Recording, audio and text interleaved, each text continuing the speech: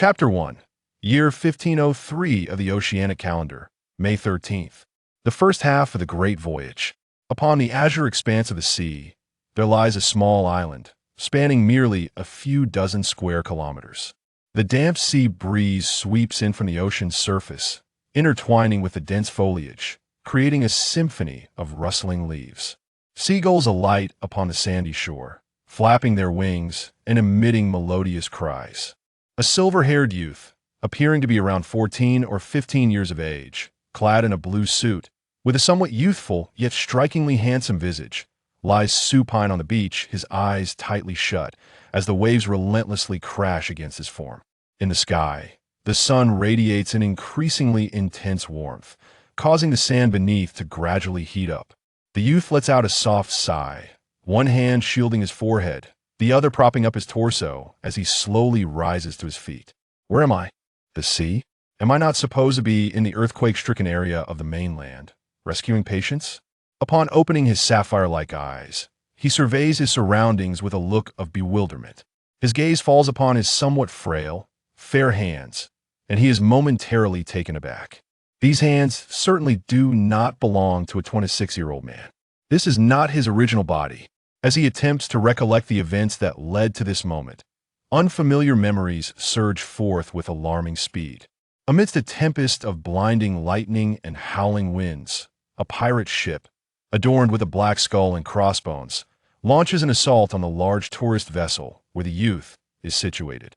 Hundreds of armed pirates, their faces twisted in malicious glee, swarm onto the deck of the ship, led by a hefty figure standing 6 meters tall, with golden braids. They unleash their warped desires unchecked, amidst the cacophony of slaughter, the cries of women, and the anguished screams of men. On the chaotic and panicked vessel, the youth's father, in a desperate bid to provide his son a chance to escape, sacrifices himself, fatally wounding a pirate and securing a life buoy for the silver-haired boy. In the moment that he places the buoy around his son's body, the father is stabbed in the chest from behind by another pirate. With his last ounce of strength, that father hurls his weeping son into the turbulent sea. Carl D. Sephiroth. The youth softly murmurs, uttering the name of this frail body. Tears inexplicably stream from his eyes. Despite possessing the memories of another adult, he feels little sorrow within, yet the tears flow incessantly. If there is any emotion, it is but sympathy for the original owner of this body. Perhaps this is merely a primal instinct of the body. After a considerable time, the inexplicable emotions gradually dissipate. Very well. Since I have taken possession of your body, I shall live on using your identity. I will undoubtedly avenge you, however. In this world, is it truly Joel D. Roger, the Pirate King? As Sephiroth finishes piecing together the memories of this body, a bittersweet smile tugs at the corners of his mouth. It is now the year 1503 of the Oceanic Calendar, 5 years after Roger's execution, marking the official commencement of the Great Age of Pirates. In the future, this world shall grow increasingly chaotic. Those lacking formidable strength will likely find it impossible to protect themselves, much like the youth and his father. That pirate ship attacking the tourist vessel. Why does its flag seem somewhat familiar? The black flag bears a horned skull with something resembling a figure 8 behind it.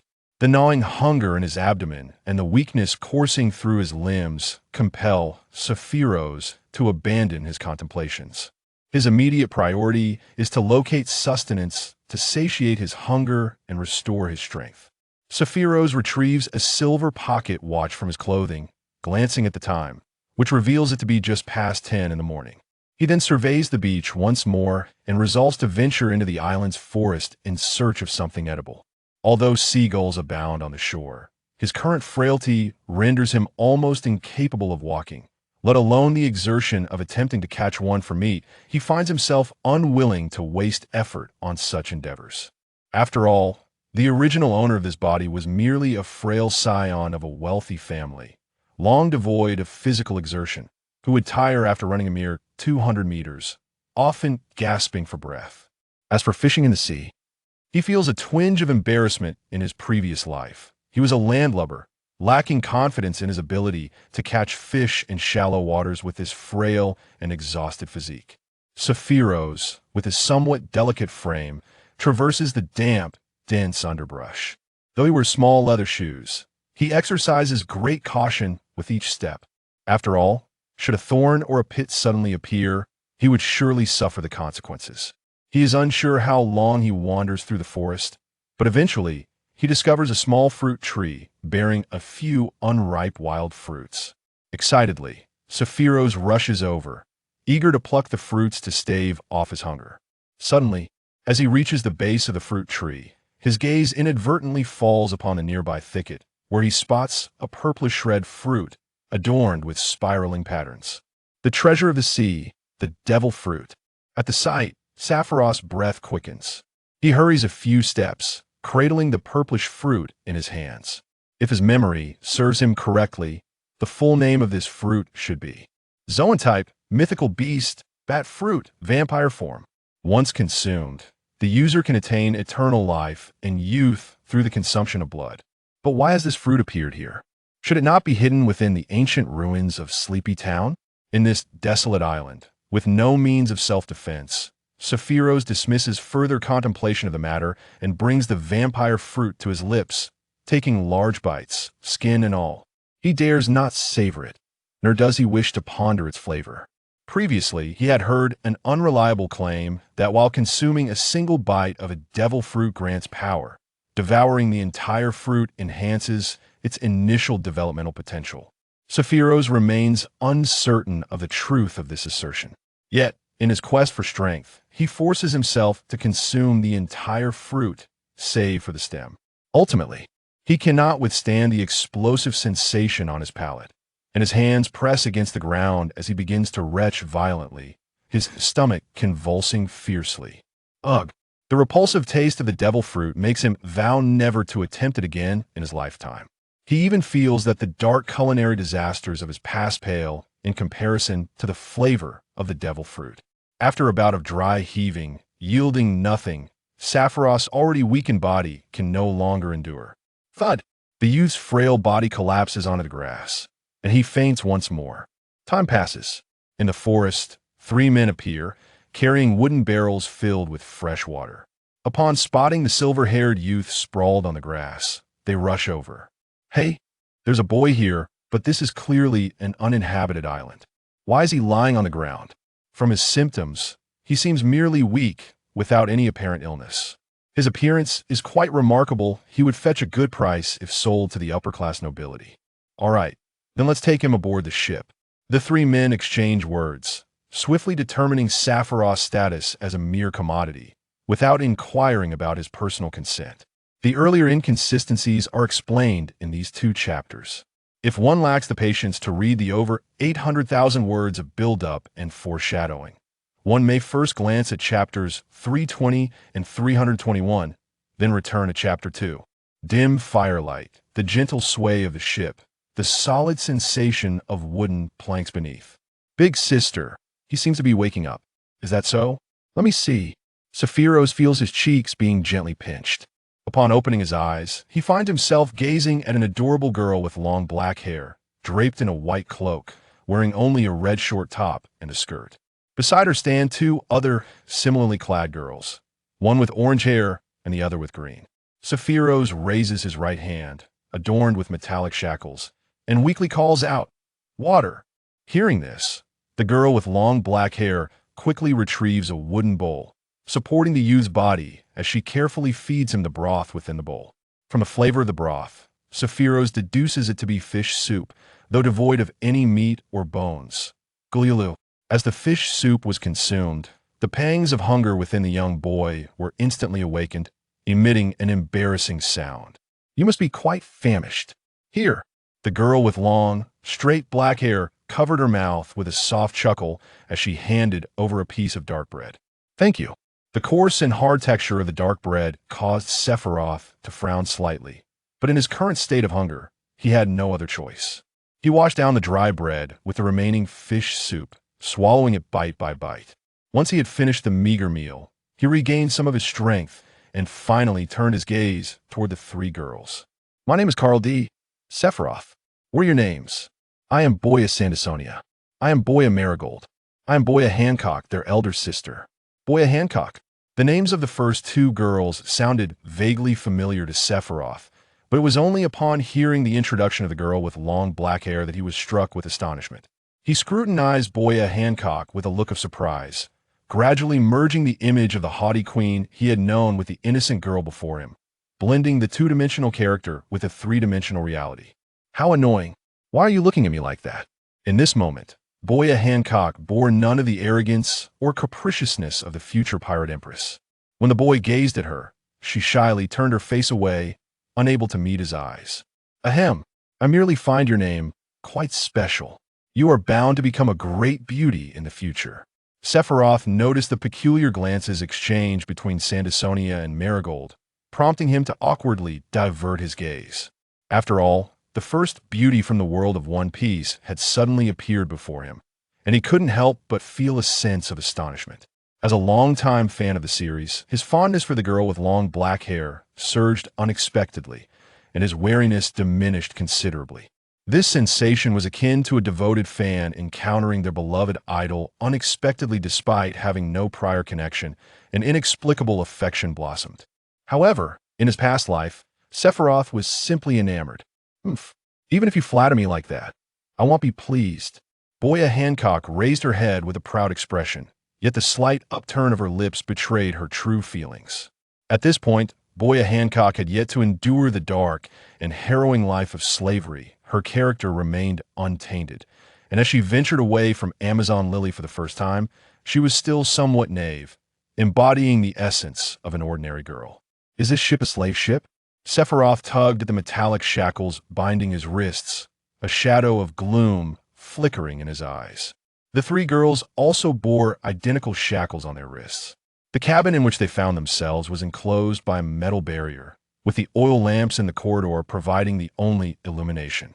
Within the cabin, apart from a toilet for waste disposal, there were only 4 wooden bowls, devoid of any objects that could serve as weapons.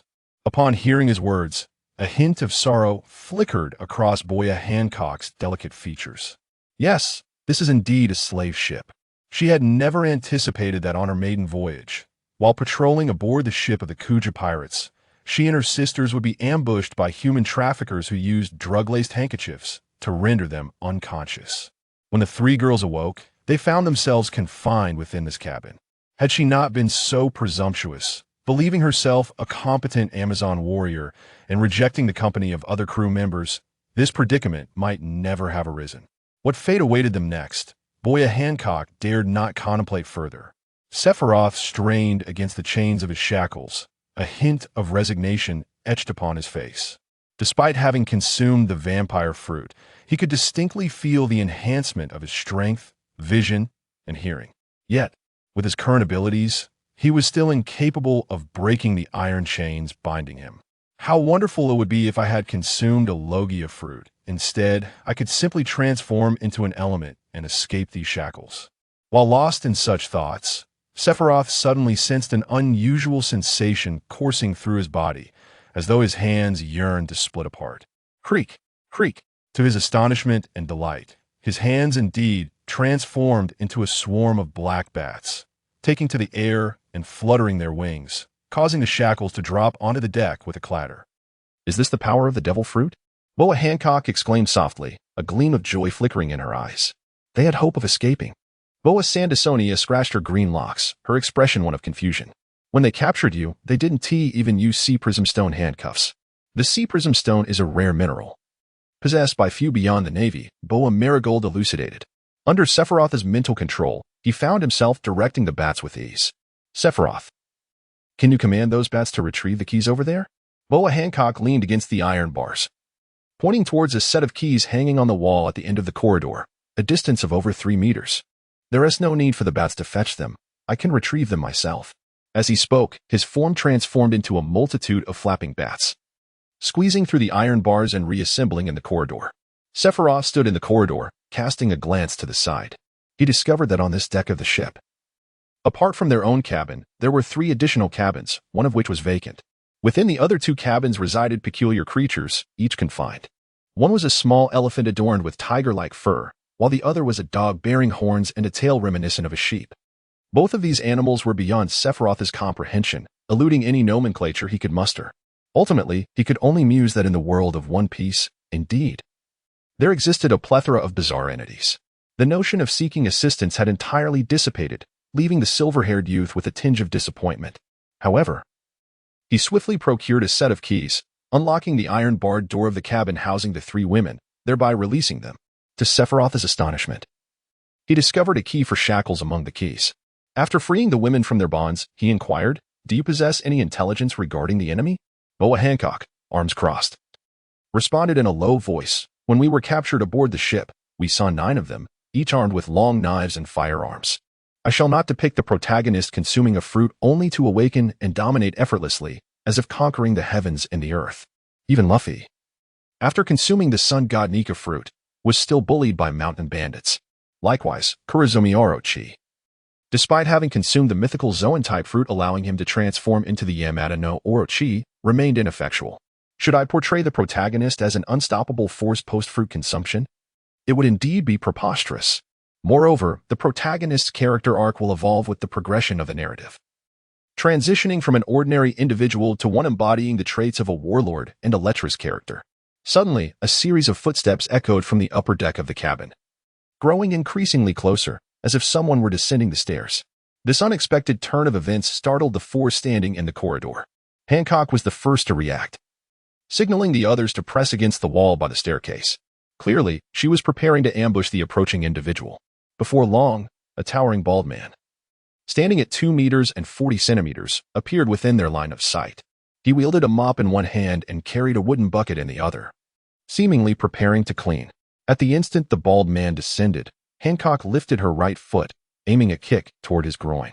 Sephiroth, having consumed the bat fruit of the Zoan type, possessed extraordinary auditory capabilities, 6 times that of an ordinary human, and thus shared in the attributes of this animal.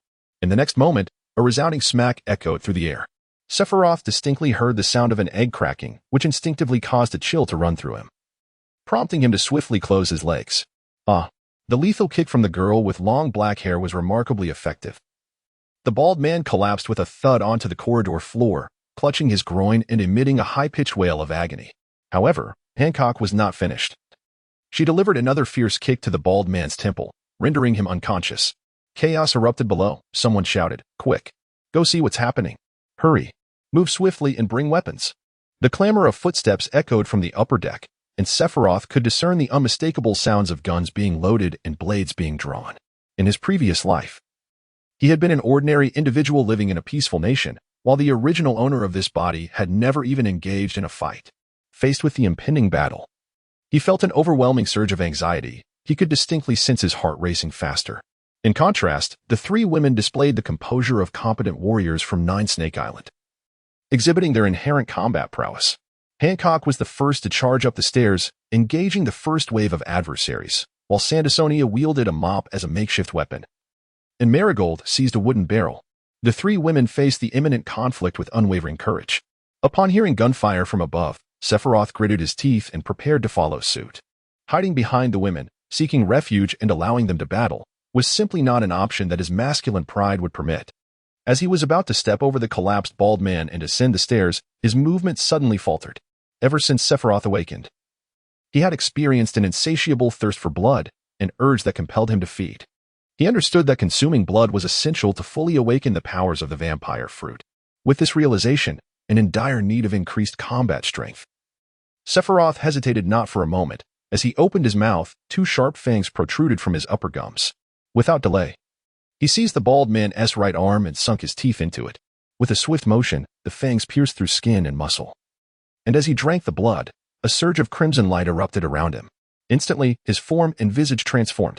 The young man's height increased by nearly 30 centimeters, elevating him from a mere 1.60 meters to a towering 2 meters. His eyes turned a deep crimson, his ears elongated, and sharp claws sprouted from his fingers. A pair of fleshy wings emerged from his back, adorned with delicate joints. A gentle flutter would grant him the buoyancy to ascend. Though the wings served no purpose in the cramped confines of the ship, he had no need for them. With a mere thought, the wings retracted instantaneously, leaving no trace of their former existence. After the act of vampirism, Sephiroth felt the debilitating weakness and fatigue caused by hunger vanish in an instant. An inexhaustible surge of power flowed from his limbs, igniting an irresistible urge to unleash his might. Meanwhile, the bald giant, after having his blood and life force siphoned away by the youth, withered into a mere shadow of his former self. His skin became riddled with wrinkles, and his visage aged by over 30 years in the blink of an eye, transforming him into a decrepit old man on the brink of death. This exemplifies the terrifying nature of the vampire fruit. Its wielder can perpetually maintain their health and peak physical condition by draining the vitality of others. Whoosh! In his vampiric state, his strength and speed surged once more, and in the mere blink of an eye, he darted upward. Sephiroth lifted his gaze and observed that this was a spacious chamber filled with water, provisions, and various debris. 2 lifeless bodies lay sprawled in a pool of blood. The 3 women scavenged long knives and firearms from the fallen, taking refuge behind a crate.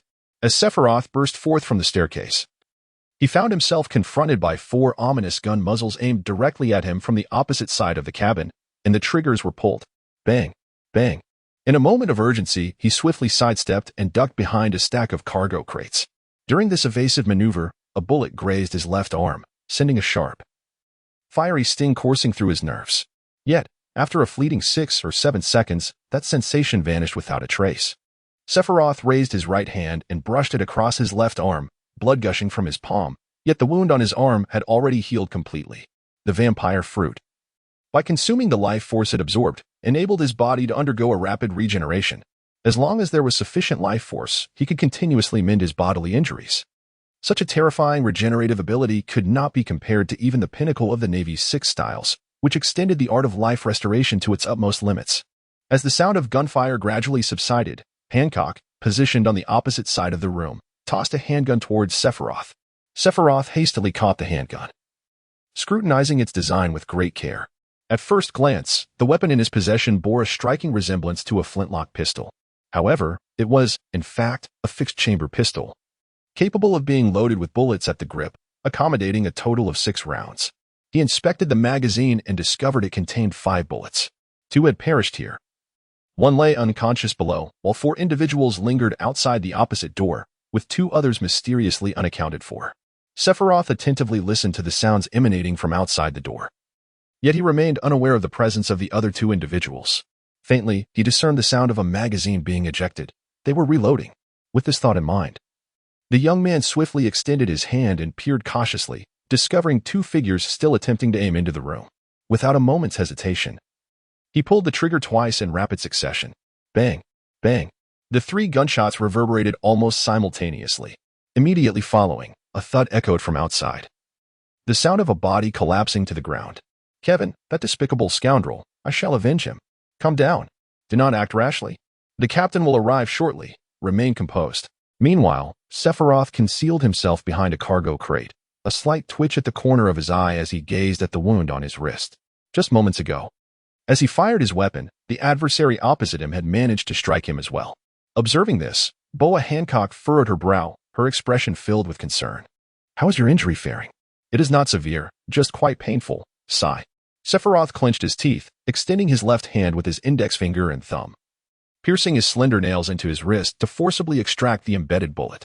As the blood-stained projectile fell onto the deck, he leaned weakly against a cargo crate. In a mere span of seconds, the wound on his left wrist healed completely, and his face, once pale from pain, regained its rosy hue. Despite his remarkable regenerative ability, the pain was excruciating. Sephiroth muttered inwardly while wiping the cold sweat from his forehead. The sound of steel boots striking the deck echoed rhythmically. Captain Peter had arrived. Splendid. Those wretches were doomed. Captain Peter, you must avenge my brother Kevin. In the astonished gazes of 3 slave traders, a towering figure, clad in full medieval knight's armor, descended the corridor of the ship. He bore a shield in his left hand and a longsword in his right. Following closely behind was another man, wielding a long knife and sporting a pistol at his waist. The cumbersome armor required considerable time to don, and it was a strenuous task for one person. Thus, the 2 had taken their time to make their entrance. Captain Peter's weighty armor enveloped him from crown to sole, its mass exceeding 30 kilograms. Most individuals would struggle to move with such encumbrance, yet for Captain Peter, his strength and endurance far surpassed that of ordinary men. The armor posed little hindrance to him.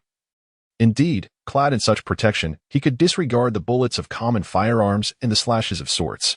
Through the visor of his metal mask, Captain Peter scanned the scene, his gaze falling upon the youth sprawled on the ground. Dreadful. Has Kevin also been slain? Those scoundrels shall pay for this. In a fit of rage, he slammed his shield against the wall, venting his emotions before stepping into the cabin where the four awaited. Sephiroth heard an unusual sound of footsteps and quickly peered out. To his dismay, a man clad in full armor was approaching their cabin. Upon hearing this, Hancock's elegant brows furrowed slightly as she spoke in a low voice. We must find a way to bring him down. That way, we can strike him fatally while he is unable to rise. Sandersonia and Marigold nodded slightly, attentively listening to the sound of the footsteps. Soon, a tall figure clad in armor appeared before the four.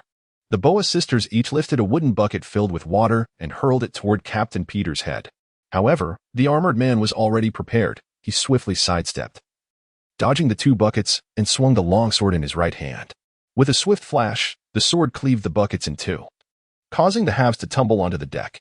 Meanwhile, Sephiroth seized the opportunity and charged fiercely at Captain Peter, aiming to tackle him to the ground.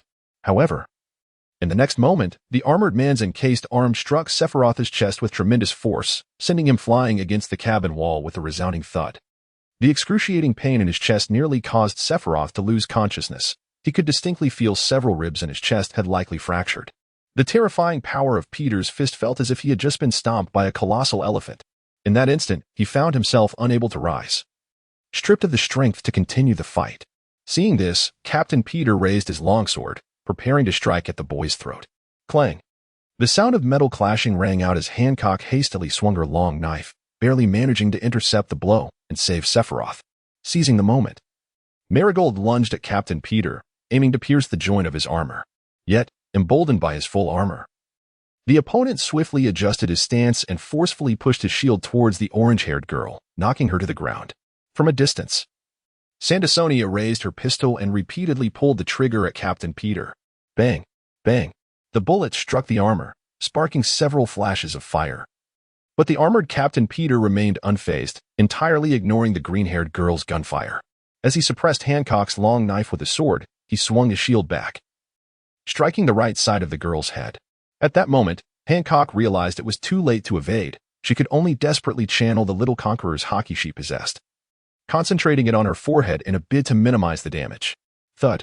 The impact sent Hancock sprawling onto the deck, a trickle of crimson blood flowing from her forehead. Although Captain Peter's combat technique was rather crude and clumsy, he was able to overpower the four with the formidable defense provided by his armor and his strength, which far surpassed that of an ordinary adult. Die. Captain Peter gripped the longsword in his right hand, aiming it directly at the chest of the dark-haired girl, ready to plunge it down. On the other side, Sephiroth, clutching his chest and leaning against the wall, widened his eyes in horror as he watched the blade descend. In truth, he could have actively transformed into a bat to evade Captain Peter's attack. Even if his bat transformation was still somewhat sluggish and unable to diminish all the damage, it would not have resulted in such a heavy blow. However, deep within his subconscious, he had yet to adapt to being a devil fruit user, leading to this grave mistake. Had it not been for his burden, Hancock would not have had to act in haste and would not have been so thoroughly subdued by the enemy, thus falling into peril. The girl's impending demise was all because of him. Reflecting on this, a tumultuous wave of regret surged within Sephiroth, and he bellowed, "Stop." Boom. An overwhelming aura erupted from Sephiroth, a faint crimson lightning flickering momentarily in the cabin. Thud. Thud. Apart from Sephiroth and Hancock, everyone else on the ship, including Marigold and Sandersonia, lost consciousness, collapsing onto the deck. Conqueror's Haki, a rarity among millions, the mark of a king. Hancock slowly stood, wiping the blood from her forehead, her gaze towards Sephiroth filled with astonishment. On Amazon Lily, many were familiar with both observation Haki and armament Haki. They had even formulated a relatively simple set of training tips for armament Haki. However, this Conqueror's Haki, a power that existed only in legends, was something she had never witnessed before. Meanwhile, under the power of the vampire fruit, the fractured ribs in Sephiroth's chest swiftly healed, the pain subsiding, and he finally regained the strength to stand. So, this is Conqueror's Haki? He clenched his fists in confusion, his eyes still clouded with uncertainty. Just moments ago, in a whirlwind of regret, he sensed something within his mind had been unleashed, completely beyond his control. Soon after, a wave of fatigue washed over him. When he attempted to recapture that feeling, he found himself utterly unsuccessful. Were it not for the unconscious bodies strewn about the cabin, he would hardly believe he had truly unleashed Conqueror's Haki. After encountering a series of fruitless attempts, Sephiroth resolved to postpone his research for the time being. He alongside Hancock, first collaborated to bind the crew of the slave ship with ropes before calling upon Marigold and Sandersonia. The slave ship was a swift sailing vessel, approximately 20 meters in length, comprising 3 tiers of cabins, classifying it as a modest-sized ship, its prow adorned with the visage of a wolf. On the deck, 6 unconscious slave traders were haphazardly thrown together. How should these 6 individuals be dealt with? Sephiroth turned to glance at Hancock beside him. The young girl had sustained a blow to the right side of her head from a shield, causing a trickle of blood. Consequently, she had wrapped several layers of white bandages around her forehead, as if the wound still throbbed with pain, causing her to occasionally furrow her elegant brows and press her hand against her forehead. In response to this, the long-haired girl let out a cold huff before speaking. Those despicable scoundrels should be tossed into the sea to feed the fish. Indeed, had we not fortuitously emerged victorious, we might well have been slain by now. Mary Gollet nodded in agreement, fully supporting Hancock's suggestion. However, if we were to cast them all into the sea, who would navigate the ship for us? With just the 4 of us, could we truly sail to the next island? The boy furrowed his brows thoughtfully. Hearing this, the green-haired girl, Sandersonia, confidently patted her burgeoning chest and smiled. Fear not. I have confidence in my sailing skills. After all, the Kuja pirates have trained me as a navigator from a young age. The 4 of us are more than capable of steering this vessel. Sephiroth glanced at the 6 slavers and contemplated that had he not fortuitously consumed the vampire fruit, he, along with the 3 women, would likely have been sold into slavery, stripped of all dignity and subjected to inhumane torment, becoming mere playthings for others. This thought evoked memories of those in the original narrative who, after enduring the brutal subjugation by the celestial dragons, emerged with profound psychological scars. Some, like Tizolo and Boa Hancock, even experienced a distortion of their very identities. With this reflection, a fierce light ignited in Sephiroth's eyes, and the last remnants of his hesitation vanished in an instant. This was the ruthless world of One Piece, where human life was as insignificant as grass, a far cry from the peaceful nation he had known in his previous life. To consider the human rights of such scum was indeed laughable. Resolute in his decision, Sephiroth acted without a trace of doubt or hesitation. At his behest, the 3 women entrusted him with dealing with the 6 slave traders while they descended to the lower deck to transport the corpses and cleanse the remnants of battle. He dragged each of the slavers to the edge of the ship, his brutal actions rousing several from their stupor. Wait, what are you doing? One pleaded. I'm sorry. I was wrong. Please spare me. Yet, Sephiroth remained unmoved by their desperate entreaties. He extended his slender, pale right hand, placing it on each of their bodies in turn. Under the influence of the vampire fruit's powers, he drained their life force entirely, transforming them into a group of feeble old men. While his own reserves of vitality reached their zenith, if this life force were to be converted into lifespan, it would amount to an estimated 300 years. Splash, splash. As Sephiroth cast each person overboard, the surface of the sea erupted in a magnificent spray. These 6 scoundrels, their vitality thoroughly extinguished and their hands bound, were undeniably doomed unless a miracle intervened. The afternoon sun bathed Sephiroth in warmth, yet his heart remained encased in a chilling coldness. Boom, boom. The sky darkened ominously, crackling with lightning and thunder. Amidst the howling winds, torrential rain cascaded down. Standing atop the mast, Sandersonia gazed into the distance, shouting to the 3 on deck, ahead. We can visually ascertain a large oceanic whirlpool, adjust the sail's angle and let the vessel navigate with the side winds. We must not be drawn in, or it will mean certain destruction. In the midst of the tempest, Marigold gripped the helm tightly while Sephiroth and Hancock, positioned on either side of the mast, swiftly untied the ropes, altering their lengths. The sails immediately shifted under the force of the gusts. The rain, sharp as daggers, lashed against them, causing their body temperatures to plummet, yet none dared retreat to the cabin for shelter. In such perilous circumstances, any lapse in vigilance could lead to catastrophe, and none could afford to be negligent at this critical moment. After navigating a considerable distance, the temperature plummeted suddenly, and a mix of rain and snow began to fall, occasionally accompanied by hail. Gradually, the rain lessened, and the winds calmed, yet the sky transformed into a flurry of snow, as though they had plunged into the depths of winter, while the ship entered a phase of steady sailing. At this point, the 4 of them collectively exhaled a sigh of relief. Achoo! Sephiroth suddenly sneezed, instinctively rubbing his nose, muttering, "The summer weather has abruptly transformed into the wintry conditions of the Grand Line. How unpredictable it is." The storm had passed, and Sandersonia leaped down from the mast. Smiling as she addressed the trio, "We have now entered the winter seas. Aside from the biting cold, the waves here are considerably milder, allowing us a moment to rest." On this vessel, 9 slave traders had once resided, which meant that for the 4 of them, water, food, and warm clothing were abundantly available. They rummaged through the cabin and soon discovered thick cotton garments, although the 3 women felt somewhat repulsed by the fact that these clothes had been worn by men. They had no choice but to don them for warmth. Among the trio, Hancock appeared to be the most resistant. She merely draped a black plush cloak over her shoulders, refusing to change out of her soaked garments. In such frigid temperatures, enduring wet clothes was a mystery to behold. Sephiroth rummaged through the wardrobe in the crew's lounge, donning a blue cotton coat and black cotton trousers before making his way to the kitchen to prepare dinner for the evening. Boa Hancock leaned against the kitchen doorway, arms crossed, her expression one of astonishment. "Oh, Sephiroth, you can cook?" The young man, who had been peeling potatoes, paused momentarily. Raising his gaze in surprise, he replied, "Isn't cooking a fundamental skill in daily life? Why do you seem so particularly astonished?" "Is it really? I find cooking to be incredibly challenging. I often either overcook or undercook, or I end up adding too much salt, which is why Sandersonia and Marigold 1T let me cook. Yet, I'm actually quite interested in it." Sephiroth cast a sidelong glance at the future Pirate Empress, suppressing the urge to make a sarcastic remark. He simply stated, "You just need to practice more."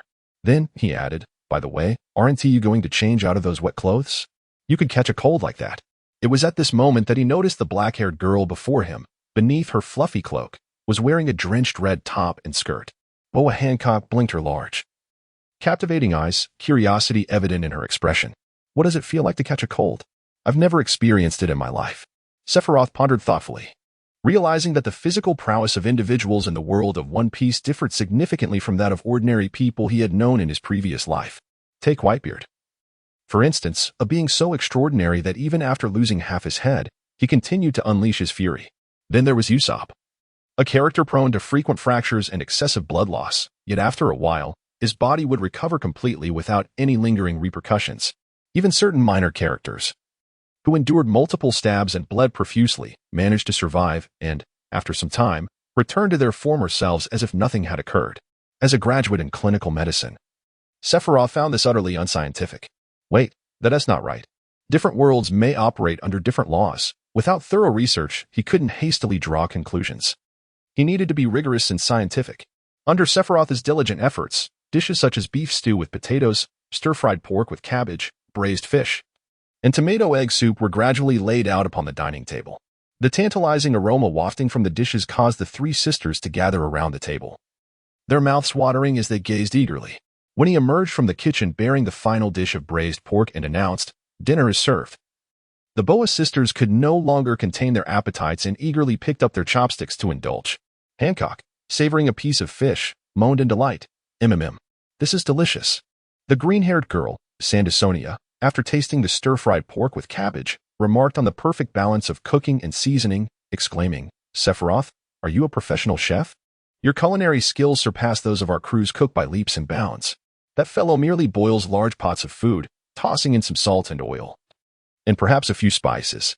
It's enough to make me want to retch." The young man chuckled softly before shaking his head, replying, "Thank you for your praise. However, I am not a chef, but rather a doctor. A doctor with such exceptional culinary skills? This is simply astonishing."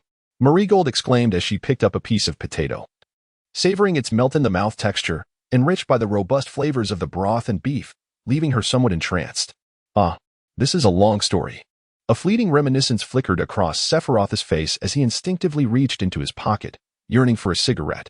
Upon realizing the absence of one, he was reminded that the original owner of this body was a well-behaved individual who neither smoked nor indulged in such vices, leaving him with a hint of disappointment as he sighed softly.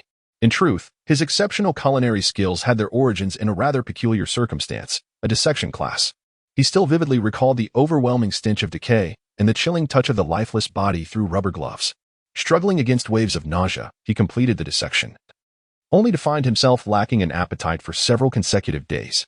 The sight of meat would provoke an involuntary urge to retch. However, perhaps due to the pangs of hunger, his cravings ultimately triumphed over the shadows of his mind. During that period of scant nourishment, he happened upon a roadside barbecue, irresistibly drawn in by the tantalizing aroma of grilled meat wafting through the air.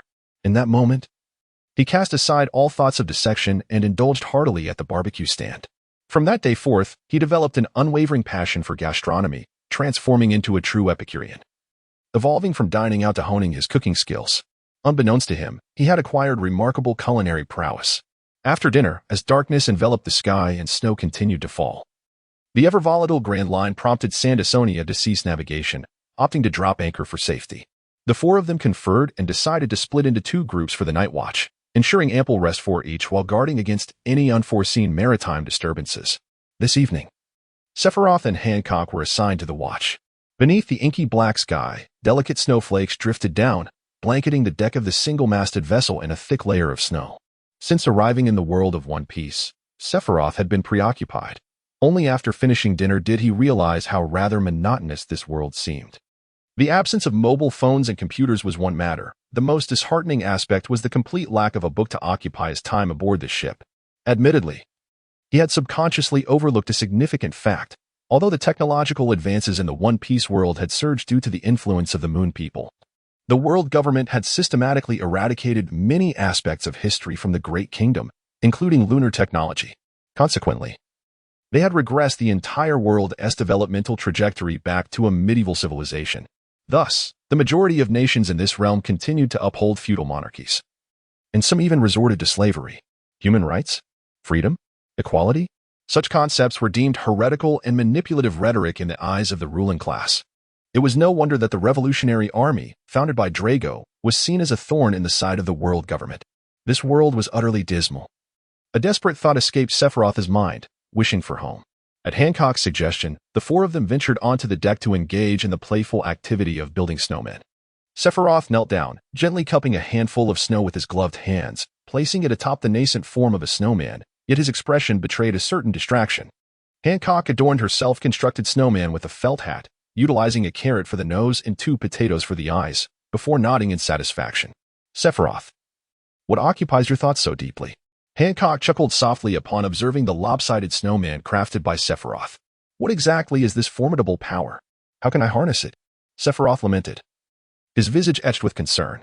The concepts of observation Haki, armament Haki, and Conqueror's Haki were not lost on him, for as a devoted fan of the sea, he was well aware of their existence. However, knowing and applying such knowledge are two vastly different matters. It is akin to preparing a dish of roasted fish. One may understand that fish is the primary ingredient, yet the intricacies of handling the ingredients, seasoning them appropriately, and mastering the heat remain a mystery. Ultimately, what one produces might merely be a heap of culinary refuse, while another crafts a delectable masterpiece. Sephiroth's current predicament can be likened to possessing a treasure trove yet being unable to access it. Upon hearing the youth's inquiry, Hancock nodded in sudden realization. Earlier this afternoon, Sephiroth unexpectedly awakened the Conqueror's Haki, which spared the four from a fatal fate. It is only natural that he seeks to master the utilization of such formidable power. Reflecting on this, Hancock crossed her arms and donned a contemplative expression as she slowly elaborated to the young man. According to our captain, Haki, of the Kuja Pirates, Haki can be categorized into three distinct types: Conqueror's Haki, armament Haki, and observation Haki. The Conqueror's Haki is an extraordinary innate ability, a rarity among millions. And even those endowed with this potential do not guarantee its awakening. Thus, no definitive training methods have been established. Conversely, the other two forms of Haki are considerably more common. As long as one's inherent qualities are sufficient, they can be cultivated through rigorous training. Consequently, general methodologies for practicing armament and observation Haki have been discerned. Armament Haki is a latent energy inherent in every living being, which users can envelop around their bodies, forming a transparent armor that significantly enhances defensive capabilities while allowing them to engage with the physical forms of those possessing the powers of Logia-type devil fruits. Moreover, there exists a more advanced application of armament Haki on our island, where the populace is exclusively female. A widely practiced technique involves enveloping weapons with armament Haki to amplify their offensive strength. It is said that a select few formidable warriors at sea can even infuse their attacks with Conqueror's Haki, enabling them to incapacitate foes from a distance with precision. As for observation Haki, it can be described as a form of listening power, as long as one is alive. The body emits unique sounds that can be harnessed to anticipate an opponent's next move and position. With training, the range of this ability can be expanded. However, according to Captain Haki, this is merely a basic application of observation Haki. Should an enemy's attack speed approach the speed of sound or exceed one's reflexes, it becomes ineffective. Advanced techniques of observation Haki can even allow one to glimpse the future, yet they rely heavily on one's sixth sense, necessitating a certain degree of innate talent for their development. Although not as rare as Conqueror's Haki, such talent remains quite uncommon. Sephiroth hesitated for a considerable moment before tentatively inquiring, "Hancock, could you impart to me the methods of cultivating the armament Haki from Nine Snake Island?" To his surprise, the long-haired girl readily acquiesced, of course. As if to reassure the young man and alleviate any burdens he might feel, she added, "In fact, this method of cultivation is somewhat semi-public in the Grand Line. However, our techniques on Nine Snake Island are more detailed. What exactly is the process of cultivation?" Sephiroth pressed further. "Well, allow me to demonstrate," Hancock replied. "You must observe closely. Currently, my armament Haki is not extensive, and I am not entirely proficient in its application." As she spoke, Hancock lowered herself, forming a snowball on the deck with her hands. Subsequently, she appeared to be holding her breath, exerting all her strength. Her jaw clenched tightly. After a few seconds, a faint grayish-black hue manifested upon the white snowball. "Ha!" Hancock exclaimed, suddenly hurling the snowball with force towards the snowman she had built. The sound of an explosion echoed as the snowman was instantly obliterated by the impact. "Ah!" Hancock sighed in relief, the act of concentrating her entire armament Haki around the snowball proving to be quite taxing for her. Due to the excessive expenditure of Haki, she experienced a moment of weakness. "Do you see that faint blackish gas? That is the effect of enveloping an object with armament Haki. However, it is important to note that if the amount of Haki is insufficient, no color change will occur. It is said that some formidable swordsmen can even forge their blades into incredibly resilient black swords using armament Haki." Yes. Teacher Hancock, please continue." "I shall remember every word." Sephiroth nodded repeatedly, his face brimming with curiosity. The armament Haki can be segmented into 3 distinct stages based on its manifestation: hardening, wrapping, and remote release. In truth, if Hancock were to elevate the quality of her armament Haki used in wrapping and execute a directional burst with precision, it would transform into a remote release, capable of generating shockwaves and inflicting internal damage. However, this advanced technique demands an exceedingly high quality of Haki.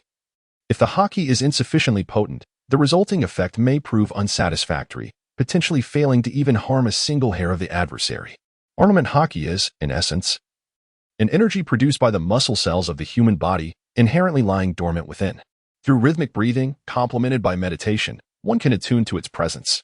Once you can distinctly perceive this energy, it becomes imperative to endeavor to summon it through the movement of the body using intention, rather than relying solely on brute force.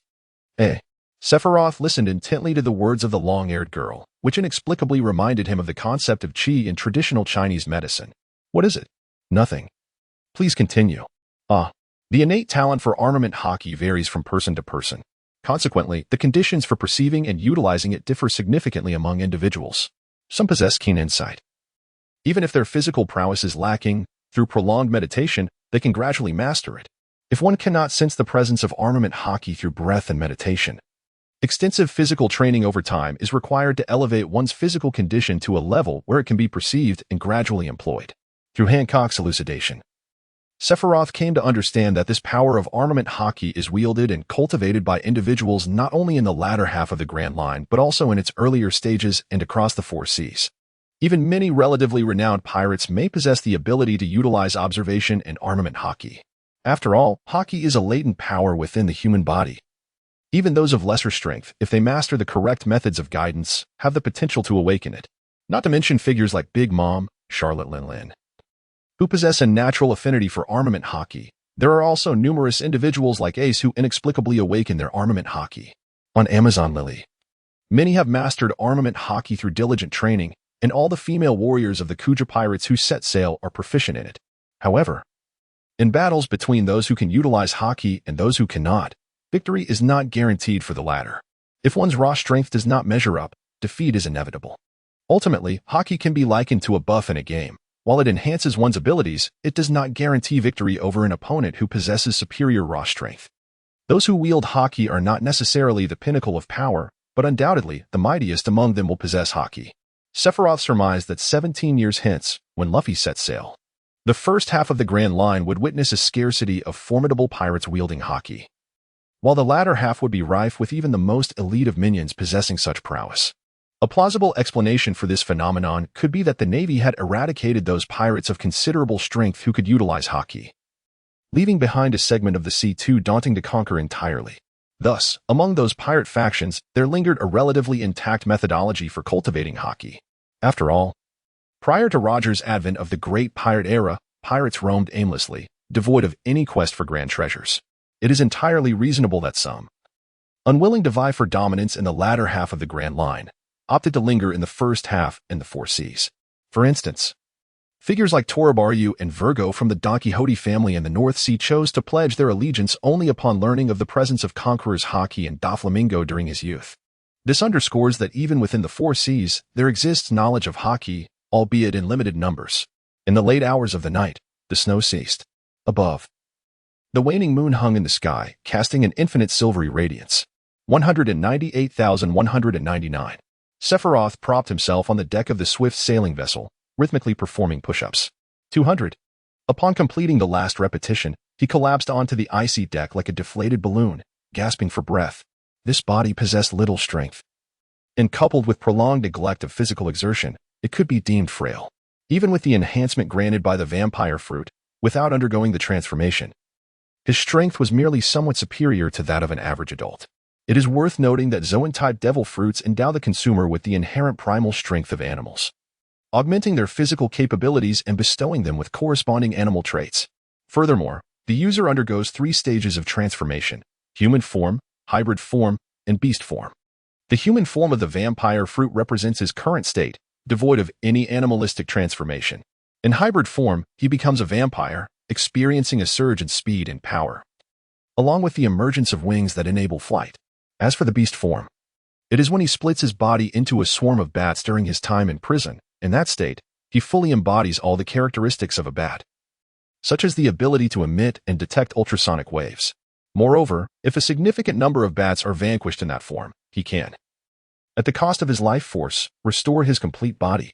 Overall, this can be regarded as an exceptionally potent survival skill. Aside from the ability to absorb the life force of others to maintain eternal youth and vitality, Sephiroth can also expend a significant reserve of life energy for rapid healing. It can be said that as long as his life force is not entirely depleted, aside from the effects of the ocean and the presence of the materia, it remains quite challenging to completely vanquish him, provided he does not engage in self-destructive behavior, as he consumed a portion of the life energy stored within him. The fatigue and muscle damage caused by his earlier push-ups vanished in the blink of an eye, transforming him once again into a youthful figure brimming with vigor and dynamism. After Sephiroth rose from the deck, he wiped the sweat from his forehead and attentively assessed his condition. He could not help but murmur to himself, "This ability is indeed remarkable, yet it comes at a steep price." The lifespan he had absorbed did not truly belong to him, thus, its efficiency was rather limited. Merely restoring his stamina and healing his injuries had cost him 3 days of life. Nonetheless, the fatigue of his spirit lingered, indicating that rapid healing was not a panacea. Having completed his push-ups, Sephiroth grasped the longsword, which leaned against the ship's railing, and drew it with a resounding clang. He executed a series of 13 fundamental techniques: chopping, sweeping, thrusting, slashing, breaking, lifting, blocking, and piercing. Each move was elementary, devoid of any flamboyance, as his instructor, Marigold, had emphasized. Even the most formidable techniques stem from the basics. Only by mastering the fundamentals can one learn swiftly. Given that the 3 women were all competent warriors from Amazon Lily, they had developed their Haki at a young age and had become official members of the Kuja Pirates. As a novice in combat, Sephiroth could only place his trust in the suggestions of the 3 women. Thus, he set a daily task for himself to swiftly swing his sword 13,000 times, executing each maneuver 1,000 times, striving to transform these techniques into instinct. Initially, as he swung his blade rapidly, he felt relatively well. However, as time passed, the sword grew increasingly heavy in his hand, and his arms became sore and weak, accompanied by a painful sensation. This forced him to sacrifice his lifespan to regain his strength and alleviate his fatigue, allowing him to maintain his rapid swordplay. Nevertheless, he still required over 8 hours to complete the training of 13,000 sword swings. In truth, if an ordinary person were to undertake such an intense sword training regimen, unless their hands were forged from titanium alloy, it would not take a month for their hands to be rendered unusable. At the very least, to accomplish his sword training, Sephiroth expended no less than half a month's worth of his lifespan. Sephiroth's decision to train with a blade was primarily motivated by the existence of a unique substance in this world known as sea stone, which has the capacity to render those with abilities weak and powerless, should he opt for unarmed combat. A direct contact with the sea stone would leave him significantly weakened and severely constrained. Thus, he deemed it prudent to wield a sword, allowing him to avoid direct physical confrontation with his adversaries and preventing the risk of being seized by sea stone during battle, which could expose him to a fatal vulnerability. Upon achieving his training objectives, Sephiroth sheathed his longsword, wiped the sweat from his brow, and retrieved a silver pocket watch from his clothing to check the time. It was 4:30 in the morning. He had arranged with Hancock to switch shifts at 4 o'clock, yet 36 minutes had elapsed, and his counterpart had yet to arrive. Sephiroth sighed in resignation, descending from the deck and entering the cabin, intent on rousing the girl with long black hair. After undergoing rigorous training, although his physical condition remained relatively good, his mental state was exceedingly fatigued. At that moment, all he desired was a refreshing bath followed by a deep slumber. In the corridor of the cabin, holding a kerosene lantern in his left hand, Sephiroth stood before the captain's quarters, gently rapping on the door. However, there was no response from within. He cautiously pushed open the ajar wooden door, only to discover Hancock still nestled under the covers, her eyes closed tightly, seemingly lost in slumber. "Hancock, awaken. It is your turn for the night watch," the young man called out, extending his hand to nudge the girl through the blanket. In a feeble tone, she mumbled a vague reply, "All right." Upon noticing that the girl's voice was somewhat unusual, Sephiroth instinctively reached out to touch her forehead. However, in the next moment, he recalled that he had just finished exercising, and his own elevated body temperature rendered this gesture meaningless. Consequently, he extended his right hand, delving beneath the covers to grasp Hancock's wrist and check her pulse. To his astonishment, she was indeed feverish, despite her prior assertion of never having fallen ill. Sephiroth wore an expression of exasperation as he gazed at the young girl reclining on the bed.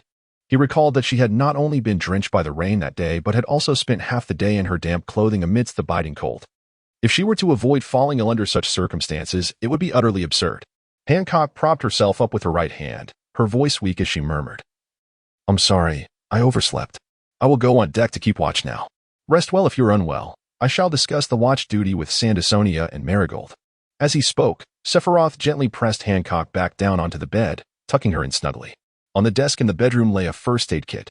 Sephiroth opened the box, illuminated by the flickering light of an oil lamp, and inspected its contents: bandages, alcohol, anti-inflammatory medication, needles and thread, and anesthetics, all essentials for treating external injuries.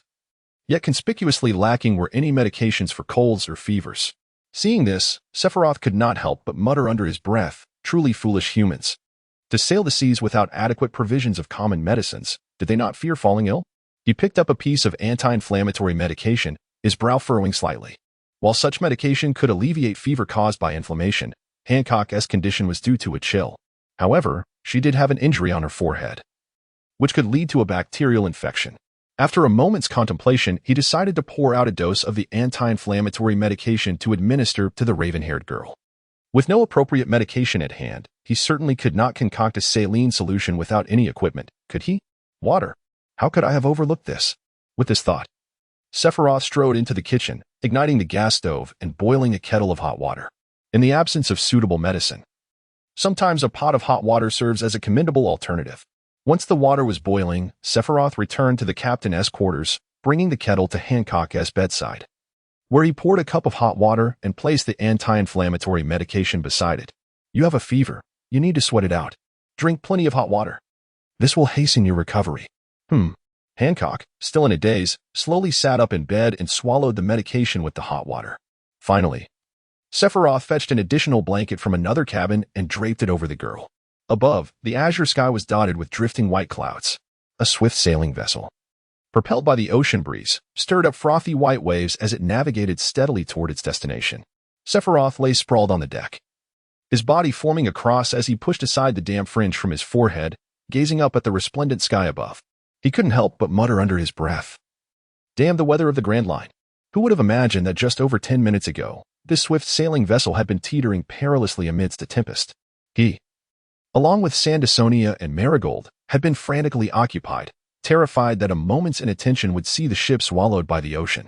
In that tumultuous moment, Sephiroth acutely felt the restraining power of the sea over those endowed with the abilities of the devil fruit. As the ship navigated through the storm, monstrous waves crashed against him, rendering him utterly powerless. At that time, while tightening the ropes and adjusting the sails, had it not been for Sandasonia's timely intervention, he surely would have been submerged and drowned. One cannot help but acknowledge that the likes of Garp, Roger, and Rayleigh, top-tier powerhouses, had their reasons for eschewing the devil fruits. Upon reaching a certain level of strength, the abilities granted by these fruits often become auxiliary, while Haki and physical prowess emerge as the paramount factors in decisive confrontations. For those who have honed their Haki and martial arts to their zenith, acquiring an additional special ability at the cost of being vulnerable to sea prism stone and seawater is indeed a poor bargain. Take Garp, for instance. With his Haki and physical strength, he can obliterate a mountain or even a town with a single punch. In such circumstances, consuming a devil fruit would only serve to hinder him, shackled by the fear of seawater and sea prism stone. After all, this planet is covered by water for 90% of its surface. Moreover, with sufficiently powerful Haki, one can negate and immunize against many of the effects of devil fruit abilities. For example, Law's surgical fruit ability is undeniably extraordinary. However, without utilizing his awakened powers, his regular fruit skills would scarcely affect Big Mom, Charlotte Lin, as her formidable armament Haki allows her to disregard most flamboyant fruit abilities. Yet, at the heart of it all, the reason Sephiroth was rendered weak by a mere wave was primarily due to his own lack of strength. Had it been Big Mom or Kaido, they would likely have remained unaffected. The young man aspired to become such a formidable powerhouse, but he had a long journey ahead of him. I'm hungry, Sephiroth. So am I, Sephiroth. Under the eager gazes of the two women, he sighed softly, rising from the deck to enter the ship's kitchen, preparing breakfast for the day. His culinary creations were simple, onion stir-fried noodles and lean meat porridge, but under his adept control of heat, these humble ingredients transformed into extraordinary delicacies. Sephiroth had just placed a large plate of fried noodles and a pot of congee on the dining table when the two women, disregarding all semblance of decorum, began to feast heartily. Observing this scene, he could only shake his head in disbelief. However, rather than joining the two women for breakfast, he carefully filled a plate and a substantial bowl with noodles and congee, arranged them on a tray, and made his way to the captain's quarters. Creak. As Sephiroth opened the door, he was greeted by the sight of a long-haired girl still peacefully slumbering in bed. The sound of the door creaking seemed to rouse her from her dreams, and she slowly opened her eyes to greet him. Good morning, Sephiroth, she said. Good morning. How are you feeling? Sephiroth smiled softly, placing the tray upon the bedside table. Still feeling a bit lightheaded, the young girl gradually propped herself up, leaning against the headboard. Is that so? As she spoke, Sephiroth brushed aside the bangs that fell over his forehead, bringing their foreheads together. Their faces were so close that they could feel each other's breath. Sephiroth, what are you doing? Suddenly, the girl recalled certain topics discussed by the women aboard the ship of the Nine Snake Pirates during their voyage, concerning embracing men and the matter of having children. Though somewhat bewildered and naive, she felt a tinge of shyness. Having children is not something I can consider now. It feels too soon, and I am not psychologically prepared. Sephiroth, wait a moment. What on earth is she talking about?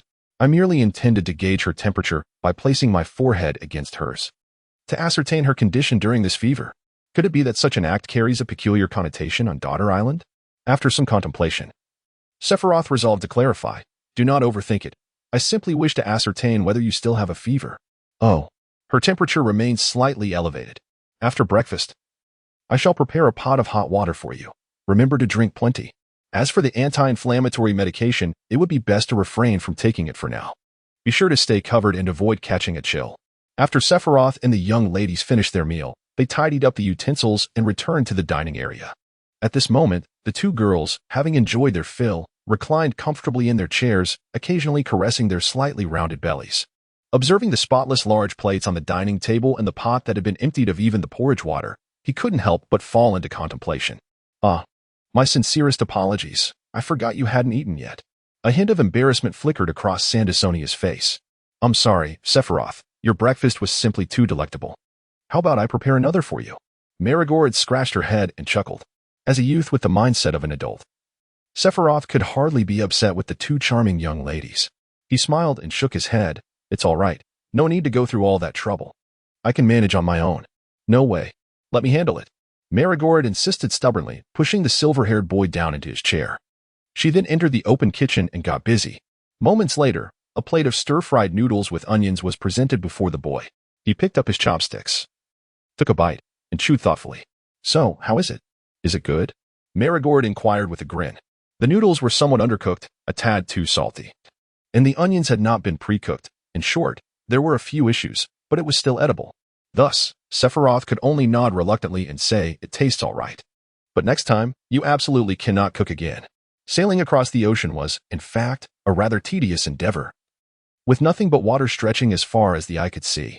After 7 days at sea, Sephiroth had gradually come to appreciate the once-dreaded capricious weather, which, unbeknownst to him, had transformed into a small surprise in his nautical life, providing a refreshing change to his daily routine.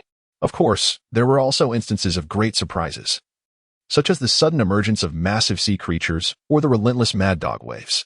Each time felt like a narrow escape from death. Had it not been for the navigator Sandersonia and the helmsman Marigord, Sephiroth believed the ship would not have survived those two great surprises. As he sailed the Grand Line, Sephiroth began to grasp why it earned such a name. The unpredictable weather, the myriad of astonishing species, islands, and endless adventures painted a vivid tapestry of life at sea. The gentle sea breeze caressed Hancock's lovely face, causing a few strands of her dark hair to dance in the wind. The girl sat on the small staircase of the deck, gazing at the boy wielding his sword beneath the mast. Occasionally, a mysterious emotion flickered in her eyes, though she could not quite discern its nature. All she knew was that simply watching the boy filled her heart with inexplicable joy. "Sephiroth, why do you train so diligently?" Upon hearing this, the boy paused momentarily in his swordplay, but within 3 seconds, he resumed with renewed vigor. "Because I wish to grow strong enough to protect what I cherish. Moreover, I seek vengeance against a certain individual. For that, absolute power is indispensable." Reflecting on these past events, Sephiroth vividly recalled the storm that had assaulted the passenger ship he was on, and the ominous horned skull flag that had fluttered from the pirate vessel. It was the flag of the Beast Pirates. This crew was founded by Kaido, and according to Sephiroth's estimations, during this period, Kaido had likely killed the foolish Kazuki Oden, turning Wano into his sweatshop. Although the current sea did not yet exhibit the territorial divisions of the four emperors, it was undeniable that Kaido had already emerged as one of the most formidable pirate forces in the latter half of the Grand Line, New World. The path to vengeance appeared long and winding. A gentleman's revenge is never too late, even if it takes 10 years, if it truly comes to it. I shall wait another 19 years. Once Monkey D. Luffy defeats Kaido, I will return to Wano to claim my retribution and deal a couple of blows to Kaido. With this thought, Sephiroth felt an overwhelming urge to give in, but he shook his head resolutely. In this world, weakness equates to original sin, without absolute strength. Everything one possesses can be easily taken away. Furthermore, he had vowed to avenge himself against the Beast Pirates, and he was determined to eliminate that fat fool queen. What is said must be done. As his conviction to grow stronger solidified, his swordplay became sharper and more precise. Hancock, unaware of the boy's emotional fluctuations, felt an inexplicable desire to assist him. "Sephiroth, do you have any enemies?" "The Beast Pirates. They killed my father." The boy's voice remained calm, yet it carried an undercurrent of malice. "Oh." Hancock nodded, choosing not to press further. But she etched the name of that pirate crew into her memory. She could not fathom why she felt such concern for the boy's words. Perhaps it was simply a way to repay him for the meticulous care he had shown her during her illness. Atop the mast, Sandersonia, holding a spyglass, caught sight of a massive city shaped like a fountain. She immediately called down to the three below. "Wonderful. Water 7, the city of water, we have finally arrived." Due to the chaotic magnetic fields of the Grand Line, traditional compasses were ineffective for navigation. Thus, navigating the Grand Line required the use of a log pose and a permanent pointer to locate islands. The log pose could remember the magnetic field of a specific island and would point toward the next island, while the permanent pointer always indicated the direction of a particular island. Merchants engaged in maritime trade, as well as navies and pirates, typically employed permanent pointers to reach islands swiftly, minimizing travel time. However, certain islands could not be reached using log poses and could only be located by following permanent pointers, such as Raftel and Punk Hazard. On this swift sailing vessel, there were only 5 permanent pointers to Sabaody, the Shipboard Archipelago, Water 7, Ado Island, and St. Poplar Island. Notably, Water 7 was the closest island to Daughter Island and the home of Sephiroth. Water 7 is renowned as the world's most advanced shipbuilding city. Even the ancient weapon Pluton was crafted by the shipwrights of this island 800 years ago. Besides its shipbuilding prowess, the city is also unrivaled in its hydraulic engineering. with an intricate network of waterways crisscrossing throughout. It is worth mentioning that the construction of the sea train connecting the surrounding islands of Water 7 has only just commenced. At this time, Frankie was still a rebellious youth, engrossed in researching offensive weaponry. The future mayor of Water 7 and head of the Conqueror company, Iceberg, was still an ordinary shipwright. Both were still apprentices at Tom's shipyard, working to make ends meet. After Sephiroth sheathed his sword, he noticed that Marigood seemed intent on steering the vessel directly into the harbor. He hastily interjected, "We should not navigate this ship into the harbor. Let us veer to the right. There lies a place known as Wreck Island. But this ship is not a pirate vessel, nor does it fly a skull flag. Surely, docking at the port should not pose a problem?" Hancock inquired, her expression one of confusion. Sephiroth gently shook his head and reached out to stroke the head of the girl with long black hair. Boa Hancock's silky locks were delightful to the touch, and he found himself reluctant to withdraw his hand. The girl did not seem to mind his affectionate gesture. Instead, she appeared somewhat pleased and content. "Indeed. Our ship is not a pirate ship, but have you considered that those slave traders possess a permanent pointer to Water 7?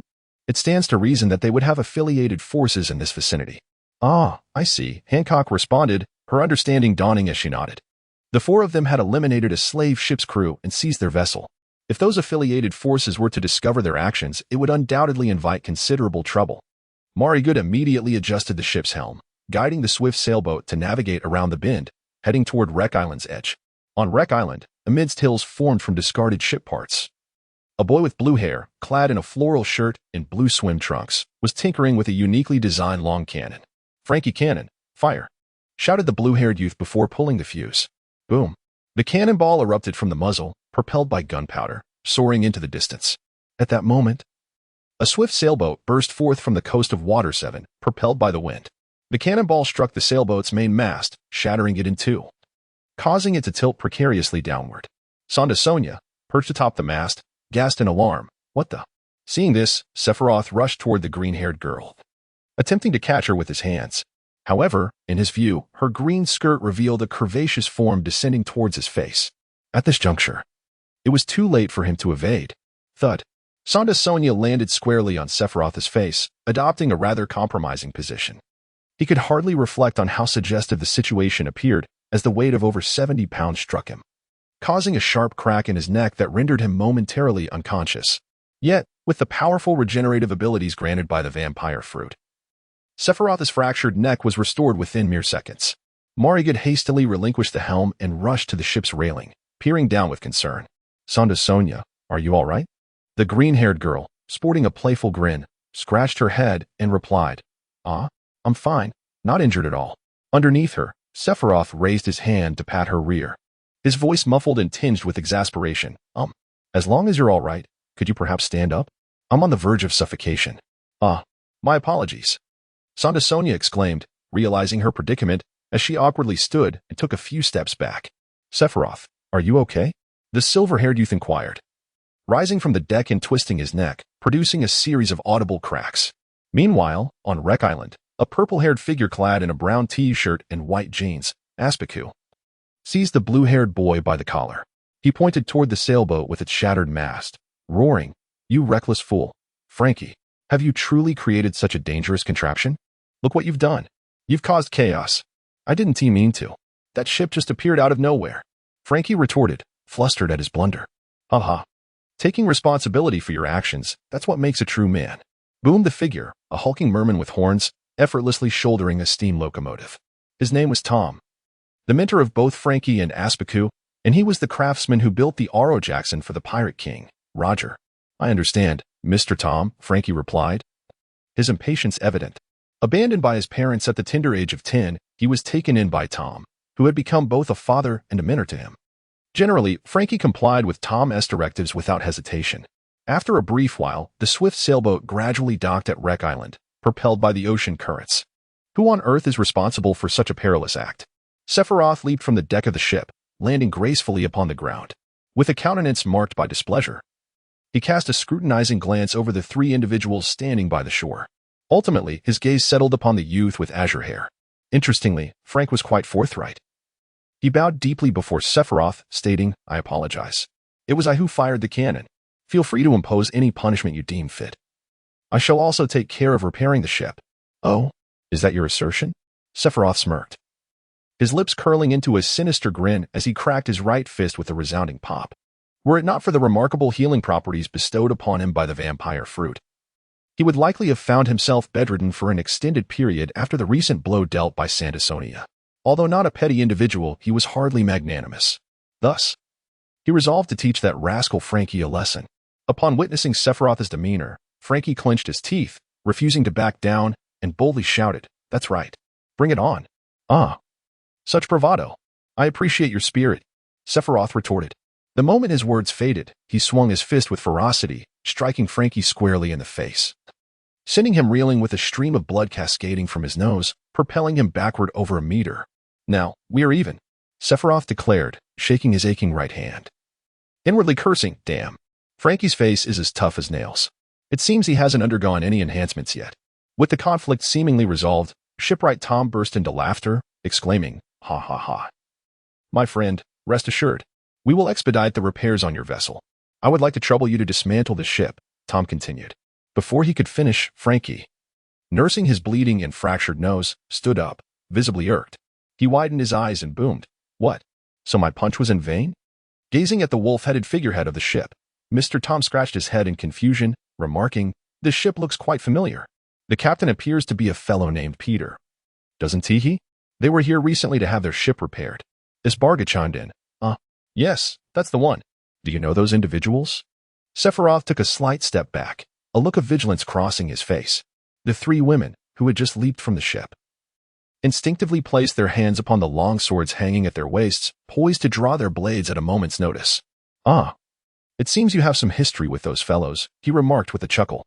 "Rest assured, although I have aided them in repairing their vessel, I am not of their ilk. Those scoundrels intend to capture us and sell us into slavery." His tone was cold and detached. Upon hearing this, Mr. Tom's laughter abruptly ceased, his demeanor shifting to one of solemnity, tinged with a hint of revulsion. "Slavery, you say? That is indeed utterly unforgivable. In the world of One Piece, the races most vehemently opposed to the slave trade are undoubtedly the fishmen and merfolk. Since the majority of fishmen and merfolk reside beneath the depths of Fishman Island, over 10,000 meters below the surface, they seldom venture onto land. Consequently, in a realm where rarity is valued, both merfolk and fishmen have become highly sought after within the slave trade, a true case of supply failing to meet demand." Sephiroth scrutinized Mr. Tom with keen eyes, sensing that the latter was not deceitful. Moreover, upon reflecting on the original narrative of One Piece, he deduced that Tom was not particularly adept at concealing his emotions. However, Sephiroth cautiously ventured, "Indeed, those scoundrels are utterly unforgivable. So I cast them into the sea to feed the fish." Upon hearing this, Mr. Tom erupted into hearty laughter, exclaiming, "Ha ha ha. Well done, young brother." Ultimately, after much deliberation, the two parties arrived at an agreement. The swift-sailing vessel would be dismantled by Tom's shipbuilding company, and the resulting parts, along with the two animals aboard, would serve as payment for the labor of the three individuals. As for the valuable possessions on the ship, the quartet turned the entire vessel upside down, only to unearth a meager sum of 463,800 berries, divided among 9 individuals.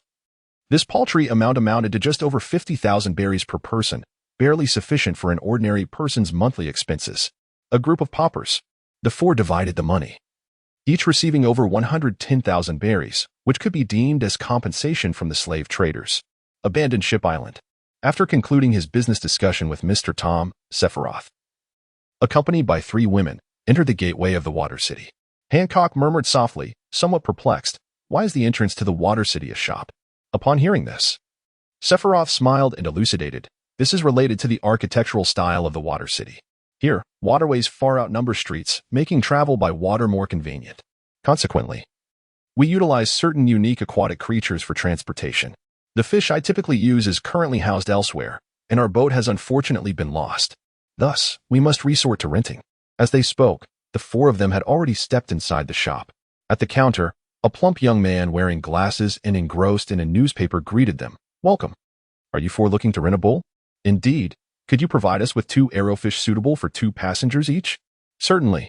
The rotund proprietor nodded in agreement, first dragging out 2 small wooden boats with 2 seats from the warehouse, and then selecting 2 blue arrowfish from the pond.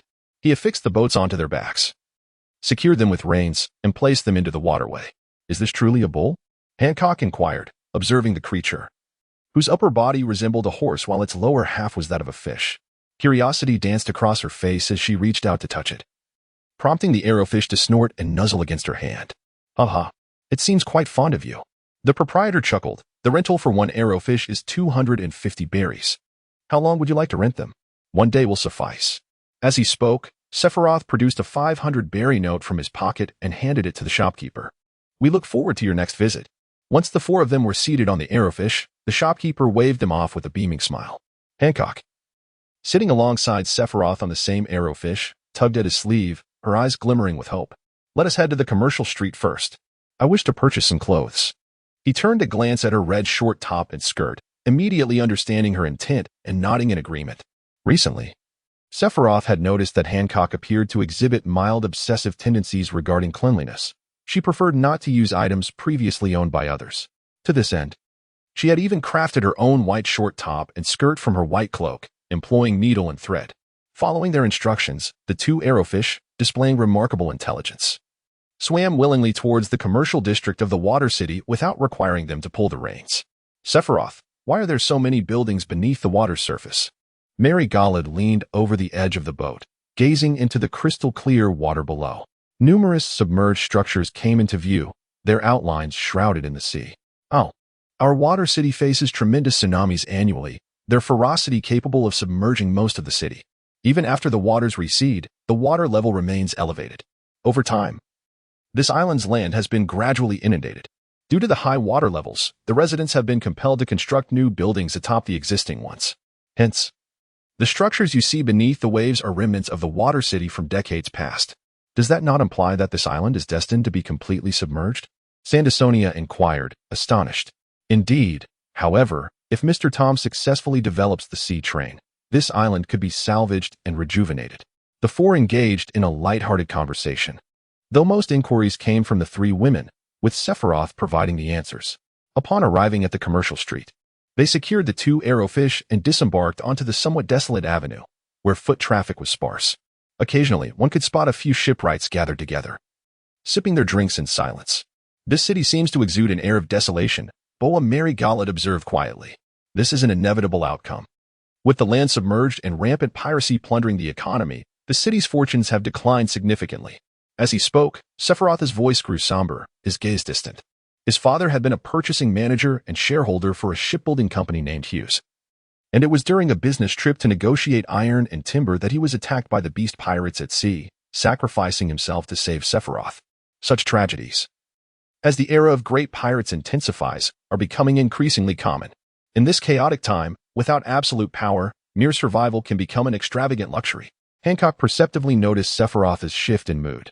She promptly reached out, taking his left hand in hers, and playfully redirected the conversation. Come now. I wish to buy many things. There is no time for you to daydream. Oh. Sephiroth quickly regained his composure, nodding as he cast aside the inexplicable emotions that had momentarily surfaced, choosing not to dwell upon them.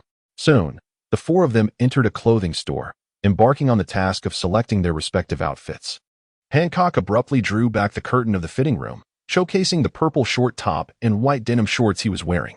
Sephiroth, how do I look in this attire? It looks splendid. Sephiroth responded. And what about this outfit? Quite remarkable, he affirmed. Very good. Sephiroth sat languidly upon a chair provided for patrons in the clothing store, his attention seemingly elsewhere as he responded absently. His gaze, however, was drawn to two stunningly attractive young women within the boutique, who were trying on various alluring swimsuits and debating which one suited them best. It is worth noting that in the world of One Piece, the disparity in beauty among the women is striking. Some are astoundingly unattractive, while others possess a breathtaking beauty that knows no bounds. Suddenly, he found his critical gaze obstructed by an enchanting visage. The girl leaned in closely, and the youth could see his own reflection in her eyes. Boa Hancock. Staring. Sephiroth. Cough. Hancock, why do you gaze at me in such a manner? Sephiroth slightly averted his gaze, unable to maintain direct eye contact with the other. Observing this, Marigold instinctively pressed her hands to her chest, playfully teasing. So Sephiroth, it seems you have a preference for the grander things? Ahem. Have you all finished your shopping? Once you're done, let us depart. Sephiroth cleared his throat, attempting to divert the conversation. Upon hearing this, Hancock let out a soft huff, turning on her heels and making her way directly to the swimsuit section. After a thorough selection process, she finally chose a white bikini and entered the fitting room, drawing the curtain closed behind her. Moments later, Hancock emerged, clad in the white bikini, her cheeks tinged with a delicate blush as she parted the curtain. "How do I look?" A hint of shyness glimmered in her eyes as she lowered her gaze, her fingers nervously intertwining in front of her. It must be said that Hancock now exuded the early essence of the future Pirate Empress, resembling a flower poised to bloom. Her skin, soft and dewy, her long, fair legs, and as one gazed upward, a smooth abdomen, a waist that could be grasped with a single hand, and her budding bosom, all accentuated by the white bikini, rendered her all the more alluring. Her ebony hair cascaded, with a few strands delicately resting upon her exquisite and slender collarbone, while her snow-white neck shone like jade. The features of her face appeared both refined and flawless. Whether she expressed annoyance, anger, or embarrassment, she radiated an irresistible charm. It looks wonderful." Sephiroth cast a few glances before turning his head, directing his gaze elsewhere, yet internally, he murmured to himself, "Oh no, this is the feeling of a heart stirred." In the aquatic city, at 136 Central Street, four individuals stood outside a 3-story garden villa. Sephiroth, burdened with an assortment of packages, gazed at the tightly shut iron gate and let out a soft sigh. The key, alas, had long been consigned to the depths of the sea. Reflecting on this, he carefully placed the provisions on the ground, rolled up his sleeves, and ascended through the narrow 3-finger-wide gap in the iron gate. "Is this truly your home, Sephiroth?" questioned the green-haired maiden, Boa Hancock, with a look of skepticism. I lost the key during the shipwreck. Fear not, I possess a spare." In the midst of his words, Sephiroth had already scaled the over 5-meter-high iron gate, landing gracefully in the villa's front yard. He strode purposefully towards the grand mahogany door of the villa, pausing beside a potted erica palm at the right side of the entrance. He crouched down, lifting a corner of the pot with his right hand while his left hand explored the base, retrieving a set of keys. To his surprise, the original owner had secretly left a spare key here. Was he not concerned about thieves? Sephiroth pondered this as he turned back towards the iron gate and knocked for the 3 women. In the villa's front yard, apart from the lush floor adorning the perimeter walls, there was a swimming pool that drew seawater from outside, measuring 25 meters in length, 11 meters in width, and a depth of 1.5 meters. The original owner had a fondness for swimming and was quite adept in the water. However, as for his current self, Sephiroth mused while gazing at the shimmering surface of the pool, as a wielder of the devil fruit's powers, immersing himself in that 1.5 meters of seawater would likely spell his demise. With the key, he unlocked the grand door of the villa, revealing a spacious living room that unfolded before the eyes of the 4. The interior decor bore a resemblance to European style, with meticulous designs. The intricate patterns on the walls, the placement of the fireplace, and the arrangement of the furniture all pursued a sense of visual elegance. Sephiroth casually ran his fingers over the sofa and table, realizing he had been away for nearly half a month. To his surprise, the furniture had accumulated minimal dust, remaining within an acceptable range, thus eliminating the need to summon a maid from a housekeeping service. Boa Hancock surveyed the living room and tentatively inquired, "Sephiroth, do you have a telephone bug?" "Yes, it's in the study on the 2nd floor," he replied with a nod, leading her to the study upstairs. The spacious room contained an office desk, 2 bookshelves, and a glass cabinet filled with an array of ship models, showcasing a rich assortment of maritime craftsmanship. Sephiroth's father, although a procurement manager at a shipbuilding company, was also a skilled shipwright with an inexplicable passion for vessels. However, the younger Sephiroth had little interest in ships, believing that the shipbuilding industry on the island was nearing its end. His sentiments were understandable, as the advent of the era of great pirates had wreaked havoc, making the shipbuilding business increasingly difficult in Water City. Yet, the current Sephiroth recognized that once the maritime train was successfully constructed, the island would be revitalized, and shipbuilding would flourish anew. This thought sparked a brilliant idea in his mind. In the original narrative, the Smoking Tom was powered by a steam engine, which was not particularly efficient in energy transfer. What if it were replaced with an internal combustion engine? In terms of energy utilization, internal combustion engines utterly surpass steam engines. After all, this world possessed oil, and even diesel had been refined. However, no one had yet considered mechanical power fuels. Might changing the power system accelerate the completion of the maritime train? This place could be considered his homeland. He would certainly lend a hand if he could.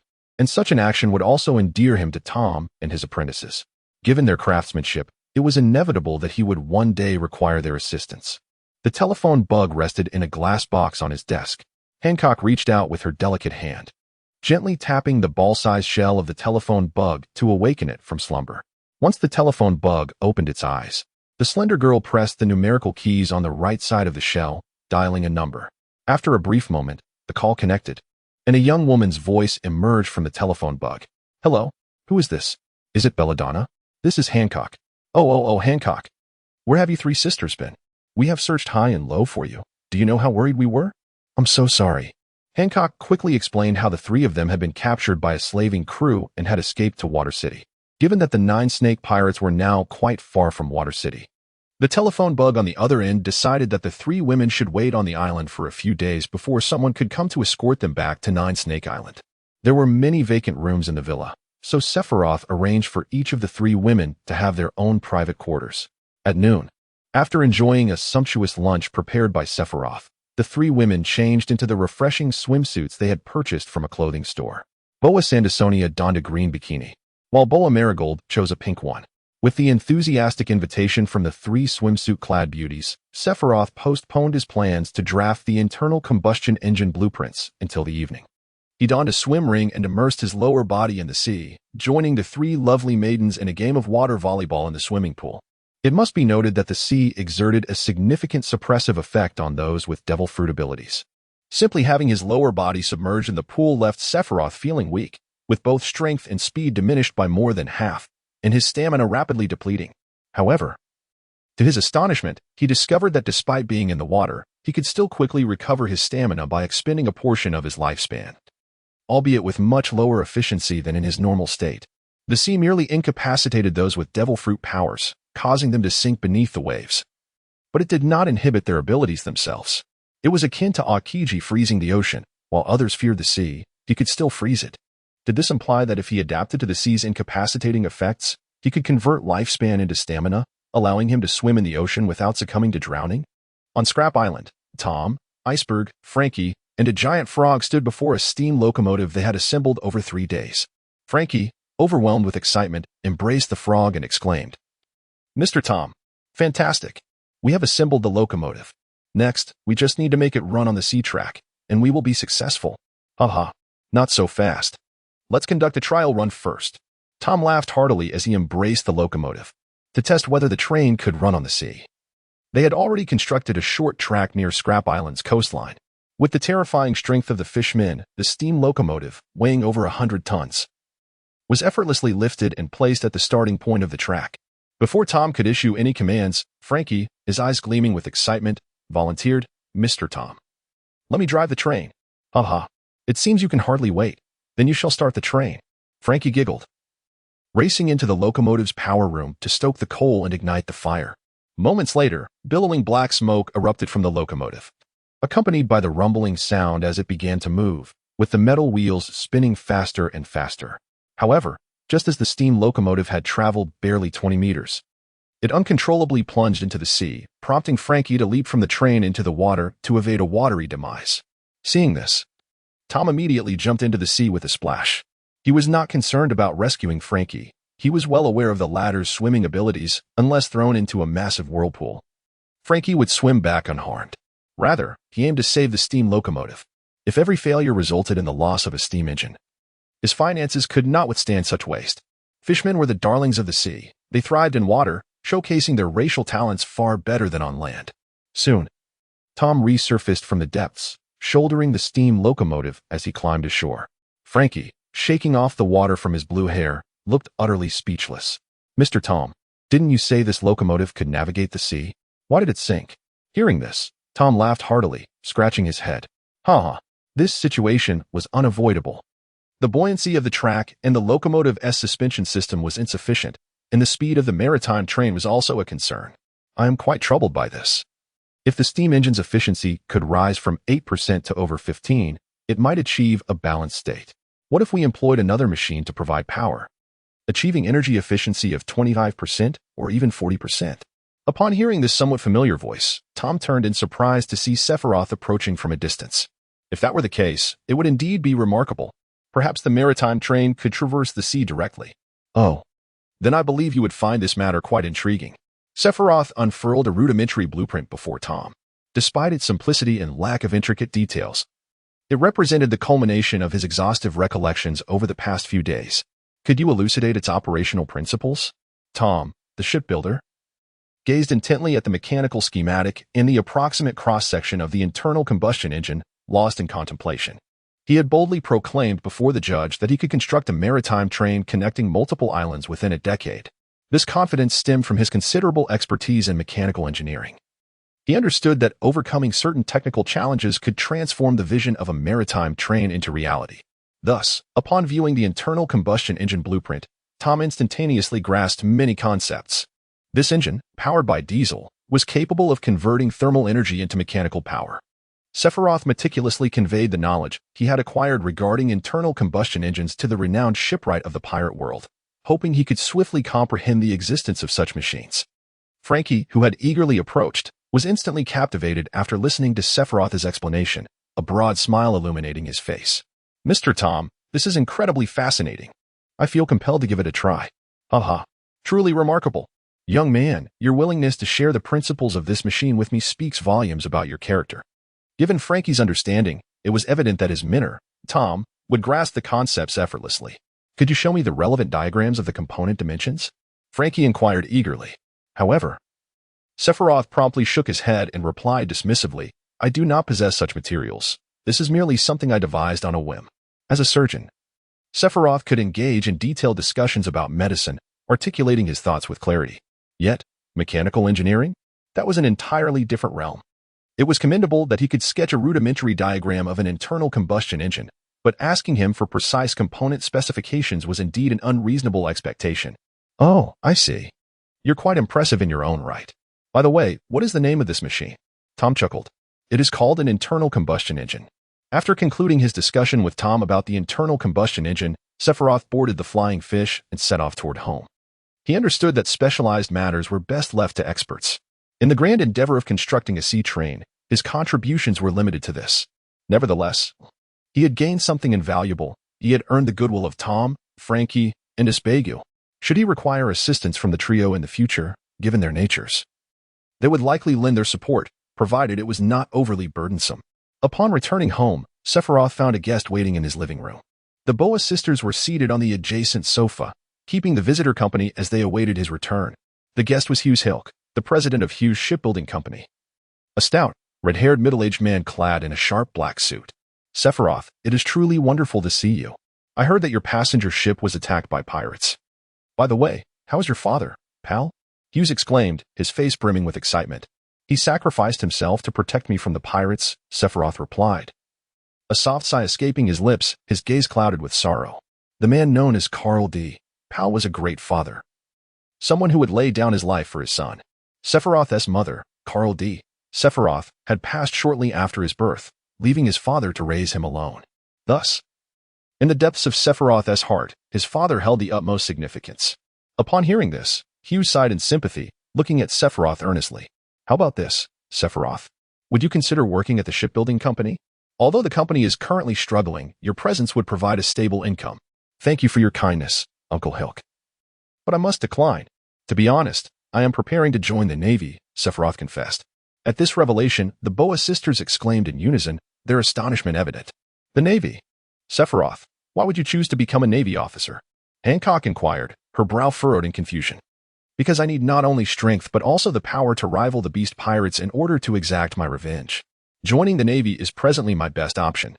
Sephiroth's eyelids drooped, and his expression revealed neither joy nor anger, yet his tone conveyed an unwavering resolve. In the world of One Piece, the Navy, established by the world government, serves the member nations and the world's aristocracy. The Navy lacks the authority to interfere in domestic affairs and is further prohibited from defying commands issued by the world government. Their sole responsibility is to maintain maritime order, combat piracy, and assist the world government in unsavory tasks, even extending to aiding the celestial dragons in their nefarious deeds. However, despite the numerous constraints and shortcomings faced by the Navy, it is undeniable that they have developed a remarkably sophisticated system for nurturing talent. Throughout this period of training, Sephiroth has come to realize that, While he possesses the Conqueror's Haki and the mythical Zoan vampire fruit, he lacks a systematic approach to enhancing his strength, rendering him incapable of maximizing their potential. Consequently, even with 10 hours of daily training, he has only noted a slight improvement in his physical abilities. In terms of combat experience, he remains virtually a blank slate. This world is replete with elite warriors forged through relentless battles, such as Roger, Kaido, Charlotte Linlin, and Edward Newgate. Nevertheless, compared to the unconventional path of self-taught individuals, Sephiroth, having received a structured education in his past life, places greater faith in professional training, with the Navy being one of the more reliable institutions. Is that so? Strength and influence are both essential, Boa Hancock murmured thoughtfully. Observing this, Hugh Silka rose from the sofa, gently patting Sephiroth on the shoulder, and sighed. Sephiroth, since you have made your decision, I shall no longer persuade you. Should you require my assistance in the future, do not hesitate to seek me out. As the sun set, vibrant hues painted the sky. In Water City's commercial district, the Bolton Bar was bustling with patrons, astonishingly filled entirely with women. These women, seated in the bar, shared a singular identity as members of the Kuja Pirates. Located in the Calm Belt, Amazon Lily, the Kingdom of Women, is virtually inaccessible to ships due to its unique geographical position. This isolation has kept the kingdom distanced from the turmoil of the era, yet it has also restricted its access to resources and trade. Thus, the Kuja Pirates were established under the nation's official mandate, serving as both a military and a raiding pirate group, plundering merchant vessels at sea to replenish the kingdom as wealth and resources. Such scenarios are not uncommon in this world. For instance, the official pirate force of the Flower Country, the Eight Treasures Navy, operates similarly, while the Vinsmoke family in the North Sea comprises mercenaries willing to fight for anyone who pays, to optimize the overall combat strength of the pirate crew and minimize casualties. Every woman who boards a ship is a meticulously selected elite warrior from the nation. At the bar, a woman with short black hair and a slender figure held a glass of whiskey in her left hand and a cigarette in her right. She quietly listened as Boa Hancock recounted her experiences over the past few days. Let me tell you, Captain Shaki, Sephiroth not only cooks delicious meals, but he is also exceptionally gentle. Shaki raised her glass, taking a sip of whiskey before smirking, her tone teasing. Little Hancock, you wouldn't be falling for that lad. Would you? Love? What is that? The girl with long, straight black hair tilted her head, a look of confusion in her eyes. Having grown up on Amazon Lily, known as the Daughter's Kingdom, surrounded solely by women, Hancock lacked many essential pieces of knowledge. In fact, this is the reality for many residents of the island. A significant number of women have never even seen a man. To them, men are creatures of legend, heard of but never encountered, with most possessing only a vague understanding of them, let alone the concept of romance. Upon realizing this, Shaki chuckled softly and shook her head, patiently explaining, Love? Well, it's when you feel joy in his presence, sadness when he is troubled, a desire to remain by his side, and a willingness to do anything for him. Each time you think of him, your heart races inexplicably. Boa Hancock placed her hand over her heart, feeling the fluttering sensation, and with a sweet smile, she said, Is this love? At the bar, the slightly tipsy Boa Sandersonia chimed in, Hiki, is it? I love Sephiroth too. Well, so do I, added Boa Marigold. Echoing her sentiment, Do you truly understand? Shaki questioned, her expression one of skepticism as she regarded the trio of beautiful maidens. We understand. Yes, I get it too. Suddenly, as if struck by a delightful thought, Shaki mischievously beckoned the Boa sisters to lean in closer for a whisper. The three, albeit puzzled, complied and listened intently. Let me tell you about love between a man and a woman. Ah, is that so? That sounds quite intriguing. In a second-floor room of Garden Villa, located at 136 Central Street, the cool moonlight streamed through the window, illuminating the bed. Sephiroth lay with his eyes closed, his chest rising and falling rhythmically. He relaxed, attuning himself to the heartbeat and the soft sound of blood flowing through his veins. This sound was faint and subtle. Even with his enhanced hearing, granted by the vampire fruit, it remained elusive unless he concentrated carefully. The basic observation Haki is derived from sound, while armament Haki is generated from the energy within muscle cells. Thus, in addition to his regular physical training, Sephiroth would meditate before sleep, simultaneously nurturing his armament and observation Haki. Although he remained somewhat mystified by armament Haki, he had begun to glean some understanding of observation Haki. Suddenly, He faintly heard the sound of the villa's iron gate opening and discerned the unsteady footsteps of 3 individuals entering the villa. Sephiroth pondered for a moment before rising from his bed. He approached the doorway and opened the door, only to find 3 inebriated young ladies stumbling down the corridor, leaning on one another for support. "Aha! Sephiroth, so you are here," exclaimed Boa Hancock, letting out a tipsy burp, her eyes gleaming as she gazed at the youth before her. "Aha! No need for us to search for you." Indeed. What brings you to seek me?" Sephiroth inquired, a look of perplexity adorning his face. "Aha! Sephiroth, I have feelings for you." "Yes, I feel the same way." "So do I." Sephiroth, with a bewildered expression on his youthful face, found himself being pulled onto the grand bed by 3 enchanting maidens. Boa Marigold clasped his left arm. Boa Sandersonia enveloped his right, while Boa Hancock gracefully positioned herself directly atop him. Sephiroth swallowed hard, his expression one of disbelief. "What are you? You must behave, and do not resist." Boa Hancock extended her right hand, her slender and delicate finger pressing against his lips, silencing him. Soon, the 3 women embraced him, and they drifted off to sleep together. Sephiroth observed with a wry smile, unable to conceal his astonishment at the sight of the 3 enchanting maidens, now inebriated and exhibiting their drunken antics. After a considerable wait, he cautiously extricated himself from their embrace and escorted each of them back to their respective quarters. Finally, standing by the window in the corridor, he gazed at the luminous moon adorning the night sky, a sigh escaping his lips as a tumult of emotion stirred within him. Matters of love and affection seemed excessively burdensome and lavish in this chaotic era. Yet it was undeniable that, despite their acquaintance of merely half a month, the perilous experiences shared with these 3 young women had etched indelible marks upon his heart. Should the day arise when Sephiroth were to lose them, profound sorrow would undoubtedly envelop him. On the desolate shipwreck island, the morning sun cast its golden rays upon the shimmering sea surface, while the gentle sea breeze stirred ripples across the waters. Anchored at the shoreline was a grand, crimson sailing vessel, its prow adorned with 2 colossal serpentine creatures, which bore the weight of the entire ship beneath their powerful forms. These serpents, formidable sea kings tamed by the 9 Serpents pirate crew, enabled the vessel to navigate even in the stillest of winds. With their might, the perfumed serpents surpassed the speed of ordinary ships in the vast ocean. On the lower deck of the grand ship, members of the 9 Serpents pirate crew busily transported crates of supplies up the gangplank, stowing them away in the hold. Nearby, a pair of youthful figures stood facing one another, the moment of farewell finally at hand. Boa Hancock, draped in a white cloak and clad in a red blouse and skirt, tucked a few strands of hair behind her ear, forcing a smile even as her gaze at the silver-haired youth brimmed with reluctance. Sephiroth, adorned in a blue suit, returned her smile with a touch of resignation. "Indeed. It is time to bid adieu," he replied. "So, Sephiroth, if you were to become a naval officer and find yourself opposing me, what would you do?"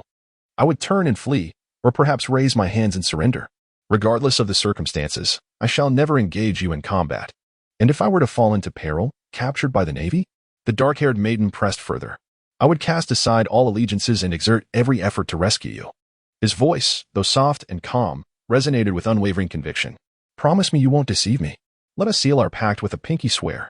Upon receiving the response she yearned for, a genuine, radiant smile illuminated Boa Hancock's face as she lifted her fair right hand, extending her pinky.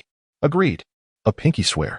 Sephiroth smiled, lifting his little finger in tandem with the ebony-haired girl, forging the most sincere of promises. Noticing that the crew of the Kuja pirates had begun to gather and take stock of their numbers, Boa Hancock reluctantly waved farewell to the young boy, turning swiftly to stride towards the serpent's kiss. "Farewell, farewell." Sephiroth nodded gently in response.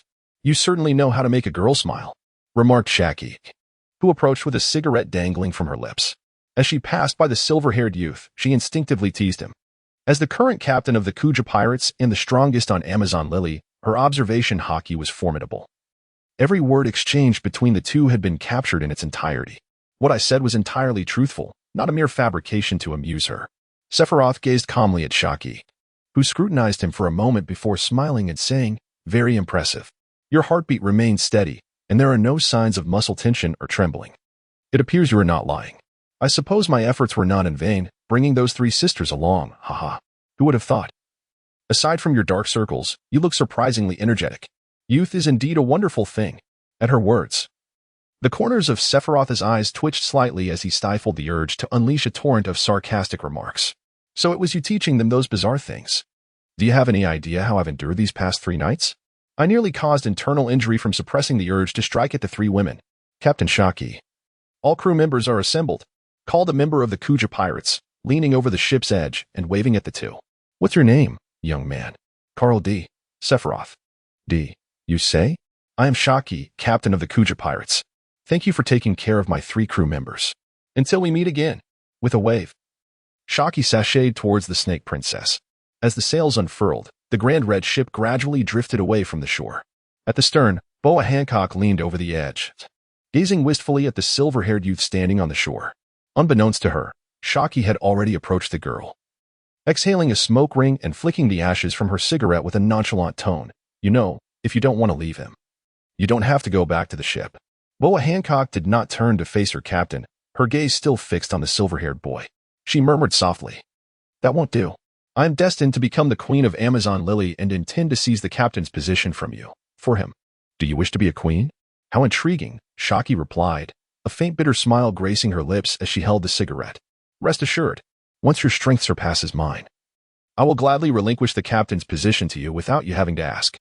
The waters from Water 7 to Sabaody Archipelago fall under the jurisdiction of the Navy's G3 branch, commanded by the renowned marine hero, Vice Admiral Garp. The Kuja pirates frequently encounter Garp's warships when they emerge from the calm belt to plunder. Current Captain Haki expressed her exhaustion. It's exhausting. We can't fight back. Only run from that Garp fellow. As for the captaincy of the Kuja pirates, whoever wants it can have it. I certainly don't care for it. I long for retirement. To fade into obscurity. Of course, Haki had contemplated a different route to plunder on the other side of the calm belt. However, that side leads to the East Blue, the homeland of Garp. Years ago, Pirate King Roger was executed in Logtown, and since then, the Navy's crackdown on East Blue pirates has intensified, with Garp often returning home. Haki could guarantee that if she dared lead the Kuja pirates to East Blue, Garp would certainly venture into the calm belt to chase them down. After watching the Snake Princess sail away, Sephiroth turned and headed towards Water City. However, from a distance, he could hear Frankie's raucous voice. Fantastic. Mr. Tom. Our newly completed train engine will surely run smoothly. Driven by curiosity, Sephiroth followed the sound. In a clearing surrounded by heaps of scrap, Tom, Frankie, and Frankie stood before a brand new silver train engine, laughing heartily. Hey, young man, would you like to see our newly launched train? Tom called out with a hearty laugh. And Sephiroth nodded in agreement. Before long, with Tom's incredible strength, the heavy engine was hoisted onto the tracks. Frankie volunteered to operate the train. Toot toot. As the engine roared to life, the iron wheels began to spin rapidly, racing along the ocean tracks, circling again and again. Frankie leaned out from the cabin, shouting in exuberance, Incredible! It's really running on the sea. Amazing! We did it, Mr. Tom. Ah ha ha ha. What a splendid machine! Tom chuckled, patting his round belly. Laughing like a child weighing over 500 pounds, no, over 1,000. Suddenly, a colossal figure emerged from the sea, sending waves crashing. Frankie gazed at the massive, crimson crab, as large as a small mountain, and shrieked, It's a sea king crab. Run. Frankie. Help. Frankie paled and leaped off the train. The next moment, the sea king crab swung its enormous claws, seizing the ocean train and lifting it high. Let go of my creation, you brute. Tom bellowed, eyes wide with fury. He grabbed a broken mast over 10 meters long from the wreckage and, with a swift motion, hurled it like a javelin. Boom. With terrifying force, the mast pierced through the sea king crab's body, causing it to topple backward. That was brilliant. After the outburst, Tom returned to his amiable demeanor, wiping the sweat from his brow, prompting Sephiroth to twitch his lips in disbelief, thinking, what a monster. You're even more terrifying than the Sea Kings. Yet, upon reflection, considering the fishman's naturally robust physique and tenfold strength compared to humans, such explosive power was not entirely surprising. Ultimately, Sephiroth silently sighed, the path to becoming the world's strongest is still long ahead of me. The unfortunate child Frankie, having crawled ashore, instinctively shouted at Tom, Mr. Tom, didn't you say the sound of the train would drive away sea kings? Why did that crab suddenly appear? Tom could only chuckle sheepishly, ah. This is a new engine. I haven't had the chance to equip it with the necessary devices yet. Seeing Frankie about to explode, Tom quickly added, but don't worry. Next time, I will be fully prepared. Cut it out. Next time, let Espega go. I'm not going. Frankie pouted, clearly displeased. That was you who insisted on going, Espega quipped. Thank you, young man. Thanks to your design, The construction of this ocean train has been completed years ahead of schedule. Tom expressed his sincere gratitude, looking at the youth with admiration. Well, I merely undertook tasks within the scope of my capabilities. I fervently hope that this maritime train can be completed swiftly, breathing life back into this city, dispelling its current air of desolation. With that, Sephiroth elegantly waved his hand and turned, striding away into the distance. What a striking figure he is! Frankie instinctively touched his nose, which had been fractured by Sephiroth's blow. Any lingering resentment he harbored towards the latter dissipated entirely. At the edge of the water city, a naval base stands before a coastal building, where two soldiers clad in naval uniforms, armed with long rifles, stand sentinel at the entrance, their postures remarkably upright. To be precise, this location serves as a logistical support point for the Navy, housing only about 30 personnel tasked specifically with provisioning and maintaining vessels during their docked periods. As Sephiroth approached the entrance, two sentinels raised their long spears, forming a cross to block his path. One of the soldiers, a youth sporting a distinctive mustache, inquired, "Young man, what is your intention for entering?" "I wish to enlist in the Navy," Sephiroth replied. The mustached soldier surveyed Sephiroth from head to toe before asking, "How old are you?" 14, nearly 15, Sephiroth answered. "Your age barely meets the requirement," the soldier replied. "Proceed inside, turn right on the second floor, and enter the third room for enlistment registration, followed by a medical examination." The mustached soldier lowered his spear, allowing the young man to pass and offering him directions. "Thank you." Sephiroth expressed his gratitude. Sephiroth nodded and stepped into the building, making his way to the recruitment office.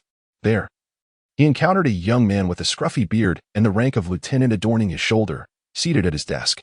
"I wish to enlist in the Navy," Sephiroth declared. "Are you literate?" the lieutenant inquired. "I am," Sephiroth replied.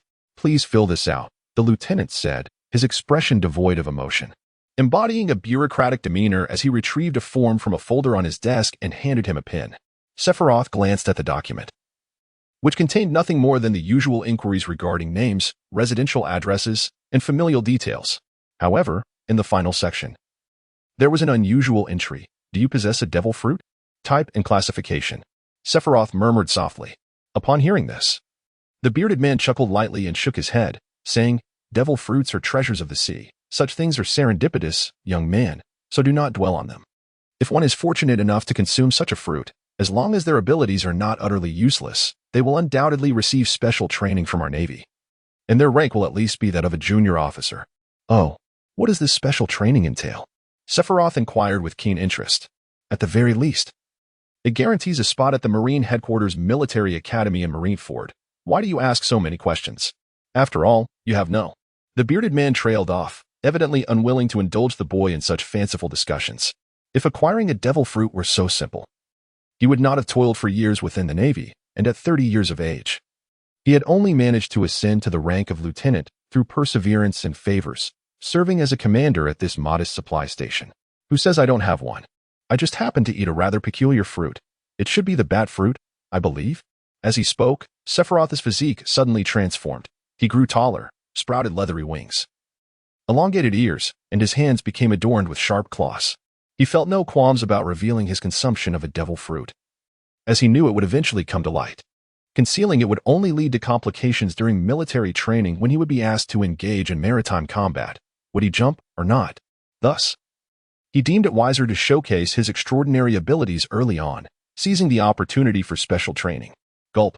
The bearded man instinctively swallowed hard, a fine sheen of cold sweat forming on his brow. In truth, he had only heard of those with devil fruit abilities but had never encountered one firsthand. He was astonished to find himself facing one now. Wiping the sweat from his forehead, he managed a wry smile and said, "All right. Once you complete this form, proceed with the formalities for your medical examination. If my investigation reveals no issues with your personal information, you should be sent to the G3 branch with the other recruits in 7 days for basic training." Sephiroth swiftly completed the form and, adhering to the directives of the bearded man, proceeded to the medical examination point within the building. He held little concern regarding the background investigation. Although he had crossed paths with the Boa sisters, they were currently not prominent figures, and he had never publicly associated with the Kuja pirates. Thus, the Navy was unlikely to uncover such connections.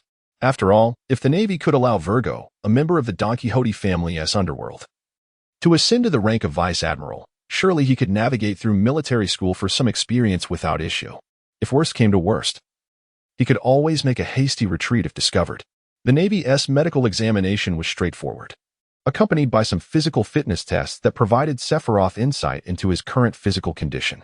In his normal state, he stood at 165 centimeters tall and weighed 50 kilograms. With a lifting capacity of 187 kilograms, a grip strength of 98 kilograms, and a 200-meter dash time of 19 seconds. In his beastly form, he reached a height of 198 centimeters, weighed 70 kilograms, lifted 373 kilograms, boasted a grip strength of 220 kilograms, and completed the 200-meter run in 13 seconds.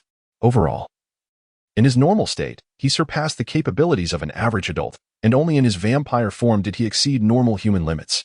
However, the world of One Piece was replete with superhumans. Even Luffy, during his early adventures, had defeated the East Blue Admiral Krieg, who could effortlessly wield a 1-ton cannon with one hand. In later stages, Zoro's daily training involved lifting weights measured in tons, continuously increasing in 1-ton increments. Reflecting upon this, he realized that he had barely ascended from the ranks of a common soldier to that of an elite fighter. After the heavy rain, the sky cleared, and the sunlight shone with a clarity that seemed to have been purified by the downpour. The atmosphere was fresh and sweet, and in some areas, rainbows appeared. Water City, the commercial district. Sephiroth stood before the window of a weapon shop, gazing with keen interest at the array of knives, guns, swords, shields, and armor displayed within. After a brief moment, he pushed open the glass door and stepped into the store, which was adorned with various weapons. At the counter stood a middle-aged man, elegantly attired in slacks and a white shirt, adorned with a black waistcoat and a red bow tie, sporting a distinctive mustache. With a welcoming smile, he greeted, "Welcome. What can I assist you with today? I seek to acquire a fine blade, preferably a renowned one." Upon hearing this, the mustached gentleman scrutinized Sephiroth from head to toe before cautiously responding, "A renowned blade, you say? I happen to have 2 exquisite swift swords in my collection, however. Each is priced at over 1,000,000 gil. Over 1,000,000 gil? I can manage that, but I wish to first examine the quality of the blades." Sephiroth inclined his head slightly, displaying little astonishment at the exorbitant price. In truth, spending over 1,000,000 berries for a single blade was not particularly extravagant. Within the armory, several complete suits of armor were marked at prices ranging from 2 to 5 million berries. To the majority of ordinary individuals, the value of armor often surpassed that of weapons. Armor not only protected against the slashes of swords, but also mitigated the penetrating damage inflicted by bullets. Consequently, in a typical weapon shop, the prices of protective gear generally exceeded those of weaponry. In pursuit of acquiring a fine sword, he thoroughly searched his home and ultimately discovered 260,000 in cash within the bedroom of Carl D. Powell. As for the staggering sum of over 150 million in the bank account belonging to his father, Carl D. Powell, although he had appeared on the list of maritime disaster victims, his body had yet to be recovered.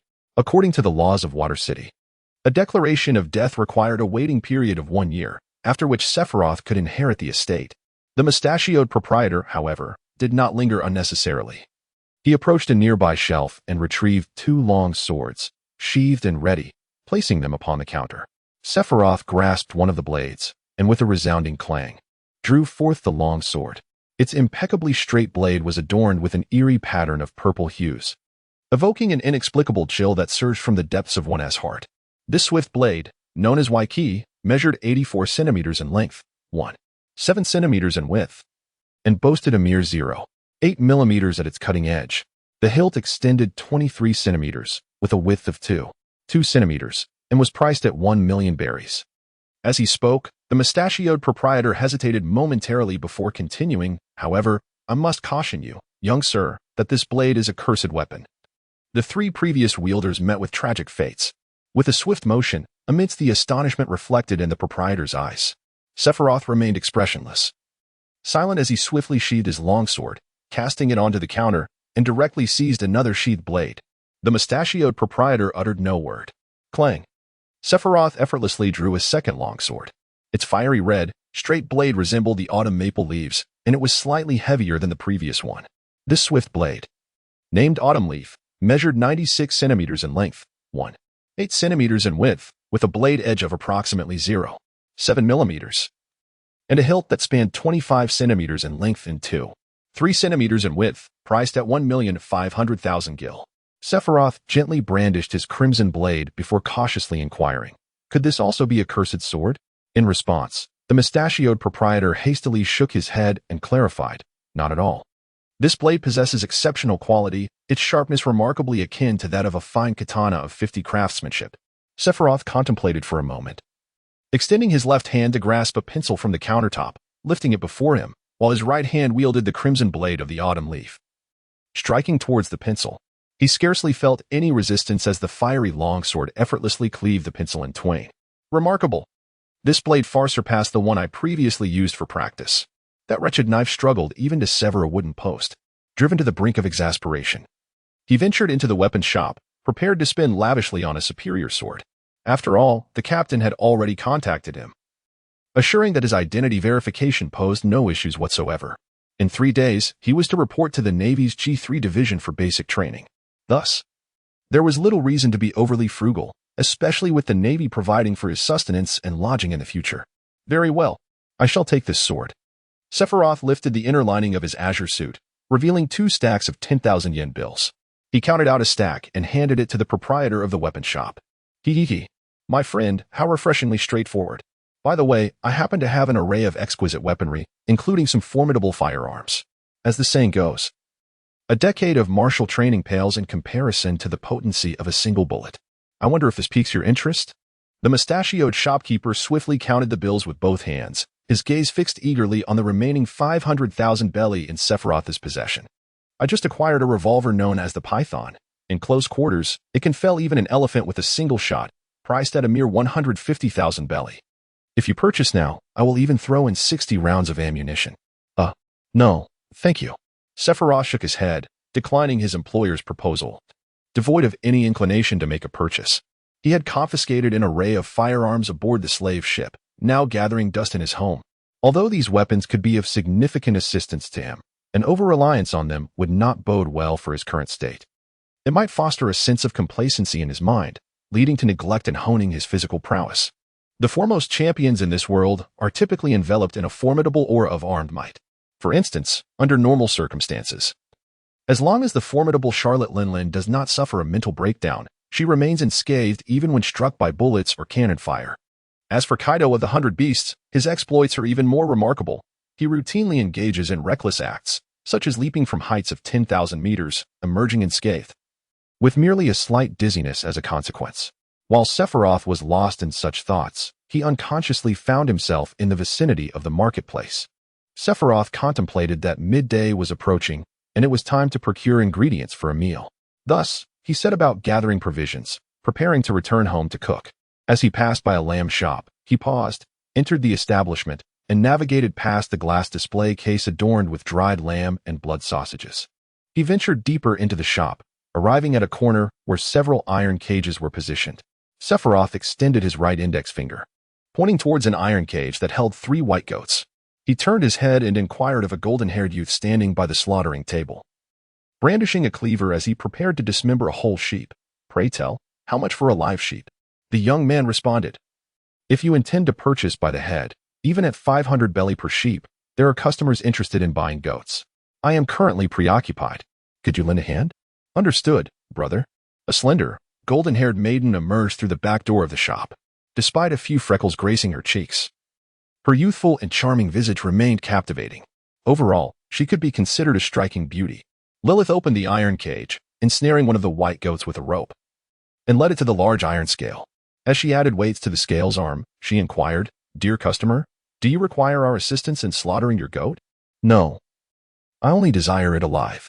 Sephiroth shook his head, rejecting the other's proposal. In truth, his intention in purchasing a live sheep was merely to extract its lifespan, compensating for the depletion he had recently suffered during his cultivation. Over this period, through his exploration and research of the fruit, his reserve lifespan had expanded from 300 years to 500. Moreover, he was delighted to discover that his ability to siphon life force was not confined solely to humans. Any creature possessing blood could be a source, including fish, chickens, and dogs, although the quantity he could extract from these animals was significantly less than from humans. Additionally, he found that, compared to the conventional method of replenishing energy through food, his method of blood-sucking proved to be more efficient. This was certainly advantageous for Sephiroth, as it liberated him from the constraints of solely drawing life force from humans. In the original narrative, the celestial dragons harbored an intense obsession with immortality. They would go to great lengths, even deploying CP0 to search for a long-standing legend that claimed one could attain eternal life through pure gold. Heaven knows. If Sephiroth's vampiric fruit could grant him the ability to obtain eternal life and youth by extracting others' life forces, and if the world government were to uncover this, he might very well be captured by CP0 and handed over to Vegapunk for a myriad of experiments. Such a scenario was far too alluring for him to contemplate. Thus, he felt compelled to exercise caution, carefully concealing his true abilities. Sephiroth contemplated the prospect of joining the Navy, harboring certain reservations about it.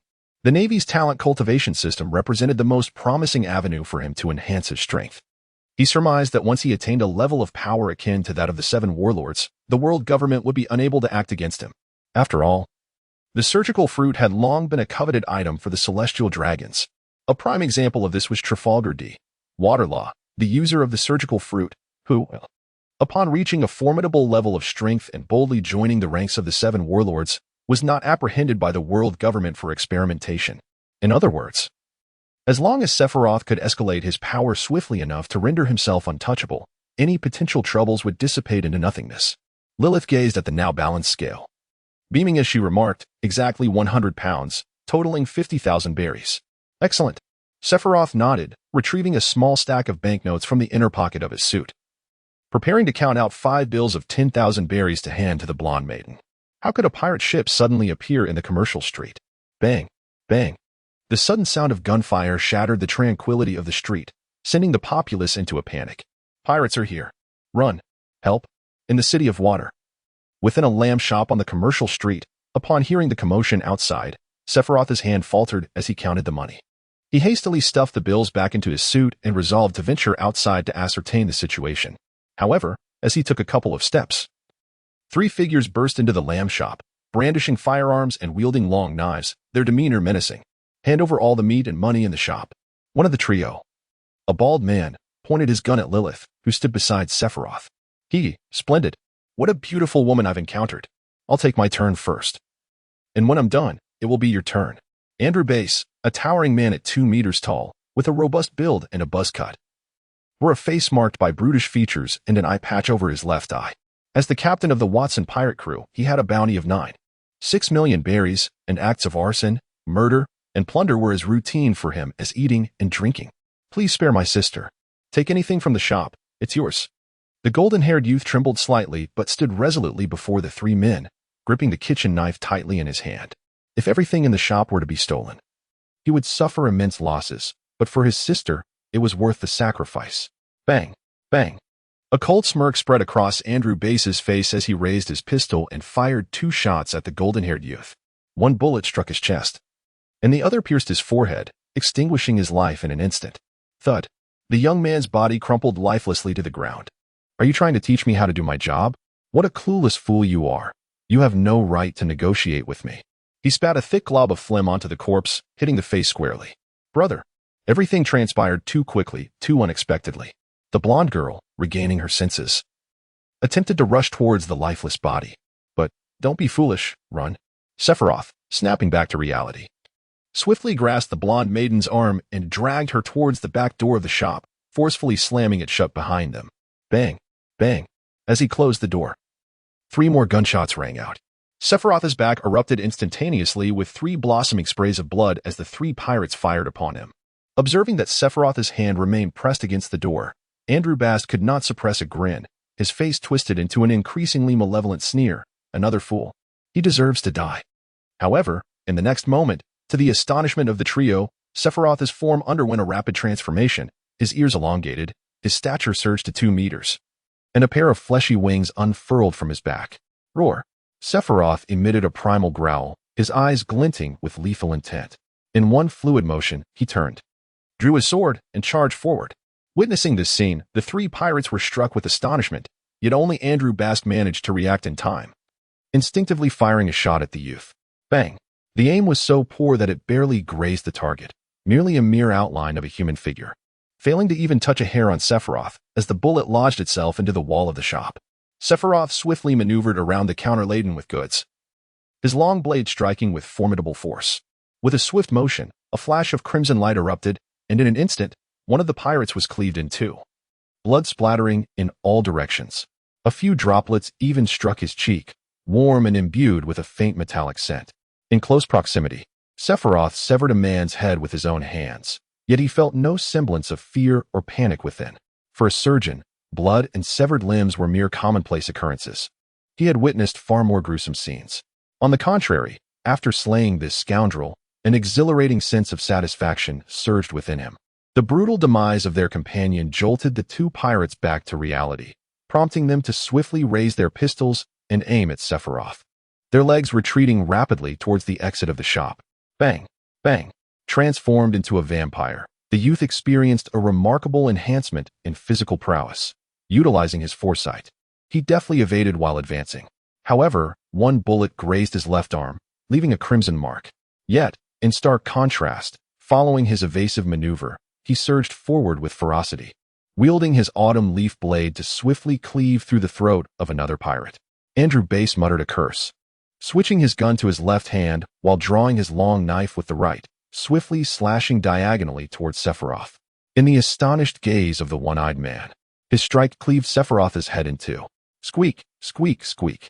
Several black bats fluttered their wings, emerging from the boy's head. As Sephiroth endured a blade strike head-on, his movements remained unperturbed. His long sword swept through the air and severed Andrew Bass's neck with a single, decisive stroke. Thud! The headless body collapsed heavily to the ground, the single-eyed visage etched with astonishment. He could scarcely comprehend how the youth had managed to transform his head into a black bat, evading the fatal blow. At that moment, the entire commercial street descended into chaos, as over 40 pirates, grouped in clusters of 3 or 5, armed and fierce, stormed into various shops, plundering with abandon. The cacophony of gunfire, screams, and pleas for mercy echoed incessantly.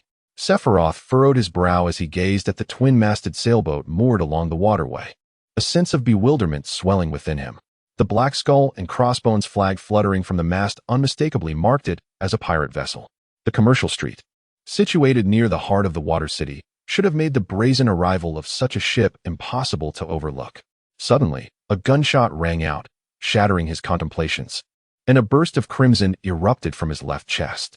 His eyes remained fixed ahead, yet he could discern no assailant in the direction from which the shot had been fired. Could it be a sniper? Alarm bells resounded in his mind, prompting an instinctive tilt of his head. In the next instant, a searing pain radiated from his left ear.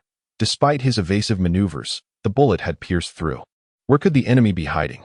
Sephiroth was enveloped in a haze of confusion and incomprehension. He heightened his visual and auditory senses to their utmost limits, striving to discern the whereabouts of his adversary.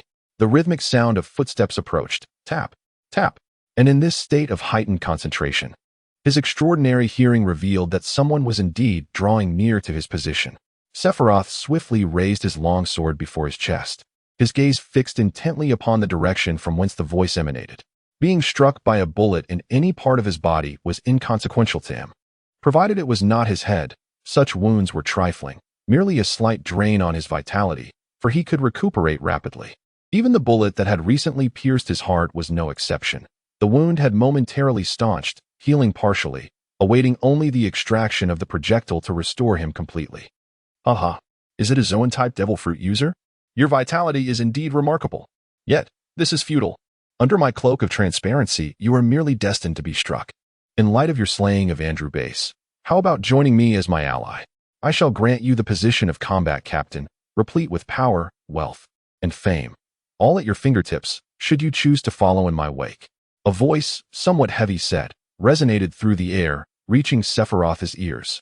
The pirate's profession is fraught with peril and brutality, as each act of plunder carries the risk of casualties. Hence, pirate crews are often in search of new recruits, some drawn from the ruffians of the islands, others encountered while raiding merchant vessels. Is that so? How truly fortuitous. Though Sephiroth spoke thus, his form surged forth like an arrow released from its bow. Utilizing sonic wave positioning, he had pinpointed the enemy's precise location. As he closed the distance, the fiery red blade of his autumn leaf knife sliced through the air with astonishing swiftness. Clang! Sparks erupted as the blade met steel, and the jarring reverberation sent a shudder through Sephiroth, causing his pupils to constrict in surprise. This man is clad in armor. How unfortunate for you. You cannot harm me. The man's voice dripped with a hint of mockery, clearly having allowed the youth to strike him intentionally, aiming to deepen the latter's sense of despair. In the next moment, Sephiroth's abdomen was struck with tremendous force, sending him hurtling backward to collide against the wall, which emitted a dull thud. The impact created a dent, and cracks began to radiate outward, spreading like veins across the surface. Cough. Sephiroth struggled to rise, coughing up a mouthful of blood. The overwhelming force from his opponent had caused multiple internal injuries. This individual must be a user of the transparent fruit. It is no wonder that the pirate ship could silently infiltrate the commercial street. He must have utilized his devil fruit abilities to render the vessel invisible. Could this person be Absalom? Calculating the timeline, it appears that Gecko Moria and Kaido have already clashed. The former must have suffered a crushing defeat years ago, leaving him the sole survivor, having fled Wano with all his subordinates perished. A sudden rush of air announced an incoming attack, though his eyes could not perceive it. Sephiroth instinctively attempted to sidestep. Crack! A barbed whip lashed against his body, leaving a grotesque wound on his side, the searing pain incessantly tormenting his nerves. Damn it! This foe possesses not only a pistol and armor but also this troublesome whip, truly a formidable adversary. What say you? Surrender and submit to me, Watson Logan. My bounty stands at 35 million. In this grand line, it is not insignificant. Yielding to me would not be a disgrace. However, should you persist in your resistance, I shall be left with no choice but to end your life. The man's mocking voice echoed again, as if he were already assured of victory. Sephiroth's gaze flitted restlessly. Unable to discern any weaknesses in the armored foe before him, a reckless attack would only lead to his own downfall. If I am to slay this wretch, I must devise a strategy, Sephiroth mused inwardly. Suddenly, his eyes caught sight of a nearby alley. Surrender? Let him defeat me first. As he spoke, Sephiroth dashed into the alley. The recent rain had left puddles in his path, causing ripples as his shoes met the water. Humph!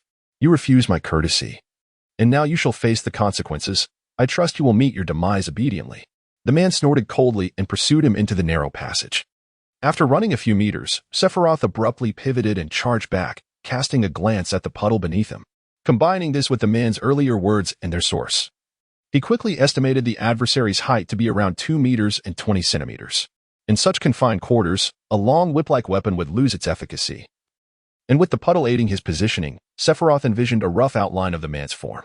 He understood that even with an accurate assessment of the opponent's size and position, striking the armor would yield no success. However, through his acute hearing, he discerned that the man's voice had not been obstructed by any barriers nor had it resonated against objects. Thus, he concluded that the man bore no protective gear on his mouth or face. With this revelation, Sephiroth propelled himself off the ground with great force, soaring towards the enemy's location like an arrow released from its bow. In this intense state of focus, he truly saw the man raise his pistol, preparing to fire, even catching a glimpse of the surprise and shock on his face. In that instant, a flash of crimson sparked in Sephiroth's eyes as he entered an extraordinary heightened state of perception, awakening his observation Haki. Within Sephiroth's awareness, he distinctly heard the rhythmic pounding of his heart, akin to the beat of war drums. The surrounding buildings, water, flora, all seemed to come alive, exuding their unique essences. As Watson Logan squeezed the trigger of his pistol, Sephiroth instinctively saw the trajectory of the bullet, turning his head just in time to evade the shot.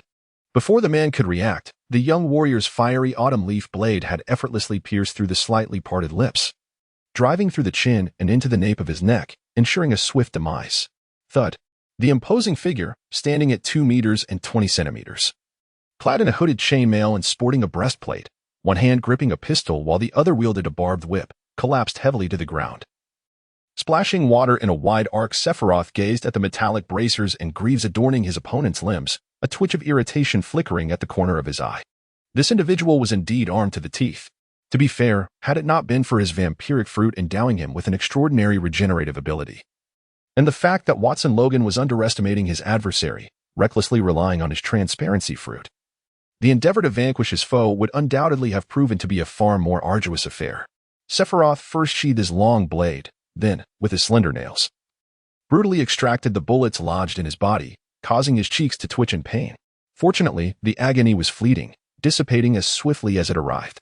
After extracting the bullets, he sacrificed a portion of his vitality, and within a mere 10 seconds, the wounds had completely healed. In the Water City, on the bustling commercial street, More than 40 pirates from the Watson pirate crew rampaged, mercilessly plundering valuables, gold, provisions, women. In that moment, they resembled beasts clad in human skin, their inner desires ablaze, ready to kill anyone who dared to resist. Hey, you rabble of pirates!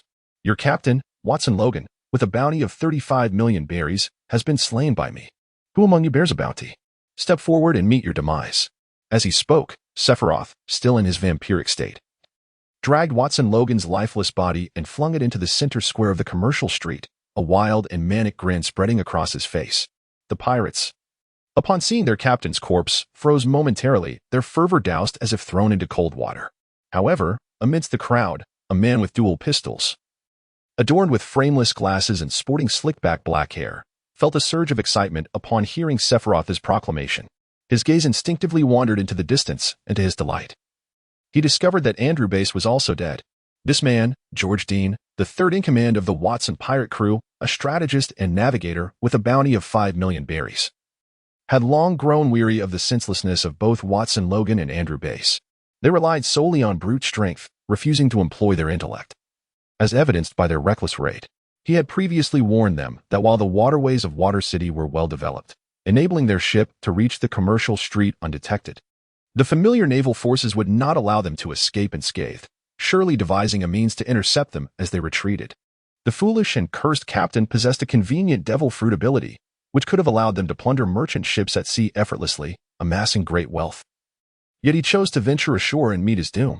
Now, both of those imbeciles were dead. If George could seize the opportunity to eliminate Sephiroth, he might rally the remaining pirates and ascend to the position of captain. Moreover, George was aware that Watson Logan had concealed a devil fruit in the treasure chest of the captain's quarters, which he had kept secret, likely intending to trade it at the auction in Sabaody Archipelago for a substantial profit.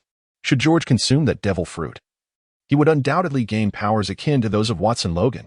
With this thought, George nearly laughed aloud, but he managed to suppress it. Brothers, do not panic.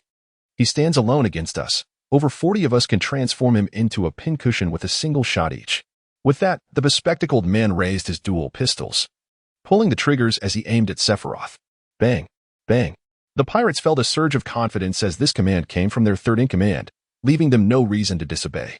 The sound of continuous gunfire erupted, yet Sephiroth remained unperturbed, a hint of excitement dancing in his eyes. Amidst the hail of bullets, his form moved like a fish in water, utilizing his newly awakened observation Haki to anticipate every bullet aimed at him. Suddenly, a bullet surged toward his forehead. Following an instinctive sensation, Sephiroth swiftly swung his autumn leaf blade.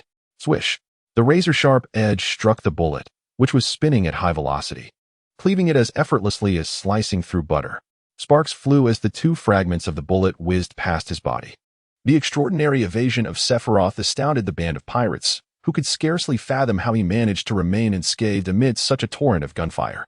Had he not just sliced through bullets with his blade? As the pirates were plunged into confusion, Sephiroth had already closed the distance to George Dean, the bespectacled man.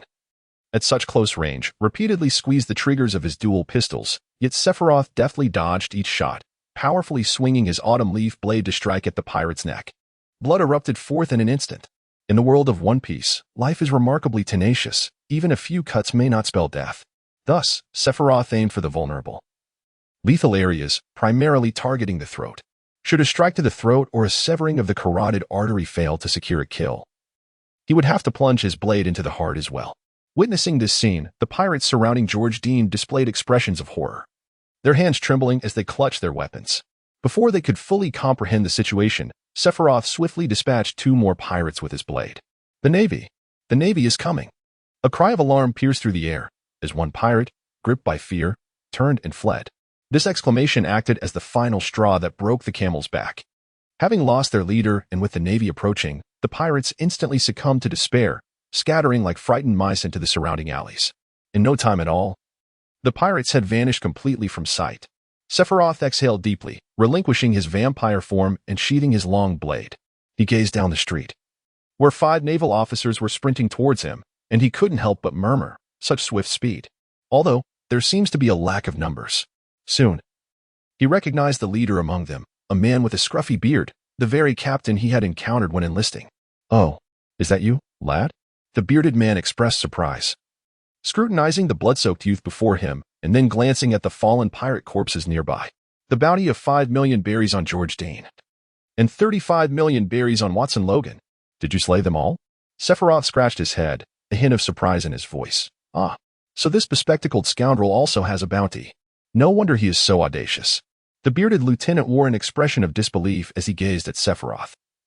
Silently musing to himself, this fellow undoubtedly has a promising future ahead. It is quite possible he may ascend to the rank of a general. I must ingratiate myself with him. I cannot afford to offend. With this thought in mind, the bearded man cleared his throat and spoke in a tone laced with deference. Ahem. Sephiroth, would you like us to assist you in transporting the bodies of these bountied criminals back to the naval base? Afterward, you can directly claim your reward. By the way, according to regulations, we are required to seize the pirate ship. However, since these pirates were defeated by you, we cannot allow you to suffer a loss. How about this? All the treasures aboard the pirate ship will belong to you, and once you have removed all the valuables, we shall escort the ship back to the naval base. What do you say? Well then, I appreciate your assistance. Sephiroth nodded in agreement to the proposal put forth. The bearded man had arrived at the scene with remarkable swiftness, as he happened to be in the vicinity, investigating the background of the new recruits enlisting in the military. The pirate's sudden assault was unforeseen, yet he could not remain passive.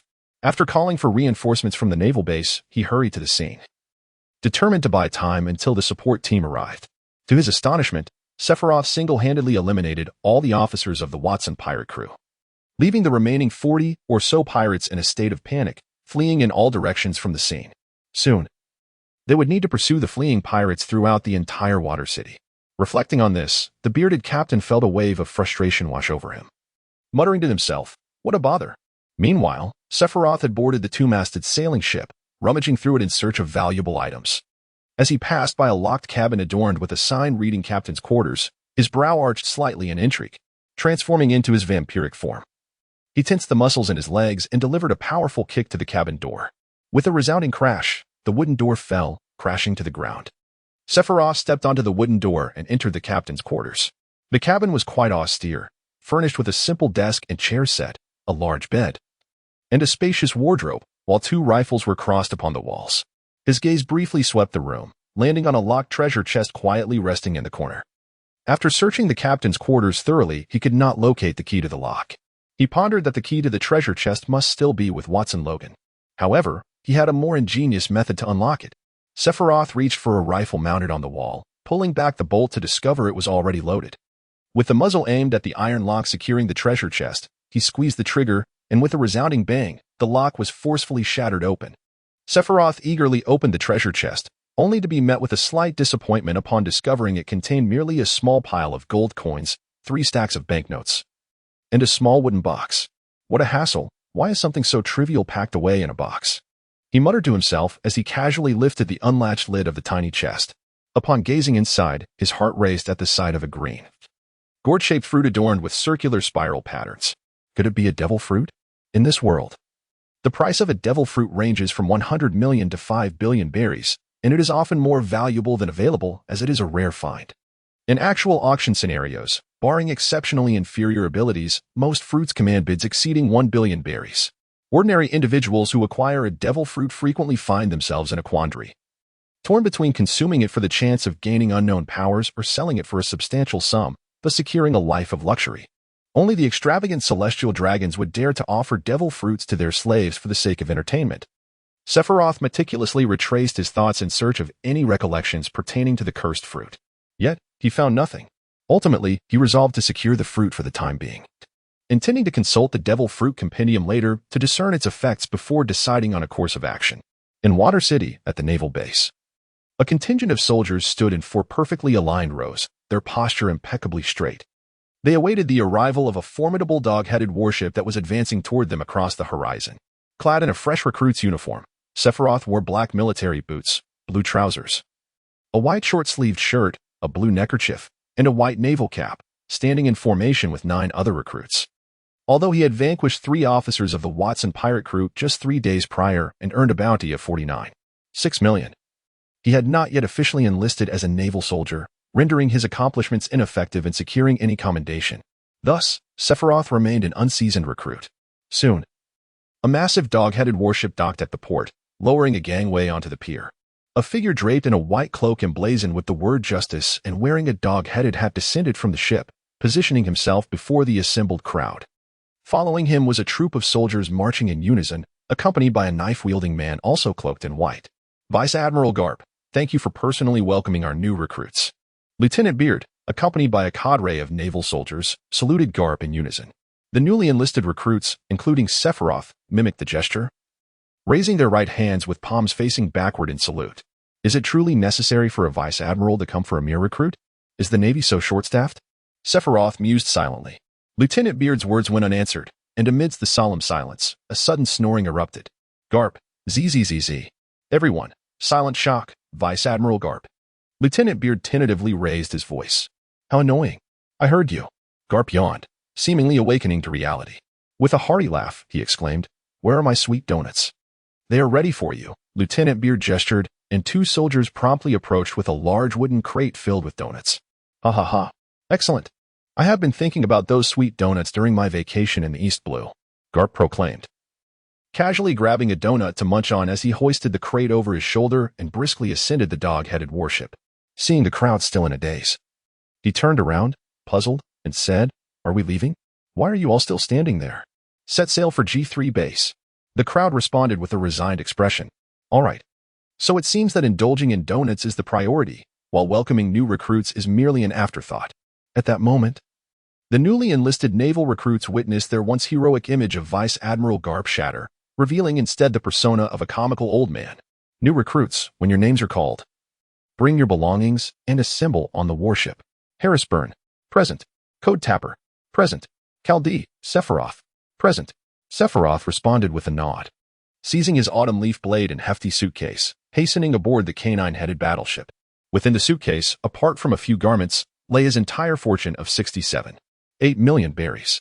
The bulk of this wealth primarily stemmed from the bounty and gold acquired during his recent dispatch of pirates. As for the devil fruit, on a moonless, tempestuous night, he discreetly buried it beneath the villa. Carrying the devil fruit with him or entrusting it to a bank was too precarious for his liking. Thus he resorted to this method. Carl D. Sephiroth, leaning against the ship's railing, Cap, indulging in a donut, paused momentarily upon hearing this name. He turned to gaze at the silver-haired youth, who, with a long sword at his side and suitcase in hand, jogged up to join the ranks of the other recruits. On my return from a vacation in the East Blue, I encountered an intriguing piece of news. It was said that in our G3 branch, a young lad named Sephiroth, yet to officially enlist, had dispatched a pirate with a bounty of 35 million.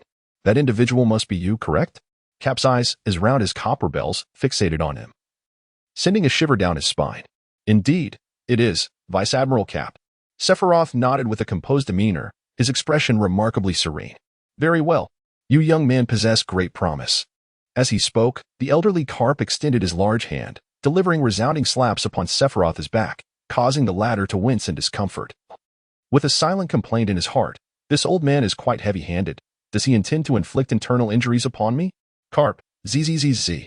Sephiroth, never mind. This is just an old fool. If I take him seriously, I will be the one to lose.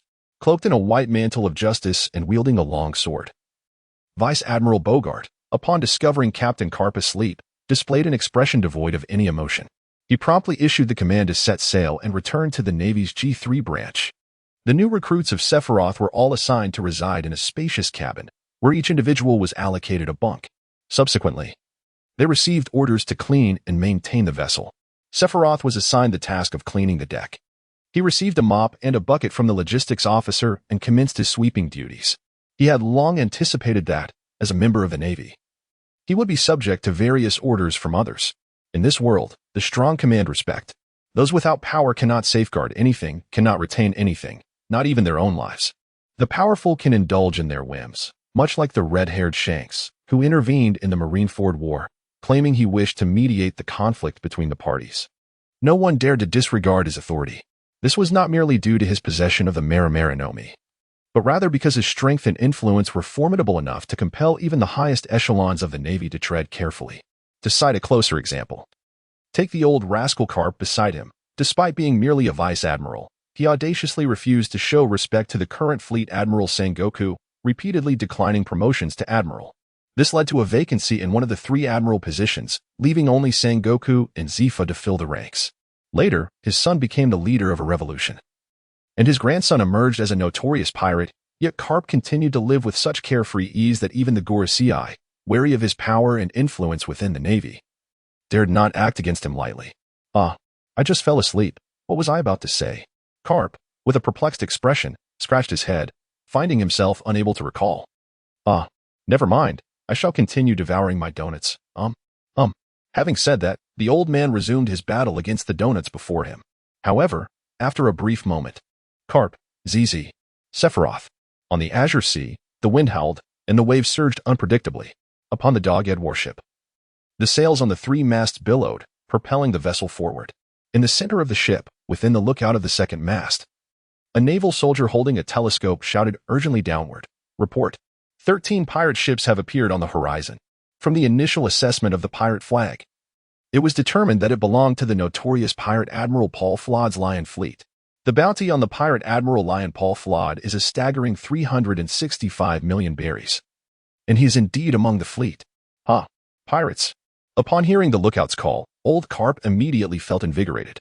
He reached into a box and popped a donut into his mouth, swallowing it whole. Boggart, have them bring up the cannonballs. Yes, Boggart, who had been standing beside Carp with a sword in his left hand, nodded slightly and swiftly entered the cabin, commanding a group of naval soldiers to push carts laden with ammunition onto the foredeck. On the distant horizon, amidst the throng of 13 pirate ships, a massive three-masted sailing ship adorned with a lion's head stood tall. The lookout on the mast shouted downwards, "Admiral Flood, a naval warship has appeared in the distance. Bearing the inscription Naval HQ-3, it must belong to the heroic Admiral Carp." At the prow of the lion ship, a towering figure over 3 meters tall, muscles bulging and golden locks cascading like a mane, Paul Flood drew his massive cutlass and laughed heartily. The naval hero Carp? What is there to fear? He has but one ship, while we possess 13. Sink him.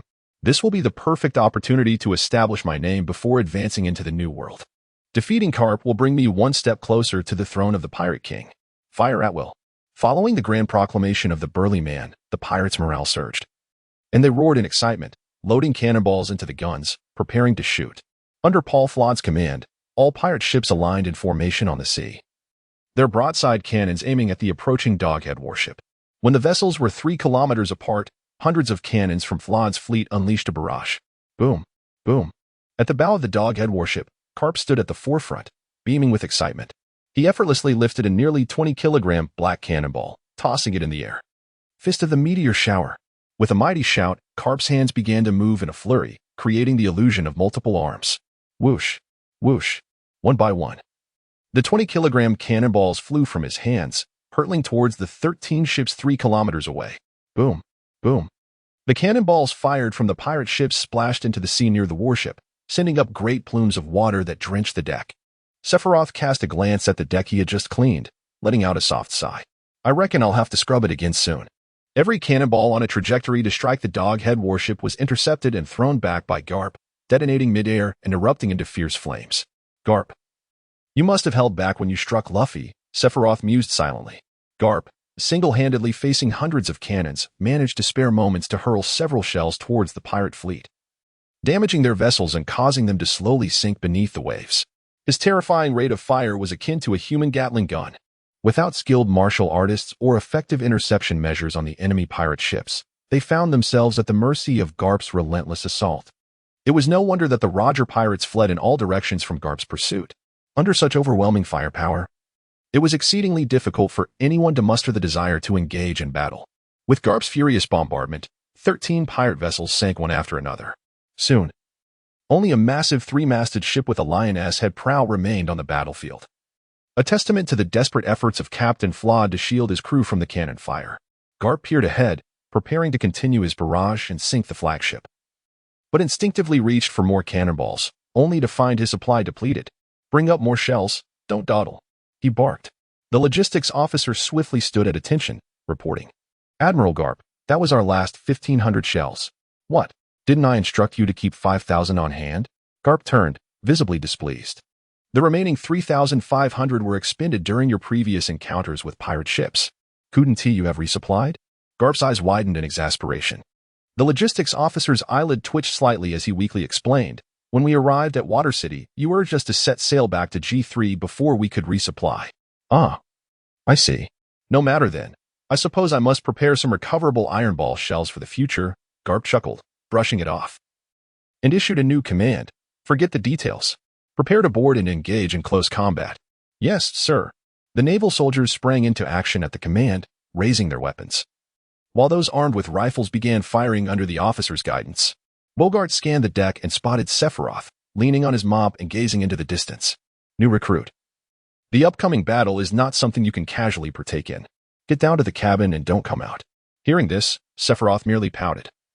Transforming into his vampire form and drawing his blade, the autumn leaf knife. Though I am a new recruit, I am not lacking. Boggart intended to say more, but Garp interrupted him. Ah, you little rascal, you have some guts. Just don't go dying on me when the fighting starts. Clearly. Garp had consented to Sephiroth joining the fray, leaving Boggart with no choice but to cease his attempts at persuasion. On the lion-headed three-masted ship, a group of pirates stood on the deck, their expressions a mix of fear and uncertainty as they gazed at the approaching doghead warship. Captain Flawed, what should we do? They are closing in. Paul Flawed roared, activating his animal form from the cat fruit, lion type, as he transformed into a towering figure over 5 meters tall. What are you panicking for? They are out of cannonballs. Prepare for close combat. We shall seize that warship. Following Garp's barrage, 12 of his 13 ships had been sunk, and over 1,000 members of the Lion's Pride pirates found themselves in the sea, scrambling up the sides of the three-masted ship. Paul Flawed understood that in the pirate world, laws and morals could be disregarded, but one must never lack benevolence. Even the semblance of it must be maintained. If the hearts of the crew scattered, leadership would falter. Moreover, if word spread that he had abandoned most of his crew, his reputation in the pirate world would be irrevocably tarnished. How could he then recruit new members? Who would trust someone who had once forsaken their comrades? To bolster morale, Paul Flawed raised his large cleaver and shouted to his fellow pirates, "Kill those navy dogs and avenge our fallen comrades." The previously low spirits of the pirates were somewhat revived by Captain Flawed's rallying cry. After reaching a certain distance, both sides exchanged gunfire, taking down several of each other's crew members. On the doghead warship, Garp stood at the bow, shouting, "Sailors, charge with me." He then leaped onto the lion-headed three-masted ship, unleashing a flurry of punches like a whirlwind. A throng of naval soldiers, inspired by Garp's lead, roared and surged onto the pirate deck. Amidst the throngs of naval personnel, Sephiroth stealthily boarded a pirate ship, wielding his autumn leaf blade with deadly precision, swiftly claiming the lives of numerous pirates. Continuously, pirates emerged from the depths, scaling the lion-headed three-masted vessel, while even from the doghead warship, some climbed aboard, engaging the station navy in fierce combat. A brutal clash ensued on the battleground of the two grand sailing ships, where pirates and navy fought for their very lives. Witnessing his captain, a notorious figure with a bounty exceeding 100 million, being struck by a mere punch from Garp, only to be sent reeling and bleeding into the sea. The lion-hearted Flawed could no longer remain passive. "Damn you, Garp," he roared, as his massive blade became enveloped in Haki, and he lunged towards Garp with fervor. Clang! The edge of Flawed's blade collided with Garp's ebony fist, resonating with a metallic clash. Quite amusing. Who would have thought that in the first half of the Grand Line, one could still encounter formidable foes wielding Haki? Since the onset of the Great Pirate Era, I have captured quite a few. Individuals like you, who possess Haki, are now barely considered strong. Garp chuckled heartily, a glimmer of battle fervor igniting in his eyes. Underestimating others, are we, you scoundrel? Flawed, with his left hand infused with Haki, aimed a blow at Garp's head. Bam! His punch landed solidly, yet Garp merely turned his neck nonchalantly, countering with a powerful right hook that sent Flawed crashing into the ship's cabin. On the deck of the pirate ship, in a secluded corner, Sephiroth cast a fleeting glance at the skirmish between Garp and Flawed. "You shall perish. How dare you divert your attention while facing me?" A pirate clad in gray leather armor, with a sinister smile, plunged his sword into Sephiroth's left chest, piercing through to the wooden wall behind. However, in the next instant, a swarm of black bats burst forth from Sephiroth's chest, flapping their wings. Swoosh! In the bewildered gaze of the armored pirate, the crimson autumn leaf blade swiftly severed his neck, blood splattering and staining his white uniform. Impossible, that was merely a feint. Once Sephiroth's body moved away from the sword, the black bats returned to him, filling the void in his heart. One must admit, the combination of observation Haki and bat transformation is truly advantageous, granting Sephiroth an almost pseudo-elemental capability. Even if the bats were to perish or sustain injuries, he could expend vitality to rapidly restore the damaged parts. After a period of development and training with his powers, he had become adept at evading blade strikes using bat transformation. His next endeavor was to attempt expelling bullets that entered his body through this transformation, a feat requiring even greater mastery. Otherwise, should he transform into a bat while a bullet remains lodged within, his restoration would be futile. Though Flord possessed formidable strength, he unfortunately crossed paths with Garp, who rendered him unconscious with a single blow. Following this, in Garp's relentless onslaught, the pirates aboard the ship were swiftly overwhelmed. Those still swimming in the sea, upon witnessing this, either surrendered or desperately swam towards the horizon, clinging to driftwood in hopes of escaping. In the aftermath of the battle, the Navy apprehended the pirates, with Flord receiving special treatment, shackled in seastone cuffs. Awaiting these pirates would be judicial proceedings. The most heinous offenders would face execution or life imprisonment, while others would be relegated to slavery, stripped of their freedom and rights, sent to the Bridge Kingdom in the East Blue, to toil until death. Of course, a select few high-quality slaves would be retained by the celestial dragons. Thus, pirates and serious criminals constituted a significant source of slaves in this world. Although legislation prohibiting the slave trade had been enacted, the world government had never enforced it. Many remained oblivious to its existence. Should the slave system be abolished? The first to oppose would undoubtedly be the celestial dragons, for they possessed the largest number of slaves and consumed them at an alarming rate. To satisfy the demands of the celestial dragons, the Sabaody archipelago, near Mariehua, had been transformed into the world's largest slave trading hub. The omnipotent celestial dragons brazenly engaged in the mass buying and selling of slaves, inspiring other nobles and powerful individuals to follow suit, rendering the anti-slavery legislation a mere formality. Consequently, Sephiroth harbored grave suspicions that the world government was deliberately fostering the growth of pirate forces, restraining them to a certain extent to ensure a continuous supply of slaves for the nobility. After all, if the world government truly desired to eradicate the Great Pirate Era, it would not be a formidable challenge. They could deploy heavy troops and admirals to the entrance of the Grand Line, Twin Cape, and upon sighting a pirate flag, unleash devastating firepower, instilling a nightmarish dread in the hearts of emerging pirates. The cumulative area of all islands in the Grand Line is likely smaller than that of any one of the four seas. By transforming Twin Cape into a pirate graveyard and minimizing the influx of new pirates in the initial half of the Grand Line, the latter half would inevitably suffer a significant depletion of fresh blood. This could lead to two outcomes. Either the new generation of pirates would navigate the perilous waters teeming with sea kings to breach the Grand Line, or they would emerge at their peak, possessing admiral-level combat prowess to forcibly breach the blockade at Twin Cape. As for the pirates in the four seas, the chaotic magnetic fields of the Grand Line make navigation exceedingly difficult, compounded by numerous islands that cannot be pinpointed with a log pose, allowing pirates to operate with uncanny stealth. Otherwise, at sea, unless a pirate vessel is helmed by a top-tier powerhouse, the overwhelming firepower of Navy warships would easily crush the majority of pirate crews. Furthermore, Sephiroth discovered an intriguing merit system within the Navy, aside from defeating bountied pirates. Killing ordinary pirates did not garner merit. However, capturing ordinary pirates alive would yield a certain merit reward. Thus, the Navy was quite enthusiastic about apprehending pirates alive. Draped in the cloak of justice, flying the Navy's flag, engaging in the capture of slaves. To return to the matter at hand, after the battle, there was no celebratory feast. Instead, they busied themselves with tending to the wounded soldiers and cleaning the battlefield.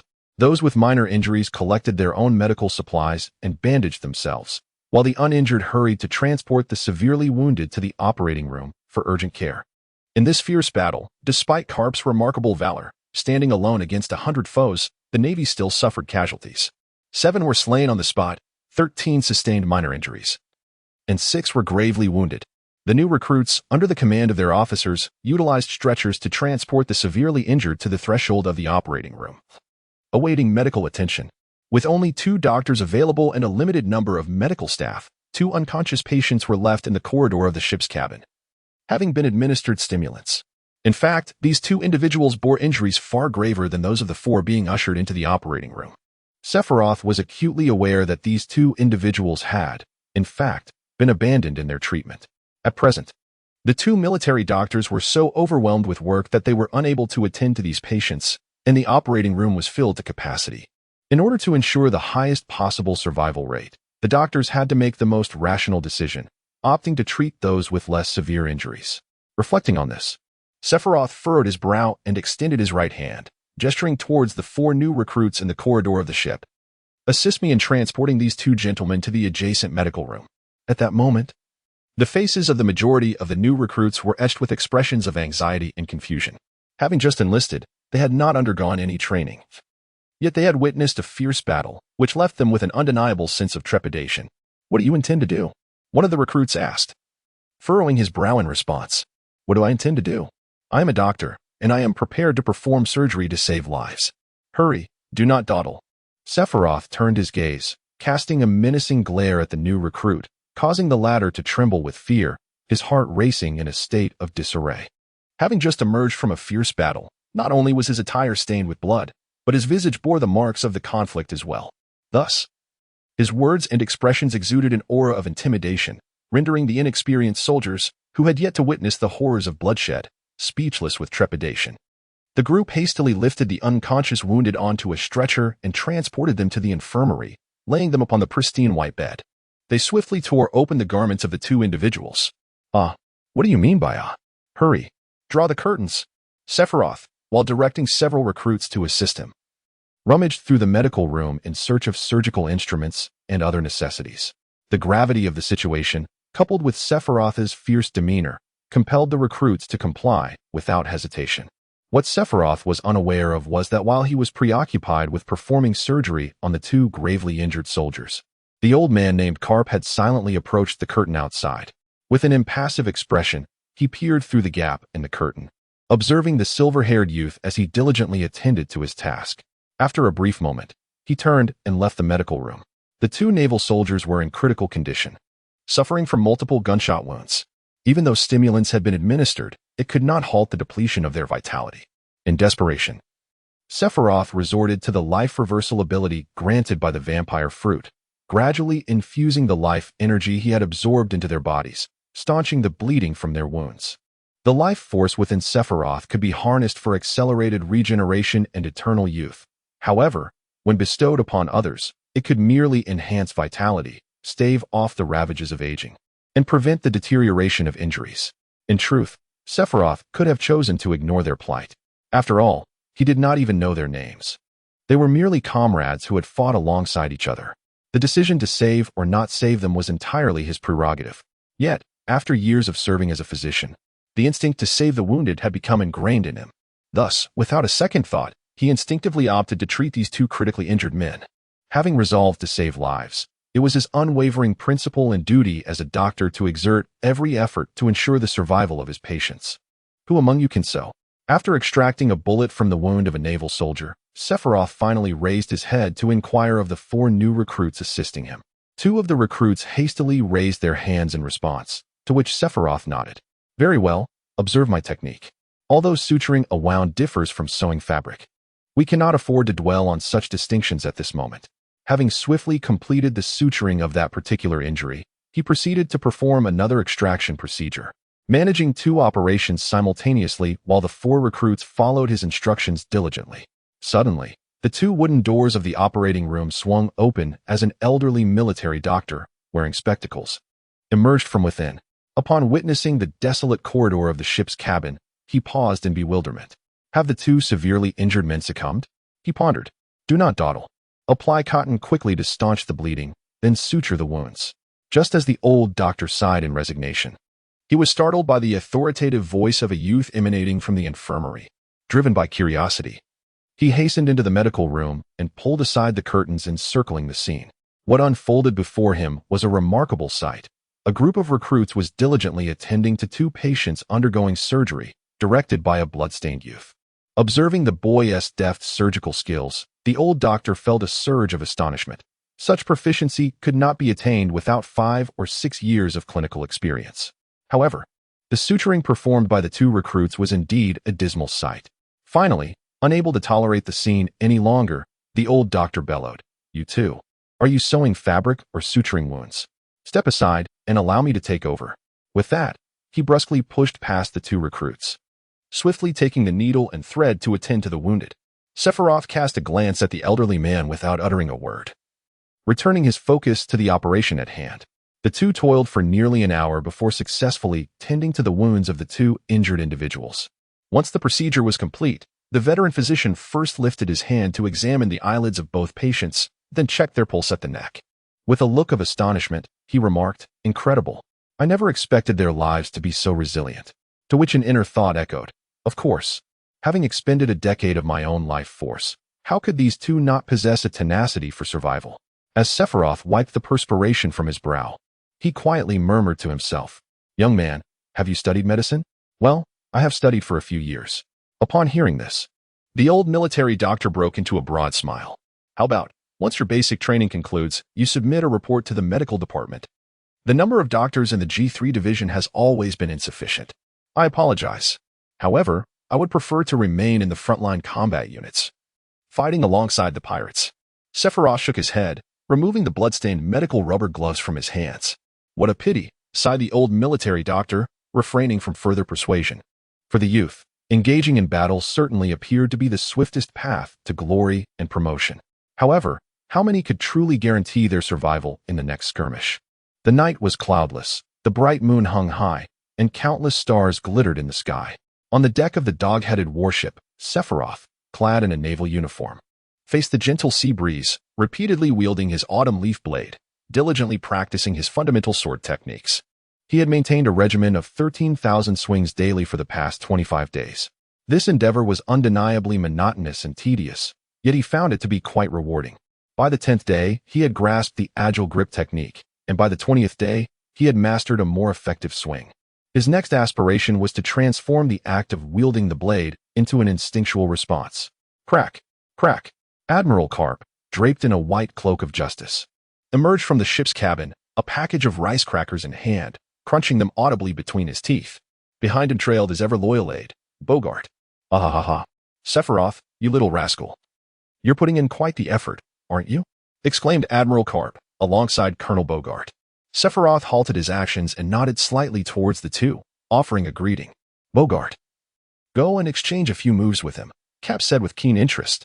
Upon hearing this, Boggart adjusted the brim of his hat and slowly drew the longsword from its sheath with his left hand, assuming a ready stance before the young boy.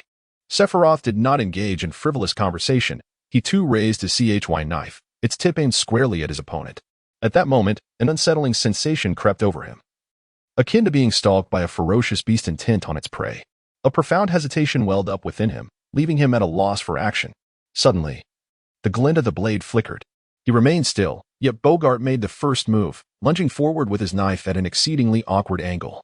As Sephiroth's crimson eyes gleamed, he instantaneously activated his observation Haki, foreseeing the trajectory of his opponent's assault. With a swift motion, he parried the incoming strike. Clang, clang, clang.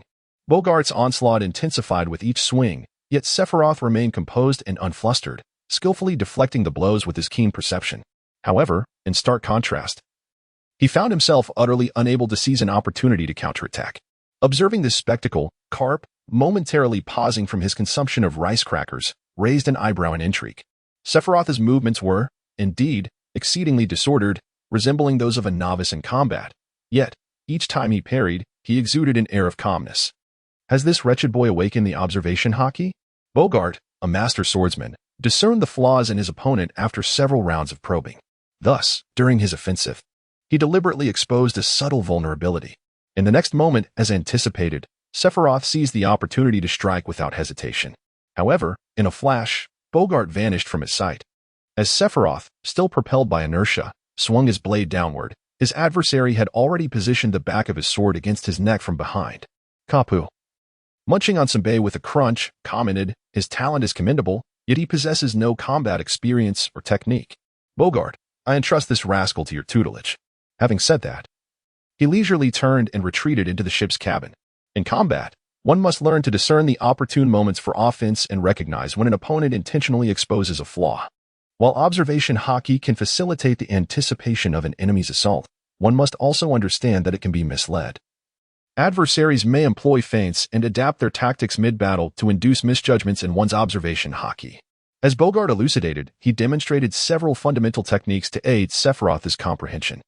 During their engagement, unless there was a significant disparity in strength, exploratory attacks were essential. Boggart was a man of few words. Thus, his instructions and demonstrations were concentrated on key techniques, compelling Sephiroth to listen intently. Unlike the Boa sisters, who were innate fighters yet lacked pedagogical skills, Boggart possessed a systematic approach to instruction, allowing Sephiroth to learn with remarkable efficiency. After the explanation, Boggart exchanged a few more moves with him before turning away from the deck and retreating to the cabin for a well-deserved rest. After completing the remaining sword movements, Sephiroth stepped into the cabin, took a shower, and then fell into a deep slumber on the bunk in the communal dormitory. Old Carp likely witnessed this. He is a wielder of a devil fruit power and has performed commendably in battles against pirates, which is probably why Boggart has come to guide his training.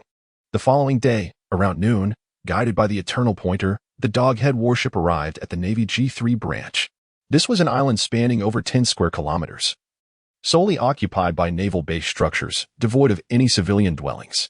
Navigation to this island was only possible through the use of an Eternal Pointer or a specific individual's life card. Otherwise, relying on a log pose would be futile. Thus, the concealment of the naval base was maximally ensured. Conversely, if pirates were to establish similar islands as their strongholds, the Navy would struggle to locate the enemy's lair unless they stumbled upon it during patrols. The rampant proliferation of pirates in this world can be attributed not only to the fact that nearly 90% of the planet's surface is covered by water, but also to the chaotic magnetic fields present in the Grand Line. Once a ship disappears from view in the Grand Line, and the adversary utilizes an Eternal Pointer to navigate towards an island, without knowledge of their ultimate destination, the pursuit becomes akin to searching for a needle in a haystack, utterly futile. Over time, many pirates began to either actively or passively seek refuge in the Grand Line. And the surge in the number of pirates following Roger's last words only exacerbated the influx of piracy in these treacherous waters. As the Doghead warship docked at the base port, rows of naval soldiers stood at attention on the pier. "Carp, you've worked hard." Among the soldiers, an officer sporting a distinctive mustache respectfully saluted Carp as he descended the gangplank. This time, Carp was neither asleep nor in a jovial mood. Instead, he wore a serious expression and stated, "The ship is holding over 300 pirates and one ability user. You are to take care of them. Additionally, 7 soldiers perished in this battle. Please arrange for their matters." "Yes, I will ensure everything is arranged properly," the mustached officer replied, his demeanor equally grave. After Carp departed, Sephiroth and the other new recruits were gathered at the dock, awaiting their assignments. In addition to their group, new recruits from other islands began to disembark from various warships. After waiting for over half an hour, a young man in standard naval uniform, appearing to be in his early 20s, stood before Sephiroth and his companions. He had 2 downward curving mustache-like whiskers, and scars adorned the left side of his forehead and the area around his left eye. "I am Corporal Kongming. From now on, I will be your squad leader," the scarred man declared with a serious expression. Sephiroth, could this individual be the one who, through cunning plans, nearly annihilated the Straw Hat pirates at the Navy headquarters? At 4 in the morning, the sky was shrouded in a gray haze. A few scattered stars twinkled faintly in the distant heavens. Within the G3 branch of the Navy, in a soldier's dormitory, the only sounds were the rhythmic ticking of the clock on the wall and the snores of soldiers.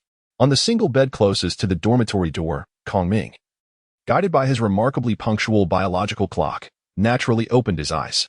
He swiftly rolled out of bed, donned his attire with precision, and quietly pushed open the door, leaving the dormitory. In the corner of the room, on a nearby bed, Sephiroth, alerted by the commotion, also opened his eyes. He glanced at the clock on the wall and noted that it was just barely 4 o'clock.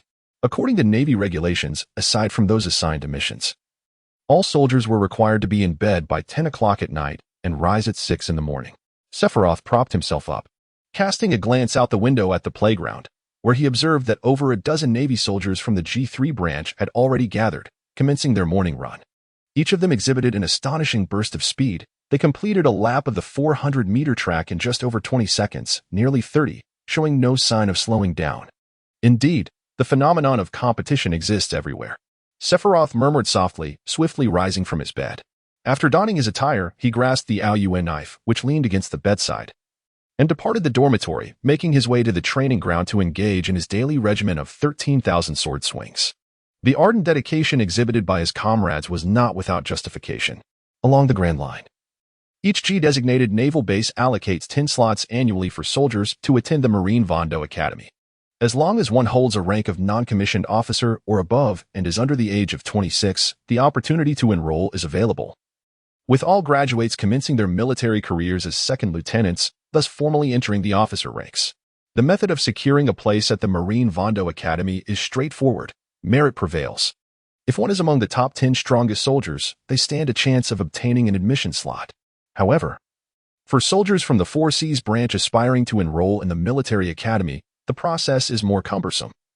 They must demote their rank by 3 levels and transfer their records to the Naval Headquarters to become part of a G-designated branch or the Naval Headquarters itself, thus qualifying for the selection process. This intelligence was gleaned by Sephiroth during one of Corporal Kongming's boastful narratives directed at the new recruits. Moreover, it was evident from Kongming's remarks that he too harbored aspirations for a place at the academy.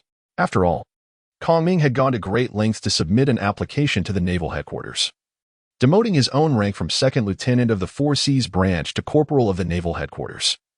It would be difficult to believe he had no intention of attending the academy. Under normal circumstances, new recruits like Sephiroth must serve 6 months to attain the rank of private, a year for the rank of first-class private, and 2 years to become a corporal.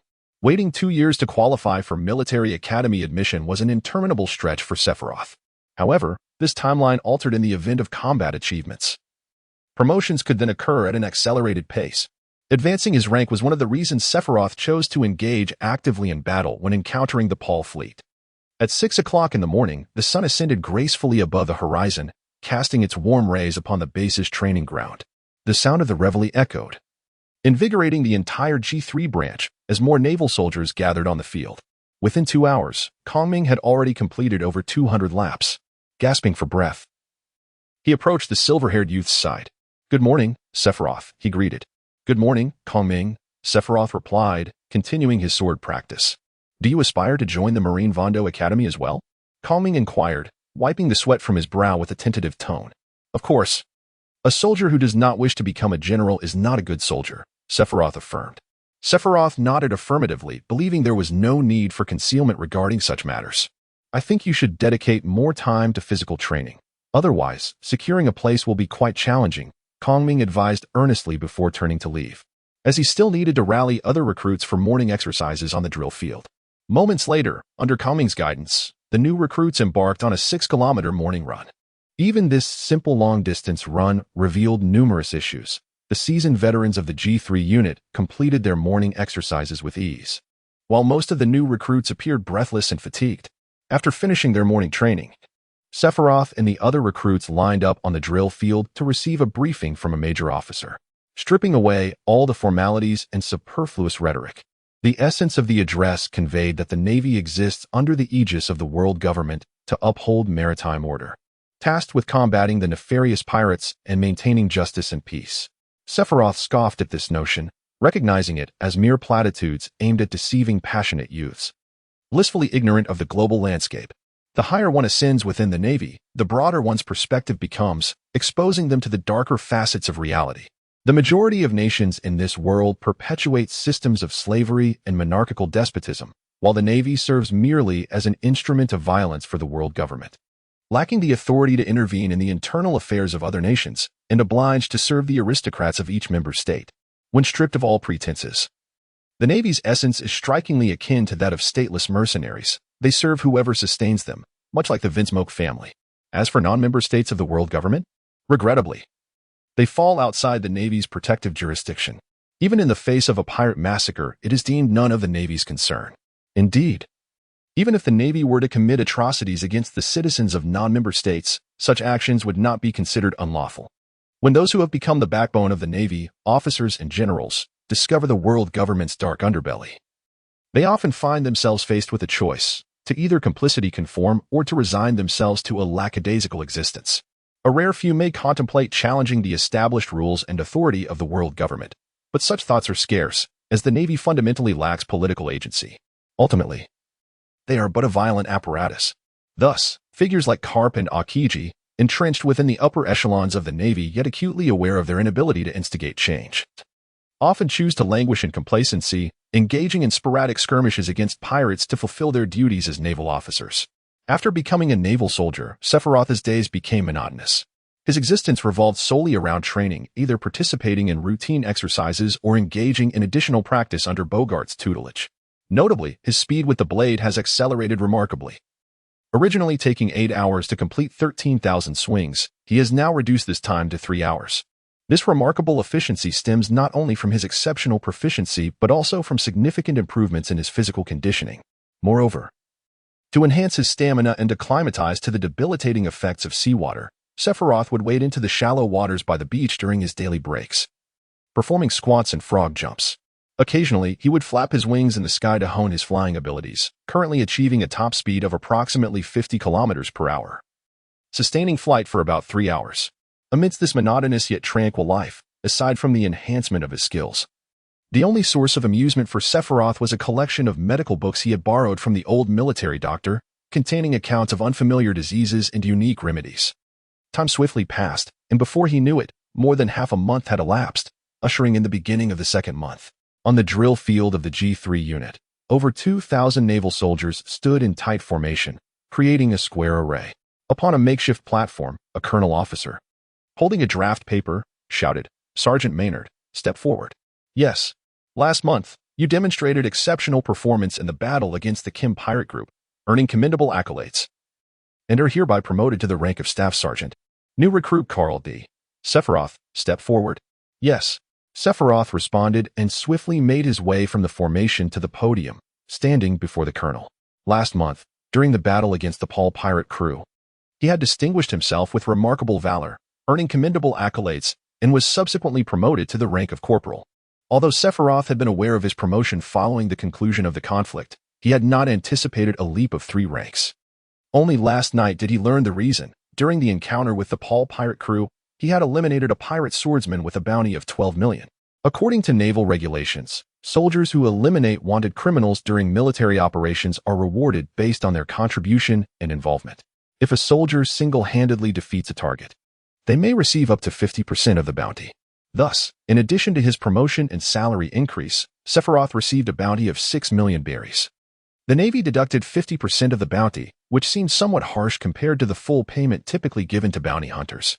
However, it is essential to recognize that bounty hunters incur costs in their pursuits, including travel expenses, weapon wear, and the risk of injury or even death. Therefore, the Navy's decision to withhold only half of the bounty could be viewed as a commendable act of fairness. In Sephiroth's eyes, this also represented the Navy's effort to attract talent and motivate soldiers to combat pirates. Otherwise, why would anyone choose to serve in the Navy, where they are constantly supervised, lack freedom, and earn meager salaries of only tens of thousands of berries, risking their lives against pirates? Aside from the impassioned youth, any rational individual would likely refrain from enlisting. This predicament raises the question of how to retain capable individuals. Those with skills might prefer the life of a pirate, reveling in plunder and indulgence rather than enduring the constraints of naval service. Following the rank conferral ceremony, over 2,000 Navy soldiers did not disperse, but instead marched in unison towards the base's exit. As the sun dipped below the horizon, a gentle sea breeze swayed the wildflowers on a coastal hillside. Nearby stood a grove of stone tombstones, each inscribed with the names, birth dates, and death dates of fallen Navy personnel. Under the leadership of Garp, the soldiers approached the newly erected 34 tombstones, laying a bouquet of flowers at each one. These 34 tombstones honored the Navy soldiers who had perished in the G3 branch the previous month. Salute! Amidst a somber and mournful bugle call, both soldiers and officers straightened their posture, raising their right hands in the most solemn and respectful military salute towards the tombstones. Concurrently, they began to hum a military song. This was a melody every Navy soldier must know, yet it is one they are most reluctant to sing. It served as a dirge from the living to the deceased. The sea observes all, even the dawn of existence. The sea comprehends all, even the twilight of creation. Thus, it beckons towards the path that must be traversed. Hence, it guides towards the realm that is true. Suffering and anguish, all are embraced by me. Expansive and gentle, I envelop them. The sea observes all, even the dawn of existence. The sea comprehends all, even the twilight of creation. Should I vanish from this world, it is the all-knowing sea that shall guide me. Fear not, for you are present. Do not tremble, for comrades await. Bravely advance towards the azure horizon. As the dirge concluded, many Navy soldiers found their eyes welling with tears. Their once living and breathing comrades had perished in the vastness of the sea, laid to rest in cold graves marked by ordinary tombstones. Years from now, who will remember them? Sephiroth gazed upon the vast expanse of gravestones, his countenance serene. He held deep admiration for those naval officers who sacrificed themselves for the justice they believed in, yet a profound sorrow enveloped him for their fate. The Navy, under the aegis of the world government, existed primarily to uphold the dominion of the global aristocracy. The ideals they cherished diverged significantly from the harsh realities they faced. As the funeral concluded and twilight descended, the naval officers departed in an orderly fashion, leaving behind the sorrowful sight. "Hey, Sephiroth, you little rascal, come here," Carp suddenly called out, halting the silver-haired youth. Though perplexed, Sephiroth followed. Boggart, akin to Carp's shadow, trailed closely behind. Upon reaching the island's edge, at a beach, Carp finally came to a stop and turned to face him. "Come at me. Let me see how much progress you've made during this time." As he spoke, Carp clenched his fist, producing a sharp crack, exuding an exuberance that seemed boundless. Sephiroth glanced at the autumn leaf blade at his waist and tentatively inquired, "May I use my sword?" "Do as you wish." With that acknowledgement, he felt no need for pretenses. With a swift motion, the long blade was drawn from its sheath, slicing through the air in a graceful arc of crimson, aimed directly at Carp's chest. Clang! Iron met iron. As the blade wielded by Sephiroth struck the chest of Carp, a shroud of pitch-black Haki enveloped the area from his chest to his neck, causing Sephiroth to feel as though he had struck against steel. A wave of astonishment washed over him. In the next moment, before he could fully comprehend the situation, Carp's colossal fist, akin to a cooking pot, had already made contact with his cheek. Bang! Sephiroth was suddenly propelled backward, landing 3 meters away, where he rolled several times upon the sandy ground before finally coming to a halt. Lying on the beach, he could not help but curse. "Damn it! You cunning old man, resorting to the use of armament Haki. Haha, did I not already permit you to wield a blade? Moreover, what significance do armament Haki and observation Haki hold? As long as the power of the attack is sufficiently potent and the speed is adequately swift, those are but illusions." Carp laughed heartily in response. "Ha!" Sephiroth rose from the ground, wiping the blood from the corner of his mouth and spitting out a mouthful of crimson foam. His gaze filled with malice. "Once I master the power of Haki, I shall not hesitate to strike you down. To learn the art of Haki, one must infuse their will into their attacks. With your current level of skill, you cannot harm me." Upon hearing these words, Sephiroth couldn't help but let out a silent sigh. He understood that this old man before him was one of the world's most formidable warriors. Even if he exerted every ounce of his strength, victory was an unattainable dream. In this exchange, he would only find himself on the receiving end of punishment.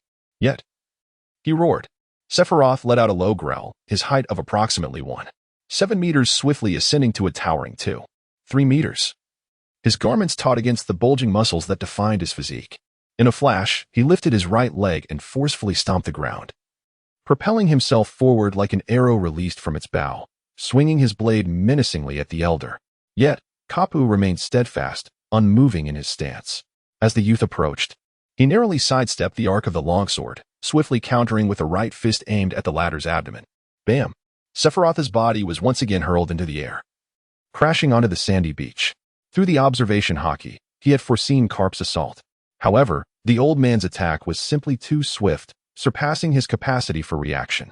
Moreover, the opponent exhibited no superfluous movements, whether in evasion or offense, and coupled with an impeccable sense of timing, he achieved an overwhelming dominance over Sephiroth. Carp grinned broadly, his tone laced with mockery. "Is this all you can muster? What a shame that Boggart claimed you possessed remarkable swordsmanship. Take me seriously, you brat. Haven't you awakened your observation Haki? If so, then focus intently on the rhythm and breath of your body. Come again." Sephiroth gritted his teeth and rose to his feet once more, brandishing his long blade as he charged towards Carp. Bang! Come again! Bang! In terms of both speed and strength, Carp utterly overwhelmed Sephiroth. Even when Sephiroth exerted every ounce of his strength to strike his opponent, he could only manage to tear Carp's clothing beneath the latter's formidable Haki defense, leaving not a single mark upon the obsidian skin cloaked in armed color. As the battle progressed, Sephiroth, in a display of defiance, discarded his weapon altogether, choosing instead to stand upon the sandy shore, adopting a sturdy stance as he faced Carp head-on. Blow for blow, they exchanged fierce punches, each strike landing with resounding impact. Carp, confident in his robust Haki, treated Sephiroth's fists as mere instruments of massage. Sephiroth, fueled by an unwavering determination, proclaimed that regardless of whether his defenses could withstand the blow, he would retaliate with equal force. "You strike me once, and I shall return the favor." An hour later. Thud! Sephiroth, bruised and battered, collapsed onto the beach, gasping for breath, his vampiric transformation having dissipated. He gazed up at the moon, lost in thought. Why have I exerted myself so fervently? Oh well, perhaps it is better to simply relax and surrender to the moment. Carp looked down at the youth sprawled on the sand and suddenly burst into hearty laughter. You are quite impressive, although your strength and speed leave something to be desired. Your resilience is commendable. Henceforth, I shall dedicate an hour each day to guide you in your training. Sephiroth remained silent. After a moment, that old curmudgeon, Carp, turned away with Boggart, leaving him alone to ponder the meaning of life on the sandy shore. After a lengthy pause, during which Sephiroth expended a year's worth of vitality, the wounds on his body and the bruises and swelling on his face vanished entirely, restoring him to the visage of a youthful beauty. Sephiroth reclined upon the sandy shore, gazing at the moonlit sky, gritting his teeth as he declared, Cap, you old fool. Mark my words. One day, I shall bring you to your knees. At the naval port of G3, a cadre of sailors stood by the dock, led by a golden-haired lieutenant who held a roster in his hands. Corporal Kongming, present. Corporal Dongjak, present. Corporal Kongshao, present. Sergeant Minard, present. Corporal Carl D. Sephiroth, present. Wishing you all great fortune in your endeavors. During your year of study at the Marine Vander Military Academy, may you achieve even greater accomplishments. Yes, 10 including Sephiroth. The 10 officers saluted the golden-haired lieutenant before retrieving their respective luggage and ascending the gangway onto the small military vessel. Sephiroth rested both hands on the edge of the ship, gazing at the naval G3 branch that gradually receded into the distance. He reflected on the past fortnight, during which he endured daily beatings from Carp, and a feeling of liberation blossomed within him. Hey, you are Carl D. Sephiroth, aren't you? At this, Sephiroth withdrew his gaze and turned to face the imposing figure approaching him. The man stood at an impressive height of 2.5 meters, with a muscular build and a broad chest. Beneath a white naval cap, his long black hair was tied back in a ponytail, and a scruffy beard adorned his face, with a cigarette dangling from his lips. Ah, indeed, that is I. May I inquire what business you have? Sephiroth replied, a hint of confusion in his voice. I am Maynard, the top candidate from this G3 branch selection. I have heard that you are a devil fruit user, which exempts you from the selection process, granting you a direct admission to the Marine Ford Military Academy. I am quite curious to know just how formidable you truly are as a devil fruit wielder. As he spoke, Maynard cracked his neck and flexed his knuckles, casting a slightly provocative glance at Sephiroth. Honestly, I am not particularly strong. I can only handle minor adversaries, Sephiroth shrugged, a look of resignation on his face. Witnessing this exchange, Kongming, who stood nearby with concern, hastily approached the two and interjected. Sephiroth once eliminated a pirate with a bounty of 12 million berries shortly after enlisting. I believe it is his considerable strength that has afforded him this opportunity for direct admission. However, Kongming's words did not quell Maynard's inclination to provoke. Instead, they seemed to heighten the fire of his competitive spirit. Oh, I too have vanquished a pirate with a bounty of 10 million berries. And now I am even more eager to discern the extent of your strength. Sephiroth, are you perhaps afraid to spar with me? He scanned the deck of the warship, noticing that nearly all the officers accompanying him to Marineford were observing with a sense of anticipation. It was evident that their discontent regarding Sephiroth's direct admission without participation in the selection lingered, and Maynard had chosen to vocalize this sentiment. Sephiroth recognized all the officers present. They were the same individuals who trained rigorously at the training grounds every day at 4 in the morning. Naturally, there were also soldiers he recognized who had not boarded this vessel bound for Marineford, presumably having failed to secure a place among the top 9 in the selection. After all his arduous training and the defeat of numerous opponents to earn his admission to the academy, it was disheartening to see others acquire the same privilege with seemingly little effort. Thus, it was hardly surprising that the officers regarded him with hostility. The military is a realm where strength reigns supreme. Only by showcasing one's prowess can one earn the respect of others. With this thought, Sephiroth let out a soft sigh and moved to the center of the ship's deck, beckoning the robust man. Very well, let us engage in a sparring session. But let it be controlled. Excellent. Allow me to witness your true capabilities, Maynard declared, assuming a fighting stance, his body slightly hunched, and launched a right hook aimed at Sephiroth's left cheek. The force of his punch sliced through the air, creating a sharp whoosh. Sephiroth stood at a modest height of 173 centimeters, his physique lean and slender, while the behemoth towered at an imposing 250 centimeters. Muscles rippling with power, In terms of stature and build, there was simply no comparison between the two. However, as Maynard gazed on in astonishment, his fist barely grazed Sephiroth's nose, striking only air. Undeterred, he swung his fist left and right, aiming to land a blow on his opponent. Yet, to the amazement of all present, Sephiroth moved with an ethereal grace, akin to willow catkins dancing in the wind. No matter how Maynard unleashed his punches, he could not land a single hit. Sephiroth's remarkable proficiency in the art of evasion is a direct consequence of the relentless beatings administered by that old scoundrel, Carp.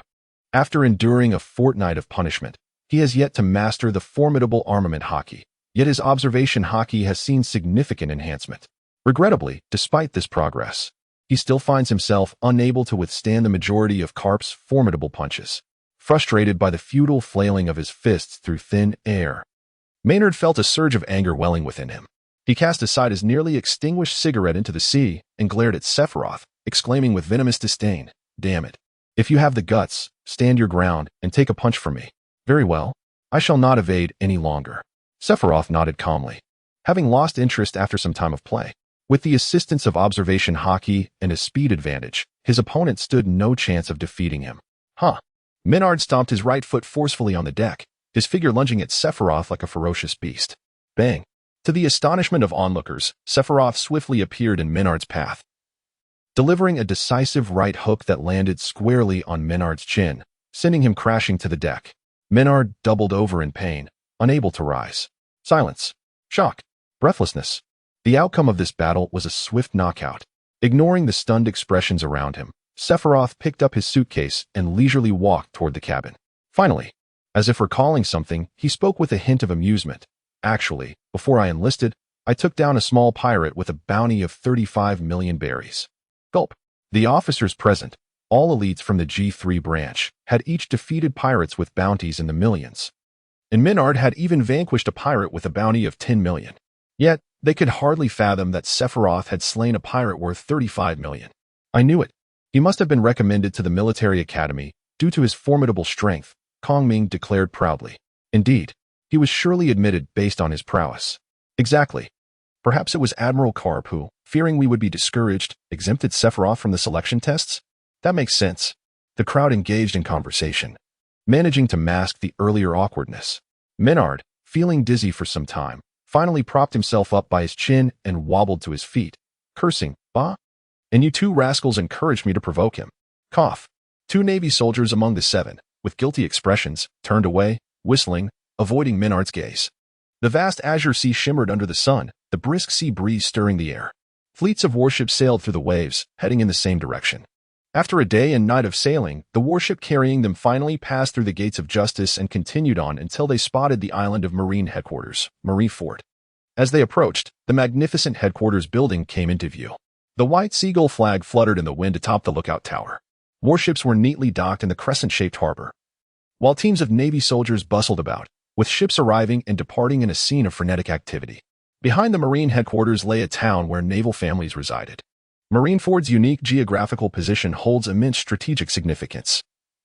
It not only backs onto the holy land of Mariehua, but also serves as the last stop for pirates entering the New World.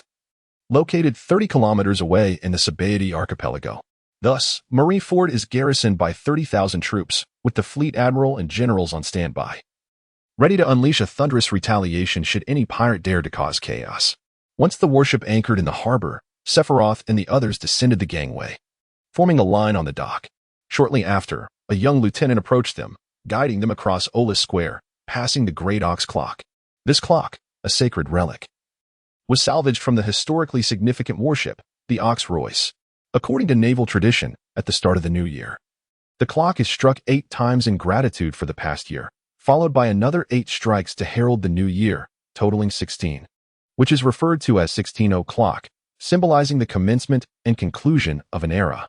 Before long, they entered the Marineford Academy, arriving at the training ground. They were instructed to place their luggage in a designated area and then assemble in the center of the field. The lieutenant pointed to a corridor piled high with luggage and then gestured towards the center of the field. Sephiroth and his companions did not inquire further. After swiftly placing their luggage down, they sprinted towards the center of the playground. At that moment, 10 squads of 10 naval soldiers each were already assembled on the field. It was evident that these soldiers had been selected from various branches of the Grand Line, all aspiring to enroll in the Marineford Military Academy, just like them. For naval soldiers from the Four Seas branch to gain admission to the Marineford Academy, they had to demote themselves by 3 ranks to transfer to a Grand Line branch or the Navy headquarters and subsequently qualify through selection. After a brief wait, 5 more teams arrived, joining the assembly on the playground. By 9 o'clock, a significant number of naval soldiers began to arrive, not from other branches, but selected from the Navy headquarters, totaling 150, equivalent to the sum of the 15 Grand Line branches. In total, 300 naval soldiers stood tall and proud, brimming with vitality. They were the new cadets of the Marineford Military Academy. Upon their graduation, they would be assigned to various departments, becoming the backbone of the Navy. At precisely 9:25, a robust middle-aged man, standing at 3 meters 1, donned in sunglasses and sporting a chic purple crew cut, emerged from the administrative building alongside an officer. He positioned himself before the 300 naval soldiers.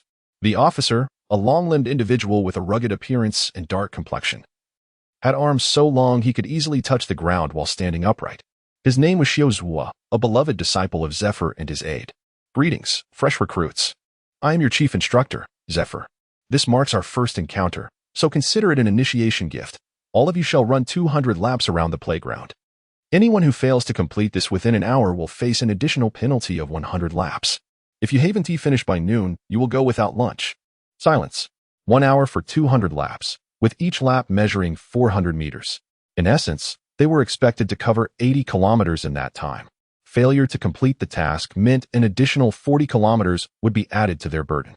As the 300 naval soldiers stood there, exchanging glances, Zephyr's booming voice echoed, "Are you all deaf? If you don't run, get out. I have no need for worthless individuals. The clock starts now." With that, 300 naval soldiers, realizing that Zephyr was not jesting, surged onto the track, sprinting with all their might.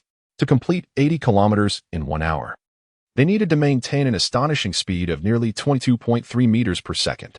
These selected soldiers generally possessed exceptional physical prowess and the potential to become formidable warriors. However, potential alone was not enough. Most of them were not yet fully developed. Thus, the majority faced the grim fate of being penalized with an additional 100 laps. Moments later, the disparities in physical capabilities became apparent, as some individuals struggled to maintain their breathing rhythm. Yet, at the forefront of the 300 soldiers, 2 individuals stood out, effortlessly outpacing the rest. Even Sephiroth could only barely keep up with them. Each time these 2 reached the straight sections of the track, their legs struck the ground in rapid succession, harnessing the explosive speed generated by the reaction force, making them nearly impossible to follow with the naked eye. They only slowed down at the bends to avoid overshooting the track. Clearly, the technique they employed was one of the Navy's 6 styles, shave. If they maintained their current speed, they would likely accomplish Zephyr's daunting task. Both were in their early 20s. The male was unattractive, wearing a talisman with the character, which means pig, hanging from his neck, named Jackie. The female, in contrast, was strikingly beautiful, with a beauty mark at the right corner of her mouth and a stunning figure. She wore shorts that revealed a tattoo of a spider on her left thigh, her name being Guillaume. In no time, while maintaining their blistering pace, they lapped the soldiers at the back of the line once more. After this period of training, Sephiroth, too, could barely execute the shave technique. But the extreme speed would place immense strain on his legs.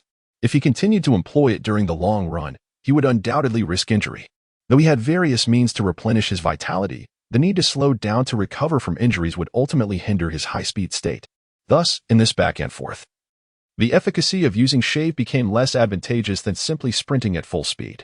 Just as Sephiroth contemplated whether to transform into a vampire to enhance his speed, Zephyr's voice thundered once more, "Smoker, if you dare to slack off by using elementalization, I shall reward you with a pair of sea-stone handcuffs until you complete 300 laps. Shalinger, if you do not revert your legs back from wheel form, I shall have you carry a battleship while running." Although Zephyr did not possess a roster of names, he accurately called out each new recruit's name with remarkable precision. Listening to the incessant roars of the silver-haired elder, Sephiroth reluctantly abandoned his thoughts of transforming into a vampire and continued to exert himself to the utmost, racing along the track of the playground. When Kaji and Guillaume completed their 100 laps, Zephyr took a notebook and a signature pen from his aide and swiftly inscribed the names of 30 individuals on the pristine paper. "Shuza, organize these individuals into a class. The rest is up to your discretion." Understood, replied Shuza, nodding as he took back the paper and pen, committing the names of those 30 individuals to memory with remarkable speed. Zephyr, having lost the desire to continue observing, made his way directly back to the administrative building. If one were to assert that the Marine Academy of Marineford is a place dedicated to the cultivation of officers, then this class, for which Zephyr personally inscribed the names, could be deemed the class of future stars. In Zephyr's estimation, each of these 30 individuals possess the potential to ascend to the rank of a commanding officer. Provided they do not falter along the way, they stand a chance of becoming the pillars of the Navy. Therefore, they will receive the finest resources and training. Thus, I would like to clarify that these two characters were introduced later by Oda in response to reader requests. The official sources do not specify their ages, and they only briefly appear during the World Conference in the year 1522 of the Sea Circle calendar. It remains unclear whether they, like Fujitora, joined the Navy midway through their journeys. Consequently, any narrative concerning their time at the Academy belongs to fan creation, and I kindly ask readers to refrain from discussing it with me in relation to other fan works. Thank you. Regarding the ages of Momotaro and Kaji, I have made rough estimations. In the year 1522 of the Sea Circle calendar, Carp is 78, Sengoku 79, and Zephyr 74. Akainu is 55, Kazara 59, and Akiji 49. Aside from Carp, there is an approximate 20-year age gap between the two generations of admirals. The ages of Gion and Kaji remain unknown, and the current timeline is the year 1503 of the Sea Circle calendar, leaving a span of 19 years until 1522. Assuming both attended the academy, based on the age differences between the two generations of admirals, they would likely be in their 30s to 40s. Rewinding their ages by 19 years would place them in their 20s. Given that Kazara joined the Navy at 26 and Akainu at 23, it is certainly plausible that they entered the academy in their 20s. In 1522, Smoker is 36 and Tina is 34. Should Gion and Kaji have attended the academy, they might be 1 or 2 years ahead, but they could also be contemporaries. After all, the official records are incomplete, rendering their ages and experiences as enigmatic as S.C. Chard-Dinger's cat. Having addressed this, I trust no reader will continue to obsess over whether Gion and Kaji are in the same class as the main characters. Furthermore, some readers have remarked that Smoker and Tina, entering the academy at ages 17 and 15, respectively, are too young, mere children.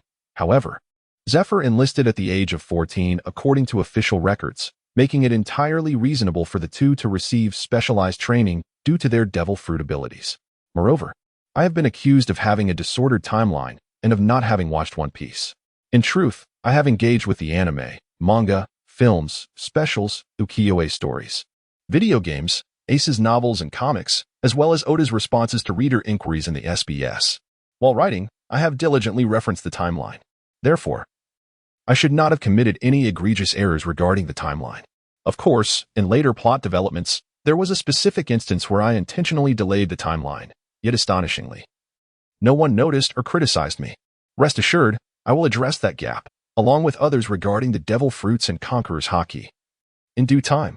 At the Marine Academy of Marineford, on the playground, over 200 naval soldiers were panting heavily, some standing, others seated or lying down. A few individuals, whose physical condition was relatively poor, had even fainted, necessitating the assistance of the medical team waiting nearby, who promptly carried them away on stretchers for urgent medical care. Among the 300 cadets, only Kaji and Gion had completed their tasks 5 minutes ahead of schedule. The others were penalized by running an additional 100 laps, with over 90 still struggling to finish. As Sephiroth completed his 186th lap, the hour came to an end. Though he muttered curses under his breath, he pressed on for an additional half hour to finish 300 laps. Were it not for the extraordinary regenerative abilities granted by the vampire fruit, which enabled him to maintain his physical prowess at its peak, he could hardly fathom how he would endure such a high-speed sprint for over an hour. Zifa's aide, the major named Shiozua, commanded attention on the training ground, his voice resonating as he bellowed, "All personnel, assemble." The sound of shuffling echoed as the exhausted cadets, though utterly fatigued, mustered their strength to quickly form ranks. "Thank you for your hard work this morning. Now," Shiozua's words suddenly faltered, creating a tense atmosphere among the cadets, who anxiously anticipated a potential twist in the orders. "Those who have completed their tasks, accompany me to the dining hall for a meal. After dining, return to the training ground for reassembly. The rest of you, continue running. Lunch is not for you."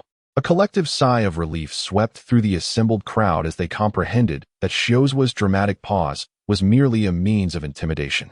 However, over 90 others were left with forlorn expressions, resigned to the track to finish their laps. Under Shiozua's leadership, the group marched in unison into the expansive dining hall of the military academy. Within the spacious hall, long tables were laden with an array of dishes, roasted meats, chicken wings, steaks, seafood fried rice, vegetable salads, creamy soups, and fruits. While the variety was modest, the quantity was plentiful. Dig in. Help yourselves. Shiozua gestured grandly, swiftly making his way to the long table where he piled 4 plates of roasted chicken wings before finding a seat to indulge heartily.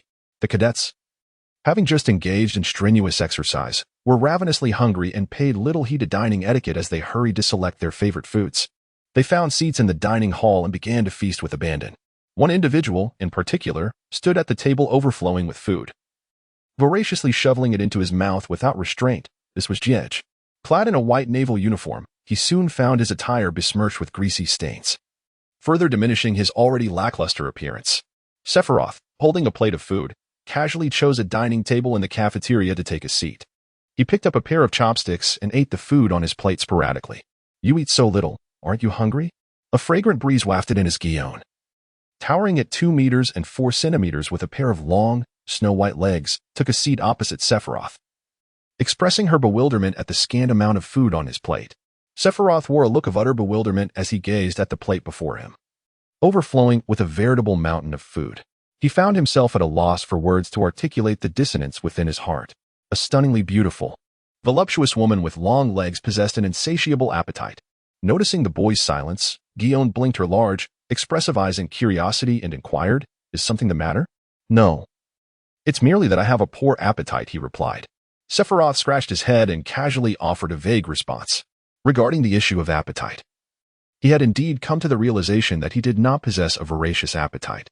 In the world of One Piece, a common trait among the formidable is their substantial capacity for food. The energy required by their bodies is primarily derived from sustenance. Thus, the more one consumes, the greater the energy reserves within their physique. Consequently, those with a hearty appetite tend to exhibit enhanced stamina, endurance, and strength. Even if Sephiroth were to indulge in a feast, he could only consume the equivalent of 2 or 3 human portions. In fact, he did not necessarily require sustenance in the conventional sense. Relying solely on the act of bloodsucking, he could sustain his bodily functions. He had once performed a rough calculation of his daily energy expenditure and intake, discovering a stark imbalance. His consumption was vastly overshadowed by his expenditure, seemingly defying the principle of energy conservation. It was only during a particularly busy period of training, when he neglected to prepare meals and resorted to quenching his hunger by feeding on animal blood, that the enigma began to unravel. His body was not in violation of energy conservation. Rather, the vampiric fruit had bestowed upon him a certain passive instinct, allowing him to extract a unique substance from blood to facilitate energy synthesis, thereby generating more energy to meet his bodily demands. This process bore a resemblance to photosynthesis in plants, akin to the effects of the verdant bull's enchanting fruit. His body inherently possessed the ability to produce blood, and under the influence of this passive instinct, he was consistently assimilating synthesized energy. Consequently, as long as his body continued to generate blood and that peculiar substance, he would remain impervious to the pangs of hunger. Meanwhile, Shizuku, elegantly wielding her knife and fork, inquired casually, "Excuse me, my fellow student, I'm Shizuku. What might I call you? Which branch do you hail from?" The tall, graceful woman was filled with curiosity regarding the youthful silver-haired boy before her. Judging by his appearance, he seemed yet to reach adulthood. However, his prowess displayed in long-distance running was only slightly inferior to her own. "I come from the G3 branch," he replied. "Ah." So he was from the esteemed G3 branch under Vice Admiral Garp. Among all branches, it held the most illustrious reputation, with its soldiers generally exhibiting superior qualities compared to others. Yet, I often overhear Sister Crane mentioning that Vice Admiral Garp can sometimes be rather unreliable. I wonder if that holds any truth? That old rascal Garp can indeed be unpredictable, but when it truly matters, he remains exceptionally trustworthy. Sephiroth initially nodded in agreement, but a peculiar expression crossed his face as he gazed at the long-legged lady. "However, who is the Sister Crane you mentioned?" "Lieutenant General Crane, the Chief of Staff." "May I inquire, dear Guion, your age this year?" In a flash, a white glimmer of a knife appeared. Guion, wielding a dining knife in her right hand, executed a graceful flourish in the air, instantly cleaving the green apple on Sephiroth's plate into two equal halves. Sephiroth, dear boy, casually inquiring about a lady's age, is rather ill-mannered. Her expression was one of a playful smirk, yet a dangerous glint flickered in her eyes. Observing this, Sephiroth felt a slight twitch at the corner of his eye, utterly perplexed by the intensity of her reaction. Could it be an instinctive response of an older unmarried woman? In the dining hall of the Marlon Vondo Military Academy, Sephiroth and Guion sat across from each other at a table. The atmosphere between them slightly awkward after the recent exchange. Given the apparent peril surrounding the long-legged lady, Sephiroth promptly abandoned any thoughts of further banter, focusing instead on the meal before him, taking bites of the half-apple with a crisp crunch. After a moment, the long table, laden with food, bore witness to the white navy short-sleeved shirt now stained with grease, and his belly was round and full, reminiscent of a woman in her 10th month of pregnancy. Finally satiated, he let out a satisfied burp. In the end, he casually plucked a white flower from the vase on the long table, using the stem to pick his teeth, and casually held it at the corner of his mouth like a toothpick. His gaze swept around the dining hall, and upon spotting Guion at a nearby table, he broke into a mischievous grin. Seemingly inspired by a thought, he retrieved another small white flower from the vase, holding it in hand as he approached the long-legged lady. Burping once more, he grinned widely, exclaiming, "This lovely lady, ever since I laid eyes upon your exquisite visage, I have been unable to extricate myself from my affections for you. Pray, will you date me?" The man's lecherous face beamed with a radiant smile, and amidst the flower he held, one could distinctly see the remnants of green leaves clinging to his two front teeth. Guion. Sephiroth, 0, hiss. This smile is overwhelmingly intense. Not only is red tender on the outside yet firm on the inside, but even the boys in the cafeteria, who occasionally cast furtive glances towards Guion, could not help but gasp upon hearing this confession. A singular thought flickered through their minds. This guy is incredibly brave. "I'm sorry, but I must decline." After a brief moment of shock, Guion's response was remarkably decisive, devoid of any hesitation. Such matters did not even necessitate cerebral deliberation. Her instinct led her to refuse. "Ah, ha ha. The confession has failed." Haki maintained his cheerful demeanor, feigning distress as he scratched his head. He did not press further, but instead turned away with an air of nonchalance. If only his looks were not so lacking. Over 100 military cadets returned to the playground after finishing their lunch, while more than 90 cadets who had yet to eat appeared rather dejected. Either lying down or seated, their spirits noticeably low. Use a fixed enlist to the bulletin board in the playground and then turn to the crowd, calling out, "The results of your class assignments are now available, from Class 1 to Class 10. Come and check for yourselves, then take your luggage to your respective dormitories. Hurry up, you have classes to attend this afternoon." Upon hearing this, the cadets rushed forward, gathering around the bulletin board to check their class assignments. Sephiroth glanced around, realizing he had been assigned to a particular class, and many names on the list seemed strikingly familiar to him. Kaji, Cheyenne, Smog, Tina, Kongming, Maynard, Domino, Dottie Masterson. After perusing the roster, he strolled leisurely around the military academy with his belongings and his autumn leaf blade, familiarizing himself with the surroundings before ambling towards the dormitory area to check in and collect his room key. The accommodation assigned to him was a standard double room, featuring a bunk bed, 2 desks, and a private bathroom, privileges reserved for officers, as enlisted personnel and privates were not afforded such luxuries. Clearly, their enrollment in the military academy had implicitly elevated them to the officer class. The individuals residing in the dormitory directly across from him were Kaji and Maynard. Upon entering his room, Sephiroth was greeted by a haze of white smoke that filled the air with the scent of cigars. A youth with a somewhat fierce appearance, sporting short silver hair and clad in a naval uniform, was seated on the lower bunk, puffing on 2 cigars simultaneously. The aroma of the cigars reignited Sephiroth's long-suppressed craving. With a broad grin, he turned to Smog and said, "My friend, it is far better to enjoy together than alone. Do share one with me." Smog glanced at him without uttering a word, yet promptly extended a cigar and a lighter towards him.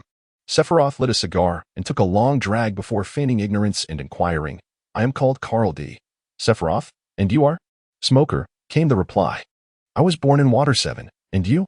"East Blue, Loketown, the place where Pirate King Roger was executed, also known as the Town of Beginnings and Endings." "Did you ever witness the spectacle of Roger's execution?" Sephiroth asked nonchalantly. At this, a flicker of nostalgia crossed Smoker's face, his tone becoming somber. "Yes. I saw it quite clearly. At that moment, a sudden downpour enveloped the sky. That man sat upon the execution platform, a smile upon his face. When someone inquired about the whereabouts of One Piece, he laughed heartily and replied, "Do you wish for my treasure? If you seek it, I shall grant you all of it. Go find it. I have hidden all my treasures there." At that time, I could never comprehend why he faced death with such mirth. The image of his demise has lingered in my mind ever since. Eventually, I came to realize why that passerby uttered One Piece, and why the Pirate King Roger responded to him with laughter. That scoundrel passerby was undoubtedly a paid accomplice of Roger. That rascal's true intention was to ignite the current era of piracy. Thanks to him, my hometown Logtown is now a chaotic place, frequently besieged by pirates. By the end of his discourse, a hint of irritation crept into Smoker's voice. It was evident that his heart harbored a deep-seated animosity towards the late Pirate King Roger. Sephiroth found himself at a loss for words regarding Roger's final remarks. Perhaps Roger's intention was to inspire the destined individual to inherit Joy Boy's will, ultimately toppling the repugnant world government. However, while the intention was noble, Roger employed the most dreadful method. Inside a spacious classroom at the Marine Academy, 30 cadets gradually took their seats. After running over 100 kilometers that morning, the brief lunchtime respite had done little to alleviate their fatigue. Consequently, many students stifled yawns and slumped over their desks, struggling to stay awake. According to the Academy's curriculum, their mornings would consist solely of physical training, while afternoons would be devoted to military theory, navigation, swordsmanship, and various other subjects. With the ringing of the class bell, Zephyr, with his striking purple hair, entered alongside his companion, the long-braided Siyasu. Without uttering a word, Zephyr slammed his palm onto the podium, causing the chalk and eraser on the desk to leap into the air. "No more sleeping. If you do, you'll be running 200 laps on the playground." Instantly, the effect was palpable. Students like Kaji, Smoker, and Minard, who had been dozing, straightened their backs and widened their eyes, transforming into a picture of alertness. "This afternoon, I will introduce you to our Navy's martial arts, the 6 styles, which you must master before you are eligible to wield the powerful Haki." As he spoke, Zephyr produced a snail phone from his pocket and placed it on the lectern. With a mere press of the snail's shell, 2 beams of light projected onto the blackboard, coalescing into a simple slideshow presentation. Goodness, the ingenuity of this world's snail phones is astounding, Sephiroth mused silently, observing the projection on the board. The variety of phone snails was vast: live stream snails, camera snails, eavesdropping snails, anti-eavesdropping snails, and recording snails were just a few among countless types. Consequently, a dedicated field of study had emerged focused on the research and development of these creatures. The 6 styles of the Navy include Shirgan, Rankyaku, Saru, Jeppo, Tekai, and Kami. These techniques are designed to transcend human physical limits. Once you master the 6 styles, you will possess the capability to stand against devil fruit users. All physical training at the Academy is structured to enable you to achieve proficiency in the 6 styles. For instance, during your morning long runs, you may practice the Sara technique to enhance your speed. The potential of the Navy's 6 styles is immense. Once you have mastered them, you can derive various combat techniques from them. As he spoke, Zephyr gestured towards Siyasu, instructing him to demonstrate his ability. "Show them your life return." Acknowledging the command, the tall, muscular man nodded and declared, "Life return." Instantly, his braided hair animated as if alive, twisting in the air to form a hand crafted from hair. The black hair hand swiftly seized a piece of chalk from the podium and inscribed the words "Life Return" in bold strokes on the blackboard. Upon witnessing this spectacle, Domino, a charming girl with golden wavy hair, gasped in awe. "Wow, that must be a devil fruit ability." Realizing her exclamation was somewhat abrupt, she blushed and lowered her gaze shyly. In response to the students' inquiries, Zephyr chuckled heartily, shaking his head. No, he merely channels his consciousness into his hair, allowing him to manipulate it freely. Similarly, with advanced mastery of the 6 styles, you will gain control over your muscles, organs, and skin. When you reach this level, mastering armament Haki or observation Haki will become an effortless endeavor. The 6 styles serve as a robust foundation for you to awaken and harness the power of Haki through systematic training. However, this does not imply that the 6 styles are a lesser technique compared to Haki. Rather, they can complement each other, yielding tremendous power when combined. Both I and renowned figures like Marine Hero Vice Admiral Garp, along with the current Fleet Admiral Steelbone Akainu, can crush the vast majority of formidable foes and devil fruit users through the synergy of the 6 styles and Haki. Indeed, with sufficiently potent Haki, One may even become immune to certain devil fruit abilities. Noticing the students below still wore indifferent expressions, some already dozing off, Zephyr sighed in resignation. He found teaching theory tedious as well. The cadets selected for his elite class possessed considerable strength and potential. Yet, their educational backgrounds varied significantly. Some had received excellent schooling, while others had never attended school, knowing only a few letters, their names included. This disparity stemmed from socioeconomic backgrounds. Children of the wealthy received elite education, while those from impoverished families lacked even the opportunity for basic education. The backdrop of this grand era was such, and Zephyr felt powerless to effect change.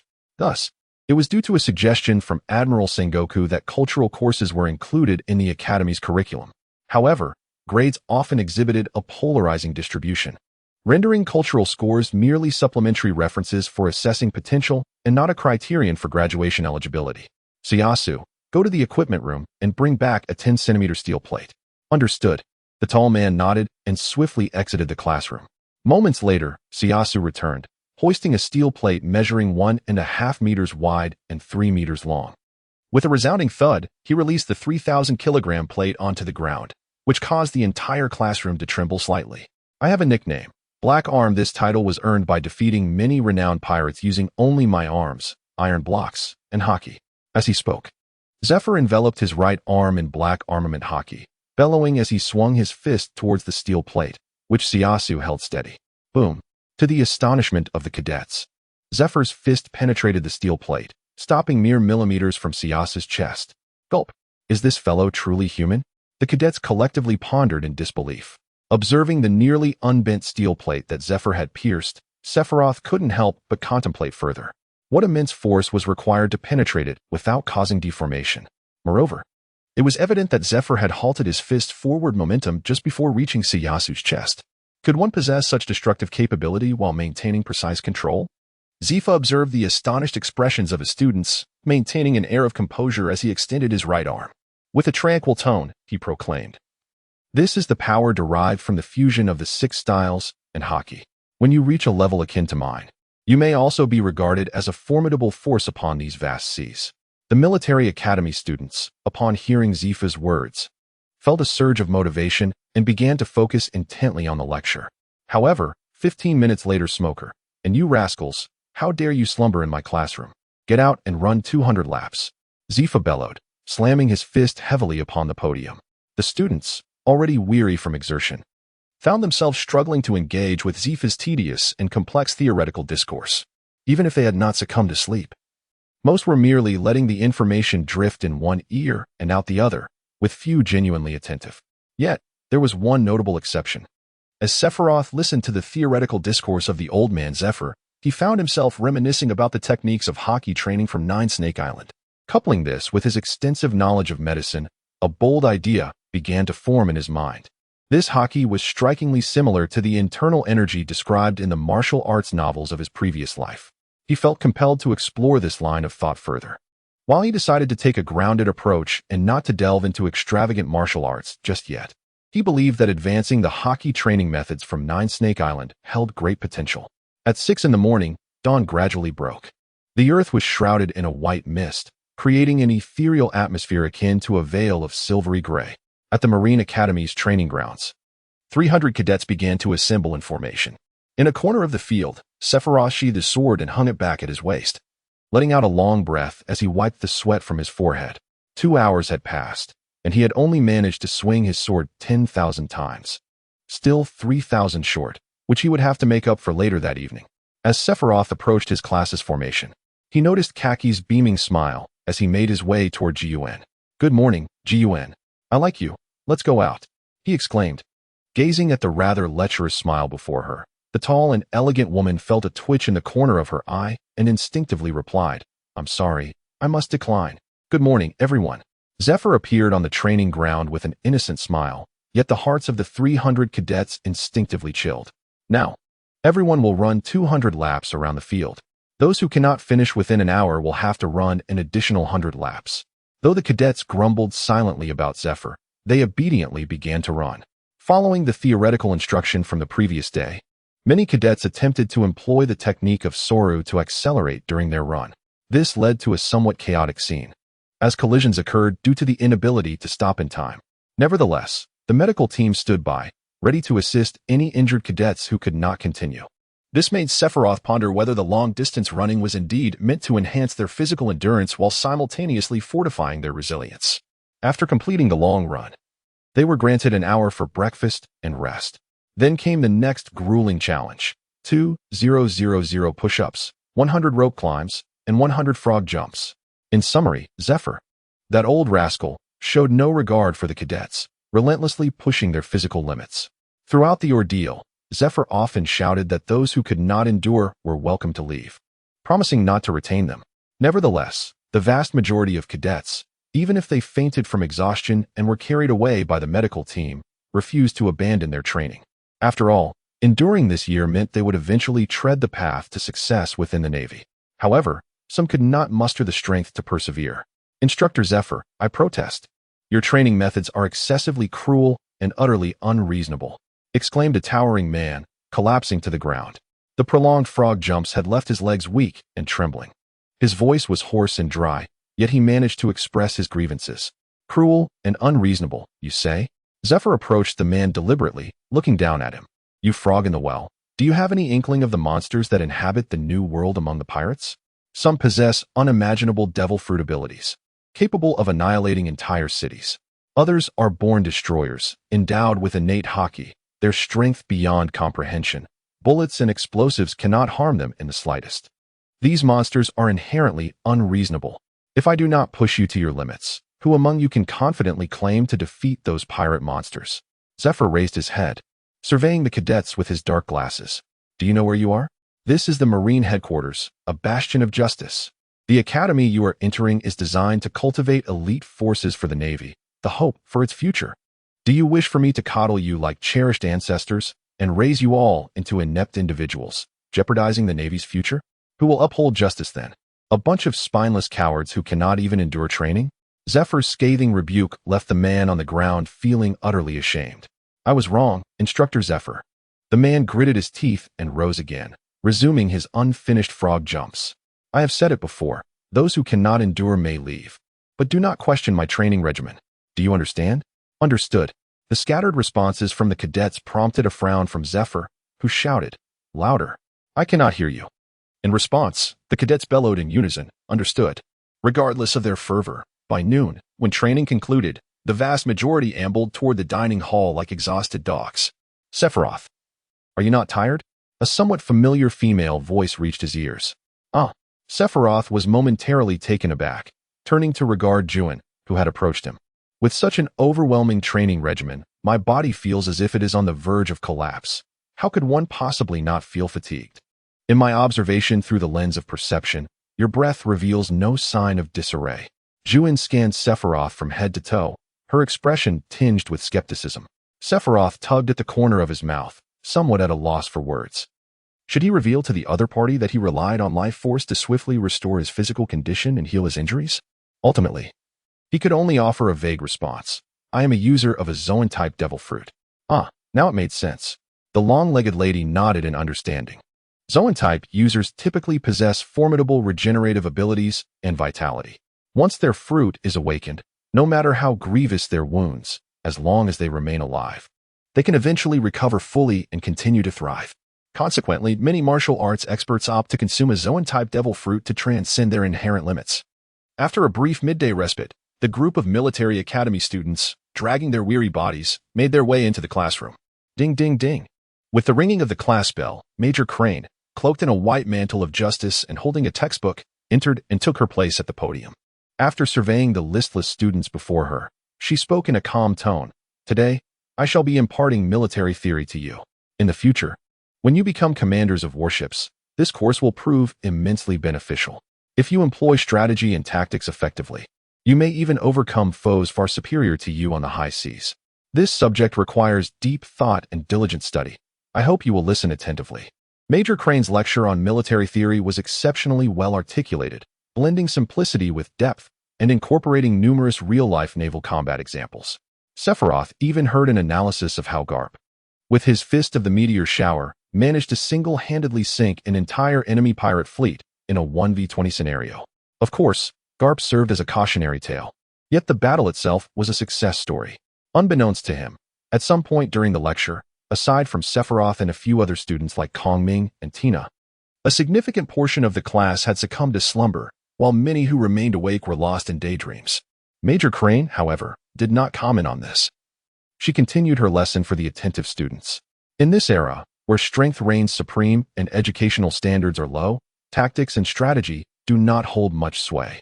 Many engage in battle driven by sheer bravado and a belief in overwhelming strength, with Garp being the prime example.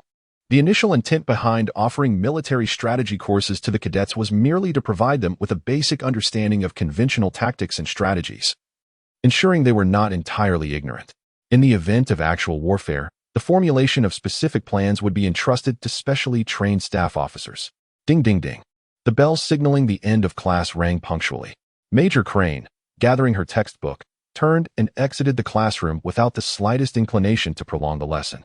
Sephiroth gently nudged Smoker, who was soundly asleep beside him. Huh, is school over? Let us dine. Smoker groggily awakened, retrieved 2 cigars, ignited them, and placed one between his lips. Sephiroth, covering his face with his hand, expressed a hint of exasperation as he said, "The next class is swordsmanship, and we need to change classrooms. Come on, let us not dawdle." Smoker scratched his head, reflecting on the schedule, and muttered, "Oh, it seems that way." As Sephiroth walked out of the classroom, he couldn't help but comment to the old Smoker beside him, "Aren't you planning to take the class seriously? Mastering military theory is an essential skill for every senior officer, isn't it?" In response, Smoker curled his lips and retorted, "I dropped out of elementary school. Do you really think I can understand that stuff?" Before long, 30 military academy students arrived at a spacious swordsmanship dojo. At that moment, a tall man clad in a silver-gray suit, sporting long hair and a helmet, with a fierce countenance, was already in the dojo speaking amiably with Zephyr. As soon as Zephyr noticed that the 30 students were assembled and lined up, he introduced the man. "This is Brigadier General Spider, your senior. He possesses remarkable skills in both the 6 styles and swordsmanship. I have specially invited him to be your swordsmanship instructor." Spider pulled a pack of cigarettes from his suit pocket, lit one, and casually remarked, "The essence of swordsmanship is actually quite simple: speed, power, and timing. No matter how splendid your techniques are, if they fail to inflict harm on your opponent, they are ultimately futile. Conversely, even the most unadorned and clumsy moves can yield the best results if one can seize the moment to strike down the enemy. The purpose of learning swordsmanship is to kill your enemy more efficiently. Thus, occasionally employing firearms or other weapons for auxiliary attacks is also a commendable choice." Cough, Spider.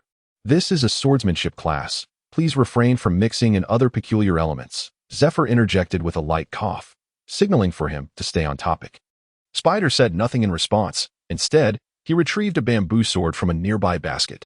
"All right, allow me to demonstrate a few conventional offensive and defensive techniques."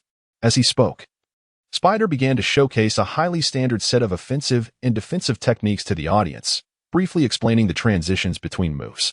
The mere demonstration and explanation lacked visual appeal, offering little in terms of meaningful instruction. The students had already practiced basic swordsmanship before arriving at the academy. Learning a few more techniques would not prove particularly useful. "Let me see how proficient your swordsmanship has become, while also imparting some practical skills to them," Spider suggested to Zephyr. "Is that so?" "Since leaving the academy, I haven't sparred with you in quite some time," Zephyr replied. Upon hearing this, Spider's eyes gleamed with excitement. He returned to the basket, and his long hair swiftly animated, splitting into 6 tendrils that retrieved 6 bamboo swords, making a total of 8 in his possession. "Perfect. I would like you to guide me as I demonstrate my 8-sword style." The 30 military students instinctively gasped as they witnessed Spider wielding 6 swords with his hair. "Spider, you must understand that having an abundance of weapons does not guarantee an advantage," Zephyr cautioned, even as he picked up a bamboo sword in each hand. As a seasoned combatant, Zephyr had encountered many skilled swordsmen, and he had undergone systematic sword training in his youth. Now retired from active duty and focused on nurturing talent within the Navy, he had resumed practicing swordsmanship. Thus, even though he excelled at hand-to-hand combat, he could still hold his own against typical swordsmen. After assuming a dual sword stance, Zephyr smiled and said, "Come on, let me test your 8-sword style." Without further ado, Spider dashed towards his instructor, unleashing a tempest of attacks with the 8 swords in a flurry of swift strikes, leaving the students in awe. The sound of clashing bamboo swords filled the air, creating a flurry of afterimages. Your attacks are indeed rapid and powerful, but, Zephyr said, parrying and dodging effortlessly. You have overlooked a crucial point. No matter how many weapons you can wield, your attention is limited. Amid the dazzling array of spider strikes, Zephyr skillfully intertwined his dual swords, repeatedly deflecting the 6 swords held by Spider's hair. In the midst of Spider's astonished gaze, he managed to entangle the hair into a chaotic knot. Seizing the moment of confusion, Zephyr struck towards Spider's throat. Yet, he halted just short, articulating his final words. Therefore, the more weapons you can control, the more vulnerabilities will arise in the details. Thank you for your guidance, Zephyr. I will strive to devise a complete set of offensive techniques upon my return. Spider nodded appreciatively, slowly unraveling the knots in his hair. All right, I have imparted all I can. Now, let the practical training begin for everyone. Yes, echoed the 30 students in unison. Starting now, pair up for swordsmanship practice. Yes, they responded, moving to retrieve their bamboo swords from the basket. At that moment, Kaji approached the tall, elegant woman with a lewd grin. Guillaume, However, before he could finish, Guillaume smiled and turned to the silver-haired youth beside her, saying, Sephiroth, I see you always carry a sword. Your swordsmanship should be quite impressive, right? Shall we have a friendly spar? You wouldn't be afraid, would you? Though it is only natural if you are hesitant to face me. After all, I have already reached the level of a swordsman. Guillaume's provocation was rather juvenile, and it was evident that she was using Sephiroth as a shield against Kaji's advances. Sephiroth had no intention of engaging with her. However, the title of swordsman held significant weight in this world. Of course, there is a vast disparity between the upper and lower echelons of swordsmen. While the upper echelon can cleave mountains and oceans, the lower echelon struggles to cut iron. In truth, assessing a swordsman's prowess solely by their ability to cut iron is not entirely accurate. A swordsman equipped with a superior weapon, such as a great sword or an unparalleled blade, would find the task of cutting iron considerably easier. Therefore, to qualify as a competent swordsman, one must not only be able to cut iron but also unleash flying slash attacks. Currently, Sephiroth was merely a swordsman who could wield a blade, still distanced from the realm of true swordsmen. Recently, his swordsmanship instructor, Boggart, could only achieve the level of cutting steel and had yet to master flying slash techniques, thus not qualifying as a swordsman himself. At the Marineford Military Academy, the swordsmanship dojo awaited. Sephiroth gripped the bamboo sword tightly, an expression of exhilaration illuminating his face as he gazed towards Juin. Come on, who's afraid of whom? Haha, just come. The tall, elegant lady stifled a giggle, taking the lead towards the distance, completely disregarding the glum expression of the nearby Haki, who could only sigh in frustration. Once both had assumed their stances, Sephiroth initiated the duel, wielding his bamboo sword with precision, seeking to gauge Juin's speed and reflexes. Yet, each of his attempts was effortlessly blocked or evaded by his opponent. I'm coming in. The tall lady chuckled lightly, offering a playful reminder. In the next instant, whoosh, her bamboo sword sliced through the air, tracing a flawless arc at an exceedingly tricky angle, aimed directly at the silver-haired youth. Should he attempt to block with his bamboo sword, the angle would hinder his power, rendering him incapable of a full defense. Thus, he was compelled to swiftly reposition himself while retreating, raising his sword to parry. Witnessing this moment, a smile crept upon Juin's lips, her delight becoming increasingly evident. Boom, boom, boom. Seizing the opportunity as the silver-haired youth found himself at a disadvantage, she unleashed a flurry of rapid and relentless strikes, her bamboo sword creating a series of afterimages in its wake. Sephiroth had clearly anticipated his opponent's attack trajectory using his observation Haki. Yet, his adversary seemed to have foreseen his foresight, striking again and again, leaving him no opportunity to counterattack. No, she has predicted my prediction. Is this the foresight of observation Haki? No. She is employing her pure swordsmanship experience to draw me into her offensive rhythm, orchestrating a series of offensive and defensive maneuvers. From the very beginning, I have fallen into her tactical trap, and her ultimate goal is to defeat me. Upon this realization, a hint of bewilderment flickered across Sephiroth's expression, causing his blocking action to falter for a moment. Crack! The bamboo sword struck heavily against his forehead. Observing this, Guillaume wore a smirk, her tone teasing. Oh dear, I didn't expect little brother Sephiroth to falter so quickly. At these words, the silver-haired youth's expression darkened, deeply suspecting that his opponent was mocking him. Yet he had no evidence. Moreover, how dare she claim he was faltering? Alas, what could he do? It was her swaying movements that had bewildered him. As they spoke, Sephiroth's gaze fixated intently on the two glaring headlights. The long-legged woman followed his gaze, nearly failing to see her own toes. Indecent. Gion's cheeks flushed slightly, and she spat in annoyance, her embarrassment fueling her as she swung her bamboo sword once more at the silver-haired youth. However, her mind was clouded with distractions, causing her strike to lose its precision. In her impulsiveness, she exposed a flaw during her attack, which Sephiroth seized upon, delivering a swift blow to her neck, leaving a red mark. Stunned by the strike, Gion instantly regained her composure, realizing her earlier blunder. Oh dear, is this the prowess of a swordsman?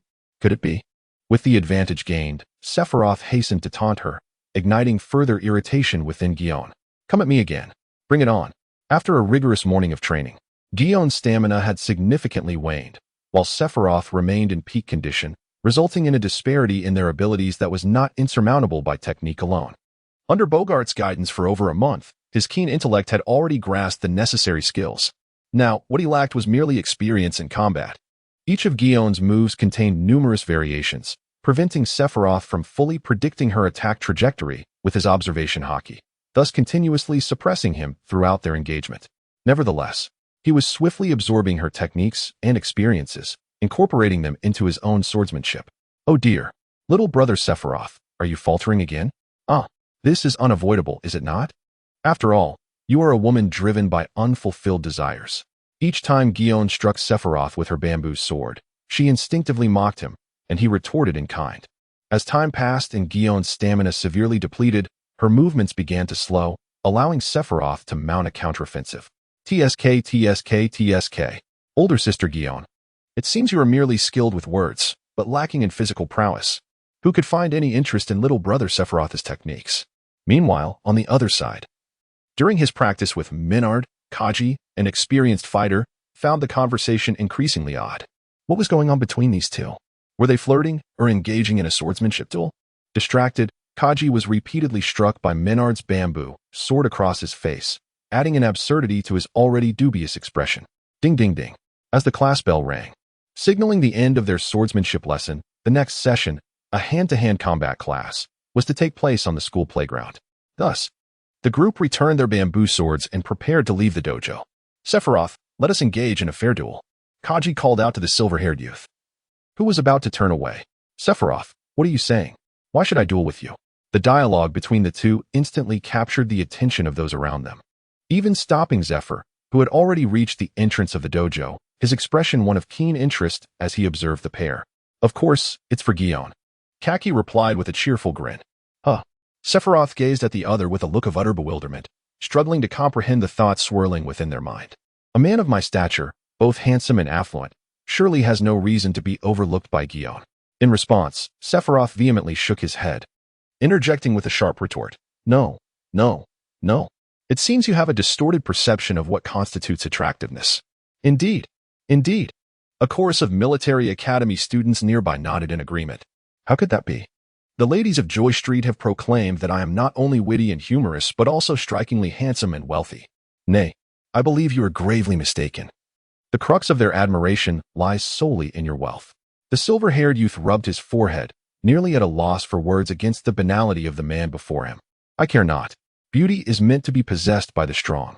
Let us engage in a fair duel. The victor may continue to pursue Gion, while the vanquished shall withdraw. Sephiroth paused for several seconds in silence before responding. Why not challenge that woman Gion instead?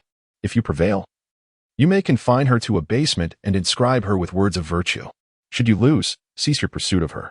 Gion, skilled in the arts of flirtation and adept at deciphering the thoughts of men, grasped Sephiroth's words almost instantaneously.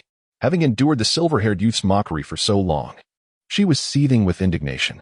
Thus, with an air of mischief and a smirk playing at her lips, the long-legged enchantress leaned in, fanning the flames of excitement.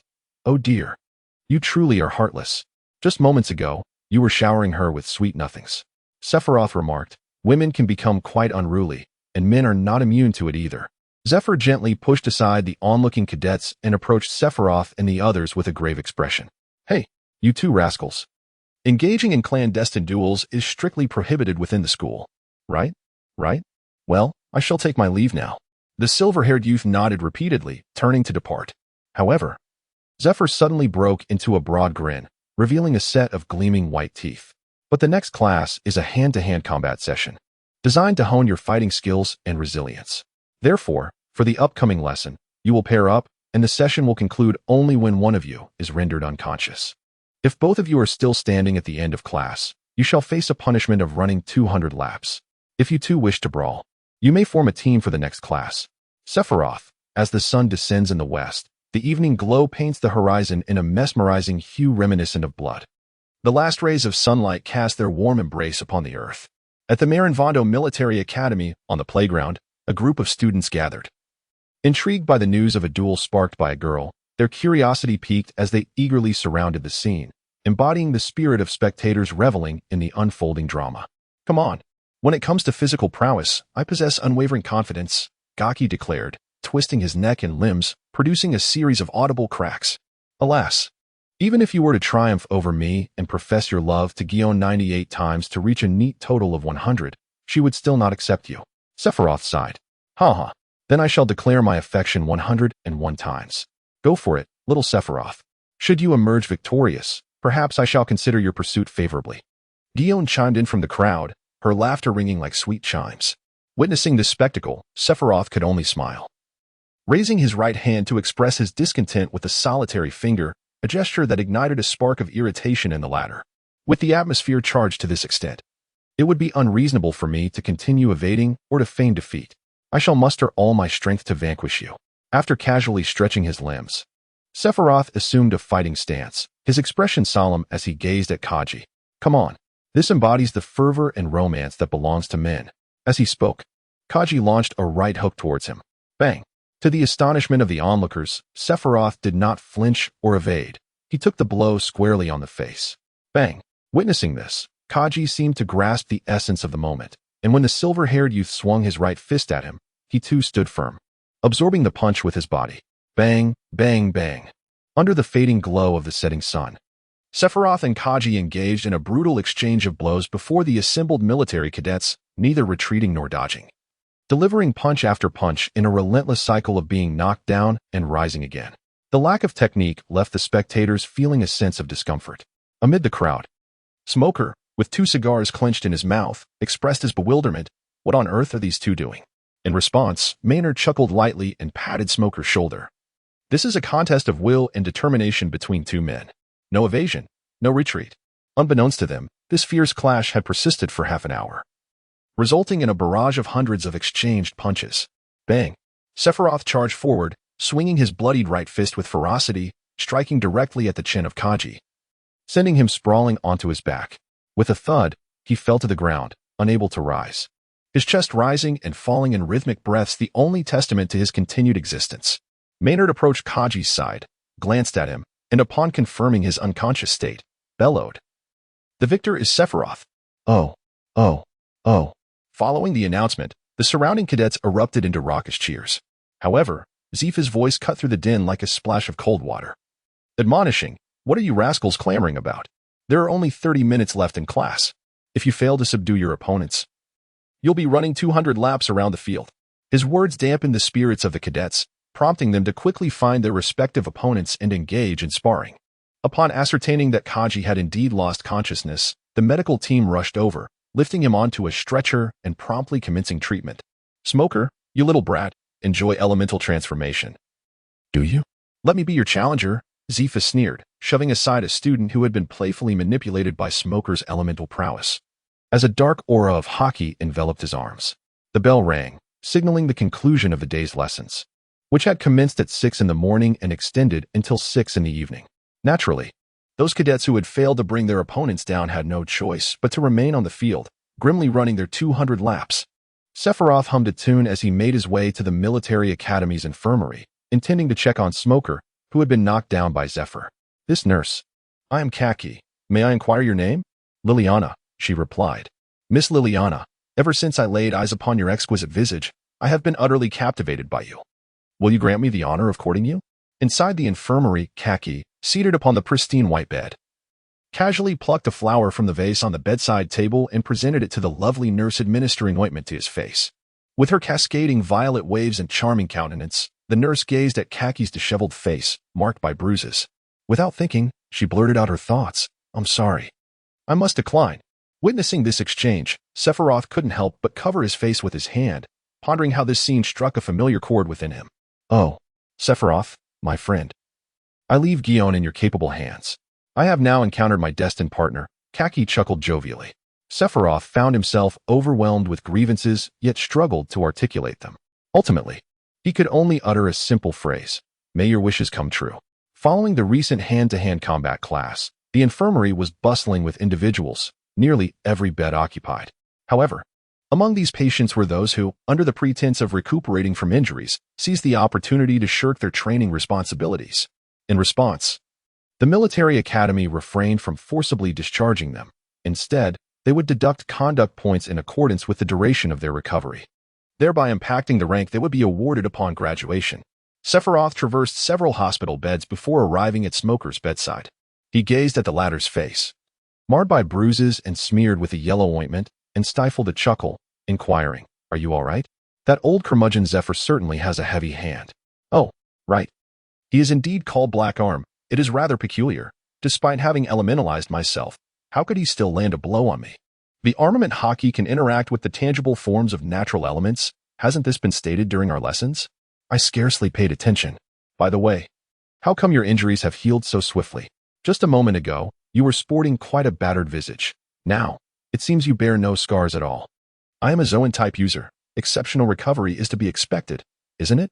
Smoker retorted, yet his incredulity lingered. As he continued to grumble, he lit 2 cigars and placed them between his lips. At that moment, a violet-haired nurse rushed over upon noticing the smoking, hands on her hips. Her expression one of indignation. "Hey, this is a medical facility. Smoking is prohibited. Now that you've received your treatment, you may leave." "Really? Nurse, given his battered state, shouldn't he be monitored for a few days? What if there are lingering effects?" The doctor stated he only sustained superficial injuries. "It's not severe. As long as he adheres to the medication regimen, he will recover in a couple of days," the violet-haired nurse elucidated. Indeed, they had administered some unknown medication. The pain that had previously afflicted my face diminished significantly after the treatment. Smoker nodded instinctively. "Is it anesthetic?" Sephiroth queried with a hint of skepticism. At this, the nurse scoffed, visibly displeased. How could it possibly be such a thing? The medications administered to him were developed by the brilliant scientist Vegapunk. They are designed to unlock the body's latent potential, rapidly healing both internal and external injuries. However, due to exorbitant costs and limited raw materials, only small-scale production is currently feasible. "Vegapunk, you say?" Sephiroth nodded in realization, his inner doubts dissipated. The genius scientist Vegapunk, endowed with the abilities of the brain fruit, was inherently intelligent. Coupled with the advanced technological documentation from the Great Kingdom collected by O'Hara 8 centuries ago, it was entirely plausible that he could create such marvels. One wonders, has he transformed his ever-expanding brain into a super biocomputer, dividing his thoughts into 6 segments? If the opportunity arises, I would relish the chance to engage with this remarkable individual and discuss the potential applications of nuclear energy. In a classroom, the bell rang, signaling the end of the lesson. Major Tsuru, after organizing her textbooks and materials, did not immediately depart. Instead, she addressed the military cadets seated before her. "Today is Friday, and you will have Saturday and Sunday off. However, I urge you all to utilize these 2 days to diligently study and review, as a comprehensive examination in military theory and navigation will take place next Monday." Class dismissed. With that, Major Tsuru gathered her materials and exited the classroom. "Hey, Sephiroth, want to go out for a bit?" At the classroom door, Kaki approached with Minard, a broad smile on his face as he threw an arm around Sephiroth's shoulders, rendering him unable to escape. Ever since their scuffle on the playground, Kaki had abandoned his pursuit of Guion and shifted his affections toward the nurse in the infirmary. Surprisingly, the relationship between Sephiroth and Kaki had not deteriorated. They got along quite well. "Where to? Another bar in town?" Sephiroth shook his head in response. Behind the Navy headquarters at Marineford, there lay a town designated for the families of naval personnel. This island is home to approximately 30,000 stationed naval soldiers. And when factoring in their families, the total population swells to around 150,000. Consequently, essential facilities such as restaurants, bars, and bookstores have emerged to meet the needs of the residents.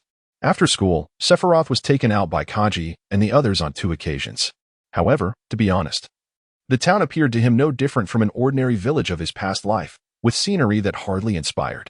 The town lacked entertainment, and the noisy bar was the only venue that could be considered a place of amusement, to which he was dragged on both occasions. He was not a drunkard, thus, while he did not detest drinking, neither did he particularly enjoy it. The military academy had regulations that mandated lights out at 10 o'clock every night during the weekdays, with classes ending at 6 in the evening.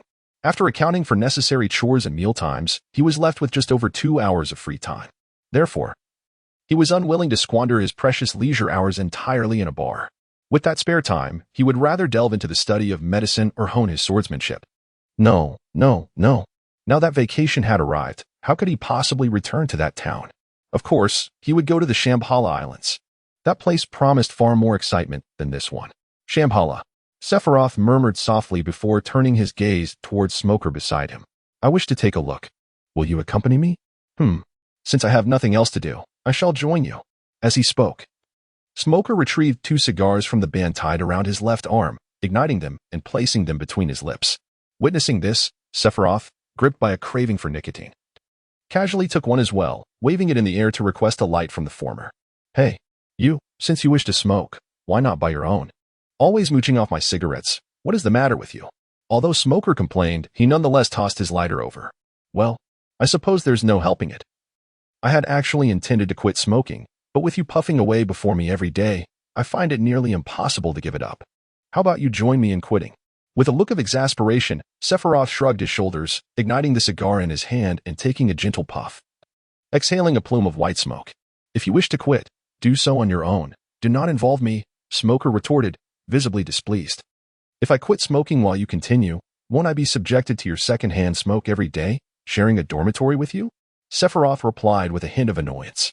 Are you all heading to the Sephiroth archipelago? Splendid. I was just planning a shopping trip. By the way, Tina, are you joining us? Guion, cradling her textbooks, approached upon hearing their conversation and turned to look at Tina, who stood beside her. The girl with long pink hair, a slender figure, and an adorable visage tilted her head thoughtfully before nodding. Tina was just thinking of purchasing a newly released perfume, which should be available in the Sephiroth archipelago. Tina will be going too. Thus, after their discussion, the 6 of them returned to their dormitory, changed into casual attire, and boarded a commercial high-speed sailboat bound for the Sephiroth archipelago. After more than an hour of sailing, they finally arrived at their destination.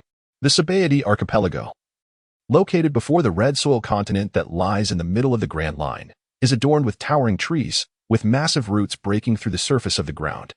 The archipelago is divided into islands numbered from 1 to 79, with every 10 islands constituting a distinct area, each with its own unique industries. The most notable feature of the Sephiroth archipelago is the unique natural resin secreted by the roots of the yarchi vine tree through respiration. This resin expands in the air, forming bubbles that slowly ascend into the sky. However, these bubbles thrive only within the climatic confines of the yarchi vine tree. If they venture beyond the Sephiroth archipelago's atmospheric domain, the resin will explode due to its inability to fully exert its properties. The residents of the Sephiroth archipelago have harnessed their creativity and imagination to cultivate a unique bubble culture and industrial chain, producing items such as bubble bicycles, bubble lanterns, bubble seats, and bubble-coated ships. The first and second halves of the Grand Line are separated by the towering red soil continent, reaching heights of 10,000 meters. Hence, to traverse from the paradise of the first half to the new world of the latter, there are only 2 methods. The first involves submitting a request to marry Geos, a process that is not only time-consuming and labor-intensive but also demands the relinquishment of one's original vessel and a substantial monetary fee to utilize the aerial lift to reach the new world. This method is reserved for the wealthy and nobility, while commoners, criminals, and pirates are barred from access. The second method entails using the resin to coat ships, allowing them to dive down to Fishman Island, 10,000 meters beneath the sea, to enter the new world. This approach, however, requires a considerable expense for the coating and entails the peril of encountering sea kings, which could result in shipwrecks and loss of life. Under the begrudging tolerance of the world government, the Sephiroth archipelago is rife with underground factions beyond just the navy and pirates. These factions are entangled in a web of illicit activities, including slave trading, arms dealing, and drug trafficking, encompassing the darkest aspects of the world. The Navy finds itself powerless in the face of the world government's indulgence, as the station naval forces can only retreat to the 60th to 69th areas, tasked with preventing any major incidents instigated by pirates. If the world government truly wished to suppress piracy and crime, the most direct action would be to dispatch a formidable naval presence to the Sabaody archipelago, rendering it impossible for pirates to coat their vessels and descend to Fishman Island to access the New World. Thus, Sephiroth harbors no affection for the decayed institution that is the world government, only disdain. By the way, the current commander stationed at the Sabaody Navy base is Rear Admiral Kizaru Borsellino, known as the King of Lazing Around and one of the future admirals. Perhaps Kizaru, having perceived the situation on Sabaody archipelago and the actions of the world government, adheres to his ambiguous sense of justice. On Island 79 of Sabaody, in the hotel district, the six disembarked from the ship. Led by Kaji, they ascended to the fourth floor of a high-end restaurant, entering a VIP room decorated in European architectural style, characterized by a predominantly white color scheme and elegant decor. Upon entering, Kaji waved his hand grandly, smiling. The cuisine here is exceptional. During my time at the Sabaody Navy base, I frequented this place for a better dining experience. Today, it is my treat. Feel free to order as you please. Sephiroth chose a window-side seat in a room that felt somewhat stuffy. He pushed open the window, revealing a bustling street illuminated by vibrant lights. Although Haki had offered to treat everyone, they refrained from ordering excessively expensive dishes, opting instead for their personal favorites that were reasonably priced. Ironically, it was Haki who, with a wave of his hand, ordered 3 bottles of red wine priced at 500,000 berries each, surpassing the total cost of the dishes ordered by the others. This exquisite red wine, sourced from the West Sea, boasted a delicate and refreshing flavor. As Haki introduced the wine, he poured a third of each glass for the 6 high-stemmed goblets before gesturing for everyone to indulge. Cheyenne picked up her goblet filled with the red wine. Swirling it gently in her hand, she inhaled the wine's aromatic scent and instinctively murmured, "I didn't expect you to have such taste." "Of course," Haki replied with a hint of pride, "but realizing my merits now is rather too late, for I have already fallen for Liliana. Her silhouette in a white nurse's uniform is deeply etched in my heart." At his words, Cheyenne's eyes twitched slightly. She was reluctant to continue this conversation. Various dishes began arriving at the table, and before Sephiroth lay the deep-sea lobster and seafood chowder he had ordered, just as he lifted his spoon to savor the fragrant, milky broth. The lively sounds from outside abruptly fell silent. Instinctively, he turned his gaze toward the window. Haki's ears perked up, as if recalling something, and a fleeting expression of disdain crossed his face. On Island 79 of the Shipboard archipelago, under the colorful lights of the night, pedestrians on the street knelt on the ground, bowing their heads in reverence. In the center of the street, a procession moved at a steady pace, led by a plump youth clad in a white suit reminiscent of a spacesuit, wearing a square hood and sporting a rectangular upright hairstyle. Instead of a horse or ox, he sat atop a robust human slave, who bore a slave collar around his neck. His eyes were devoid of life, filled with apathy, as he mechanically crawled on the ground. Once the captain of the Ida pirates, Ida Arthur had a bounty of 60 million berries. After his capture by the Navy, he was sentenced to a life of slavery for his crimes of piracy, having committed no other severe offenses. Thus, he became a slave to the Celestial Dragons after numerous transactions. Following behind them were 2 individuals dressed in white suits and wearing masks. Suddenly, the serene silence of the street was shattered by the piercing cries of a baby. Charlemagne turned his head sharply at the sound. Discovering its source, a young woman cradling an infant in her arms, who was wailing incessantly. Startled by the unexpected commotion, the woman hurriedly covered the baby's mouth, trembling uncontrollably. "How annoying," Charlemagne scoffed, pulling out his handgun and pulling the trigger. Bang! The shot went astray, missing the infant and instead piercing through the woman's forehead, causing her to collapse lifelessly onto the ground. On the 4th floor of a high-end restaurant, within a private room, Smoker, seated next to Sephiroth at the window, witnessed this horrific scene. He leaped to his feet, ready to rush out the window to confront the celestial dragon who had fired the shot. However, with a sudden movement, Sephiroth tackled him to the ground, firmly pressing down on the back of his neck. Instinctively, Smoker attempted to transform into smoke to break free from the hold, but found himself utterly unable to escape. "What do you intend to do? Don't act impulsively," Sephiroth hastily muttered under his breath, his heart racing with excitement. In that moment of exhilaration, he failed to realize that the armament Haki he had pondered for so long had inadvertently awakened within him and was now being employed. Smoker's eyes widened in fury, his voice laced with indignation as he gritted his teeth and exclaimed, "I shall slay that scoundrel. Come down. Such actions will only lead you to your own demise." Sephiroth's words remained unfinished when 2 consecutive gunshots echoed from outside. Bang, bang, following the gunfire. The infant's cries faded away, and a profound silence enveloped the world. Smoker, pinned to the ground, clenched his fists tightly, his eyes widening in fury. The rage within him surged like a volcano ready to erupt, yearning to annihilate that despicable celestial dragon. At this moment, the atmosphere in the private room felt exceedingly oppressive. Although the others were not as impulsive as Smoker, they instinctively tightened their fists, striving to suppress the anger boiling within. "Why must I be prevented from killing that bastard?" Smoker exclaimed in indignation. Sephiroth forcibly suppressed the inexplicable surge of agitation within him, adopting a tone that was calm, even somewhat indifferent. As he spoke, "Going there would merely lead to your demise. Did you notice the 2 individuals in white suits following that man? They are the strongest shield of the celestial dragons, part of the organization known as CP0, which is responsible for ensuring the safety of the celestial dragons. Each member within that organization is nearly a master in their own right, capable of rivaling even the highest-ranking military officers. Before you could even approach the celestial dragon, they would eliminate you in an instant." Sephiroth's words finally calmed Smog, ceasing his struggle and resistance. As Sephiroth released Smoker, his tone remained serene. "This world is inherently cruel. The celestial dragons, perched high above, wield unparalleled power. Not even the fleet admiral or the admirals can dare to offend them. You must learn to discern reality, to engage in what is within your capabilities, rather than acting recklessly fueled by mere passion." These words served as both a counsel to Smoker and a reminder to himself. At this moment, he found himself devoid of connections or influence, his strength hardly ranking among the elite in this world. He understood that actions must not be impulsive but rather contemplated with care. If one wishes to address injustices, it is imperative to first assess one's own circumstances. With a somber expression, Smoker rose from the ground. He cast a glance out the window, observing the woman lying motionless in the street and the infant who would never again cry. Brushing off the dust from his attire, he sat back down, retrieved a cigar, and lit it. Taking a deep inhalation, he held it for a moment before coughing out the smoke. The haze seemed to choke him, reddening his eyes and bringing forth tears. In a hoarse voice, he questioned, "Isn't the Navy meant to uphold justice? Was that celestial dragon just now a paragon of justice? Or were that woman and child embodiments of evil?" With each inquiry, a profound silence enveloped the room.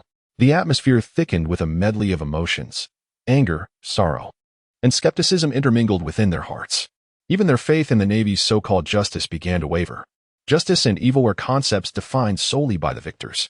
8 centuries prior, the celestial dragons established the world government, the most formidable and extensive organization in existence. Thus, they claimed the authority to determine all, to dictate what constitutes justice and what is deemed evil. Sephiroth's countenance remained impassive as he lifted the spoon, sipping meticulously. Yet within his heart, a burgeoning ambition began to take root. In this tumultuous era of rising heroes, should the world government falter in sustaining its dominion, the status and authority of the celestial dragons would shatter like ephemeral illusions, dissipating in an instant. Before, Sephiroth was quite perplexed about his future. Aside from his quest for vengeance, he merely desired to live freely, to make his life vibrant and enjoyable. Whether as a Navy officer or a pirate, it mattered little. He sought to follow his whims. However, after experiencing recent events, his yearning for strength and influence reached unprecedented heights. To live freely, one must possess absolute power and authority. Otherwise, such aspirations are merely illusions. The Navy, after all, is but a tool in the hands of the world government. He needed to cultivate a force that belonged solely to him. During dinner, an air of silence enveloped the table, each person lost in their own thoughts. After the meal, at Kaji's suggestion, the group decided to stay at a hot spring hotel. Sephiroth, citing other commitments, temporarily bid farewell to the others and made his way to Island 20, the closest to Island 79. He intended to venture into the lawless territories between Islands 20 and 29 to inquire about the whereabouts of the Devil Fruit Encyclopedia. The Devil Fruit Encyclopedia is not an exceptionally rare tome, yet it is not commonly found either. At the very least, he had not encountered it in Water City or Marineford. The Sabaody archipelago serves as a gathering place for pirates from the 4 seas. Logically, Given that they had traversed half of the Grand Line, pirates would have seen devil fruits to some extent. Their curiosity about such treasures of the sea is inevitable. Where there is demand, there is a market. The Sabaody archipelago even sees the influx and outflow of devil fruits. So it is inconceivable that a mere devil fruit encyclopedia would be absent. On Island 23 of the Sabaody archipelago, beneath the dim glow of street lamps, Sephiroth held a cigar in his mouth and cradled a book titled Devil Fruit Encyclopedia in his hands. As he strolled along, he casually flipped through the pages. After more than an hour of wandering, he finally purchased the book, reputed to be the most comprehensive collection of devil fruits, for the sum of 50,000 berries at a large bookstore. As Sephiroth perused the catalog of fruits during his purchase, he casually flipped through several pages and discovered that the illustrations of the fruits bore a striking resemblance to those in his previous life's memories. This prompted him to make the purchase. However, it is worth noting that the vast majority of the devil fruits depicted in the catalog only included their names and abilities, with only a scant few having their appearances recorded.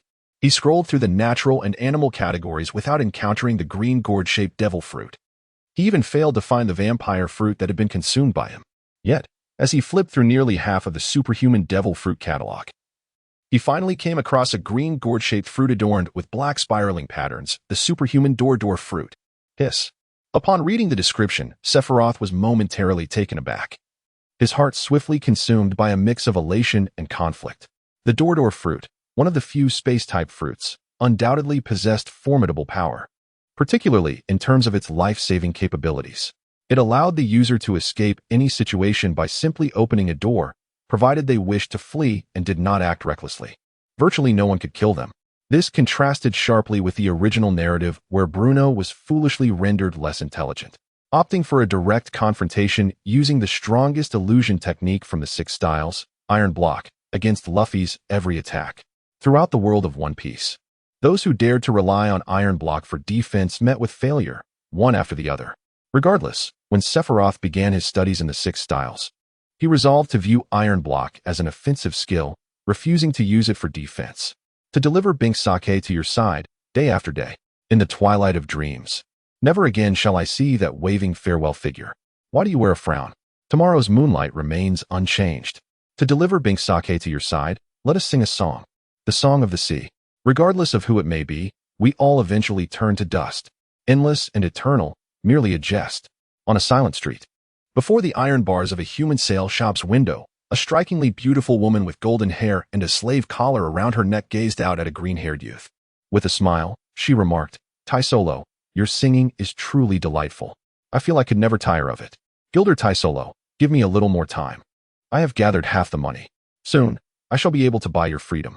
The young man, clad in a suit with gray-green hair, though weary, maintained a gentle smile, his gaze filled with affection for the woman. Taisolo, born into a life of poverty, faced ostracization from his peers. With a gambling father who eventually succumbed to illness, he was left with a mother who abused him daily. Whenever he sang out of sadness or joy, she would scold him, expressing her disdain for his voice. Eventually, he could no longer endure her cruelty and fled home, becoming a street urchin, surviving through theft and occasionally singing in taverns, where he made friends through his earnings. However, this situation persisted until the day he suffered a significant loss at the casino, and those he trusted abandoned him. After a beating from the casino's enforcers, he desperately escaped, evading a fate of enslavement. On that very day, he encountered the golden-haired woman, Stella, as he sat wounded and exhausted by the window, sorrowfully singing. Though strangers, Stella sincerely praised his voice, and at the lowest point of his life, Taisolo finally met someone who appreciated him. As their interactions increased, their rapport deepened, and Taisolo found himself overwhelmed by a burgeoning love for Stella. He resolved to turn his life around, ceasing his misdeeds and laboring diligently to save for her freedom. Unfortunately, Stella's price was exorbitantly high. Despite working tirelessly for over a year, he had only managed to save half the amount needed. At this rate, it would take him over a year more to gather the necessary funds. This prolonged wait was fraught with uncertainty, as Stella could be purchased at any moment. Yet, he refused to surrender, continuing to toil relentlessly. Just as they were engrossed in conversation, a silver-haired youth approached, leaning against the iron bars of the window, directing his gaze at Taisolo. "Hey there. Allow me to introduce myself. I am Carl D. Sephiroth." The gray-green-haired youth initially appeared taken aback, but he politely responded, Hello. I am Taisolo. May I ask why you sought me out?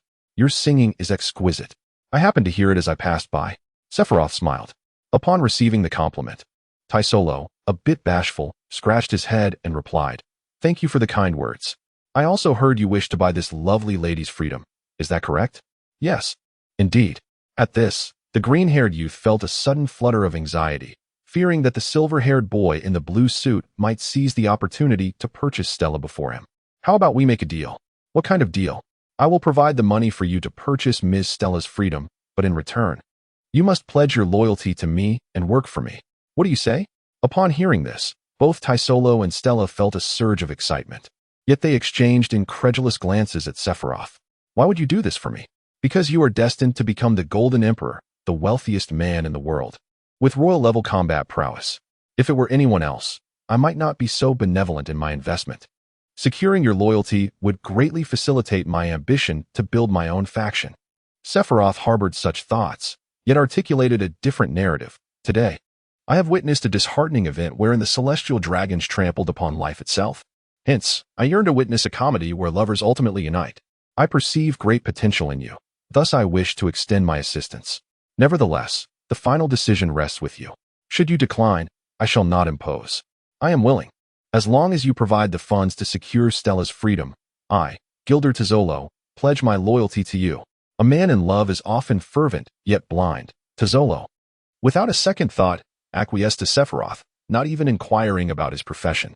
In the world of pirates, education levels are generally low, compounded by a strong sense of camaraderie. Consequently, many individuals, driven by gratitude, have willingly sacrificed their lives for others. Take, for instance, Akin, Bellamy, and T-Beard. They may not be virtuous, yet they are unwavering in their loyalty. Thus, Sephiroth is now wagering. He bets that Taisolo, upon receiving his aid, will be genuinely devoted to him. After all, Taisolo is still young, untouched by the depths of despair and darkness, while Stella inspires him with dreams of a brighter existence. If his gamble proves futile, he would choose to cut his losses and seek an opportunity to eliminate Taisolo. How much is required to secure her freedom? To liberate Stella, 38 million berries are needed. I have already saved 19. 3 million berries. 38 million berries, is it? Very well, I shall cover the entire sum. However, you will need to wait an hour or two, as I must return to retrieve the money. Sephiroth feigned an agreeable demeanor, yet inwardly he was cursing vehemently. What on earth was this woman adorned with? Gold, or perhaps diamonds? It was utterly exorbitant. The average price for an ordinary human is merely around 1 million. Without any added value, a price exceeding 10 million is simply unfathomable. As Sephiroth silently murmured to himself, he transformed his body into that of a vampire, unfurling his dark wings with a swift motion. What is this? Taisolo gazed in astonishment at the silver-haired youth who had suddenly undergone this transformation. I am a wielder of the devil fruit. Wait here for a moment. I shall go procure the funds. With those words, Sephiroth flapped his ebony wings and ascended into the night sky, vanishing within moments. Splendid. Stella, you will finally be redeemed. Taisolo beamed with a radiant smile, his gaze fixed upon the blonde woman in the display window. Stella reached out with her right hand to grasp the iron bars, her expression tinged with concern. But Taisolo, for my sake, you are entrusting yourself to an unknown individual as your superior. Is that truly wise? The young man with gray-green hair firmly clasped the blonde's hand, his tone sincere. For you, everything is worthwhile. Taisolo. Stella looked at the young man outside the window, her heart melting as she felt an overwhelming sense of happiness. Even if he were to demand her life in the future, she would willingly acquiesce. The girl silently made her resolution. Late at night, at Marine headquarters in Marineford, within the office of the Admiral, garbed in a white cloak of justice, tall and imposing, with snow-white hair and a physique of explosive muscle, Steelbone Kong stood by the window, arms crossed, gazing contemplatively at the sea outside. Knock, knock, knock. A sudden sound of knocking echoed from the door. Come in. Upon his command, Zephyr entered. Is there something urgent at this late hour? Steelbone Kong did not turn around, still fixated on the view beyond the window, his back to Zephyr. Yet, he could discern the visitor's identity through instinct alone. I noticed your office light still on, so I came to submit the evaluation of this year's military academy students. Oh, are there any particularly promising young individuals? Based on my analysis of their files and recent performances, 3 of them exhibit remarkable potential, worthy of the rank of Admiral. Oh, Which three? Let me see their documents. Steelbone Kong raised an eyebrow, turning to face Sephiroth. The latter had been prepared, hastening to the window and presenting the top 3 files from his hands. Akagi, Gion, and Carl D. Sephiroth. Each file contained merely 3 pages, detailing data, past experiences, and personal backgrounds. The document concerning Sephiroth clearly recorded his illustrious history. Sephiroth was born in the Water City, the son of a procurement manager and shareholder at a shipyard. Over a month ago, he encountered an attack from the beast pirates at sea, during which his father perished while attempting to save him. Sephiroth himself faced a maritime disaster and fortuitously acquired the powers of the animal fruit, specifically the bat fruit. The exact nature of this fruit remains unknown, but it allows for full transformation into a bat and a hybrid form, tentatively classified as a mythical beast type. Through extensive investigation and analysis, it is surmised that he was previously captured by a group of slavers. After vanquishing this group, he fled back to the Water City alongside 3 members of the 9 Snake Pirates, suggesting a close affiliation with this crew. Following his enlistment in the Navy, the Water City was attacked by the Watson Pirates, and he single-handedly eliminated 3 of their executives. I initially held high hopes for this young man named Sephiroth. Yet after a thorough review of his background, I find myself in a state of uncertainty, suspecting he may be a pirate infiltrating the Navy. Zifa pondered aloud. Thus, you chose to seek me out at this late hour to deliberate on how to handle him, correct? Upon hearing this, Steelbone Kong chuckled softly, placing the document in his hand down and turning to his subordinate. Indeed, Zifa replied candidly, acknowledging his mission to cultivate talent for the Navy. If he were to inadvertently nurture an undercover agent, who knows the potential damage it could inflict upon the Navy? Zifa, I understand your concerns, but we must not allow fear to paralyze our actions. You must have noticed, aside from the initial cohorts of students you trained, the quality of subsequent military academy graduates has been steadily declining. Since the demise of that scoundrel Roger, an increasing number of ambitious youths and powerful individuals have rallied under the pirate banner, venturing into the Grand Line. This has left our Navy increasingly stretched thin. While the number of capable recruits we can attract has dwindled, we cannot dismiss a promising new recruit based solely on unsubstantiated suspicions. That would reflect poorly. Zifa hesitated. But what if? At this, Steelbone Kong sighed, raising a hand to halt Zifa's words. All right, let us do this. I shall take responsibility for investigating and monitoring this young man. Should he exhibit any suspicious behavior, I will take appropriate action. Very well.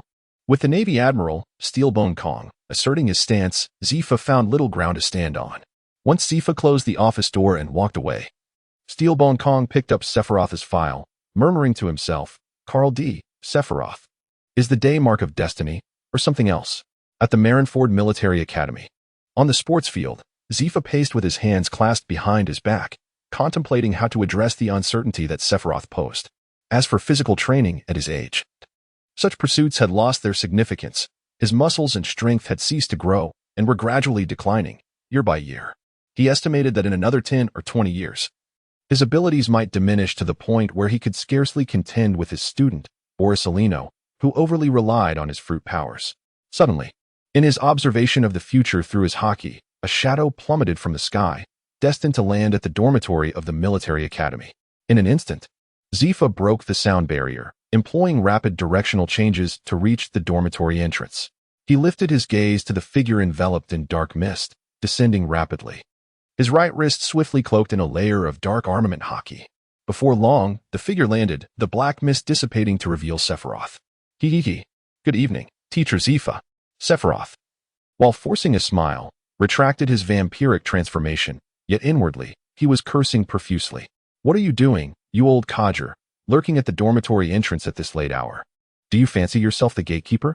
And what was that display of armed Haki all about? Were you prepared to throw a punch if I had not descended? Zephyr scrutinized Sephiroth with a look of skepticism and inquired, Why are you still awake at such an hour? Oh, I took a stroll and happened to purchase a book along with 2 packs of cigarettes, Sephiroth replied. Sephiroth raised 2 bags in front of the elderly man with violet hair, swaying them slightly. As if struck by a thought, a smile adorned his face, and he promptly retrieved an exquisitely packaged box of unopened cigars from one of the bags, extending it towards him. Teacher Zephyr, I appreciate your hard work. Please accept this small token of respect from your student. Enough with this charade. Even if you present me with gifts, I shall not acquiesce to any requests." The old man retorted, "Nay, not at all. How could a student dare to make demands? It is purely to express my admiration for you."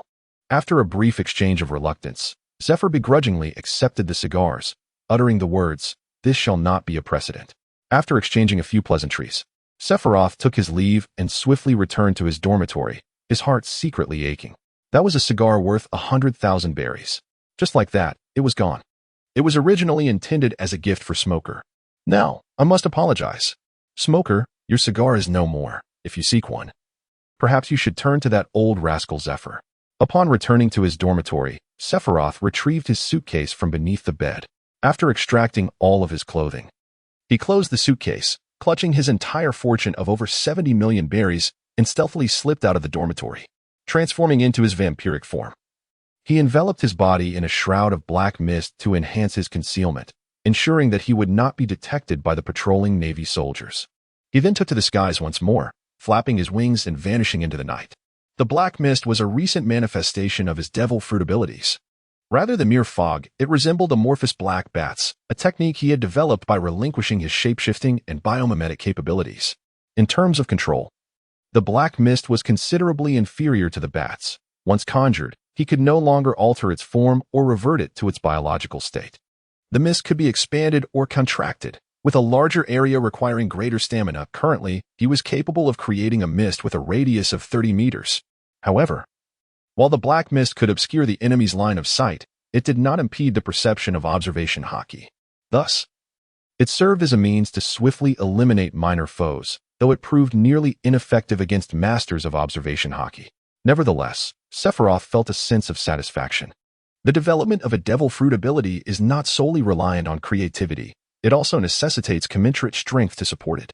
This is akin to Don Quixote Doflamingo's string fruit, where his prowess allowed him to manipulate, fly, and even devise an enormous AE birdcage. Ultimately, it was his inherent strength that made such feats possible. Were a weakling to acquire the string fruit's powers, the outcome would be drastically different. Sephiroth surmised that the individual in question, aside from no longer needing to purchase thread for sewing, had little else to offer. On the island of Chocobo, specifically the 23rd Isle, before the iron-barred window of a human trafficking establishment, Tezzalo continued his melodic serenade, hoping to bring more joy to his beloved. Suddenly, the door of the establishment swung open with a clang, revealing a middle-aged man clad in a black suit, sporting a scruffy beard, emerging from within. "Hey there, my friend. You've been singing all night, and it's nearly midnight. I need to close up and get some sleep. If you truly care for Stella, why not buy her? Spending 38 million berries to acquire a princess from a non-world government-affiliated nation seems like a worthwhile investment." The middle-aged man yawned. In truth, he was eager to part with Stella. Although she claimed to be a princess from a non-world government nation, possessing numerous skills, she was ultimately just another attractive woman. For the same price, one could easily procure 4 or 5 beauties of similar allure. Recently, he had been contemplating a price reduction, as Stella had been living off his hospitality for over a year. If he waited a few more years, her beauty might wane, and he would find it challenging to sell her at all. "Boss, please wait just a bit longer. I will have the money soon," Tezzalo implored earnestly.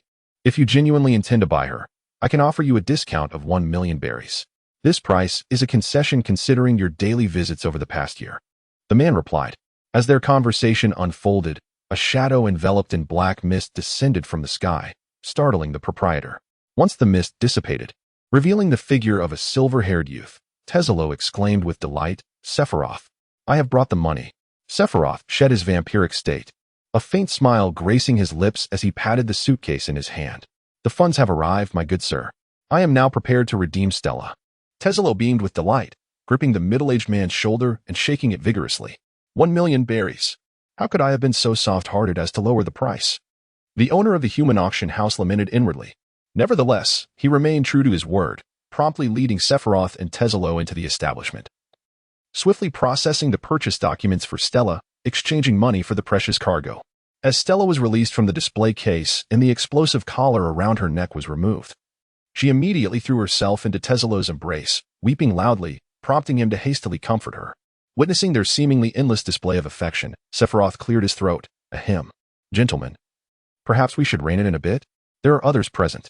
"Oh, my sincerest apologies," Tezzalo replied, scratching his head in embarrassment and offering a sheepish smile, while Stella, her cheeks flushed, clung tightly to his arm. "Let us be off. Take me to your home. I have matters to discuss with you." Sephiroth waved his hand and was the first to exit the human trafficking shop, followed swiftly by the two individuals. "Boss, from now on, I shall work for you. What exactly do you require me to do?"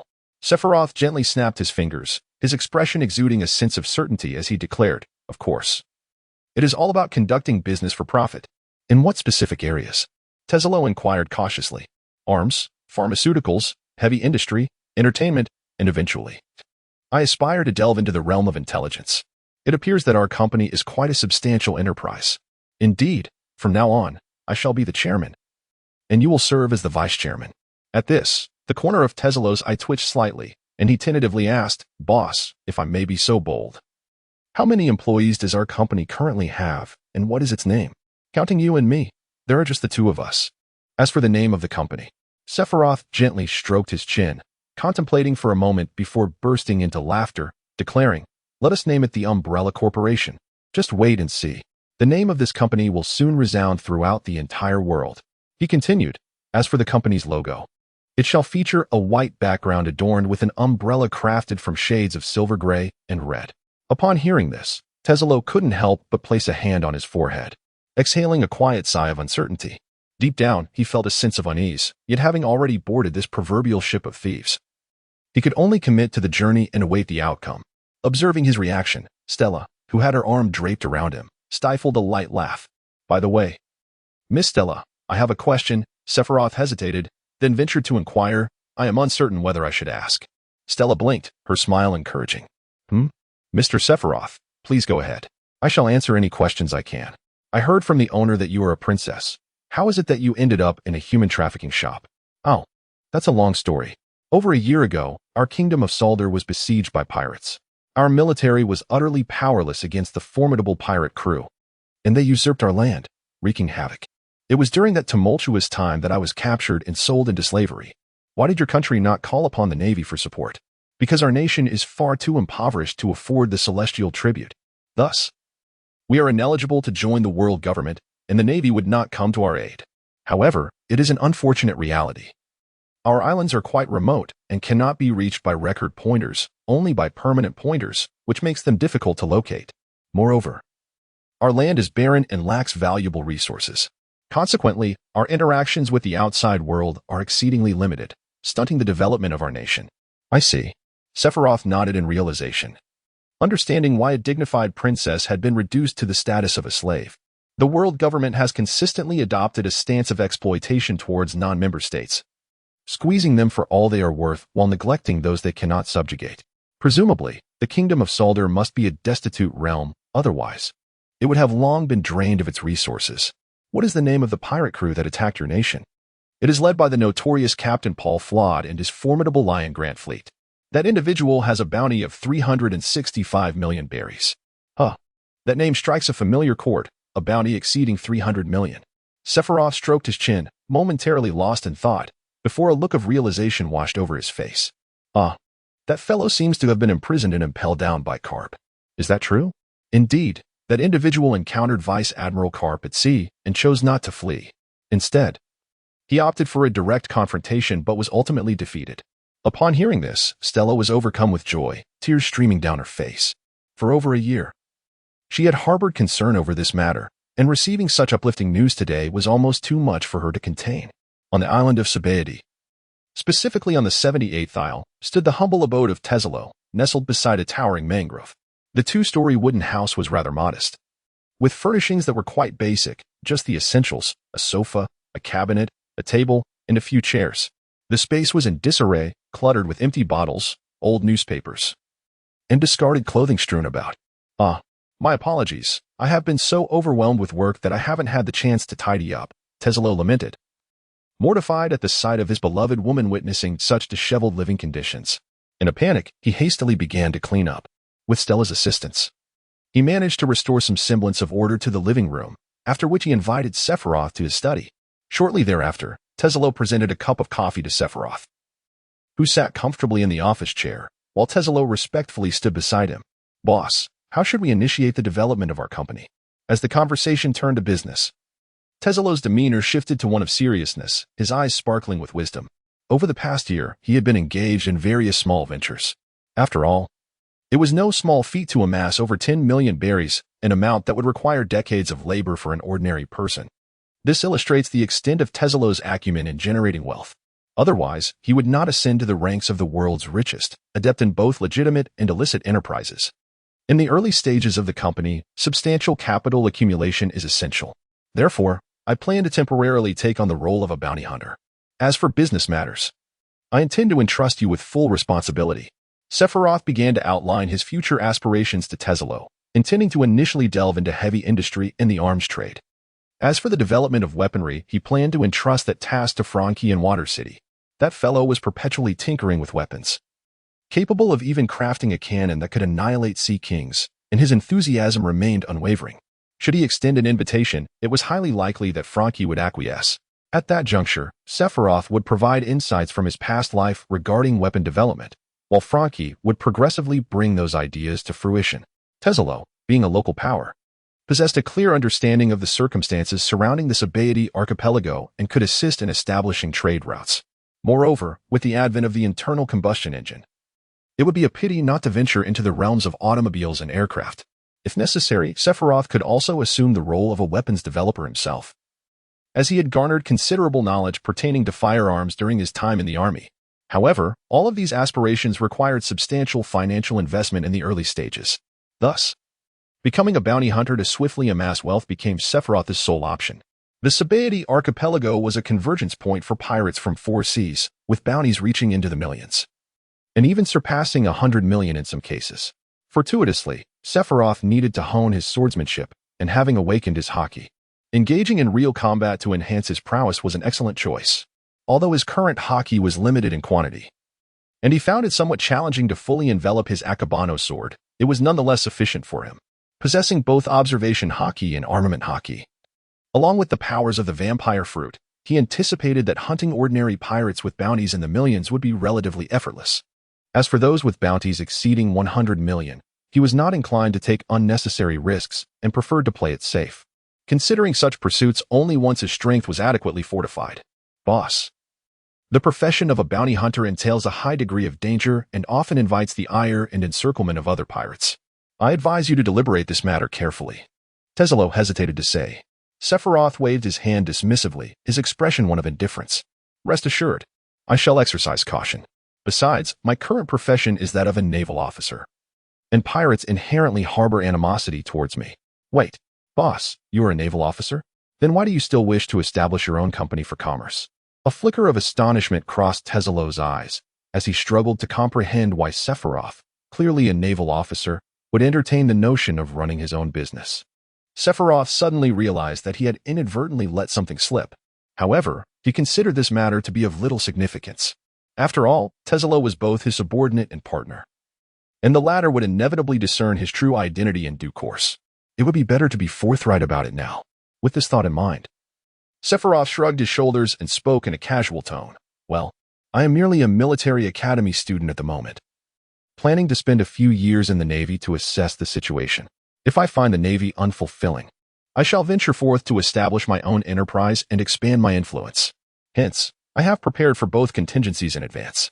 Upon hearing this, Teselo repeatedly waved his hands, his face alight with excitement. No, no, no.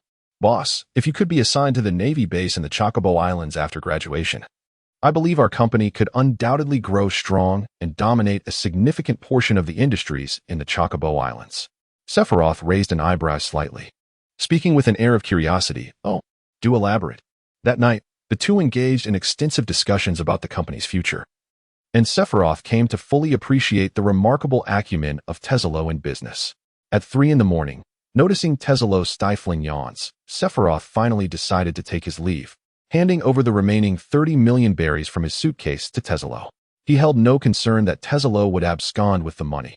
After all, throughout their conversation, it was evident that Teselo was not one to settle for mediocrity. He too harbored ambition. As Teselo and Stella stood at the doorway, they watched Sephiroth's figure gradually fade into the distance along the street. The golden-haired woman gently nestled in her lover's embrace, murmuring, Teselo, Mr. Sephiroth is truly a good man. We must repay him well in the future. Whether he is a good man, I shall refrain from commenting. But I can always sense his disdain for the world government in his words and the ambition lurking in the depths of his gaze. He is a man of great dreams and aspirations. I eagerly anticipate where his future will lead him.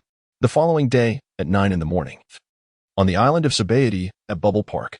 The 6 of them purchased tickets at the entrance, and as they stepped into the park, they were greeted by an array of attractions adorned with bubble motifs, bubble roller coasters, bubble Ferris wheels, bubble elevators, bubble pedal cars. The dazzling variety of entertainment options left them utterly mesmerized. The park was bustling with visitors, filled with laughter and joy, while shops selling snacks and toys attracted numerous children. Come on, let us have a fantastic time today.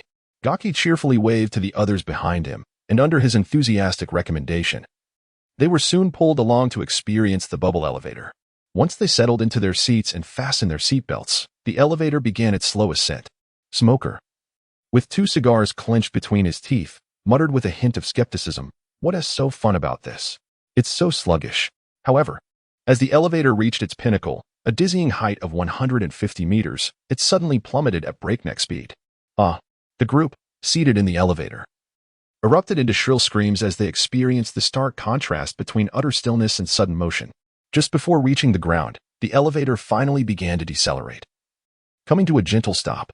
At that moment, the pink-haired girl Tina turned to her side, noticing the empty seat beside her, and exclaimed in surprise, "Huh, how strange. Where did Smoker go?" Maynard gently stroked his chin and murmured, "Could it be he didn't fasten his seatbelt and flew out?" Seemingly struck by a thought, everyone looked up, only to find Smoker had transformed into a wisp of white smoke, slowly drifting down from the air, his expression still one of shock. Guillaume was the first to stifle a laugh, covering her mouth, which led the others to burst into hearty laughter. Soon after, Smoker landed back on the ground, his face sour. However, the group did not continue to mock him, but quickly moved on to the next attraction. After a while, Sephiroth rented a large bubble pedal car. Lazily reclining on the bubble seat, holding a 5-layer ice cream cone, seemingly lost in thought as he took occasional bites. Moments later, Guillaume approached with her own ice cream. Sitting beside him, "Sephiroth, why aren't you joining in the fun? What are you thinking about all alone?" In response, the silver-haired youth turned to the long-legged beauty beside him and replied nonchalantly, "I'm not thinking about anything. I'm simply uninterested." Oh my, such a young lad. Yet already disinterested in such things. It's truly a pity. As she spoke, Guillaume cast a flirtatious glance at him, her expression brimming with teasing intent. Witnessing this, Sephiroth couldn't help but twitch at the corner of his eye, silently muttering, "This woman is exceedingly skilled at flirting." It was only logical. One could hardly expect a woman well-versed in the arts of seduction to be as pure as a delicate white flower. Such an expectation would be sheer folly. With this thought, Sephiroth found himself unable to resist the impulse to blurt out, "Are you poison?" Delighted by his reaction, Guillaume covered her mouth, laughing softly, "Hee hee. If you like big sisters like me, if you confess to me 100 times, I might just begrudgingly agree." Haki. Sephiroth, weary of the woman's incessant chatter, gracefully dismounted from the floating bubble bicycle and strode towards the nearby haunted house, seeking a moment of tranquility to dispel the tumultuous thoughts swirling in his mind. The group of 6 had spent the day in merriment, transitioning from morning to afternoon, before preparing to board a vessel back to Marineford. Sephiroth, citing other pressing matters, bid farewell to his companions and departed alone.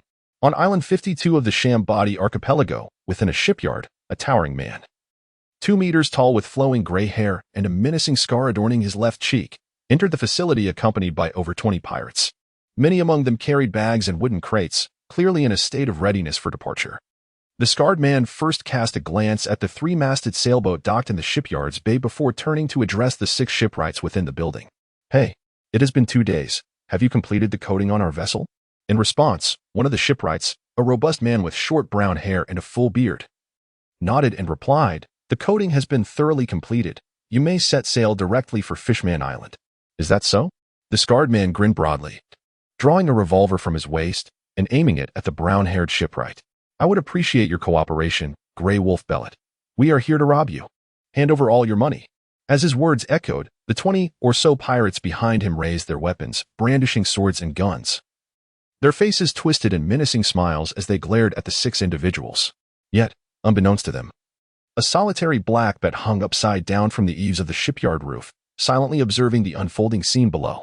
This bat was a creation of Sephiroth, born from his vampire fruit abilities. Prior to his excursion with Guion and the others, he had split off numerous such bats, dispatching them to patrol the areas around the shipyards and coating facilities on islands 50 through 59 in search of pirate activity. Through his mastery of the fruit's powers, the bats he produced not only possessed the echolocation abilities typical of normal bats but also exhibited visual acuity akin to that of humans, allowing for shared sight and sound with him. The capabilities of the fruit evolved with the user's development and application, and recently, he had further advanced the bat's vocal apparatus to emit ultrasonic sounds, a feature typically found only in their bat form, now enhanced in his vampire state. Sephiroth's current approach to developing devil fruits aligns closely with that of other Zoan-type fruit users. He endeavors to amalgamate the advantages of the three forms, beast, hybrid, and human, thereby reinforcing strengths and compensating for weaknesses. Consequently, there are Zoan users who have advanced their abilities to such a high degree that they exhibit beastly characteristics even in their human forms. This transformation is a means to mitigate the shortcomings inherent in their human shapes by incorporating traits from the animal kingdom. Those who attain such mastery over their Zoan powers are on the precipice of awakening the true potential of the devil fruit. Amidst the threats posed by a host of pirates, the shipbuilders are compelled to raise their hands and surrender. A brown-haired man, his countenance darkened with distress, implores, "Sir Pirate, we have just completed your order. Is it truly fair for you to turn against us like this? Bah, you dare charge me 500,000 berries for merely coating my ship? You unscrupulous merchants." The pirate retorts with disdain. "Your vessel is a medium-sized sailboat. That is the going rate regardless of where you apply the coating. Spare me your excuses and hand over the money now, or face dire consequences. We earn our living through hard work, and our shipyard has little in the way of savings." Before the brown-haired man can finish his plea, Grey Wolf Bellow pulls the trigger of his revolver, the bullet striking the man's thigh, erupting into a burst of crimson. The man collapses to the ground, clutching his wound as he curls in agony. "I'm a notorious pirate with a bounty of 76 million berries. I have no patience for your moral reasoning. If you wish to live, hand over all your money." Ha. The laughter of over 20 pirates fills the air, their visages contorted into grotesque masks of malice, akin to demons risen from the depths of hell. Suddenly, a swarm of black bats bursts into the coating facility, enveloping it in a shroud of darkness. The pirates, now engulfed in a pitch-black void, begin to panic, some emitting terrified screams. "Do not panic. Whoever has a lighter or a source of illumination, provide light quickly." Bellow bellows, his form swelling as sharp fangs and claws materialize. In an instant, he transforms into a towering werewolf, exceeding 3 meters in height, prompted by his command. The pirates who smoke hastily flick on their lighters, igniting small flames. Within mere moments, for feeble lights flicker to life, but the oppressive black mist constricts their illumination, rendering it incapable of revealing even a single face. In the oppressive gloom, a shadow darts through the crowd. The faint flicker of the flames reveals a flash of crimson steel. In an instant, a chilling wind sweeps through, and 4 pirates, clutching their lighters, scream in agony, their necks spurting blood as they collapse to the ground. Within the black fog, a ravenous beast seems to stalk the pirates, mercilessly claiming their lives amid their cries of despair.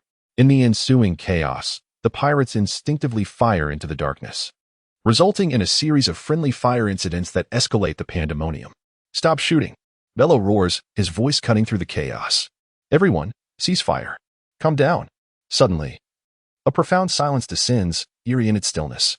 Bellow swiftly shifts his pistol to his left hand while drawing a large machete from his waist, his expression alert as he scans the murky surroundings for any sign of the enemy. As the conjurer of the darkness, Sephiroth remains undeterred, his vision unaffected by the obscuring mist. In fact, the fog serves as an extension of his perception, enhancing his awareness of his opponent's movements.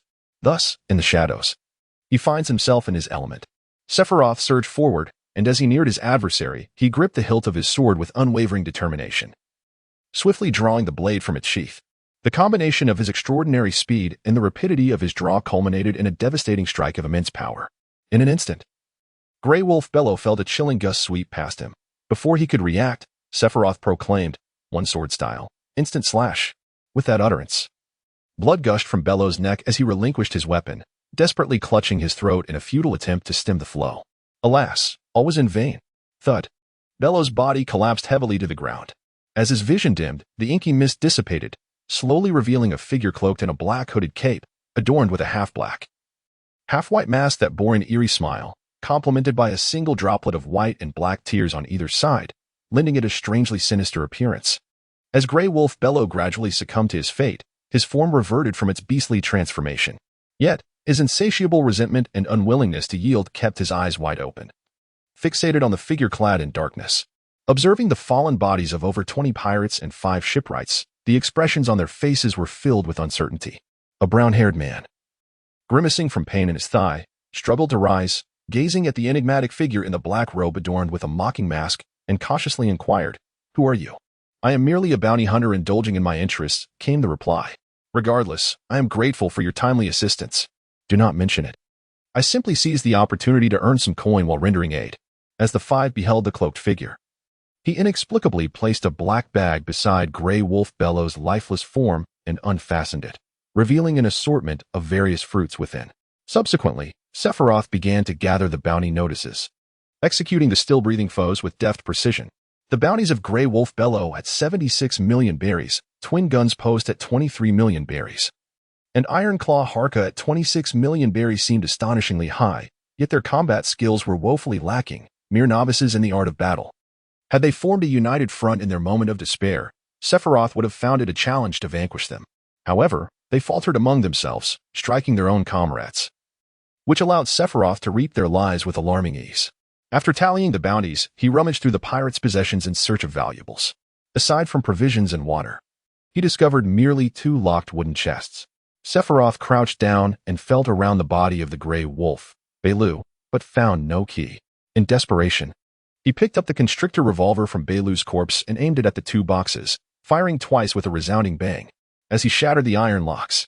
After these 2 shots, Sephiroth felt an inexplicable ease with the revolver, and its power was commendable. Having secured the weapon, he returned to Belu's body and stripped away the leather holster and spare bullets intended for the revolver. Through his recent military academy theoretical courses, his understanding of firearms had undergone a significant transformation.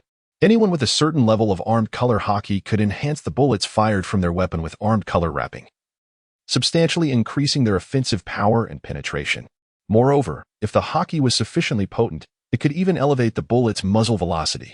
When combined with a formidable observation Haki, one could anticipate and obstruct an opponent's evasive maneuvers, leaving them with no escape route. Even formidable Haki masters would not emerge unscathed from a close-range encounter with a bullet wrapped in Haki. They could be gravely injured or even rendered incapacitated. With enough rounds, it could prove fatal. However, whether the theories espoused by Old Zephyr could inflict damage on Haki masters of the Emperor level remained an open question. Nevertheless, Sephiroth reflected that Zephyr's theories seemed to hold some merit. In the world of One Piece, firearms were indeed instruments of death. Renowned figures like Whitebeard Edward Newgate, Kazuki Oden, and Fisher Tiger had all been struck by bullets. Even within the ranks of the so-called strongest red-haired pirates, many crew members engaged in combat with firearms. Additionally, he discovered an intriguing phenomenon. During his vampiric transformation, the ultrasonic waves he emitted could interfere with objects, altering their trajectories. This reminded him of the so-called Sixth Emperor, a user of an artificial devil fruit in One Piece known as Batman, who employed sound waves to redirect arrows. It seemed that this individual had intertwined armed color Haki within the ultrasonic waves to achieve such an effect. As Sephiroth, in his vampire form as a phantom of the bat fruit, could be considered an advanced variant of an artificial bat fruit. It stands to reason that he should be capable of performing feats akin to those of his counterparts. Just imagine the moment he masters the technique of Haki, enabling him to manipulate the trajectory of projectiles, allowing bullets fired from a handgun to curve. Such a notion is truly remarkable. Furthermore, the author constructs the narrative with a clear outline. Any perceived inconsistencies often serve as setups and foreshadowing for future developments. However, I cannot simply divulge everything in a clear-cut manner. This is a narrative devoid of a system, necessitating extensive groundwork in various areas. It is not merely mindless entertainment. Of course, there are aspects of unrestrained enjoyment, and at times, I find it challenging to maintain my composure in certain plot points. Inside the shipyard, Sephiroth crouched down and casually opened 2 wooden chests, casting a glance inside. He discovered that one chest contained a substantial sum of belly banknotes, approximately over 20 million, while the other was filled with gold coins and exquisite jewelry, the value of which was difficult to ascertain. To facilitate transport, he liberated a large burlap sack from the pirate's belongings and poured the banknotes and treasures into it. Having completed this task, he turned and approached the black cloth bag, beginning to rummage through the pile of fruits. Suddenly, amidst the commotion, his hand brushed against a gray-skinned object adorned with spiral patterns, the devil fruit of the Zoan type. Specifically the Inu no Mi, in its wolf form. Sephiroth cast a glance into the black bag and discerned the fruit that had transformed into this devil fruit. To his astonishment, it was a red apple. Within the depths of the black bag, he had prepared an assortment of common fruits, including bananas, red apples, green apples, oranges, and tangerines. Yet, the fruit that ultimately metamorphosed into the devil fruit was none other than the red apple. To be frank, Sephiroth initially approached this endeavor with a mere sense of experimentation. Among the myriad pirates he had been surveilling with his bats, he selected one who possessed the abilities of an animal-type devil fruit user to conduct the resurrection experiment of the devil fruit. In the world of One Piece, upon the demise of a devil fruit user, the fruit would randomly reincarnate on a mature fruit, and remarkably, the reborn devil fruit would be indistinguishable from the original in both appearance and abilities, down to the minutest detail. Sephiroth believed that the resurrection of devil fruits should be controllable. Whether it was the two devil fruits inherited by the jackals and falcons of the Alabasta Kingdom for 3 millennia, or the incident where Caesar killed the gas slime that had consumed the salamander fruit on Punk Hazard Island, leading to the fruit's rebirth in the nearby red apple. These instances indicated that the resurrection of devil fruits could indeed be managed. The only prerequisite was to identify the correct type of fruit necessary for the resurrection of the devil fruit. Of course, Sephiroth had conducted only one experiment, which did not guarantee the truth of his hypothesis. The resurrection of this animal-type wolf devil fruit might have merely been a stroke of luck, akin to stumbling upon a dead rat. The brown-haired shipwright, upon seeing Sephiroth binding the bodies of 3 bounty criminals with ropes, kindly inquired, "Mr. Bounty Hunter, would you like us to provide you with a bubble handcart?" Taken aback momentarily, Sephiroth nodded and replied, "Thank you. I could use one." After a brief contemplation, he produced 100,000 berries and offered them to the brown-haired shipwright. However, the latter hastily declined, stating that it was all in gratitude for Sephiroth's life-saving assistance. Nevertheless, Sephiroth insisted on pushing the money upon him, asserting that it would cover the cost of the bubble cart and the labor involved in handling the pirate corpses. Seeing that further refusal was futile, the shipwrights accepted the payment, while the young man loaded the bodies onto the bubble handcart, covering them with a white cloth. He then departed the shipyard, carrying the devil fruits and treasures with him. After traveling a considerable distance, Sephiroth found a concealed thicket to park the bubble handcart. He summoned a black bat from his own essence to guard the cart. Subsequently, he transformed into his vampire form, unfurling his wings and soaring into the sky. With the devil fruits and treasures in tow, heading towards Island 71, where his hotel was located. After swiftly concealing these valuable items in his room, he returned to Island 52, pushing the bubble handcart towards the naval base on Island 60. The station Navy here, being relatively close to Marineford, had not been established as an independent G-branch unit and continued to be under the unified command of the naval headquarters. As Sephiroth approached the entrance of the naval base, the 2 station soldiers immediately raised their rifles, aiming at him with unwavering resolve. Any hint of movement from him would prompt them to pull the trigger. One of the naval soldiers took the initiative to issue a warning. "Halt. What business do you have at the naval base?" At that moment, Sephiroth, clad in a black hooded cloak and donning a mask of sinister mirth, exuded an air of suspicion. "Dear naval gentlemen, there is no need for alarm. I have merely come to collect a bounty," he replied, while gently pulling away the white cloth that concealed the handcart, revealing the lifeless bodies of 3 wanted criminals. Upon witnessing this scene, the 2 soldiers relaxed their stance slightly. However, one soldier remained vigilant, stating, "Sir, please remove your mask. We must ensure that you are not a wanted criminal before permitting you entry into the naval base." Upon hearing this, Sephiroth said nothing.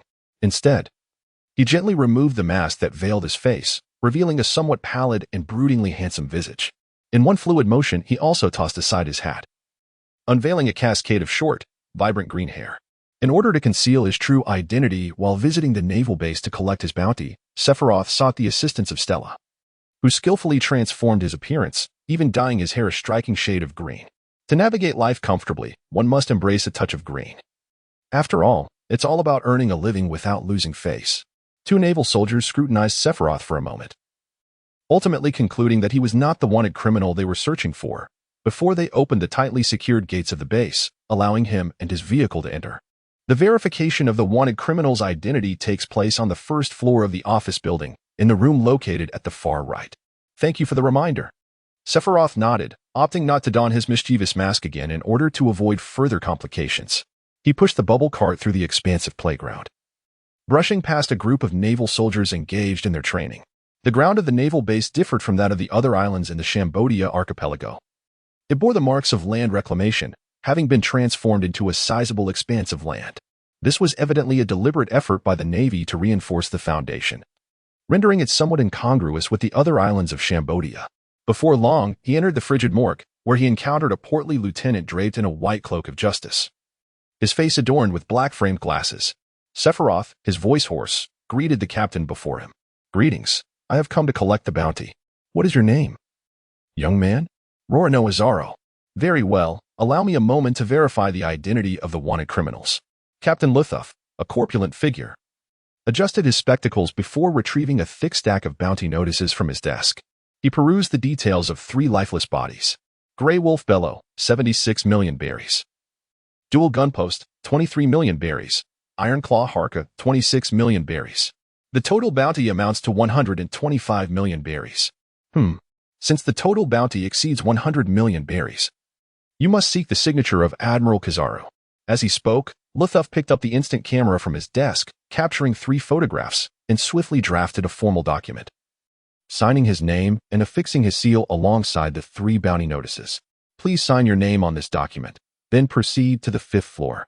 The second office on the left, to obtain Admiral Kizaru's signature. With his endorsement, you may directly visit the first room on the left on the 3rd floor. The finance department, to collect your bounty."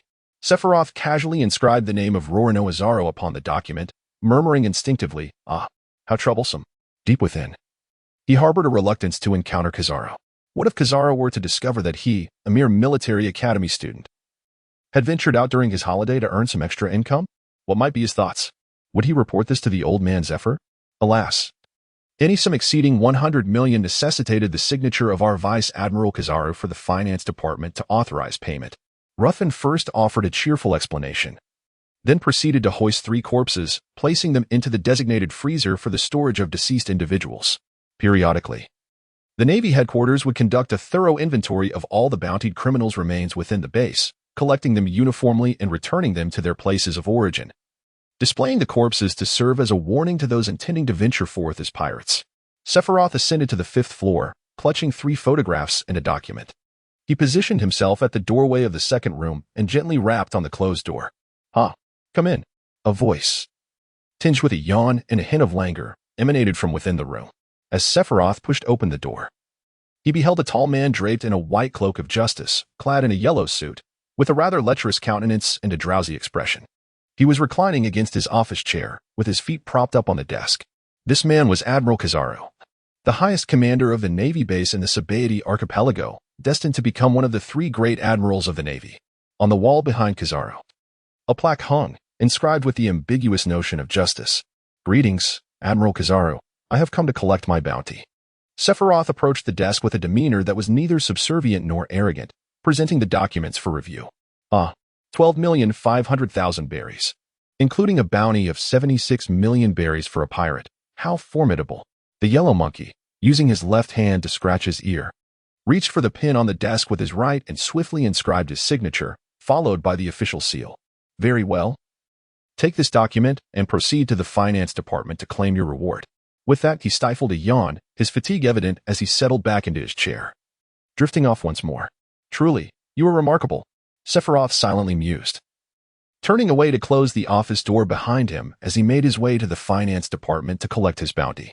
On the island of Sephiroth, specifically the 78th Isle, the sun hung low in the sky, casting the warm afternoon light that filtered through the dense foliage of the Yalchaman trees, illuminating the verdant grass below. Occasionally, bubbles emerged from the earth, reflecting a kaleidoscope of colors in the sunlight, transforming the surroundings into a breathtaking dreamlike paradise. At the entrance of Tezelo's residence, an exclamation of dismay pierced the air. "Wait, this won't do." Sephiroth bore a large sack of money upon his left shoulder. He raised his right hand, intending to knock on the door, but paused to reconsider, retracting his hand.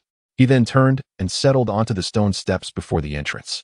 From the inner lining of his blue suit, he silently retrieved a cigar, igniting it with a flicker, inhaling deeply before exhaling a plume of white smoke. At times, possessing acute hearing is not necessarily a boon. He often found himself subjected to sounds he would rather not hear. particularly as he was a youth brimming with youthful exuberance and hormones. Sephiroth believed he was not particularly lecherous. His previous life's profession as a doctor led him to instinctively analyze the human body whenever he beheld it, envisioning the muscles, blood vessels, bones, teeth, heart, liver, spleen, lungs, and kidneys beneath the skin. In that past existence, he had also had a girlfriend who was reasonably attractive and had a commendable physique. However, perhaps due to his profound understanding of human anatomy or perhaps as a result of his professional habits, he found himself rather disinterested in the intimacies between men and women, existing in a state of excessive rationality. At times, he even felt that engaging with his girlfriend was less stimulating than playing online games. Gradually, he developed a sense of annoyance towards the woman who frequently threw tantrums in front of him, incessantly spouting trivial nonsense while being overly domineering. When she eventually expressed her desire to end their relationship, he readily acquiesced, feeling a sense of liberation wash over him, believing that living freely on his own was indeed quite pleasant.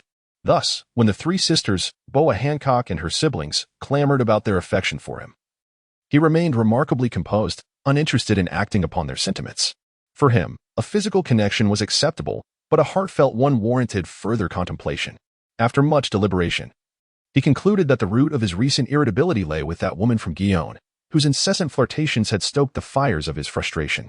Nevertheless, he would wager that if he were to confess his feelings to her, akin to what Haki had done, there would be a 99 chance of her resolutely rejecting him. She was merely toying with him, and he had taken her antics to heart. Sephiroth speculated that the woman would undoubtedly utter similar words to mock him mercilessly. After half an hour of his musings, the sounds in the room finally ceased. He then rose to his feet and knocked gently on the door. Following a brief flurry of footsteps, Tizolo, clad in a purple nightgown, opened the door and appeared before him. "Boss, you have arrived. Please, come in." Tizolo hastily welcomed Sephiroth, leading him into the room where he took a seat on the sofa. "Here's over 100 million berry, along with some treasures, to serve as the seed capital for the company." As he spoke, Sephiroth opened the mouth of the sack, revealing the cash and glimmering treasures within. "Well, boss, where did you acquire such a fortune?" "I dispatched the captain and crew of the Grey Wolf pirate crew, along with their amassed wealth." Upon hearing this, Tizolo gasped in astonishment. "Wow, boss, if I recall correctly, Grey Wolf Bellow had a bounty of 76 million berry, right?" Indeed, the enemy was surprisingly weak. At that time, when Tizolo was in dire need of money, he had contemplated becoming a bounty hunter to earn quick riches, perhaps even securing Stella's ransom in a single night. Unfortunately, his combat abilities were merely at the level of a street brawler, and his marksmanship left much to be desired. Bounty hunting is a perilous profession, fraught with high mortality rates. A single skirmish could leave one battered and bruised, or worse, lead to a loss of life. Not to mention the potential for retaliation and animosity from other pirates. Thus, after a careful consideration of the risks and rewards, Tizolo ultimately abandoned that unrealistic notion. Suddenly recalling something, Tizolo's face lit up with excitement. "By the way, boss, I have a bold idea. I wonder if you would dare to pursue it. If successful, our umbrella corporation could rise to prominence." Sephiroth raised an eyebrow, intrigued. "Oh, pray tell." Just yesterday, on the Shambadi archipelago, the two largest underground arms dealers engaged in a violent clash on Island 25, vying for dominance in the arms market. In the dead of night, shrouded by dark clouds, on Island 21 of the Shambadi archipelago, within a grand villa, over 20 men clad in black suits were seated along a lengthy table. At the head of the table sat a man with a pencil mustache, dressed in a white suit, holding a glass of champagne, his face radiating with maniacal glee. "Ha ha ha. After a day of purging, the remnants of the Lawrence family have finally been eliminated. Henceforth, our Charlie family shall reign as the preeminent arms dealer in the Shambadi archipelago. Cheers." The faces of the assembled gang leaders were alight with exhilaration as they raised their glasses in unison. The Shambadi archipelago is a convergence point for nefarious individuals from 4 seas, with the underground industry reaping immense profits, arms being among the most lucrative enterprises. According to global government regulations, standard weapon shops may only sell single-shot pistols and rifles, prohibiting the sale of automatic rifles, grenades, rocket launchers, high explosives, and other such weaponry. In these tumultuous times, aside from the chaos wrought by pirates, numerous countries find themselves embroiled in conflict due to unavoidable circumstances. Some nations are driven to war by the avarice of their monarchs, while others, in their quest to pay exorbitant celestial taxes, resort to incessant warfare. depleting their populations and plundering the wealth of other nations to maintain their legitimacy within the global government. For the world's elite combatants, heavy weaponry holds little utility, often being less practical than the blades or single-shot firearms they wield. However, for the common populace, such firepower represents their best chance to overcome the odds and swiftly elevate their military's combat effectiveness. Thus, in light of this immense demand, the global government has long maintained a tacit acceptance of the arms industry, though they would never overtly endorse or support it. Consequently, should the Charlie family seize control of the arms business in the Shambadi archipelago, they would attain a pivotal status within the underground realm. Suddenly, a swarm of black bats surged through the open window, infiltrating the room, startling the members of the Charlie family, who immediately sprang to their feet, drawing their handguns. A dense, inky fog rapidly enveloped the room, obscuring everyone's vision, compressing the light into a mere corner, unable to illuminate the space. Ah, bang. Ah, bang. The sounds of gunfire and screams echoed throughout the chamber, prompting the gang members stationed outside the villa to rush in. Upon entering, they were met by a figure clad in black leather, a hood obscuring their face, wielding a machete in one hand and an ordinary handgun in the other. Their bodies spattered with blood, gazing at them with an indifferent expression. Rat-a-tat-tat. Bang. Bang. The gang members hastily raised their weapons, firing at the dark-clad figure. Yet, as the fog thickened, their horrified faces reflected disbelief as the figure mercilessly and swiftly reaped their lives as if slicing through vegetables. The following day, Monday, news spread across the Shambadi archipelago of the violent confrontation between two arms dealers, with the upper echelons of both suffering heavy casualties. Many underground factions seized the opportunity, flooding into the vacant arms market to claim their share of the spoils. Meanwhile, Tesalo, armed with ample funds, quickly amassed a group of individuals to capture a portion of the market. On Monday, at the Marinfando Military Academy, in a classroom, General Crane sat at a desk, her hands folded atop it, her gaze calmly surveying the 30 military cadets below. Some were sprawled across their desks, sound asleep, others held pens, staring pensively at the examination papers before them, while a few were fervently writing. The exam was scored out of 100, with 60% comprising fundamental knowledge covered in class, 30% requiring thoughtful calculations, and the final 10% consisting of more challenging questions that necessitated the integration of military theory and navigation skills. Observing the cadets, General Crane could not help but sigh inwardly, doubting whether even a handful would manage to pass this assessment. Barely 5 minutes into the examination, 20 students had already succumbed to slumber, while the remaining majority furrowed their brows in contemplation, struggling to compose their answers. Ding-ling. As the bell rang to signal the end of the class, those who had been dozing abruptly awoke, rejuvenated. After gathering the examination papers, General Crane turned to leave the classroom, preparing to grade them. Seated not far away, Kaji leaned across Smoker, inquiring of the silver-haired youth. "Hey, Sephiroth, how did you fare?" "I think I did all right," Sephiroth replied nonchalantly. "Ah, exams are such a nuisance," Smoker yawned, stretching lazily, expressing his disdain. "Hee. I found this exam particularly challenging. There were so many questions I couldn't figure out," Kaji chuckled. "Humph, that's what you get for not paying attention in class." Much of the exam content was actually covered by General Crane. Only the last question was particularly tough, consuming most of my time, Kong Ming, seated ahead of them, boasted, turning back to flaunt his cleverness. "Kakik. This exam was indeed quite difficult, wasn't it, Tina?" Juan, seated behind them, chuckled softly, playfully pinching Tina's cherubic cheeks. "Humph. Tina is very angry. The consequences will be dire." The pink-haired girl warned Juan, her expression filled with indignation. All right. Tina, be good. Don't be upset," Juan laughed, retracting his hands and ceasing his teasing. As their conversation continued, the brief interlude came to an end. Ding-ling. Shortly thereafter, the tall, dark-skinned figure of Ryuzu entered the room. Bang. Bang. Ryuzu raised his large hand and struck the desk forcefully a few times, bellowing, "Wake up, everyone. Class is in session. Anyone caught sleeping will have to run 200 laps around the track." Upon hearing this, those who had been dozing sprang to alertness, wide-eyed and focused on Ryuzu at the podium. "In this class, we will continue our discussion on firearm mechanics." As the booming voice of the towering instructor filled the room, the cadets below began to exhibit a glazed look, entering a state of passive reception. Ding-ling. After a lengthy hour, the bell signaling the end of class finally rang, and Ryuzu dutifully concluded his lecture. However, he did not leave immediately, remaining on the podium. A faint, almost imperceptible smile graced his lips. Shortly thereafter, the expressionless General Crane entered the classroom, placing a stack of exam papers on the podium before turning to leave.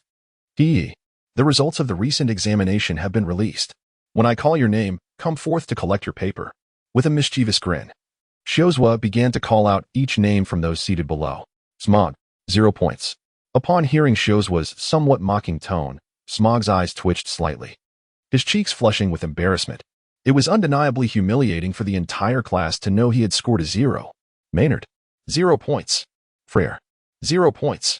Before long, Smog found solace in the fact that he was not alone in his misfortune. Many others had also received a score of 0. And he felt a sense of relief, as if he seamlessly blended into the collective of his classmates. Giagi, 53 points. So, he didn't pass after all? Giagi scratched his head in mild frustration as he approached the podium to retrieve his paper from Shiozwa.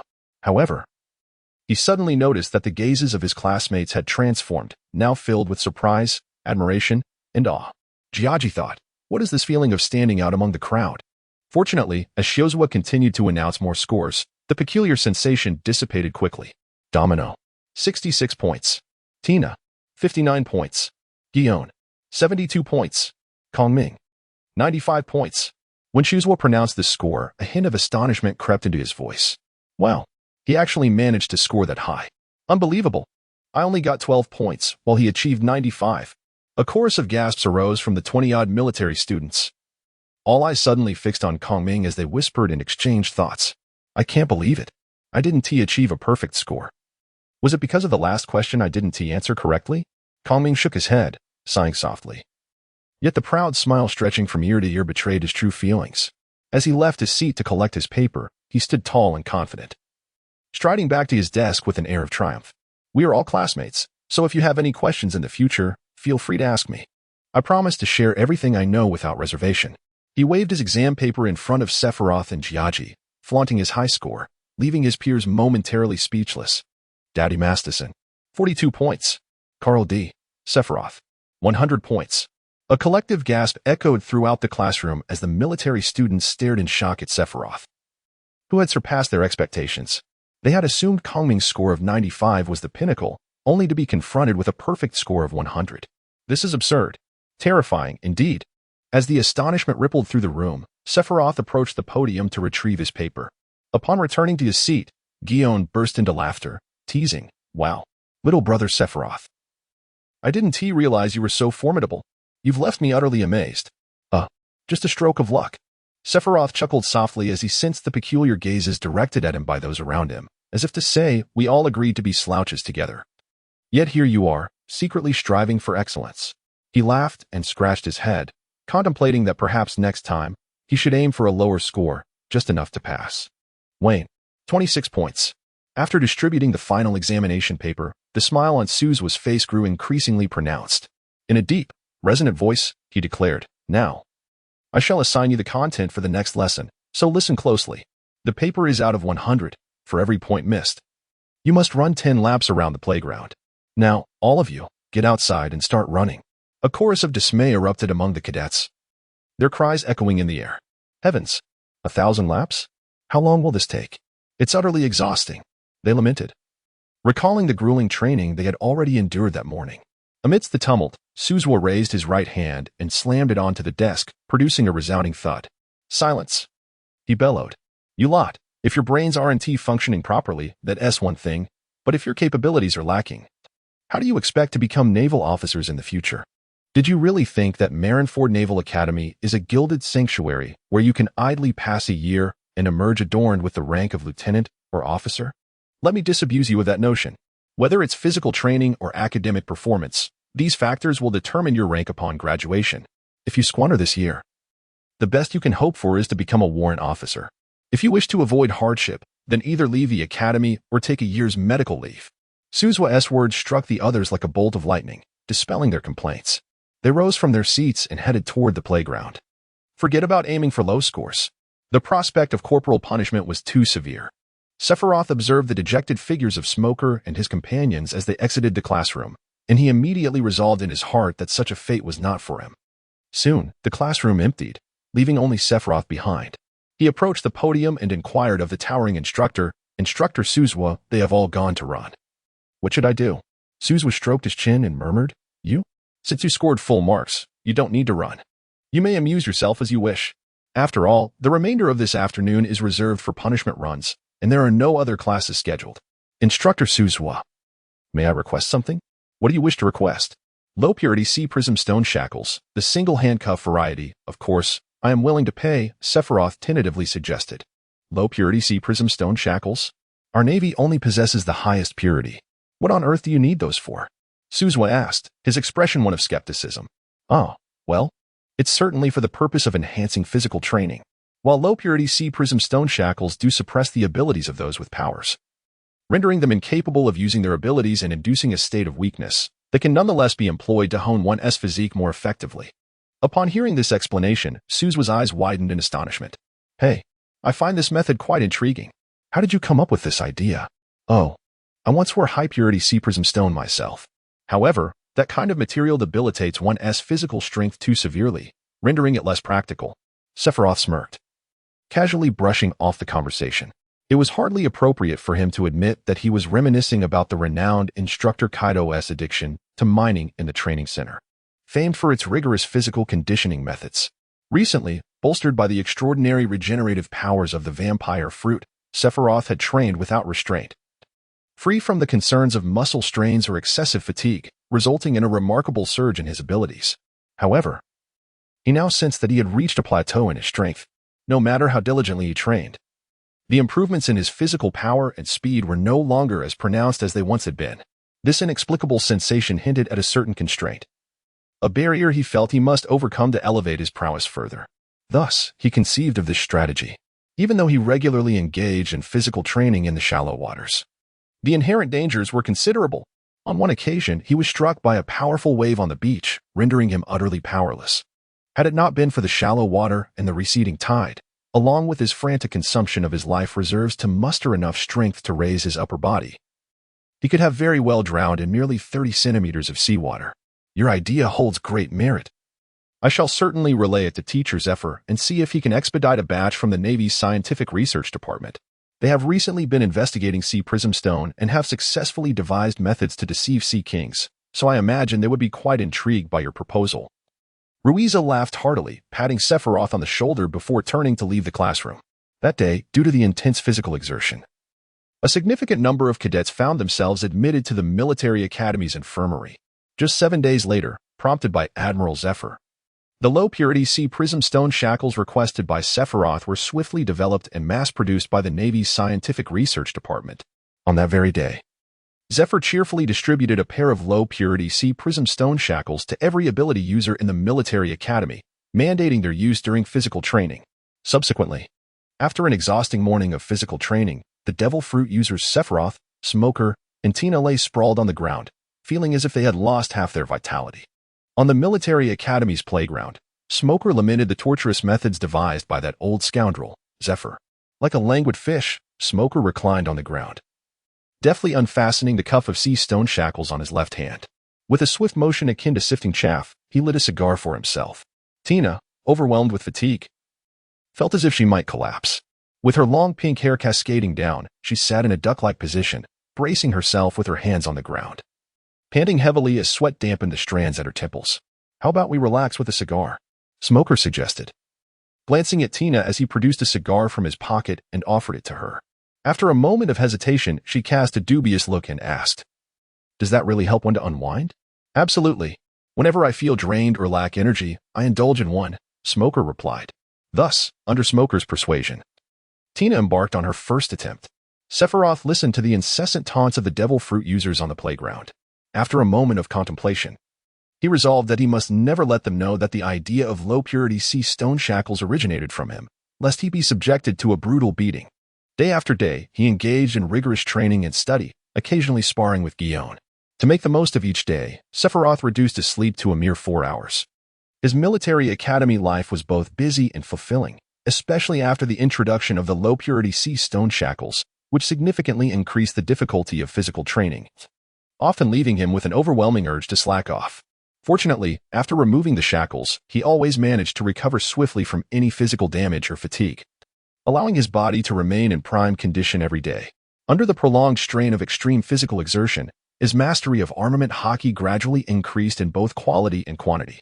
Meanwhile, Tesalo, through his continuous financial support, officially established the Umbrella Company on Sabaody Archipelago, fervently recruiting and engaging in the arms trade.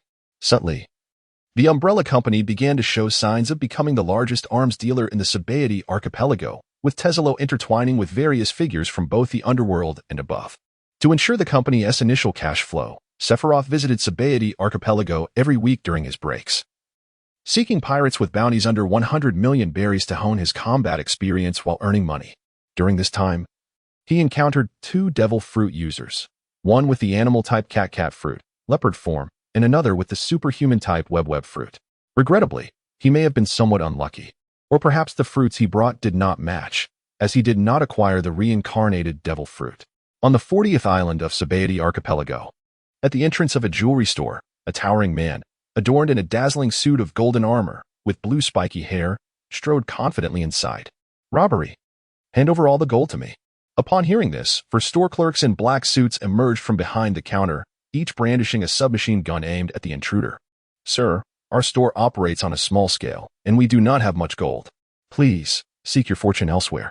If you desire gold, you may visit the 69th island, where the largest exchange in the Sabaody Archipelago is located, abundant with gold reserves. Of course, if you have a profitable proposal, we could sit down and discuss," spoke the store owner, a portly man clad in a purple suit, sporting a beard.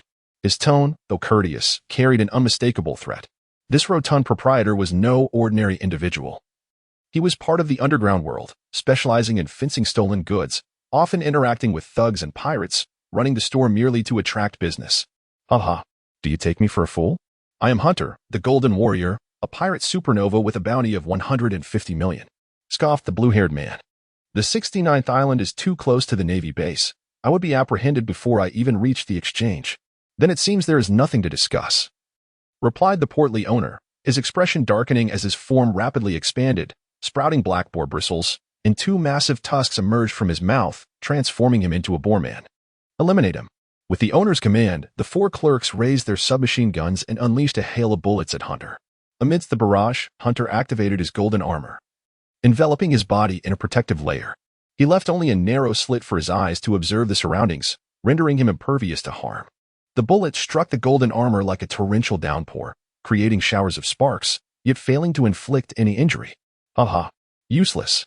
The golden armor I created with my abilities is harder than steel." Hunter laughed heartily, disregarding the attacks as he charged towards the nearby counter, smashing through the glass with a powerful punch, his golden-encased right hand sweeping towards the gold trinkets atop the counter. However, to his astonishment, the gold trinkets he touched merely shed a layer of gold plating, adhering to his gauntlet, while the items themselves transformed into a pile of white metal. "You scoundrel! You dare sell counterfeit goods!" Hunter exclaimed in outrage. He had come to stir trouble on Sabaody Archipelago, risking capture by the Navy, all to replenish his supply of gold before entering the treacherous waters of the New World. Though the powers of the gold fruit were splendid, they came at a steep price in battle. A careless moment could lead to a loss of hundreds of thousands, if not millions, of berries. He had encountered several formidable foes on his journey to Sabaody Archipelago, depleting his gold reserves, hence his urgent need for replenishment. Yet, he never anticipated encountering such a deceitful merchant. "What a joke. You think such cheap wares could be pure gold? Have you lost your mind?" The boarman sneered, tossing the grenade in his hand at Hunter's feet. Boom. The deafening explosion, accompanied by a blinding flash, left everyone momentarily stunned. Yet, at the center of the blast, Hunter emerged unscathed, even his golden armor showing no signs of damage. "I told you, it's useless." The blue-haired man grinned wickedly as he charged towards the 4 remaining assailants, his golden armor swiftly morphing to form 2 blade-like extensions from his forearms. With swift and precise movements, Hunter dispatched the 4 men, leaving them bleeding on the ground. "You bastard!" After exhausting the bullets in his revolver, the portly owner roared in fury, propelling himself towards Hunter, his fist raised to strike. Yet, his blows failed to budge Hunter an inch. "How many times must I tell you? It's useless." Hunter grinned menacingly, seizing the owner's right wrist with his left hand. In the next instant, he activated the powers of the gold fruit, quickly wrapping the boarman's entire right arm in gold, binding them together. "Die." With a swift motion, Hunter transformed the golden armor on his right hand into a sharp blade, piercing through the owner's chest. After a moment's pause, once the boarman reverted to his normal form and drew his last breath, Hunter retracted the gold, allowing the lifeless body to slump to the ground. What a waste of my time. Hunter shook the blood off the golden dagger in his right hand, restoring it to its original state before proceeding to scour the other counters in the shop for more gold. To his pleasant surprise, he discovered a large chest of golden treasures hidden in the warehouse at the back of the store. Merely extracting the gold from it yielded over 40 kilograms. This venture had proven to be quite worthwhile. The items, originally acquired by the corpulent proprietor, had yet to be processed. Suddenly, he heard a series of squeaks. Turning towards the sound, he noticed a swarm of black bats at the warehouse entrance, swiftly forming the silhouette of a figure clad in a black robe and wearing a ghostly mask. It was the pirate hunter, Rorano Zaro. "Ah, I didn't expect you to recognize me," Zaro remarked. "Of course. You have been frequently hunting pirates with bounties under 100 million on Sabaody Archipelago. This has even made headlines in the World Economic News. Are you now aiming to confront a pirate supernova with a bounty exceeding 100 million? Hunter retorted with a cold smirk. He concentrated the gold he had refined from the warehouse into his right hand, shaping it into a magnificent golden sword, performing a flourish in the air. "Well, truth be told, I had no desire to engage with you supernovas so soon. But your possession of the gold fruit's powers compels me to test my mettle against you and see if I can claim your head." Inwardly, Sephiroth muttered a silent prayer for success in obtaining the devil fruit this time. Given the rapid expansion of the Umbrella Corporation, there were many envious eyes watching, and it was only a matter of time before they might eliminate Tizolo, the rather mediocre head of the company. Thus, assisting Tizolo in enhancing his strength had become an urgent necessity. There are myriad paths to power, yet consuming a formidable devil fruit remains one of the quickest routes. The rapid ascent of Sephiroth's strength can be attributed primarily to the vampire fruit of the phantom beast species. Thanks to the aid of the vampire fruit, he is able to disregard and mend all bodily injuries, achieving a level of prowess that would require others years, or even over a decade, of arduous training. He accomplished this in merely 6 months. Were it not for Tizolo's disconnection from the Gene fruit, Sephiroth would have had no choice but to force him to consume the Inu fruit in its wolf form. "Huh. If you wish to claim my head for a bounty, you must first prove your worth." Hunter sneered, brandishing his golden sword as he struck towards Sephiroth. Within the warehouse, a resounding bang echoed. Sephiroth swiftly drew his revolver, aiming at Hunter clad in golden armor, and fired 2 shots in quick succession. However, the latter, seemingly forewarned, deftly evaded the bullets imbued with armed color Haki. With a flash of light, the golden greatsword descended upon Sephiroth. Yet, the young man transformed into a swarm of bats, scattering in all directions. The black mist rapidly enveloped the entire warehouse, obscuring visibility. Behind Hunter, as Sephiroth was manipulating the black bats to reform his upper body, he continued to pull the trigger of his revolver. Bang, bang. 4 shots rang out, his impeccable timing effectively sealing off all of Hunter's escape routes. No matter how the opponent attempted to dodge, at least one bullet would find its mark. To Sephiroth's slight astonishment, the armored giant ceased his evasions, dark-armed color Haki swiftly covering his back, reinforcing his defenses. Bang, bang. All 4 bullets struck his golden armor, creating a series of cracks and dents, yet failing to penetrate it. In the blink of an eye, the cracks and dents mended seamlessly. "It seems you possess some skill, but you are still far from my level." Hunter's voice, laced with mockery, resonated from within his helmet. Since the opponent's bullets could not breach his defenses, he deemed it unnecessary to evade, regretting his earlier caution that had him dodge 2 shots.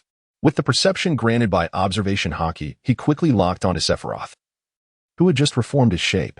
He turned, brandishing his golden greatsword, charging at his foe, undeterred by the hindrance of the black mist. Clang. The young man in the black cloak drew his tanto, blocking the incoming attack, yet his body slid back slightly. In terms of sheer strength, Sephiroth was somewhat inferior to the blue-haired man. However, combat is not merely a contest of strength. Victory does not always favor the stronger. After a brief exchange of blows, Sephiroth discerned that his opponent was an untrained fighter, relying on simple and crude techniques with little variation, relying solely on a wealth of combat experience to dictate his attacks. With a swift motion, Hunter raised his greatsword once more, launching another strike. Sephiroth, keenly observing the moment of weakness in Hunter's attack, deftly lifted his tanto, angling it in a remarkably cunning manner to counteract the incoming blow while simultaneously aiming for Hunter's neck. Clang. The sound of metal clashing echoed as the long blade, enveloped in armed color Haki, penetrated only about an inch into Hunter's swiftly reinforced golden armor, failing to advance further. The moment of contact caused a brief hesitation for Sephiroth, granting Hunter the opportunity to retaliate. He immediately swung his left fist, imbued with armed color Haki, delivering a powerful blow to Sephiroth's chest. Boom.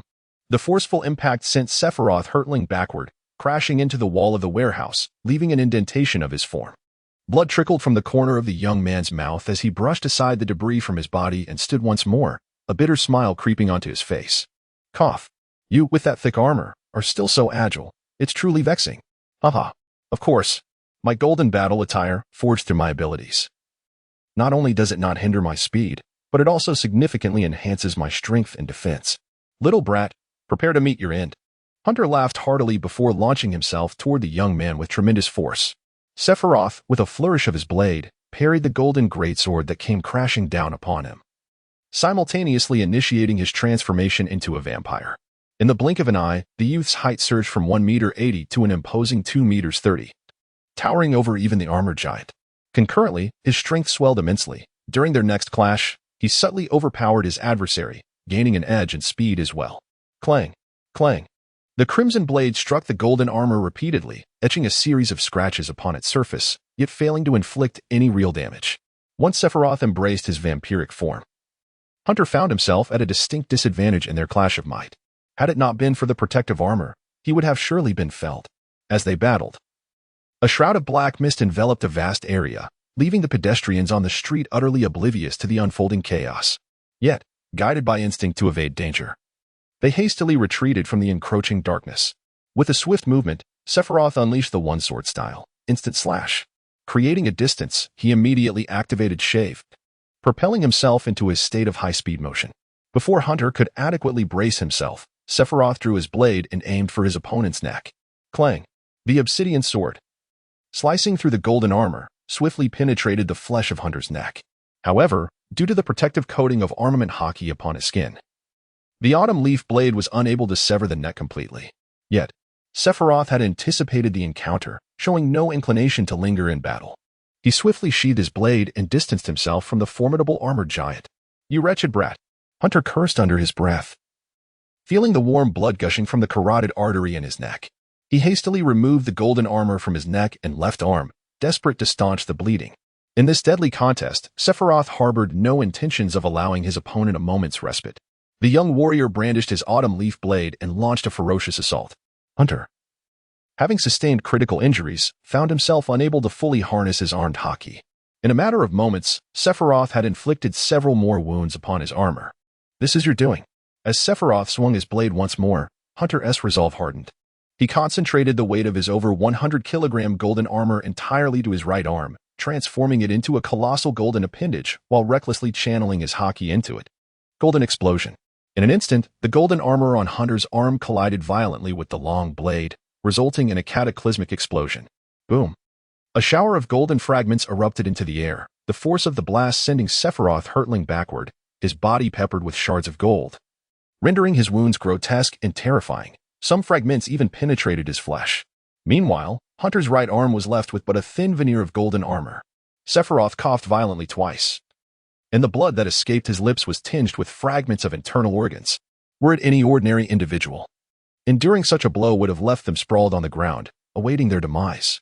However, bolstered by his formidable regenerative abilities, he compelled himself to rise once more, disregarding the myriad of wounds and excruciating pain that plagued his body. With unwavering resolve, he unleashed the technique once again, one blade style, instant slash. Whoosh. In an instant, Sephiroth materialized behind Hunter, causing the triumphant smile that had just graced the latter's face to freeze in place. A severed head rolled upon the ground, tumbling several times. Under the boy's command, a black cloth bag brimming with an assortment of fruits was brought forth by a swarm of bats and placed beside Hunter's lifeless body. In order to swiftly heal his wounds, Sephiroth, after sheathing his sword, transformed his body into a swarm of bats. With a rustling sound, a small pile of golden fragments fell to the ground as the bats coalesced once more into his scarred form. After a brief wait of over a minute, all the injuries on his body had fully mended. His victory in this battle was indeed a stroke of luck. Had it not been for his opponent's momentary lapse in focus, which allowed him to sever an artery, causing chaos and a flurry of reckless moves, it is likely the confrontation would have devolved into a war of attrition, with the arrival of the Navy leaving the outcome uncertain. After a moment's pause, Sephiroth emptied the contents of a black cloth bag, revealing an array of fruits in dazzling shades of red, green, pink, and purple. To augment his chances of acquiring a devil fruit, he even instructed Tezolo to establish a fruit shop within the Umbrella Corporation's enterprise, regardless of the type of fruit. Its taste or sales performance, it was imperative that the selection be sufficiently diverse, with no need for excessive quantities. Before long, Sephiroth spotted a fruit that bore a resemblance to a gourd, adorned with golden spiral patterns, the Paramecia type, gold fruit. This scene unfolded at the entrance of the Navy base on Island 60 of the Shambadi archipelago. Sephiroth pushed a handcart containing a corpse to the entrance of the naval base, whereupon he swiftly removed the sinister mask from his face. Observing this, the two soldiers stationed at the entrance, without uttering a word, immediately granted him passage. Over the past 4 months, he had periodically arrived at the naval base with the bodies of pirates to claim his bounty, and the sentinels had already come to recognize his disguised visage. After exchanging a few casual words with the corpulent Captain Luthov in the morgue, Sephiroth ascended to the 5th floor, where the room of Admiral Kizaru awaited. "Oh, it's you again, my friend," Kizaru remarked with a nonchalant demeanor, propping his legs up on the table while his right hand fiddled with his ear. "Greetings, Admiral Kizaru." Sephiroth, with a raspy voice, nodded slightly. Upon discerning the contents of the document, Kizaru feigned astonishment, elongating his tone as he exclaimed, "How terrifying. You have actually eliminated a bounty of 150 million on a pirate supernova." The young man's eyes twitched slightly, yet he restrained the urge to retort. Kizaru consistently maintained a nonchalant demeanor, making it utterly impossible to fathom his thoughts. "By the way, my friend, aside from coming to collect your bounty, have we perhaps encountered each other before?" Sephiroth, with a hoarse voice and a hint of unease, tentatively suggested, "Perhaps we merely crossed paths on some street?" Ironically, during Huang Yuan's reporting back to the Marine headquarters at Marineford, the two indeed brushed past each other not once, but twice. Could it be that I was recognized? Perhaps? Huang Yuan scratched his head in mild confusion, as if recalling something, yet seemingly coming up empty. Once the other party had finished signing, Sephiroth decisively turned away, heading towards the finance department to collect his bounty. He contemplated sealing the identity of the bounty hunter Rorino Azaro temporarily.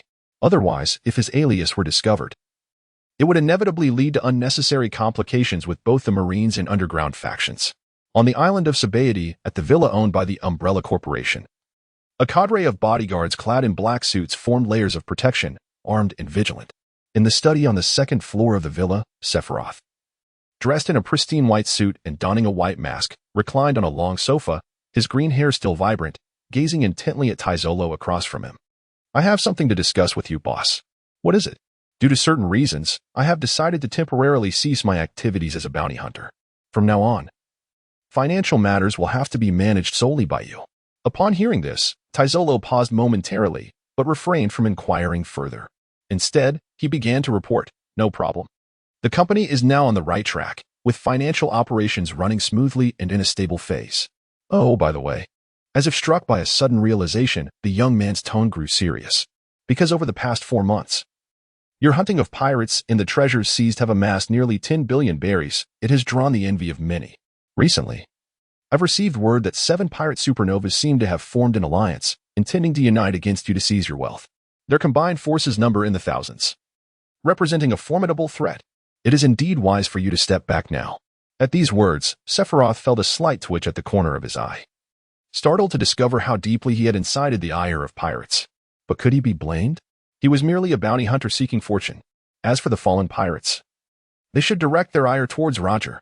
Thanks to the Pirate King Roger's final gambit, using One Piece as bait, the great age of piracy commenced, leading to an explosive increase in the number of pirates setting sail each year, overwhelming the Marines who struggled to contain them. In desperation, the Marines resorted to significantly raising bounties to attract more civilian forces to combat the pirates. This was akin to Whitebeard's resurgence of the Great Pirate Era just before his demise, prompting the Marines to substantially elevate the bounties, which would only be recalibrated years later in response to the influx of new pirates. The greater the number of pirates, the higher the average bounty, conversely. Fewer pirates result in lower average bounties. In reality, the Marines employed subtle strategies concerning bounties. Among the myriad pirates across the seas, those with bounties exceeding 100 million were exceedingly rare, if not non-existent. In the first half of the Grand Line, such bounties were more common. Yet those reaching 1 billion were nearly unheard of. In the latter half of the Grand Line, those with bounties under 100 million were considered mere fodder. If one's bounty did not surpass a billion, they lacked the credentials to claim the title of a true pirate. For pirates, the higher the bounty, the greater the reputation, which facilitated the expansion of their influence. Thus, they instinctively endeavored to elevate their bounties, and aside from murder, arson, and pillaging, the most straightforward way to achieve this was by defeating pirates with higher bounties.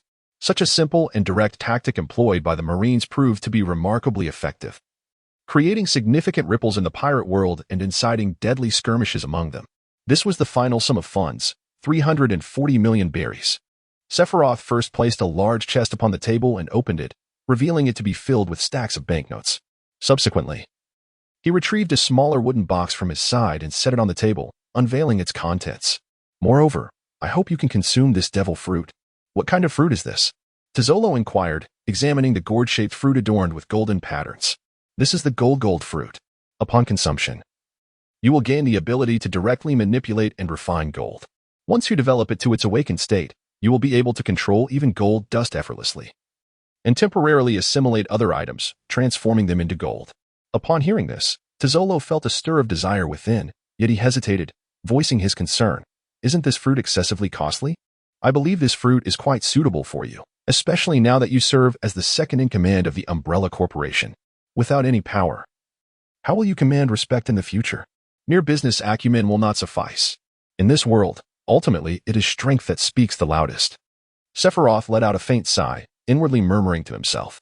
Indeed, the eternal truth holds that one who succumbs to darkness becomes thrice as powerful, while one who seeks redemption appears diminished by a seventh. Tazzolo, untouched by the anguish of losing a beloved or the haunting memories of enslavement, displayed a certain languor in his training regimen. He had imparted to Tazzolo the techniques of the Marine 6 styles and the methods of Haki. Yet, under his tutelage, Tazzolo's progress over 4 months merely brought him to the level of an ordinary Marine soldier.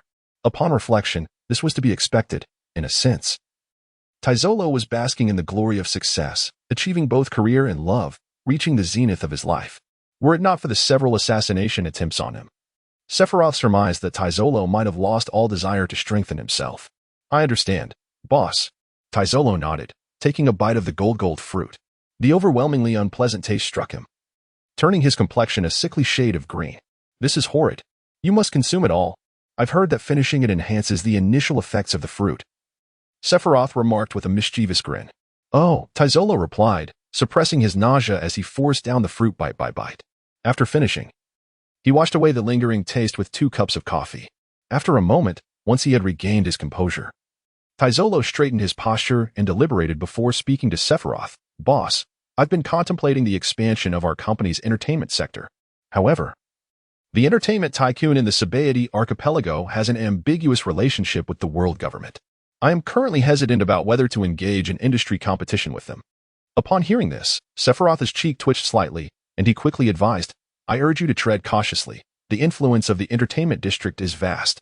Beyond the Sephiroth archipelago, it extends to other islands and even the seas. Their prosperity stems from their affiliation with the CP0 organization under the world government.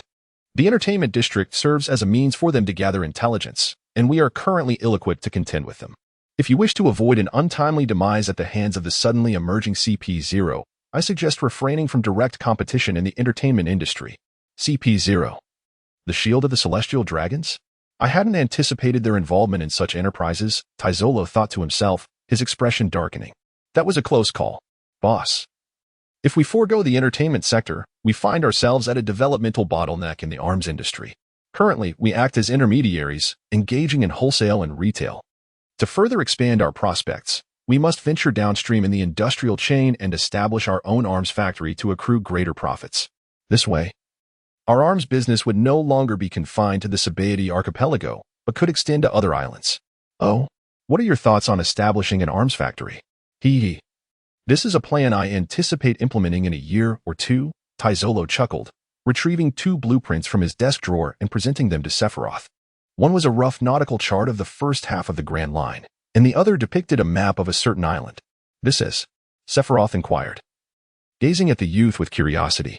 Tazzolo promptly explained, this one is a map of the Kingdom of Saldar, while this one indicates its approximate maritime location. The journey from the Kingdom of Saldar to the Sabaody archipelago would take roughly 5 days, due to the reliance on permanent pointers for navigation. It boasts a higher degree of safety and concealment compared to other islands. Furthermore, given the impoverished state of that nation, establishing an arms factory there would simplify recruitment. And with Princess Stella of the Kingdom of Saldar in our corner, we would gain numerous advantages. As Tyzolo spoke, his voice grew quieter under Sephiroth's bemused expression, until he finally ceased. Ahem. Well, boss, I admit I have ulterior motives for this plan. If you disapprove, we can consider alternatives, Tyzolo said, his expression slightly awkward. Your proposal sounds quite promising and highly feasible. Let us proceed as you suggest. Sephiroth did not reproach the other. Young souls enmeshed in love often act with blind devotion. It was evident that Tyzolo was influenced by his beloved, Stella, seeking to contribute to her homeland, as long as it did not infringe upon the interests of the company. He had little desire to intervene. Moreover, Tyzolo's proposal was indeed commendable, promising mutual advancement for the company and aid for the Kingdom of Saldar, rendering Sephiroth's rejection unwarranted. At the Marine headquarters in Marineford, Crescent Bay, 300 cadets stood in formation, their belongings placed beside them. At the forefront, Zephyr stood with his hands clasped behind his back, surveying the crowd. After 4 months of rigorous training, nearly half a semester had passed. Much of what needed to be taught had been imparted to them. Provided you have not been negligent, I trust you will all reap the rewards of your efforts. Now, I shall lead you into a midterm examination, a battle against pirates. He continued, those who excel will be awarded higher ranks upon graduation. Even those who have not performed well in training may still attain commendable ranks if they accumulate enough merit on the battlefield. Upon hearing Zephyr's words, the cadets erupted in excitement, with even those who typically underperformed envisioning themselves adorned with the ranks of commissioned officers at graduation. To this, Sephiroth could only scoff. Lacking talent and effort, yet dreaming of glory on the battlefield, such folly was almost laughable. A moment later, the cadets boarded 10 different warships in class formations, joined by 120 sailors assigned to the vessels. With sails unfurled, the fleet set forth from Crescent Bay, bravely confronting the waves as they journeyed toward their destination. 12 days swiftly passed. Long voyages along the Grand Line often brought unexpected encounters, towering waves, swirling currents, and the occasional appearance of colossal sea beasts. Yet, whenever a sea monster emerged, the cadets would cheer with delight. More food. More food. Each ship was commanded by at least a rear admiral, with Admiral Zephyr at the helm. The appearance of a sea beast was essentially an opportunity for a feast. Within one of the warships, in a dimly lit cabin, Zephyr stood at a long conference table. He pressed a button on a telephone book, and a beam of light illuminated a white projection screen, revealing a maritime map and photographs of relevant islands to the cadets. Holding a pointer, Zephyr began to elucidate the situation. We are to provide support to the Marine G8 fortress. In their jurisdiction lies Hannibal Island, a launch point for underground sailing competitions held by pirates every few years. Nearly 100 pirate crews will participate, including many notorious ones with bounties exceeding 10 million. Your midterm examination task is to intercept and thwart them en route. Sitting at the table, Maynard raised his hand, puzzled. Teacher Zephyr, since we know the pirates will depart from Hannibal, why not launch a direct assault there? Zephyr placed a hand to his forehead, sighing. Hannibal has a population of over 40,000. If we deploy a large force to search, we risk alarming the snakes in the grass. Should we provoke those desperate rogues? They might take hostages from the islanders, placing us in a precarious situation. Moreover, the pirates' underground competition is not a straightforward affair. It involves infighting and plunder. Often, by the time the competition begins, they have already weakened each other, allowing us to reap the benefits during our interception. Upon hearing this, the cadets understood, deploying a small elite force for interception was indeed more efficient than mobilizing a large contingent to comb through towns. Based on the intelligence gathered, there were specific bounty hunters to be wary of. Blood Hand Moore with a bounty of 94 million berries and Twin Blade Sosa with a bounty of 81 million. This is no child's play. We are heading into genuine combat, Zephyr reminded them. By evening, the 10 warships arrived at the entrance of the Marine G8 base, a vast circular fortress brimming with artillery. Accessing it required permission to open the massive gate, otherwise, one could only attempt aerial entry. However, even those who dared breach the fortress would likely meet with destruction or capture, as the interior was similarly fortified. Once the identity of the Marine fleet was confirmed, the gates of the G8 fortress began to creak open amidst a cacophony of machinery, allowing the fleet to pass through the strait and into the spacious inner bay. Heading toward the docks.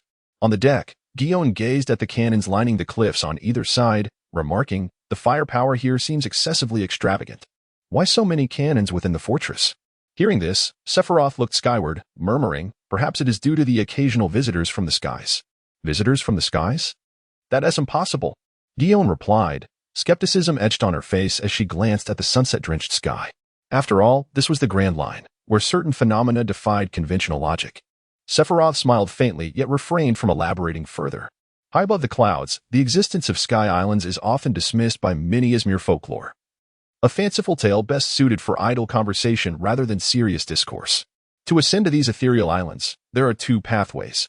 The first involves the vicinity of Gaia Island, where one may harness the soaring ocean currents to propel a vessel directly to the sky islands. The likelihood of success in this endeavor is binary, either non-existent or absolute. However, in practice, the vast majority of attempts yield no success, rather than a 50-50 chance. The second pathway requires one to select a gradually ascending route among the 7 lines upon initially entering the Grand Line, embarking from the summit of the West Sky. Through numerous trials and tribulations, one may ultimately reach the Sky Islands situated at an altitude of 10,000 meters and enter the aerial route. Nevertheless, even upon traversing half the journey of the Grand Line along this celestial path, one must ultimately descend to the Qinghai region, proceed to the Shambadi archipelago for coating, and enter Fishman Island to continue onward to the latter half of the Grand Line, the New World. Sephiroth suddenly recalled that, at this moment, Enel had yet to ascend as the god of Angel Island and Alpiato Island, having plundered all the gold from Skypiea. In fact, he might not have even consumed the Rumble fruit. This presents an opportunity. In the future, I shall find a time to accompany Tesalo and completely empty Skypiea of its gold. Additionally, a visit to Enel's homeland, the Sky Island Boggart, may yield traces of the Rumble fruit. The fleet docked briefly, but the military cadets did not disembark. After a short discussion with several officers from the G8 fortress, Zifa observed that the warships had replenished their freshwater and provisions. He then commanded the fleet to depart alongside the 10 warships of the G8 fortress, setting sail at full speed towards the destination of the underground maritime competition, Paldea. Paldea Island, in the adjacent waters, was shrouded in ominous clouds, obscuring the sun. The darkened heavens erupted with flashes of lightning and torrential rain. Amidst the tumultuous sea, colossal tornadoes reached from the sky to the ocean, emitting a terrifying howl. The violent winds in the sky periodically struck the ocean's surface, unleashing endless waves. Within the eye of these tornadoes, 5 ships struggled fiercely against the wrath of nature. 4 of these vessels bore the Black Skull flag, while the remaining ship displayed the White Seagull flag of the Navy. Boom, boom, in the midst of the tempest, the 4 pirate ships launched cannon fire towards the Navy vessel from 4 different directions. Witnessing this, Shozua felt an overwhelming sense of urgency and shouted, "Teacher Zifa, we are surrounded. Come down. Maintain your composure. Return fire from both flanks. I shall handle the ship ahead. You guard the rear of the Navy vessel," Zifa commanded. Leaping gracefully into the air, propelling himself towards a large sailing ship ahead. Gritting his teeth, Shozua hastily made his way to the rear of the Navy vessel, preparing to intercept the cannonballs fired by the pirate ships. Initially, they had 4 warships assigned to this interception task. However, the sudden maritime storm had separated them from the other 3 vessels. Unfortunately, the 4 pirate ships, en route to Paldea Island, had spotted the Navy ship and launched an attack. On the deck, the military cadets armed themselves, taking positions on either side of the warship, their expressions grave as they gazed at the 2 pirate ships charging towards them. On board those 2 vessels stood dozens of pirates, their faces twisted with malicious grins as they brandished swords and knives, exuding an air of ferocity. It was evident that they felt victory was assured. After undergoing his transformation into a vampire, Sephiroth stood at the right side of the ship, his chest rising and falling gently with each rhythmic breath. His right hand firmly gripped the hilt of his sword, while his gaze remained fixed on the approaching brigantine, drawing ever closer to the battleship. The formidable aura within Sephiroth coalesced relentlessly upon his right hand, compressing and intensifying, while his presence surged, sharp as a blade. The 2-masted sailboat navigated a turn, positioning itself alongside, reducing the distance between the vessels to less than 5 meters, preparing for a boarding skirmish. At last, he made his move. A thunderous roar erupted. Amidst the tumultuous clouds, a bolt of lightning flashed, heralding the explosive release of Sephiroth's immense power. With a swift unsheathing of his sword, a crimson blade of energy, stretching over 10 meters, sliced forth from the edge of his weapon, cleaving the opposing 2-masted sailboat in half. The severed hull, battered by the waves, rapidly succumbed to the depths, leaving the pirates aboard in a state of panic, scrambling for life-saving equipment and leaping into the sea to escape. Sephiroth exhaled deeply, valiantly suppressing the weakness brought about by the depletion of his formidable aura. He turned his attention away from the pirate ship and called out to the still-dazed military cadets, urging them, do not linger in stupor, swiftly support the other side of the warship and engage in boarding combat. Upon hearing his words, the cadets snapped back to reality and hurriedly dashed to the left. On the opposite side, a dozen or so military cadets led by Haki and Guion, though outnumbered, were nonetheless elite naval forces, far surpassing ordinary pirates in capability. As soon as the conflict erupted, the pirates were met with a devastating onslaught. Without engaging in a boarding action, the battle on Sephiroth's side concluded swiftly. Consequently, upon joining the fray on the right side of the warship, the cadets began to push the pirates back, ultimately launching a counteroffensive onto the pirate vessel. Observing this turn of events, Sephiroth refrained from aiding on the right side of the warship. Instead, he made his way towards the rear, where Kyoza was stationed. The thunderous roar of cannon fire resounded continuously, emanating from the three-masted ship trailing behind the warship, which showed no inclination to approach. Instead, it relentlessly bombarded the warship with its broadside cannons, forcing Kyoza to tirelessly intercept the incoming shells using the Marine 6 powers. This cannot continue, Sephiroth remarked, furrowing his brow. We can only retaliate once Teacher Zephyr and the others neutralize those two pirate crews. Kyoza sighed in resignation, leaping into the air and skillfully deflecting two incoming cannonballs with his hands. Very well, I shall pay them a visit, Sephiroth declared, unfurling his black wings and soaring skyward towards the three-masted ship. As Sephiroth approached within striking distance, the pirates aboard the ship raised their firearms and unleashed a hail of bullets upon him. Under the barrage, as he flew, Sephiroth could not evade every projectile. Despite employing the moonwalk to swiftly change direction, several bullets struck his body. Fortunately, his flying speed was remarkable. Within mere moments, he ascended directly above the three-masted vessel.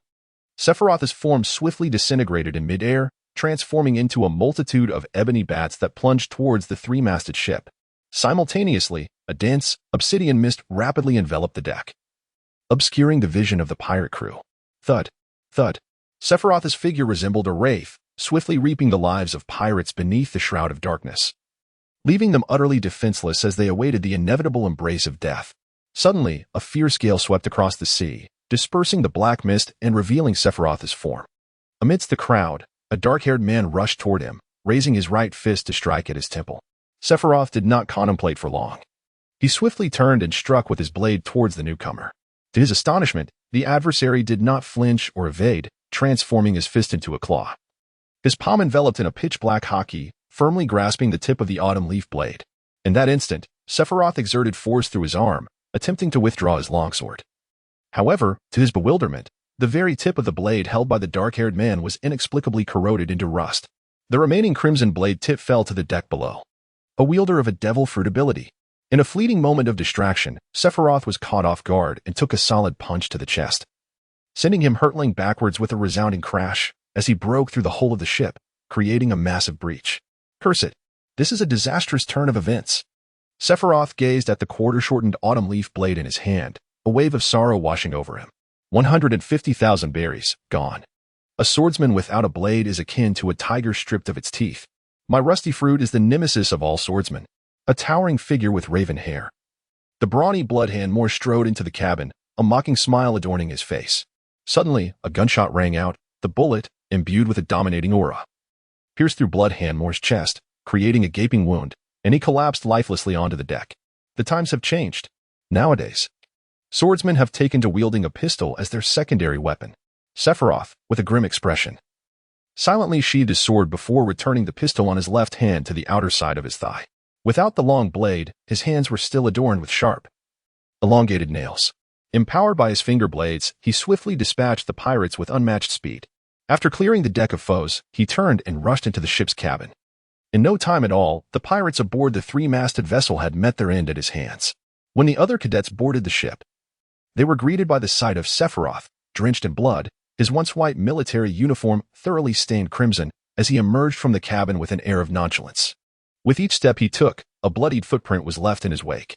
Gulping nervously, many cadets stared at the silver-haired youth before them, resembling a harbinger of death, their hearts racing in trepidation. Sephiroth, are you all right? Why are you covered in so much blood? Guillaume cautiously inquired. Sephiroth flicked the half-coagulated blood from his hand, casually offering an explanation. It's nothing. The blade was shattered by a wielder of abilities, and I couldn't find a suitable weapon.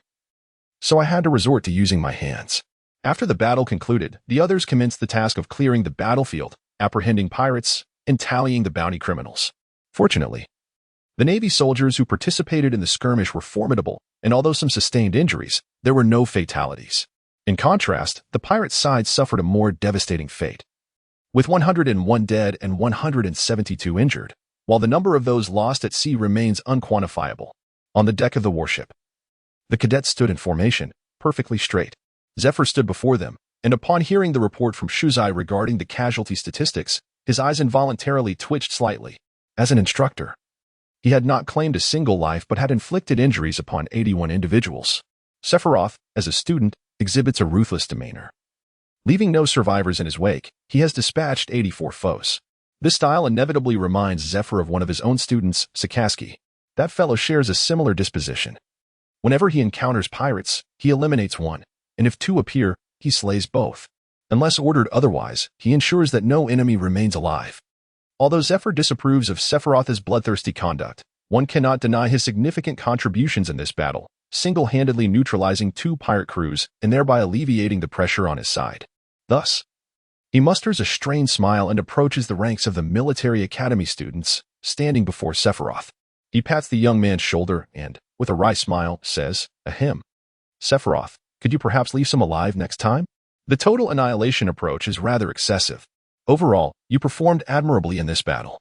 I shall report your commendable efforts to Admiral Kong upon my return so that you may receive due recognition. Observing the awkwardly beaming countenance of the elderly Zephyr, Sephiroth scoffs. What good is praise? Can I receive something tangible? Perhaps a magnificent sword, or even a large blade. I'm not picky. Hey, you little rascal. You're getting a bit too bold with just a hint of approval, aren't you?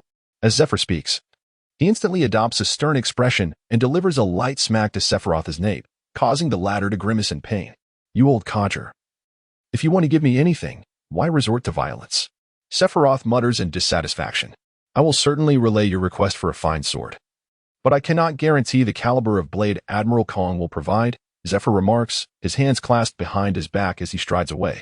At Marine Ford, within the headquarters building, the Admiral's office is occupied by Fleet Admiral Steelbone Kong, whose imposing figure is seated behind the desk, meticulously reviewing documents laid before him. Knock, knock, knock. A sound of knocking interrupts, yet the silver-haired elder does not lift his gaze, simply murmuring, "Enter." Fleet Admiral, Military Academy student Carl D. Sephiroth is here to report. The silver-haired youth stands rigidly, offering a perfectly executed salute to the elder before him. You are Carl D. Sephiroth. Reporting to the Admiral, yes. Zephyr mentioned to me that you desire a fine sword. How proficient is your swordsmanship? Have you attained the level of a swordmaster? Sephiroth gazed calmly at his counterpart, maintaining a poised demeanor as he stated, I have just reached this point recently. Thud, thud. The skeletal figure lightly tapped the table with his right index finger, scrutinizing Sephiroth for a considerable time before rising. He retrieved a rectangular wooden box from a cabinet behind him and placed it on the desk, casually opening it. In that instant, a malevolent aura surged forth from the box. Within Sephiroth's perception, the black, sheathed longsword inside the box resembled a ravenous beast, yearning for its master, imploring him to grasp it. Observing the uncertainty etched upon Sephiroth's face, the skeletal figure elucidated, this is known as the Butcher's Blade.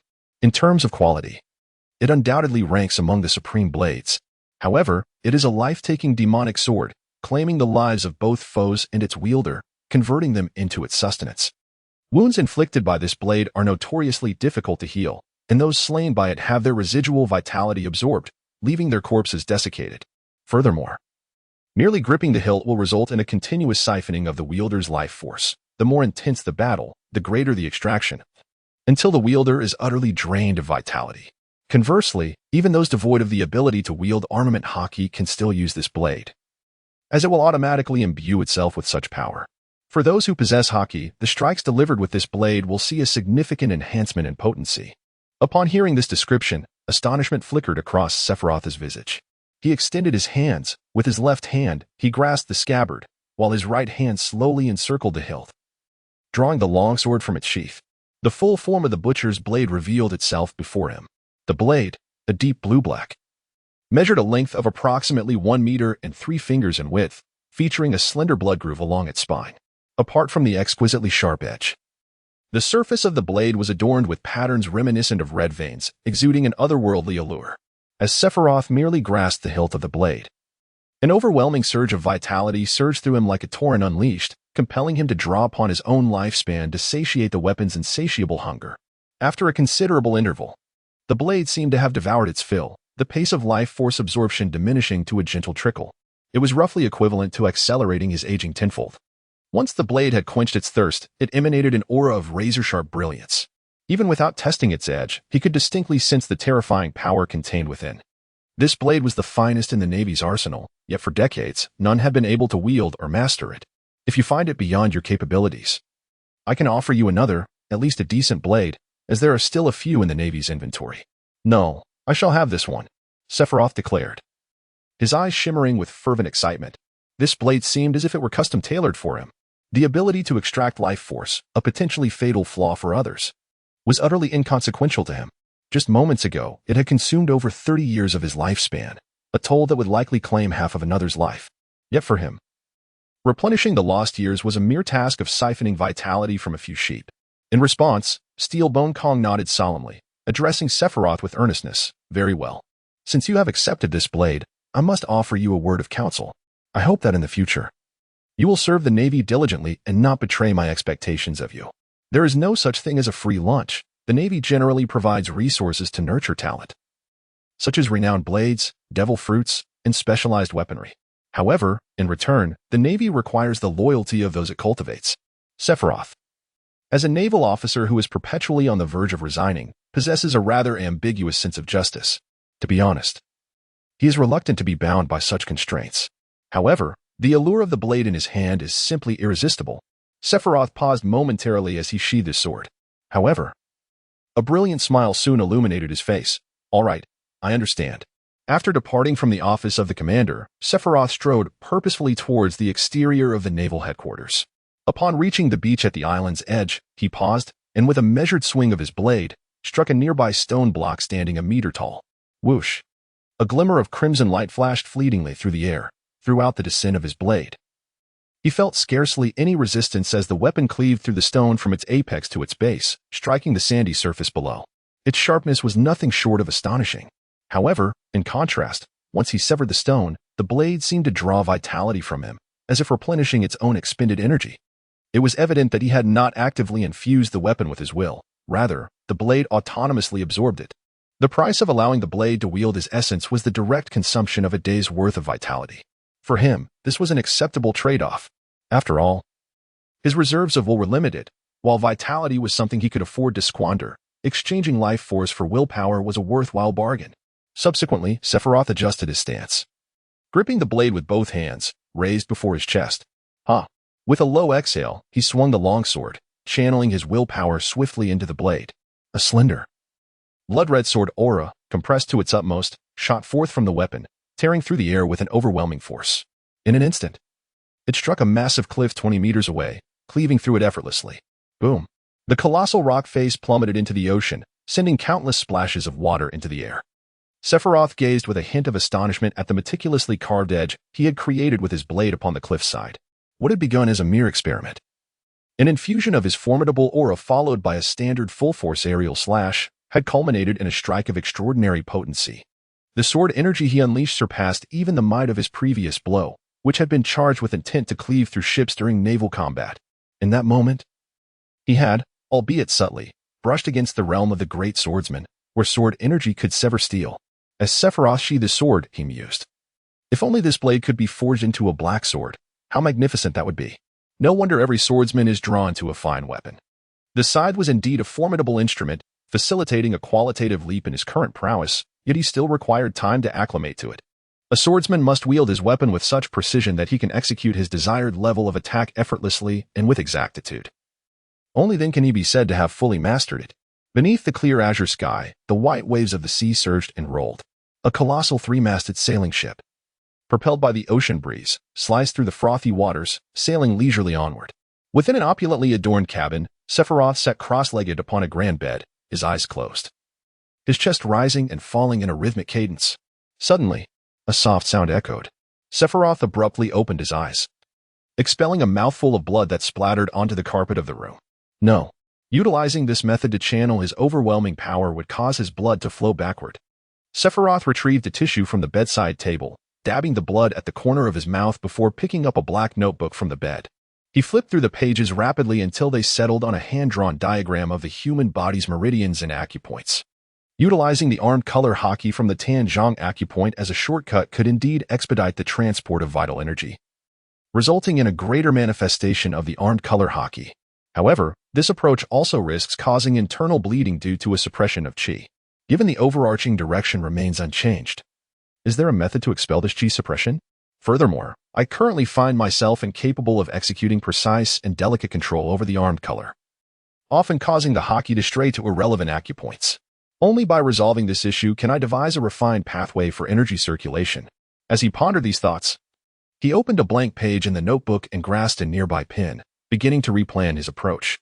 In this world, although traditional Chinese medicine theories exist, the lack of communication between islands has rendered their overall theoretical level quite primitive, inferior even to the knowledge stored in his mind. Thus, there are scant references for him to draw upon. His research on armed color Haki and human meridians must be conducted solely through his own exploration. Generally speaking, enhancing the quality and quantity of armed color Haki is quite straightforward. One can either consistently train the body while invoking armed color during exercises, allowing for a gradual increase in both quality and quantity, or one can unlock their physical potential in life and death battles, resulting in a significant breakthrough in armed color Haki. Sephiroth has been diligently attempting the former, yet progress has been sluggish. As for the latter, after combining his accelerated regeneration with the bat's pseudo-elemental transformations, he has become nearly impervious to death unless faced with a lethal strike, the presence of sea prism stone, or being submerged in the ocean. Without the pressure of death and life and death struggles, how can one truly unlock their physical potential? The method of refining armed color Haki from Nine Snake Island is primarily suited for awakening the armed color and rapidly honing it to the body's maximum capacity. It does not aid him in surpassing the limits of his own armed color Haki. Thus, how to steadily enhance the quality and quantity of his armed color Haki has become his most pressing concern, both now and for the future. Sooner or later, conventional physical training will lose its significance for him. The human body has its limits, once he has honed his physique to its peak state.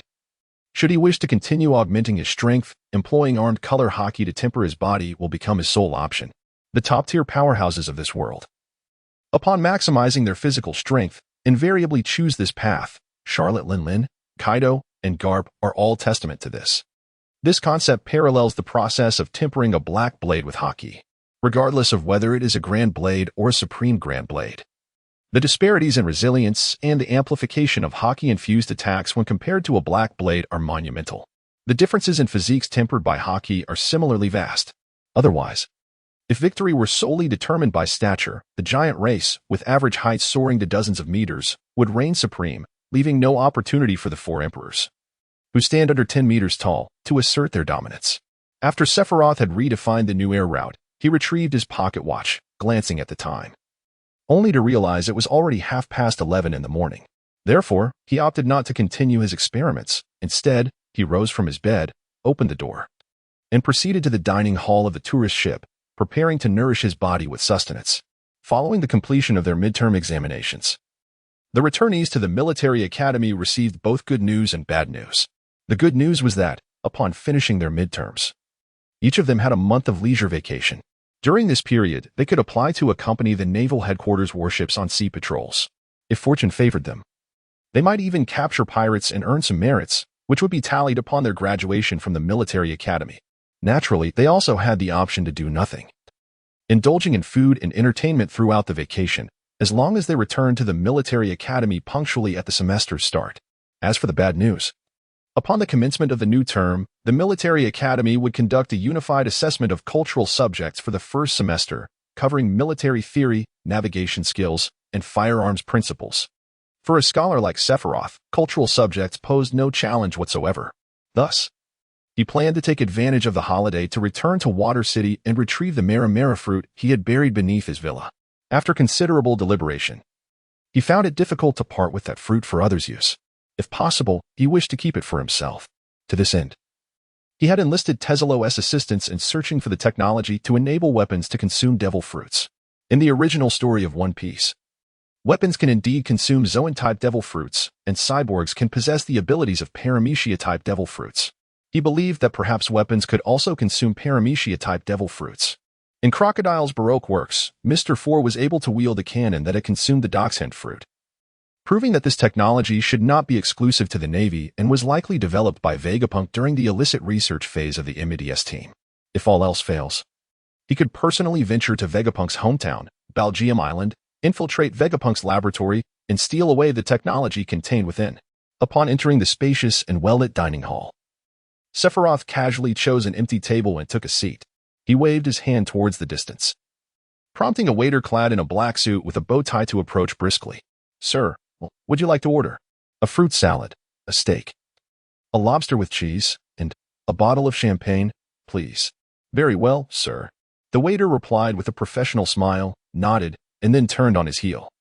Hastening towards the kitchen, Sephiroth reclined leisurely in his chair, casually extracting a cigar from the inner pocket of his azure suit. He ignited it, placing it at the corner of his mouth, inhaling deeply before exhaling a plume of white smoke. During this period, he had either been honing his strength or hunting pirates.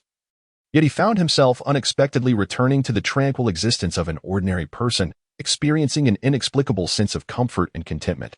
Indeed, at my core, I am inherently a seeker of ease. It is only under the stringent conditions of military school that I can maintain a disciplined regimen of self-improvement. Presently, all I desire is to relax and indulge in idleness. How splendid it would be if, at this moment, a lovely lady were to embrace me. Sephiroth's face radiated a brilliant smile as he accepted the champagne from the waiter, pouring himself a glass. With his left hand, he removed the cigar from the corner of his mouth, while his right hand gently raised the flute, exclaiming, "To a serene and beautiful life." Suddenly, an alarming roar echoed through the restaurant. "Attention passengers, pirates have arrived." The cannon fire erupted abruptly, inciting chaos among the guests, and the captain's frantic announcement through the intercom further ignited a wave of fear and panic. "What shall we do? Where can we hide? Mommy, I'm so scared." "Wah!" one voice cried out. "If the pirates board, we'll put on life jackets and jump overboard to escape." Amidst the cacophony, Sephiroth sighed in frustration. "Damn it. The wine has turned undrinkable." A flock of seagulls flapped their wings, tracing elegant arcs across the azure sea. Not far away, a two-masted sailing ship proudly displayed a black skull and crossbones flag. On the deck, over 20 pirates brandishing swords and firearms were howling with excitement. At the forefront of the crowd stood a towering bald man, 2.5 meters tall, raising his right hand and shouting to his crew, "Brothers, do you see that commercial cruise ship ahead? Soon, we will board it to seize treasure, food, and women." The pirates' eyes gleamed with a savage light, their faces alight with exhilaration. This bald giant was their captain, the notorious Chris, with a bounty of 84 million berries. He possessed the powers of the gum-gum fruit, allowing him to ignore any damage from bullets or blades, and even if he were to punch someone, they would be stuck to him, unable to escape. Thanks to this ability, Chris led the charge, swiftly dismantling enemy attacks, allowing his crew to converge and swiftly vanquish their foes. "Fire the cannons! Block that ship's path, and then we shall approach." "Aye, Captain." The gunners, upon receiving the command, immediately targeted the distant three-masted ship. If the vessel refused to change course, their cannonballs would surely puncture the hull, potentially flooding the ship and allowing them to board for battle. However, just as the pirates were caught up in their excitement, a figure soared from the distant three-masted ship, hurtling toward them. "Captain, someone is flying over." The lookout on the mast shouted upon recognizing the winged Sephiroth. "What are you panicking about? That fellow must also be a devil fruit user. Let me show you how to deal with him." As he spoke, Chris's right hand elongated and transformed into a green sword. "Indeed, our captain will surely defeat that fellow. Our captain is invincible." While the pirates continued to sing Chris's praises, Sephiroth had already reached the vicinity above their ship. With keen eyes, he noticed the green sword in the bald man's hand, immediately deducing that he was a devil fruit user. With a desire to test the waters, he reached into his suit, retrieving a revolver and enveloping the bullet with Haki. Upon seeing the silver-haired youth draw the revolver, a look of disdain flickered across Chris's face. He stood still, utilizing the power of his gum-gum fruit to soften his body, preparing to absorb the bullet and showcase his invincibility before his crew. Bang! With the sound of a gunshot, Chris's head exploded like a watermelon, splattering red and white all over the pirates before him. Thud. As the headless corpse collapsed onto the deck, the stunned pirates struggled to comprehend what had just transpired. Their invincible captain had perished just like that. What is this? What on earth? Sephiroth lamented inwardly.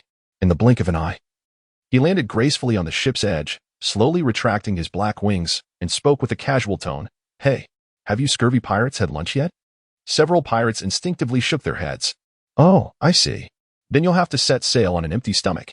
As Sephiroth's words faded, he swiftly drew the sword from his waist, transforming into a streak of lightning as he moved through the crowd, a gust of wind trailing behind him. Swish, swish, swish. The crimson blade flashed repeatedly, and before the bewildered pirates could react, Sephiroth reappeared behind them. One sword style, continuous slash. Sephiroth's voice was as cold as the whisper of death. In that moment, he slowly sheathed the blade in his hand. What is happening? He had unexpectedly retreated to the back. A group of pirates stood in horror, bewildered by the inexplicable events that had just transpired. Thud. Among the crowd, those who attempted to turn and confront the threat suddenly collapsed onto the deck, their bodies severed in two, blood gushing from their wounds. It was only then that they felt a searing pain coursing through them, and to their utter dismay, they realized they had been struck down. Even more shocking was the sight of their skin rapidly wrinkling and withering, as if some entity were siphoning away their very vitality. Sephiroth paid no heed to the anguished cries and wails of the pirates behind him. With a leisurely pace, he strode into the ship's hold, methodically delivering the final blows to the stranded crew members below, all the while searching for the chamber where the treasures of the two-masted vessel were concealed. Before long, the silver-haired youth discovered the captain's quarters. With a swift stroke, he severed the lock and forcefully kicked open the door. His gaze immediately fell upon a grand wooden chest, prominently displayed within a small, iron-barred enclosure inside the captain's chamber. Sephiroth unsheathed his long blade, enveloped it with his armed color Haki, and effortlessly slashed 3 times, carving a triangular entrance into the iron bars. Stepping through the gate, he swung his sword once more, severing the massive iron lock on the wooden crate. With a crisp snap, the silver-haired youth gently pried open the crate's lid, only to discover, alongside 2 stacks of 10,000 yuan notes, a peculiar sight, 2 devil fruits linked by a heart-shaped stem. No, in truth, it was but a single devil fruit. One was blue, the other red, both adorned with heart-shaped spiral patterns. What is this? Although the devil fruit compendium bore no record of such a fruit, Sephiroth recognized it due to its distinctly unusual appearance, the sweet, sweet fruit. He was uncertain of the effect should another consume this devil fruit. However, he was acutely aware that if Boa Hancock were to ingest the sweet, sweet fruit, it would undoubtedly become a strategic weapon of immense power. Indeed, against those whose hearts remain untainted, regardless of gender, it would likely be an instant annihilation. Sephiroth was also included within this realm. After searching for a bag, he carefully stowed the devil fruit inside and departed from the captain's quarters. Emerging onto the deck, he unfurled his ebony wings and soared towards the commercial cruise ship, which was nearly vanishing beneath the horizon. Upon his return to the 3-masted schooner, the captain of the commercial vessel, a middle-aged man clad in a purple suit with a distinguished handlebar mustache, hastily approached him and bowed deeply. Thank you, kind sir. You have truly alleviated a significant predicament for us. No need for such gratitude. It was merely a trifling effort, Sephiroth replied modestly. Sephiroth exchanged a few pleasantries with the captain before returning to the dining area, where he leisurely savored his lunch. The steak is exquisite, and the wine is delightful. The silver-haired youth silently marveled. For days later, at the port of Water City, a middle-aged man with a handlebar mustache cheerfully waved goodbye to the silver-haired boy descending the gangway. Take care, my friend. Next time, you can sail on my ship. I assure you it's free of charge. Sephiroth, carrying his suitcase in his right hand, contemplated the expansive waterways before him. He mused that renting a flying fish would be a waste of resources. Flying back directly seemed far more sensible. With that thought, a pair of black, leathery wings unfurled from his back, and after a few powerful flaps, he soared into the sky amidst the astonished gasps of onlookers, heading toward his home. Before long, he arrived at 136 Central Street, alighting gracefully at the entrance of a 3-story garden villa. As he retrieved his key from his pocket, he noticed a peculiar sensation. His ears twitching slightly, and a look of confusion crossed his face. Click. As the silver-haired youth inserted the key and opened the villa door, he was greeted by the sight of Boa Hancock, clad in a white high-slit cheapao, adorned with a white apron, wielding a feather duster as she tidied up the living room. The feather duster slipped from the hands of the long-haired girl, falling to the floor as she stared in astonishment at the visitor at the door. It's been ages. Hancock, Sephiroth smiled, raising his right hand in a friendly gesture. Sephiroth. Boa Hancock suddenly lunged forward, diving into his embrace and nuzzling against him like a playful kitten. I've missed you so much, she exclaimed, wrapping her arms around his neck, her soft lips gently pressing against his in a fleeting kiss. The unexpected ardor of Hancock's affectionate assault left him momentarily stunned, his heart racing involuntarily. She clung to his left arm, rubbing against him while curiously asking, Sephiroth, what brings you back so suddenly? I've returned for a vacation. But more importantly, I wish to inquire where you learned all of this? Sephiroth, with a head full of black lines, turned to Hancock beside him. She was gently brushing her ample bosom against his left arm. Captain Haki taught me, she said. She mentioned that men enjoy this. Sephiroth, do you not like it? Gazing into the girl's sparkling, captivating eyes, he could only helplessly confess, all right. I do like it. After exchanging a few pleasantries, Sephiroth learned that due to Boa Hancock's influence, the Kuja pirates had transformed an island originally designated for resupply and rest into a water city. Thus, she returned to the villa every month for a few days, tidying the house in her spare time. The silver-haired youth carried his suitcase up the wooden staircase in the living room to the second floor. Upon opening the bedroom door and pulling back the wardrobe, he was greeted by an array of short skirts, cheongsams, and delicate fabric pieces. How could such items be in my wardrobe? Outside the corridor of the bedroom, Boa Hancock clasped her hands before her chest, her face filled with hope. Sephiroth, have you had lunch? Would you like me to prepare a meal for you? Lunch? I haven't eaten yet, but aren't you incapable of cooking? He replied, his tone tinged with skepticism. Since our separation, I have been practicing my culinary skills. After all, I aspire to be an excellent wife. As she spoke, Hancock's cheeks flushed crimson, and her hands supported her chin, seemingly lost in a daydream. Seeing the black-haired girl in such a state, Sephiroth sighed inwardly. He was a normal man. To claim he was unaffected would be a falsehood. He could not guarantee that his feelings would endure the test of time, as emotions could inevitably fade. Yet, he found it impossible to reject Boa Hancock's affections. With this realization, Sephiroth chose to embrace his feelings, allowing things to flow naturally. Hancock, I have fortuitously acquired a sweet fruit. Consuming it would enhance your beauty. Would you like it? As he spoke, the silver-haired youth placed his suitcase on the nearby bed and opened it. Inside, aside from a few outfits, lay 2 fruits adorned with heart-shaped spiral patterns. He held the sweet fruit in his hands and offered it to Boa Hancock. Is this fruit truly for me? She asked, slightly taken aback. Yes. Upon receiving his affirmative response, the girl showed not a hint of hesitation. Without inquiring about the fruit's specific abilities, she reached out, took the sweet fruit, peeled off its skin, and took a bite. The abominable taste of the devil fruit contorted Hancock's delicate features, a fleeting expression of pain crossing her face. Nevertheless, she persevered, finishing both fruits. Finally, with a sigh of relief, the black-haired girl smiled sweetly and said, Sephiroth, thank you. Suddenly, the silver-haired youth's pupils widened in astonishment, involuntarily inhaling sharply. To his eyes, Hancock's features had not altered, yet an alluring charm enveloped her, rendering her every smile and movement irresistibly captivating. The power of the sweet fruit was indeed formidable. This woman, he vowed, he would never let go of in his lifetime. Sephiroth roared in his heart. Is something the matter? Why do you stare at me so intently? Under his unwavering gaze, the black-haired girl shyly lowered her head, raising her right hand to gently caress her fair, delicate face. Sephiroth's eyes appeared to blaze with an intense fire as he grasped Hancock's soft, fair hands. In a deep voice, he articulated each word with gravity. I am famished. Let us make dumplings. In the Water City, on Commercial Street, at the Bolton Bar, the atmosphere was charged with excitement. Keep it up. Knock her down. She's nearly finished. The bar was alive with the raucous voices of women and many men. Drawn by the commotion, couldn't resist pushing open the bar door to peek inside.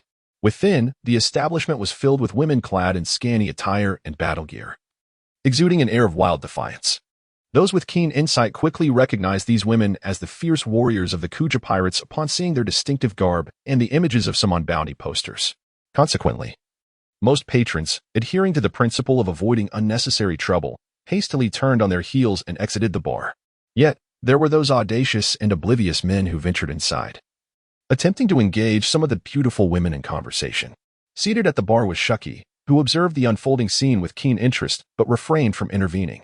On Amazon Lily, the kingdom of the Kuja, all its citizens were women, and to ensure the continuity of their nations, They primarily expanded their population by taking in orphan girls. Additionally, they encouraged the members of their pirate crew to mate with other men as a supplementary means of reproduction. Due to the unique ecological conditions of Amazon lily, all children born to the long-term female inhabitants were invariably female, ensuring that the population consisted solely of residents of the Kuja kingdom. In Shuki's view, being attracted to the opposite sex and developing affections was not something that needed to be strictly prohibited. Even she had not been immune to the allure of a man. Therefore, she would not impose restrictions on her subordinates from approaching men, often adopting a tacitly approving and even encouraging stance. This was evident in her leniency towards the relationship between the Boa sisters and Sephiroth. Reflecting on this, Shuki turned to her companions, Marigold and Sandersonia, and remarked playfully, "I seem to recall hearing that a certain young man named Sephiroth has joined the Navy, correct? He is a Navy officer while you three are pirates. It seems your future relationship may be rather complicated." "Ha ha ha. Not at all. Sephiroth has declared he will never be our enemy," Marigold replied with a smile. "Indeed." Sandersonia nodded in agreement. "Let us hope so," Shuki mused, reaching for a pack of cigarettes on the bar, placing one in her mouth, and lighting it with a lighter. Her expression thoughtful. The reason she acquiesced to Hancock's request to change the Kuja pirate's supply and rest location to the Water City was due to her recognition of the young woman's immense potential. Initially, Shuki's intention to bring the Boa sisters aboard was not born from a lack of capable warriors on Amazon Lily, but rather because women with the ability to wield Haki at such a young age were exceedingly rare in the kingdom's history. This rarity underscored the extraordinary talent the sisters possessed in mastering Haki. Shuki recalled a man once told her that only through combat and the continual breaking of one's limits could one significantly enhance their Haki. Thus, she nurtured the idea of cultivating the Boa sisters, allowing them to board the snake oil ship and become members of the Kuja pirates.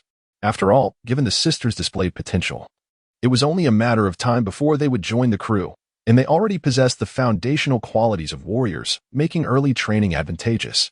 However, Shuki could hardly foresee that recently, during a confrontation with another pirate crew, Hancock, in her desperate attempt to save her two sisters, had inadvertently awakened her Conqueror's Haki, stunning most of their foes. To be frank, the sight of Hancock awakening such power had astonished Shuki. As a master of both types of Haki, she could easily recognize Conqueror's Haki. On the contrary, she understood very well that Hancock, having awakened this power, was destined for greatness. After all, possessing Conqueror's Haki was a prerequisite for becoming one of the world's elite warriors. Thus, it was inevitable that Hancock would soon attract the Navy's attention and become a target of their focus. As a result, Shuki found herself contemplating. It seems that when I next take an extended leave, I must bring Hancock along to seek assistance from that individual. Outside a 3-story villa, the sun shone brightly, and birds chirped incessantly in the trees. "Dumplings?" Hancock tilted her head, a hint of confusion flickering in her eyes. This was a concept she had only heard Captain Shuki mention, but she was unclear on how to proceed. "You don't know how to make dumplings?" Upon hearing this, the young woman shyly lowered her gaze and murmured, "No, I am not sure." Sephiroth wore a perplexed expression, initially believing that the other party had already grasped the necessary skills. With a gentle chuckle, he leaned towards Boa Hancock and whispered, "Very well. Allow me to teach you meticulously. Be sure to learn diligently." Hancock nodded eagerly, her heart brimming with anticipation. Here, 1,000 words are omitted. After a bustling afternoon, Hancock finally mastered the art of dumpling making. As the sun dipped below the horizon, the sky was painted in vibrant hues of orange and red. A flock of seagulls cried out and flapped their wings as they soared through the air. At the entrance of a 3-story garden villa located at 136 Central Street, Boa Marigold and Boa Sandersonia struggled to push open the iron gate, their arms laden with various ingredients. Upon reaching the villa's grand entrance, they discovered the mahogany door was ajar, and with a gentle push of their bodies, it swung open. "Oh, Sephiroth, you have returned?" Sandersonia exclaimed with a glimmer of surprise as she beheld the silver-haired youth reclining on the long sofa, a cigar in hand, his expression languid, seemingly contemplating life.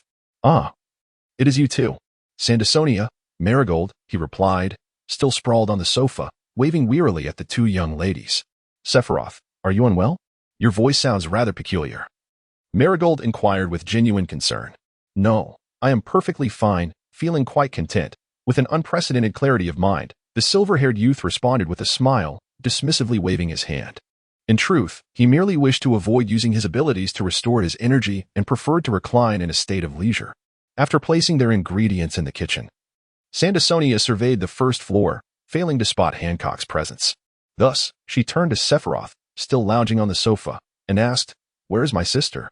She mentioned she would take care of the cleaning, yet the kitchen appears untouched. Hancock is simply fatigued and unwell. She is resting in bed.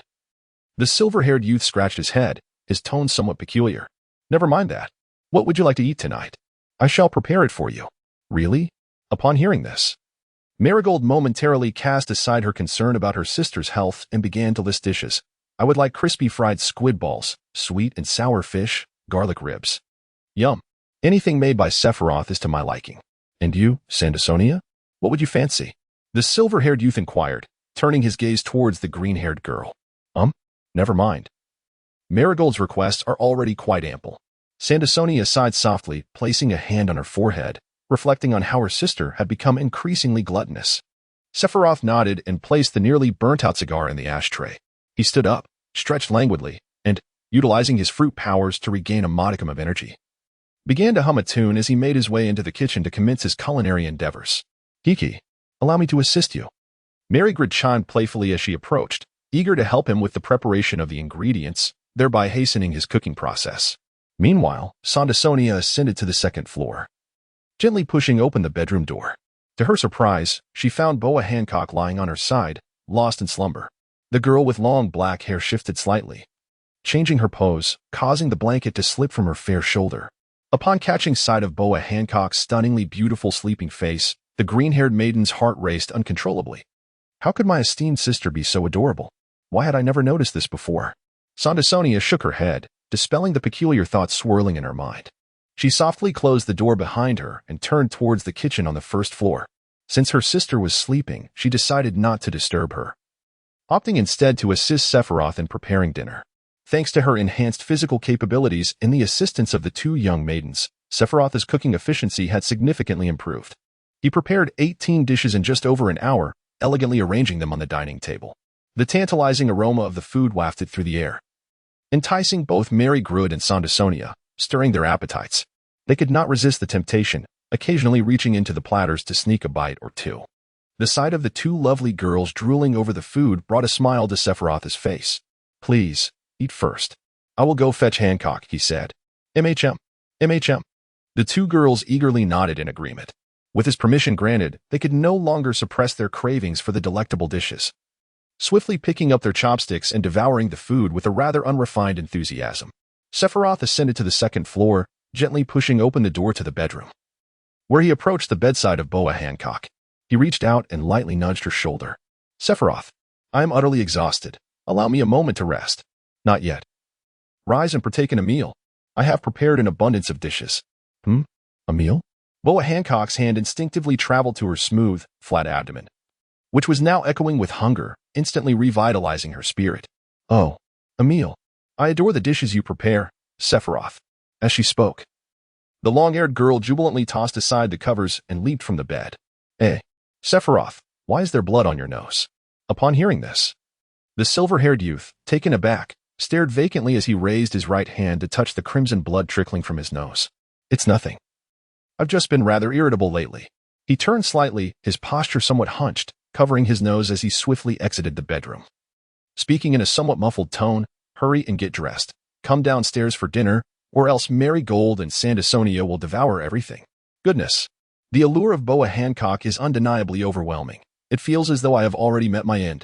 Sephiroth retrieved a handkerchief from his belt, gently dabbed at his nose, and composed himself before making his way to the dining table. Shortly thereafter, Boa Hancock, adorned in a strikingly elegant purple high-slit chi-pao, descended gracefully from the second floor. Sister, you seem to have become extraordinarily beautiful, exclaimed Marigold, her chopsticks slipping from her grasp and clattering against the table upon witnessing the stunning figure of the raven-haired maiden. Indeed, it feels as though we merely strolled about for half a day, and you have transformed so remarkably, Sandersonia remarked with a hint of awe. After consuming the sweet fruit, Hancock's allure reached an astonishing pinnacle, captivating all, from the octogenarian to the infant, regardless of gender or age.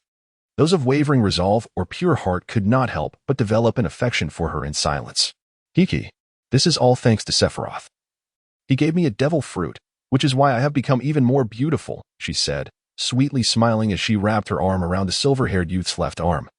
causing him to momentarily stiffen, his chopsticks pausing mid-motion. Upon hearing this, Sanda Sonia pouted adorably, inching closer to Sephiroth and encircling his right arm. Her voice laced with playful yearning. Hey, I too wish to taste such a devil fruit. Sephiroth sighed, yearning for a moment of tranquility to enjoy his meal. Yet it seemed an insurmountable challenge. As the night deepened, the moon ascended quietly among the branches. After finishing their dinner, Sephiroth and his companions took the opportunity to tidy up the villa, restoring its pristine and orderly condition. After finishing his bath, Sephiroth reclined on the couch in the living room, absent-mindedly perusing a book. In this world devoid of computers and mobile phones, the arrival of nightfall signaled that the primary venues of entertainment were bars and casinos. Given his current circumstances, none of these amusements seemed particularly suitable for him. Thus, he resorted to reading as a means to pass the time. Before long, Hancock emerged from the bathroom, having just completed her hot shower. She was drying her half-damp, waist-length black hair with a towel while stepping into the living room. At that moment, she wore a pair of black shorts below and a white short-sleeved shirt above, perfectly accentuating her graceful figure, exuding an aura of youth and vitality.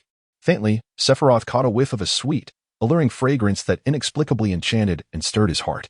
The delightful essence of her presence, enhanced by the sweet fruits, elevated Hancock's beauty to an impeccable level, bestowing upon her a unique and captivating scent. Sephiroth withdrew his gaze and continued to lower his head to the book, yet his thoughts were entirely absent from its pages. As his eyes unconsciously gravitated towards the young woman, Hancock noticed his gaze, and a subtle smile graced her lips, a faint expression of delight. For a woman, having the man she cherishes captivated by her is a source of profound joy and contentment. After consuming the devil fruit, Sephiroth often felt a sense of lethargy while bathing, a complete unwillingness to move. The vulnerabilities of the devil fruit seemed all too apparent. If you enhance your physical training, you should be able to mitigate this adverse effect to some extent. If the opportunity arises, I can procure a low-purity sea prism stone restraint for you. Utilizing it during your training will not only bolster your resistance to the sea prism stone, but also swiftly unlock your latent potential. Oh, I see, Hancock murmured softly, kicking off her slippers and placing her legs upon the sofa, leaning back against the armrest while continuing to dry her long, black hair with a towel. The shape of her legs was impeccable, neither too plump nor too slender, with skin as fair and smooth as porcelain, each foot a perfect form. The delicate skin on the instep revealing fine veins beneath. Anyone who beheld them would instinctively think, these are not mere feet. They are the most exquisite and flawless works of art in existence. Sephiroth, my toenails have grown a bit long. Could you assist me in trimming them? Hancock asked with a playful smile, adopting a coy tone as she placed her feet upon his thigh.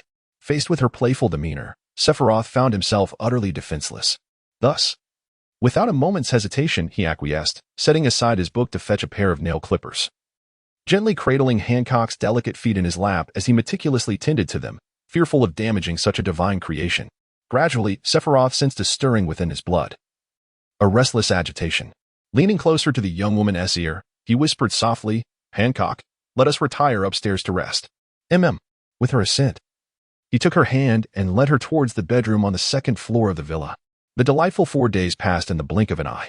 One morning, after reluctantly seeing the Boa sisters aboard their ship at the derelict ship island, Sephiroth returned to Water City. Boarding a flying fish and arriving at an unassuming dock marked with a sign that read Tom's Workshop. Knock, knock, knock. The silver-haired youth appeared rather lackluster, yawning as he extended his right hand to tap on the closed door of the workshop. Coming, please hold on. Shortly thereafter, an older woman, her figure still striking despite her age, opened the door. Her long, light green hair cascaded in waves, and her face bore an extravagant layer of makeup. From the contours of her features, it was evident that she had once been a great beauty in her youth. Hello, Granny Conqueror. Sephiroth greeted the middle-aged woman with a smile, though his gaze subtly flickered towards her. It is said that the women of the merfolk tribe, upon reaching the age of 30, can transform their tails into 2 legs. The silver-haired youth was quite curious about the legs of this mermaid elder, Conqueror. You are the Sephiroth I spoke with on the phone, aren't you? She inquired. Indeed. Where are Frankie and the others? They were occupied until late last night, so they are still asleep in their bedrooms. With that, Conqueror invited the silver-haired youth into her home, where he took a seat at the dining table. She then turned and returned to the kitchen, resuming her preparations for breakfast. Young man, would you like something to drink? Sephiroth propped his left hand on the table and yawned, instinctively inquiring, do you have goji berry tea? What is that? If not, then please bring me a cup of coffee. Thank you. Before long, Granny Kokolo presented a steaming cup of coffee before him. Young man, you have quite pronounced dark circles under your eyes, and your complexion appears rather poor. Have you been burning the midnight oil? Indeed. It's the result of excessive toil. Sephiroth, with a sigh, lifted his coffee cup and took a sip. Over the past 4 days, he had spent countless hours in revelry with the 3 sisters of Boa. Aside from his sword training, he had neglected all other forms of cultivation. The sisters, too, had disregarded the meticulously crafted 6 styles that Sephiroth had written out for their study, choosing instead to insist on playing with him. After waiting for a considerable time, he finally saw Tom, Frankie, and Espegu emerge from their rooms one after another. Sephiroth, you arrived at our studio rather early. Tom yawned, rubbing his eyes with both hands. The reason for my visit is of utmost importance. I wish to discuss something with you all. However, my primary intention is to seek out Frankie. Me. Upon hearing this, a look of bewilderment crossed Frankie's face. His interactions with the silver-haired youth had been minimal, leaving him puzzled as to why he was being sought. I have established an arms company and would like to invite you to serve as a weapons designer, overseeing the development of our weaponry. I wonder if you might be interested? A weapons designer. At this proclamation, a spark of excitement flickered in Frankie's eyes. He had harbored an inexplicable passion for weaponry since childhood. At the age of 10, he had crafted a cannon from the parts of a derelict ship on Scrap Island. Since then, his obsession had only deepened, devoting more and more of his energy to the pursuit of weapon development. Unfortunately, being surrounded by shipbuilders, he found no one who shared his enthusiasm for weaponry, and his talents had gone largely unrecognized. Now, Sephiroth had validated his abilities and extended an invitation, making it impossible for him to remain indifferent. Espegu quickly shook his somewhat naive junior's shoulders, exclaiming loudly, "Wait. Frankie, you must think this through. Do you truly wish to create more instruments of death?" Death. Espegu's admonition struck like a thunderclap, pulling Frankie from his reverie. While he indeed cherished the creation and development of weapons, he had never contemplated using them to take lives. Reflecting on this, the blue-haired youth's expression dimmed, as the conflict between his passion and the grim reality of its implications left him ensnared in doubt and hesitation. Sephiroth perceptibly sensed the emotional shift in his counterpart. Before the other could utter a word, he preemptively said, "There is no need to rush your response. Take your time to contemplate." Although Frankie did not accept his invitation, Sephiroth felt a twinge of regret but remained unperturbed. Talents in weapon development, particularly those with Frankie's exceptional aptitude, are indeed rare to find. However, with a bit more financial investment, he believed he could still procure competent individuals. "By the way, Mr. Tom, I have an unusual request. I wish to acquire the blueprints for the maritime train. Would you be willing to sell them to me? Of course, we can negotiate the price." "Why would you desire such a thing?" Tom inquired. "To be candid, I aspire to construct a maritime train for my company. This would enable me to transport the necessary materials in a manner that is both secure and swift." Upon hearing this, Mr. Tom laughed heartily, cradling his ample belly. "Ah, I see. The maritime train's smooth navigation across the sea owes a great deal to the internal combustion engine design you provided me. As a true gentleman, how could I possibly accept your money? I shall gift it to you." "Ah," Sephiroth exclaimed, his expression transforming into one of astonishment. He had not anticipated such generosity, as he had been prepared to spend over 1 billion belly to procure the maritime train technology. Of course, if Frankie were to accept his invitation, he would save himself a considerable expense. Sephiroth's calculations are nothing short of meticulous. Soon, Mr. Tom presented him with a substantial stack of design blueprints. "Our maritime train has already established a connection with the city of Spring, St. Pobra, for some time now. In terms of operation, there have been no issues. You can use it with complete peace of mind." "Thank you, Mr. Tom." Sephiroth received the design blueprints with a cheerful smile, holding them firmly in his grasp. Subsequently, he engaged in conversation with several individuals for quite some time, discussing visions for future developments. He proposed the consolidation of all shipbuilding companies in the water city to foster the growth of the maritime industry, and suggested that various islands participate in investment sponsorship to expedite the completion of the maritime train project. Upon hearing these ideas, Espegu felt they were highly feasible. After finishing breakfast, he eagerly ventured out to engage in discussions with the shipbuilding companies of Water City. With the maritime train blueprints secured and the Momo fruit retrieved, Sephiroth found no reason to linger in Water City. Thus, he embarked on a commercial sailing vessel bound for the Shambadi archipelago, using it as a transit point to circumvent the gates of justice and return to Marineford. Marineford Military Academy, Dormitory Building. As Sephiroth opened the door to his dormitory, He was immediately enveloped by the aroma of cigars that lingered in the air, with wisps of white smoke swirling about, rendering his view hazy. Smoker reclined on the bed. 2 cigars clamped between his lips, sprawled out in a manner reminiscent of a seasoned salted fish. The ashtray on the bedside table was already overflowing with cigar stubs, littering the surface of the cabinet. During this holiday period, surely you haven't been languishing in bed the entire time? As Sephiroth spoke, he approached the window and pushed it open, allowing a gust of cold wind mixed with white snowflakes to swirl into the room. Unbeknownst to him, Mare and Fando had seamlessly transitioned from summer to winter, with the year drawing to a close. What else could I possibly do? I only have a month of vacation. It's hardly feasible for me to return to my hometown in the East China Sea, is it? That is true. Haven't you already acquired a new sword? Why haven't you discarded that old broken blade on the table? Do you intend to continue using it? Upon hearing this, Sephiroth glanced at the autumn leaf sword resting on the knife rack atop his desk. He gently caressed the hilt and sighed. After all, it is the first renowned blade I ever wielded, and having used it for so long, I've inevitably developed some sentiment towards it. Though I can no longer fight with it, discarding it feels rather regretful. Then you might consider removing the rusted portions and transforming it into a short dagger. Wouldn't that allow you to continue utilizing it? What would I need a short dagger for? To cut cigars? That is certainly an option. Smoker propped himself up, removing the 2 nearly finished cigars from his mouth, intending to fetch a couple more from the box on the bedside table. However, he discovered that the box was already completely empty. I purchased some premium ones from the Sabaody archipelago. Would you care to try? 100,000 berries for a box. 100,000 berries? That nearly rivals my monthly salary. Smoker mumbled, yet his hands moved without hesitation as he swiftly unwrapped the exquisite packaging, extracting 2 cigars, which he then lit and placed between his lips. Why not simply capture a few pirates? With your Logia abilities, isn't it a breeze to subdue those petty pirates? If it were merely for the sake of earning money, I might as well become a bounty hunter. In fact, I have been contemplating whether I should continue my tenure in the Navy to uphold justice. Why must we, the Navy, act as dogs for the celestial dragons? Even the highest combat forces of the Navy headquarters, the 3 admirals, are constantly stationed at Mariewa to protect those individuals. Moreover, the actions of those celestial dragons are utterly repugnant. After casually tossing the suitcase beneath the bed, Sephiroth retrieved a chair and seated himself, igniting a cigar for his own enjoyment. The matter is for you to determine. The Navy operates under the auspices of the world government, prioritizing the interests of the celestial dragons, a stance that is, perhaps, justifiable. It is akin to being an employer who hires a bodyguard, only to find that the bodyguard disregards your commands. Would you continue to employ such a person? Nonetheless, the Navy is not without merit. They do indeed uphold maritime security, apprehending pirates and safeguarding civilians. Every situation has its dual aspects, and how you perceive and accept them is entirely your own decision. Smoker remained silent.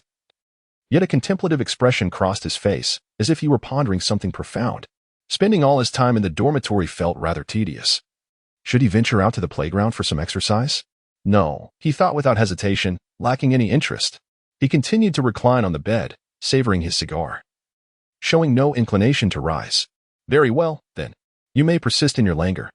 Sephiroth retrieved the seastone shackles from the locker and fastened them to his left wrist. After donning a summer short-sleeved military uniform, he gracefully departed from the dormitory building, making his way towards the training grounds.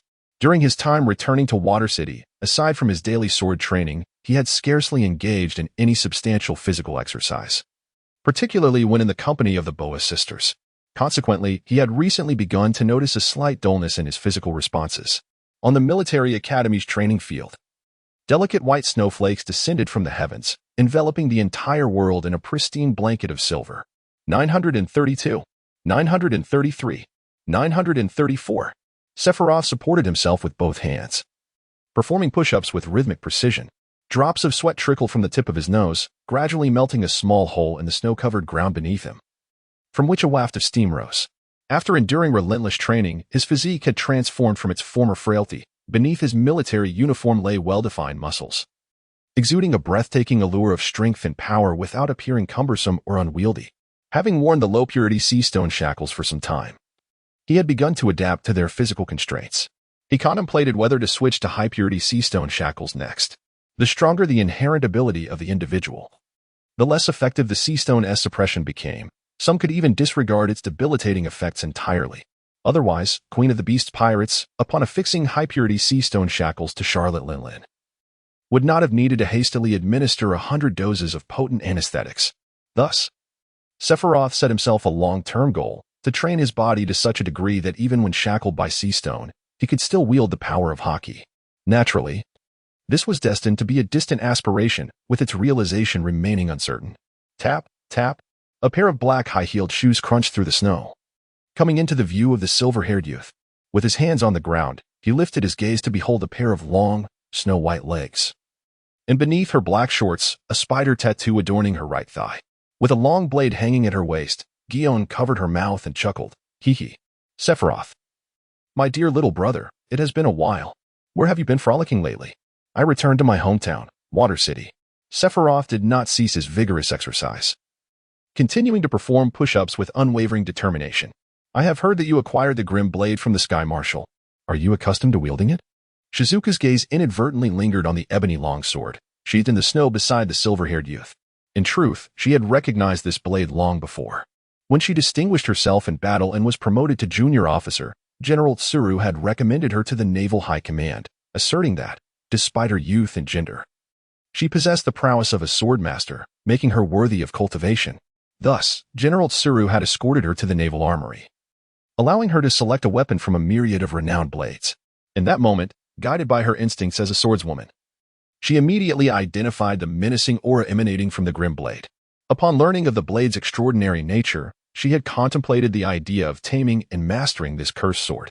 However, as she enveloped her hand in Haki and made contact with the hilt, the overwhelming vitality that surged forth compelled her to abandon the notion of wielding such a weapon. No matter how formidable a sword may be, it remains merely an instrument in the hands of a swordsman.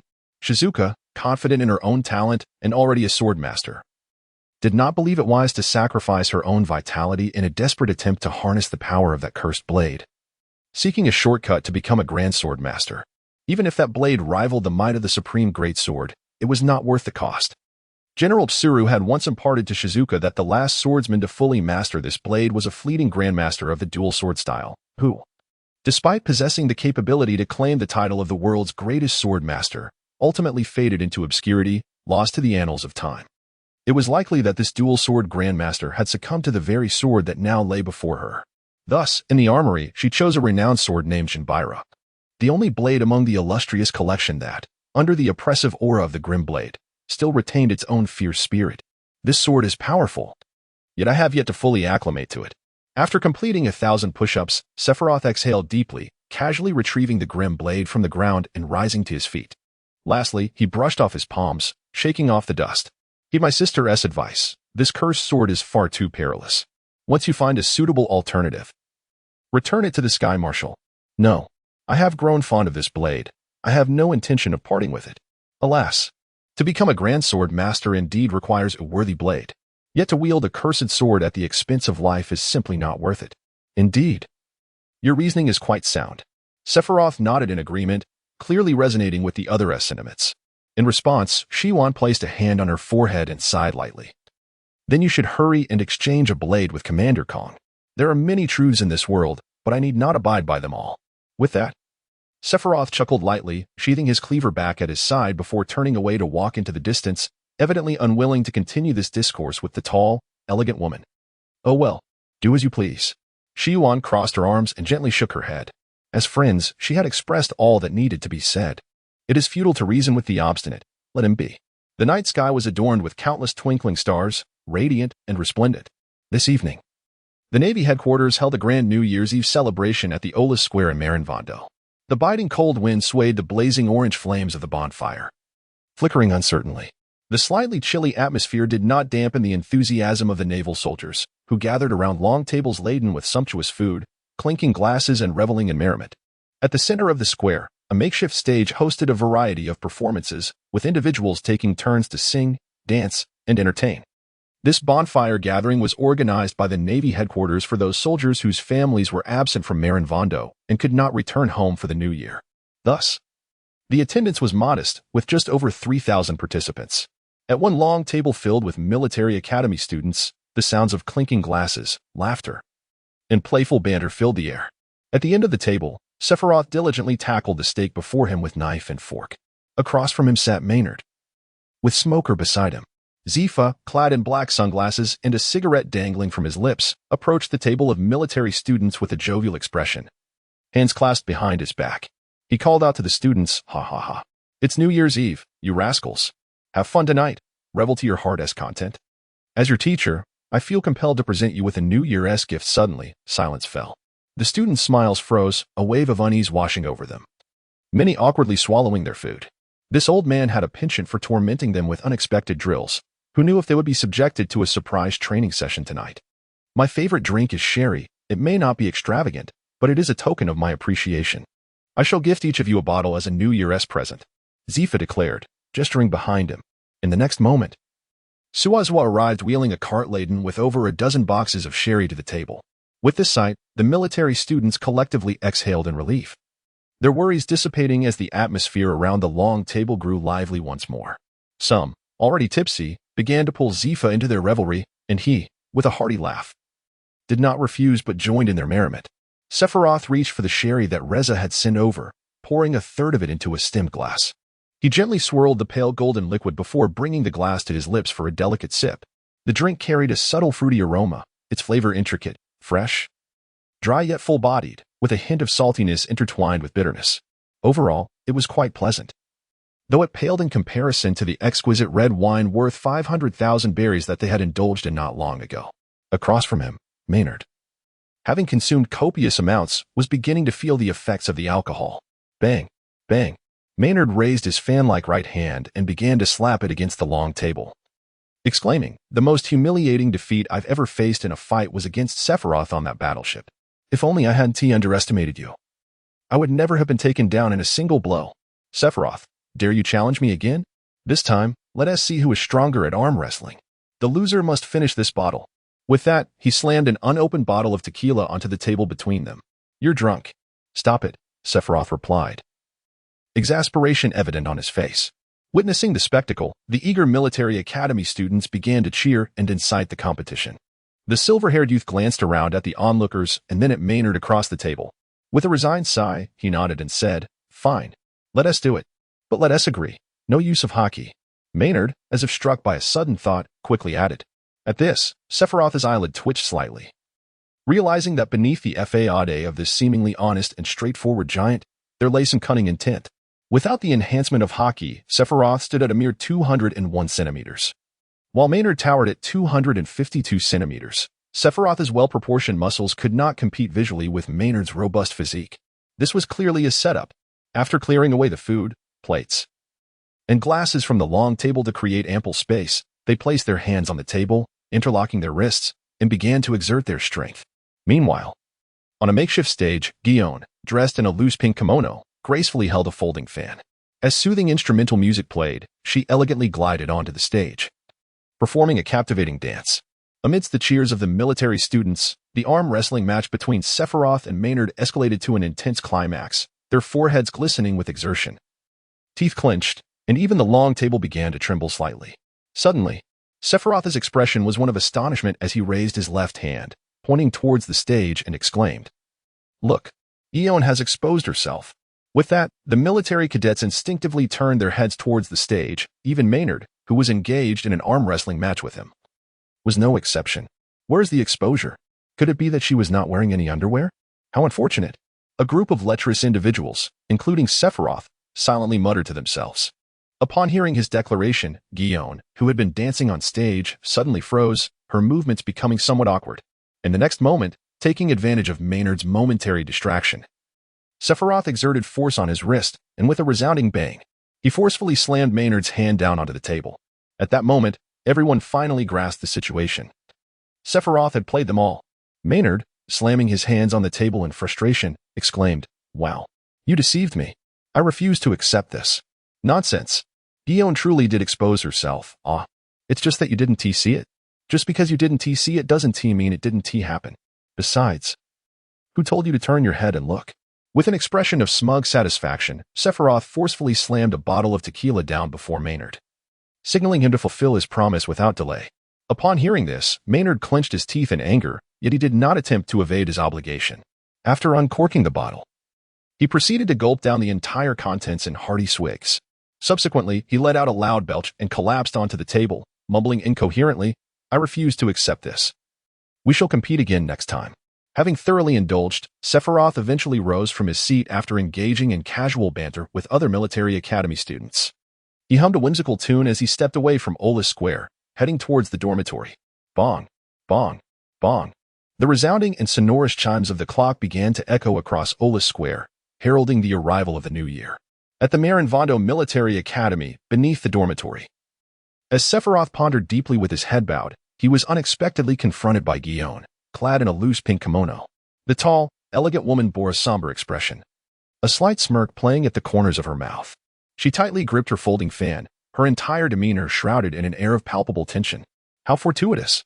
she exclaimed. Sephiroth wore an expression tinged with guilt as he took 2 steps to the side, preparing to circumvent Guion and return to his dormitory. Suddenly, with a swift motion, Guion unleashed a strike with her folding fan, creating a sharp sound as it sliced through the air, aimed directly at the back of Sephiroth's head. Without a moment's thought, he instinctively turned his body to evade the blow. "What are you doing?" Guion's eyes shimmered with a glint of coldness as she unfurled her fan with a sharp snap, enveloping it in a layer of ominous Haki, swiftly directing it towards his chest. Should the strike land, it would surely leave a mark upon Sephiroth's body.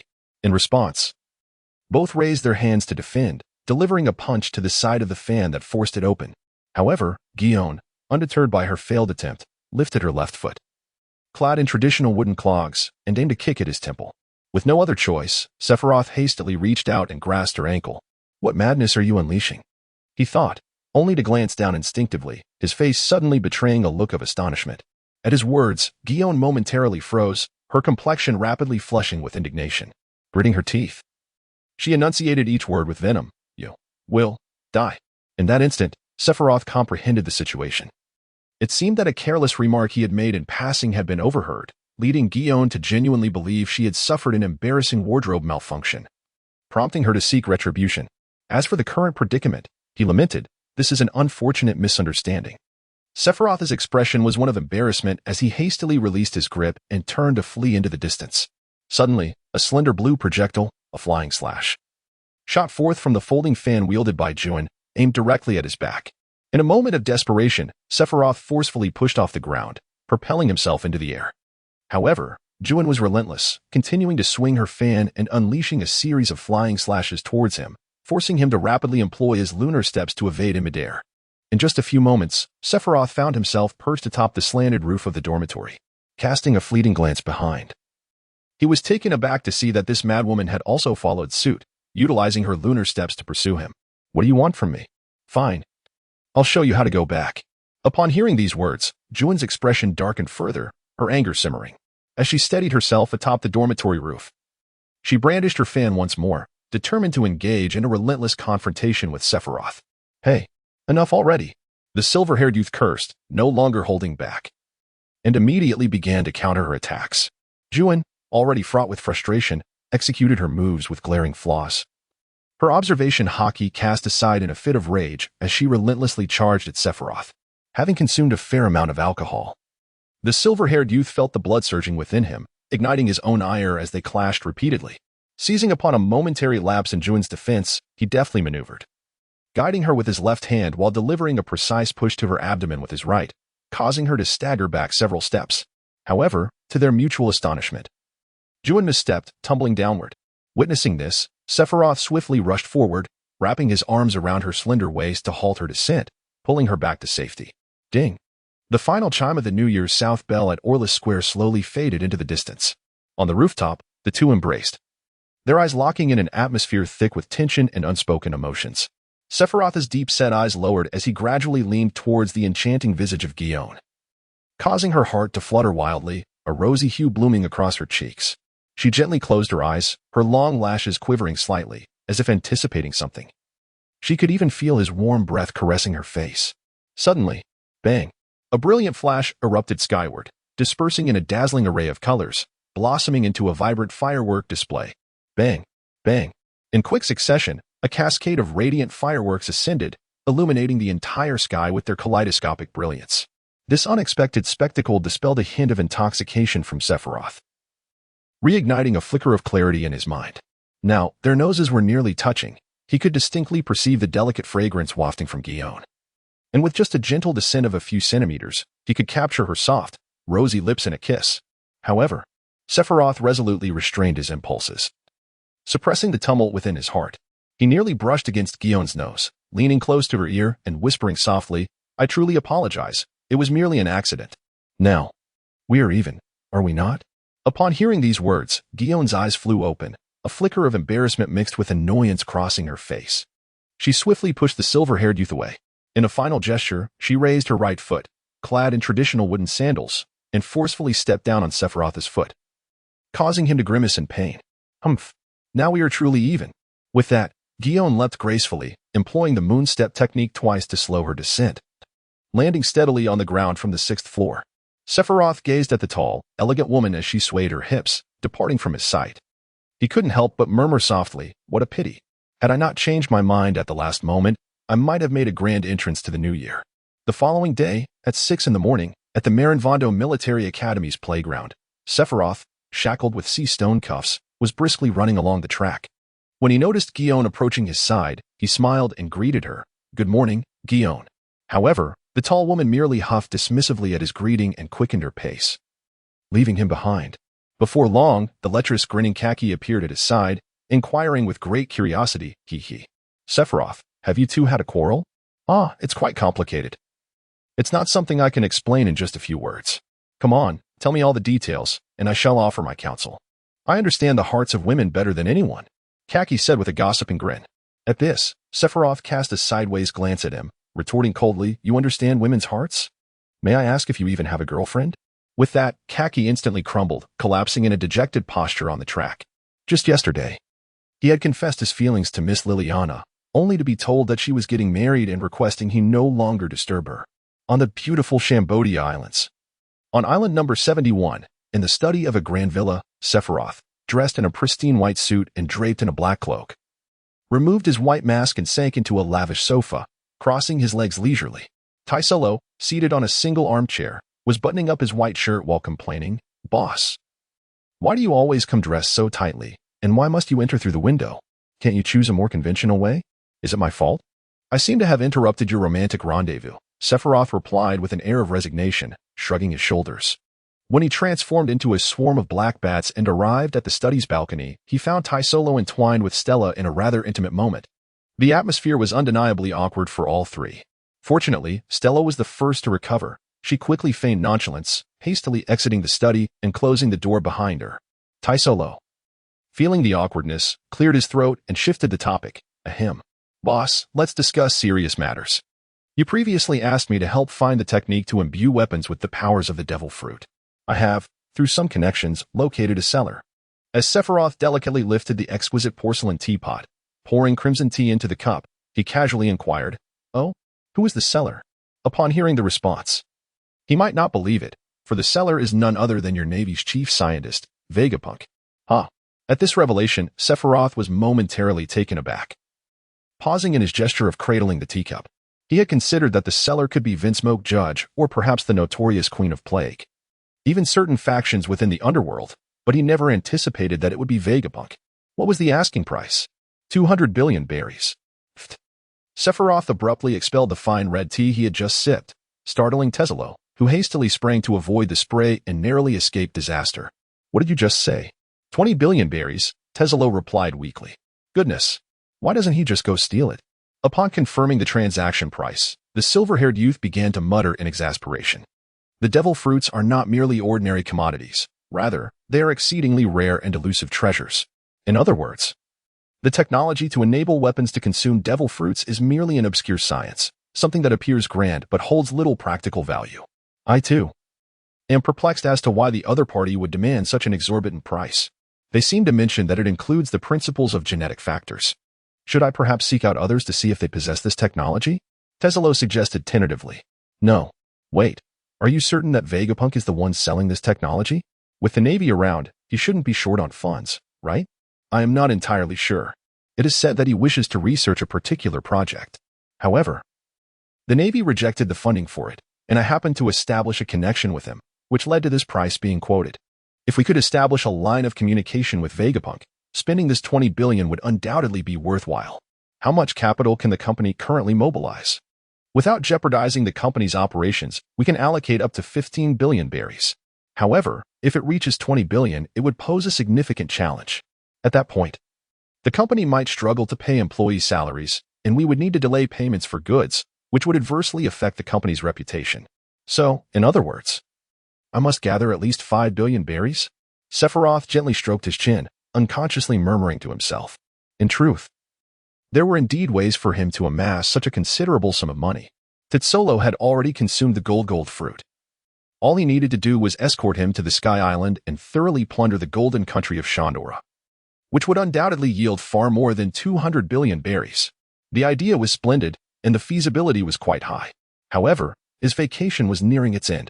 If Sephiroth were to accompany Tetsolo, departing from the Sabaody archipelago to the vicinity of Gaia Island, ascending to the Sky Island via the Knockup String, and then returning to Sabaody, the round trip would take at least a month. Where could he possibly find such time? Did Tetsolo set a deadline for raising the funds? That was not mentioned. Very well. This technique is imperative for me. Nonetheless, we must expedite our fundraising efforts. Boss, what do you intend to do? Tetsolo inquired tentatively. Hearing this, Sephiroth flashed a grin. I, Rorno Azaro, shall collect the bounty. Ah, boss, are you planning to return to being a bounty hunter? Isn't that a bit too risky? Fear not. I am well aware of my limits. How has the company been faring lately? Sephiroth waved his hand dismissively, his expression one of indifference, and shifted the conversation to a topic of greater interest to him. Upon hearing this, Tetsolo seemed to have a realization and clapped his thigh, exclaiming, Ah, boss, I recently discovered a remarkable talent at the human auction house. This fellow is named Fortis Jim. He was once a weapon designer for a small kingdom. Unfortunately, he met with misfortune when that kingdom was raided by pirates, and he was captured and sold to the Sabaody archipelago. After I secured his release, he became the head of our newly established weapons workshop, developing innovative weaponry for us. Thanks to him, I no longer need to worry about establishing an armory in the Sardo kingdom in the future. Hearing this, the silver-haired youth stroked his chin thoughtfully, expressing keen interest.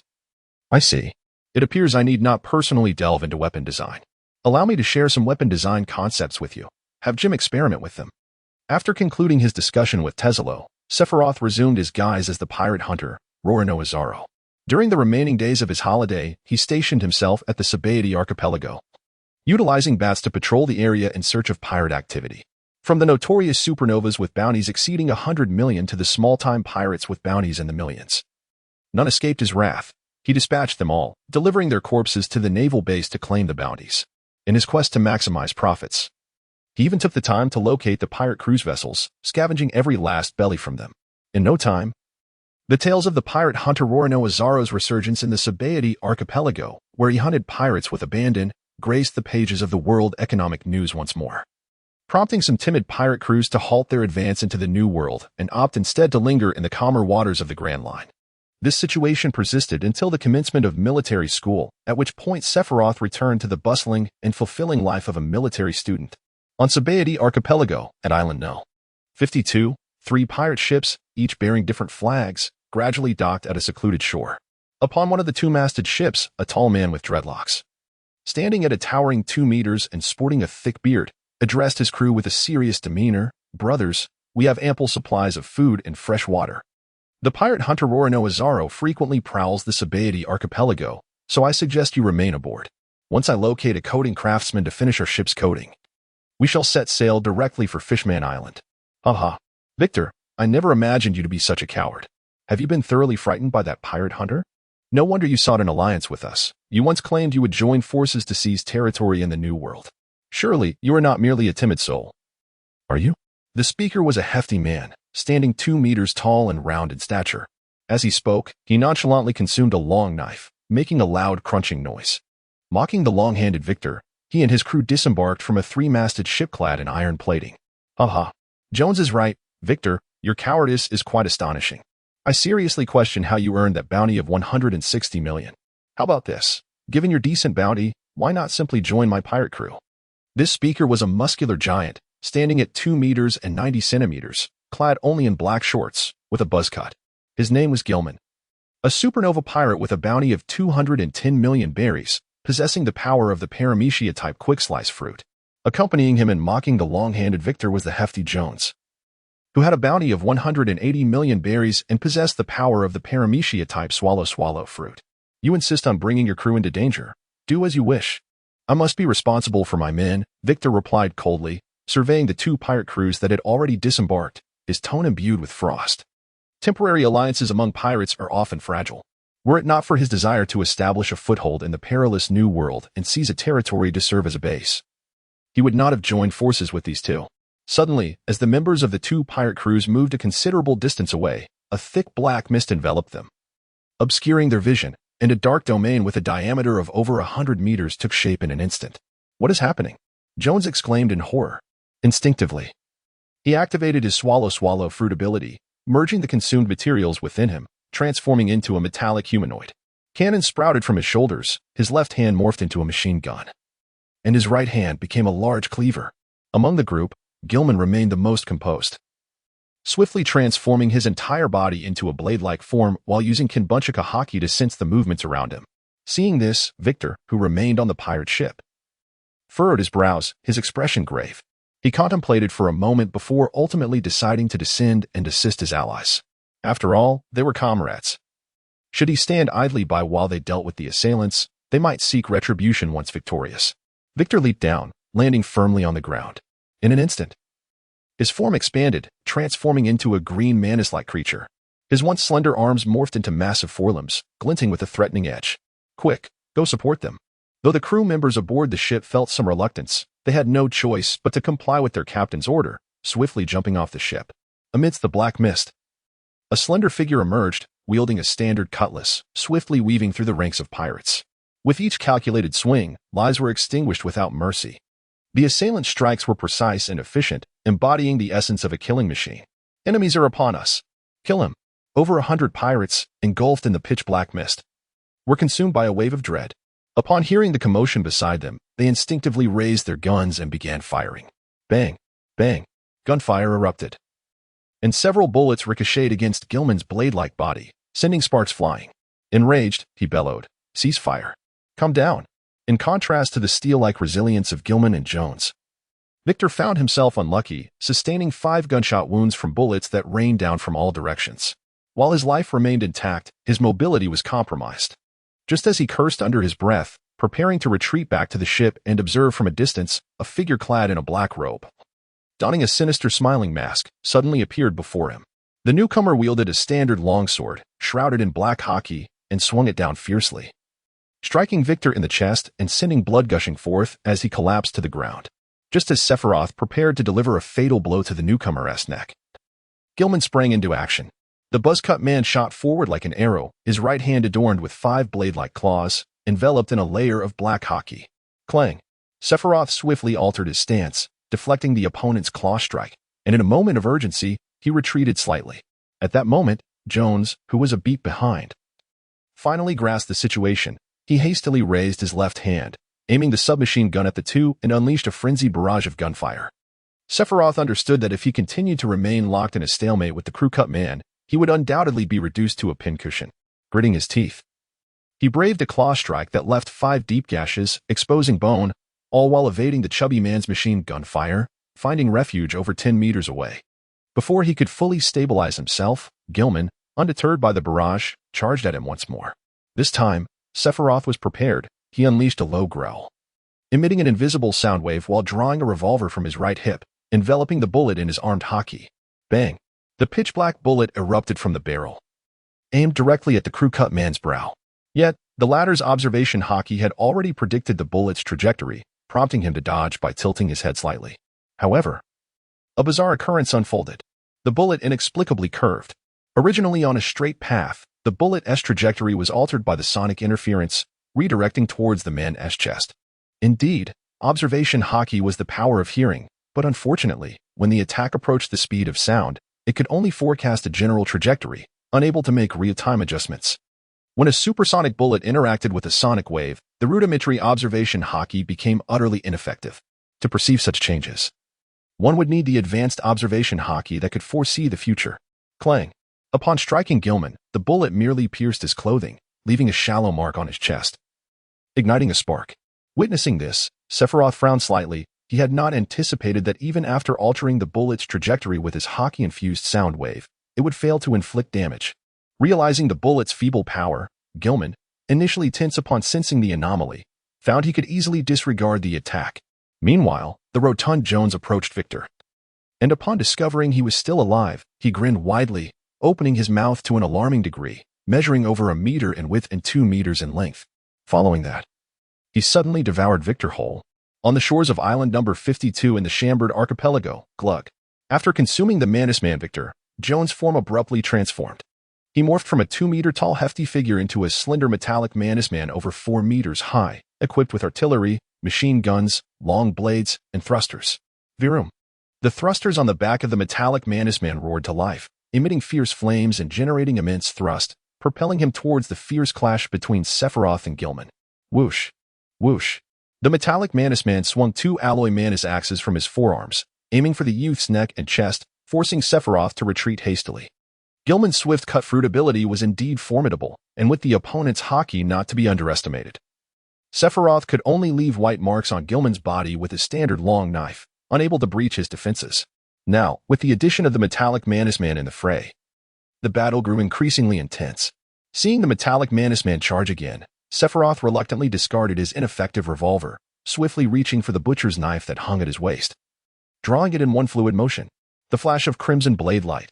In an instant, the Mantis Man's right arm was severed, blood gushing forth, prompting him to retreat a distance in pain. If it were possible, Sephiroth would rather not resort to using the butcher's knife against pirates. It was not a matter of being unable to afford the risk. Rather, those killed by the butcher's knife exhibited signs of withering, their skin wrinkling, evidence of life force being extracted. Thus, should a keen observer investigate, his identity as the pirate hunter Rorno Azaro would be exposed. Reluctantly, he equipped himself with a second ordinary long knife. Ah, pain, pain. After a series of agonized cries, the metallic Mantis Man finally realized he was a user of the swallow fruit, capable of replacing his right Mantis axe with other items. In an instant, his bloodied right arm was supplanted by a machine gun. Die, he roared. Rat-a-tat-tat. The intense hail of bullets rained down, forcing Sephiroth, engaged in combat with the crew-cut man, to divide his focus to evade the gunfire. Although his current level of armed Haki allowed him to form an invisible armor around his body, it was insufficient to withstand the onslaught of machine gun bullets. To disregard the bullets entirely, one would need an exceptionally potent armed Haki to envelop their body, creating a layer of black substance on the surface for adequate defense. Of course, Sephiroth could also utilize his bat transformation to evade. Yet, this ability was not elemental. During the restructuring of his body, he required a moment of respite, rendering him unable to attack with full force. Consequently, he risked being thoroughly suppressed by Gilman, or even severely injured. First, eliminate that accursed metallic Mantis. The opponent possessed observation Haki but lacked armed Haki. The sharpness of the butcher's knife could undoubtedly cleave him in two. With this thought, Sephiroth immediately transformed into a vampire, his original 2-meter height soaring to 3 meters, greatly enhancing his speed and strength. Without hesitation, he dashed forward before Gilman could react, disregarding the burst of blood that erupted from his body upon being struck by the machine gun bullets. Two-sword style, Excalibur. In the astonished gaze of the metallic Mantis Man, the youth flickered, appearing behind him, his form cleaved into 4 segments, tumbling to the ground. Squeak, squeak, squeak. Not far away, a swarm of black bats flapped their wings, carrying a black cloth bag, which they placed beside the metallic Mantis Man's remains. Soon, the corpse reverted to human form, transforming into severed limbs and dismembered parts. Meanwhile, the pirates, already decimated by Sephiroth, suffered further casualties from the clash among the three, leaving only a few survivors who lay on the ground moaning in agony. After dispatching the metallic Mantis Man, Sephiroth did not let his guard down. He instantly split into a myriad of black bats, evading the crew-cut man's claw strikes. Clink, clink. Bullet casings fell to the ground as the black bats flapped their wings, reconstructing the youth's form not far away. What a bizarre ability. Are you an animal type or a superhuman? Gilman inquired, his brow furrowed in confusion. Would you believe me if I said I was a natural type? Sephiroth repositioned his dual blades, grasping the cleaver firmly in his right hand. Why not admit that you lack abilities? The buzzcut man scoffed, continuing. In the face of absolute power, all is but a mere illusion. With a hum, spiraling blades erupted from his arms, whirling at high speed, enveloped in an ominous dark haki that made the edges appear even more menacing. Spiral slash. Gilman unleashed a ferocious and astonishing aura, lunging forward like a tiger, swinging his arms towards Sephiroth. Clang, clang, clang. The silver-haired youth parried with his twin blades, the clash of their weapons igniting a shower of sparks. Seizing an opening during his adversary's transition, he swung the cleaver, landing several strikes upon Gilman's body. Yet, Sephiroth found himself somewhat helpless. Gilman's haki was far superior. After their forces clashed and canceled each other out, he could only leave a shallow cut on his opponent's skin. "Are you merely scratching me?" Gilman sneered. And with a swift motion, he seized Sephiroth's standard blade with both hands.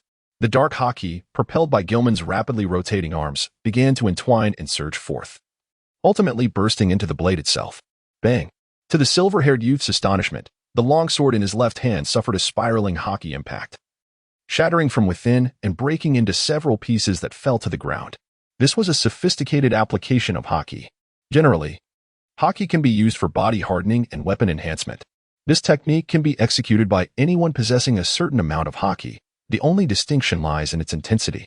Moreover, the advanced application of haki involves releasing it from a distance to create shockwaves that inflict internal damage. To perform such a technique, if the quality and quantity of haki are insufficient, it either cannot be executed or results in negligible harm. It is akin to Kazuki Oden using advanced haki techniques to strike Kaido, where each blow is lethal, while the Akazaya Nine's attempts yield only superficial scratches. Having trained in the haki of Amazon Lily, Sephiroth was not incapable of releasing haki from a distance. However, the efficacy of his attack was dishearteningly inadequate. The quality and quantity of his haki fell short. No matter how elaborate the technique, it was rendered impotent. Swish, swish. The chilling glint of blades flashed as Gilman relentlessly swung his hands at Sephiroth. After discarding the severed standard sword from his left hand, the youth transitioned to wielding both blades to deflect the onslaught. Gilman's assault was far from intricate. In fact, it was riddled with openings. Yet, relying on his ironclad physique and robust haki, he showed no concern for being struck, focused solely on swiftly eliminating Sephiroth. Clang. The youth seized yet another opportunity amid Gilman's attack, enveloping his cleaver in dark haki and striking at his opponent's chest, etching a mark upon it. However, the depth was barely a centimeter. At this moment, Sephiroth's haki intensity was insufficient for effective external release. Thus, attempting to inflict internal damage on Gilman was tantamount to a fool's errand. Gradually, the surrounding black mist began to dissipate, revealing the trees, grass, and the scattered corpses of pirates. "What? Is your stamina depleted, unable to sustain such tricks any longer?" Gilman surveyed the scene, and upon seeing the bodies of his subordinates, a surge of rage ignited within him, unleashing an overwhelming intent to kill that momentarily stilled the air. Boom! In his fury, the buzz-cut man raised his right leg, transforming it into a blade, and brought it crashing down, cleaving a massive, unfathomable fissure into the ground. Sephiroth's figure flickered and appeared over 20 meters away from the buzz-cut man. He did not rush to attack. Instead, he took a deep breath and slowly sheathed the sword.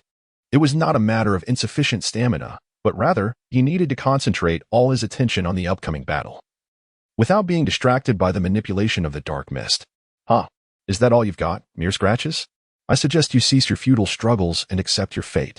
An old man once told me, what are haki of armament and haki of observation? As long as your attack power is sufficiently strong and your speed is fast enough. All of that is but illusion." Now, I wish to test the validity of his words. As he spoke, Sephiroth pressed his hands together, and fine streams of armament haki flowed through his palms, surging into the muscles of his arms. Life restoration, strengthening of the wrists. A vibrant crimson hue rapidly spread, saturating his arms, which began to swell as if inflated, with muscles bulging and veins protruding, creating a frightening spectacle. Recently, he had been contemplating how to make haki circulate and grow within his meridians, akin to the true energy found in martial arts novels, thereby enhancing his physical form. Although he had yet to create internal energy, he unexpectedly developed the ability to use flowing haki to stimulate acupoints and strengthen his muscles. This temporary localized muscle enhancement, given the current amount of haki he possessed, could not last long in his vampire form at most. It would endure for about a minute and a half before his haki would be overexerted, plunging him into a state where he could not utilize haki for a time. If one were to consider the consumption of haki entwined with his weapon, that duration would diminish even further. Consequently, he did not intend to prolong the engagement. Once his haki was exhausted, regardless of the outcome, he would choose to retreat into the sky. He did not believe that Gilman, a user of the quick/fruit, could chase him down in the air. Humph. Another trick. Gilman scoffed, forcefully stamping the ground, propelling himself forward like an arrow released from a bow. One sword style, instant slash. The crimson blade flashed and vanished in an instant as the two figures crossed paths. In midair, a line of blood splattered forth. How is this possible? You actually managed to wound me. The buzz-cut man stared in disbelief at the bloodline stretching from his left shoulder to his right waist, his eyes filled with incredulity. It seems that the old man's words held a kernel of truth after all. Sephiroth's lips curled into a chilling smirk as he turned to face his adversary, who had previously exuded confidence but now found himself ensnared in terror and confusion. You insolent brat. Don't get too cocky, Gilman bellowed, swiftly pivoting and charging once more at Sephiroth.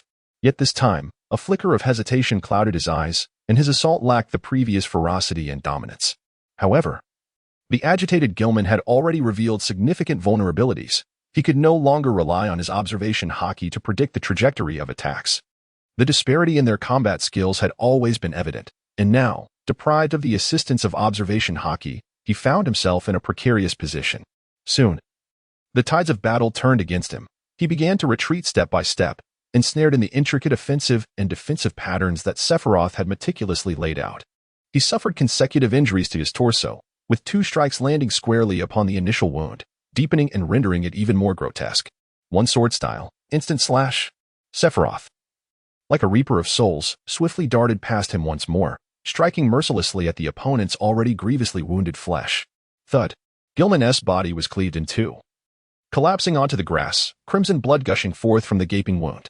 Sephiroth slowly sheathed his blade, exhaling deeply as his arms swiftly became gaunt, the hue of blood gradually fading from his limbs.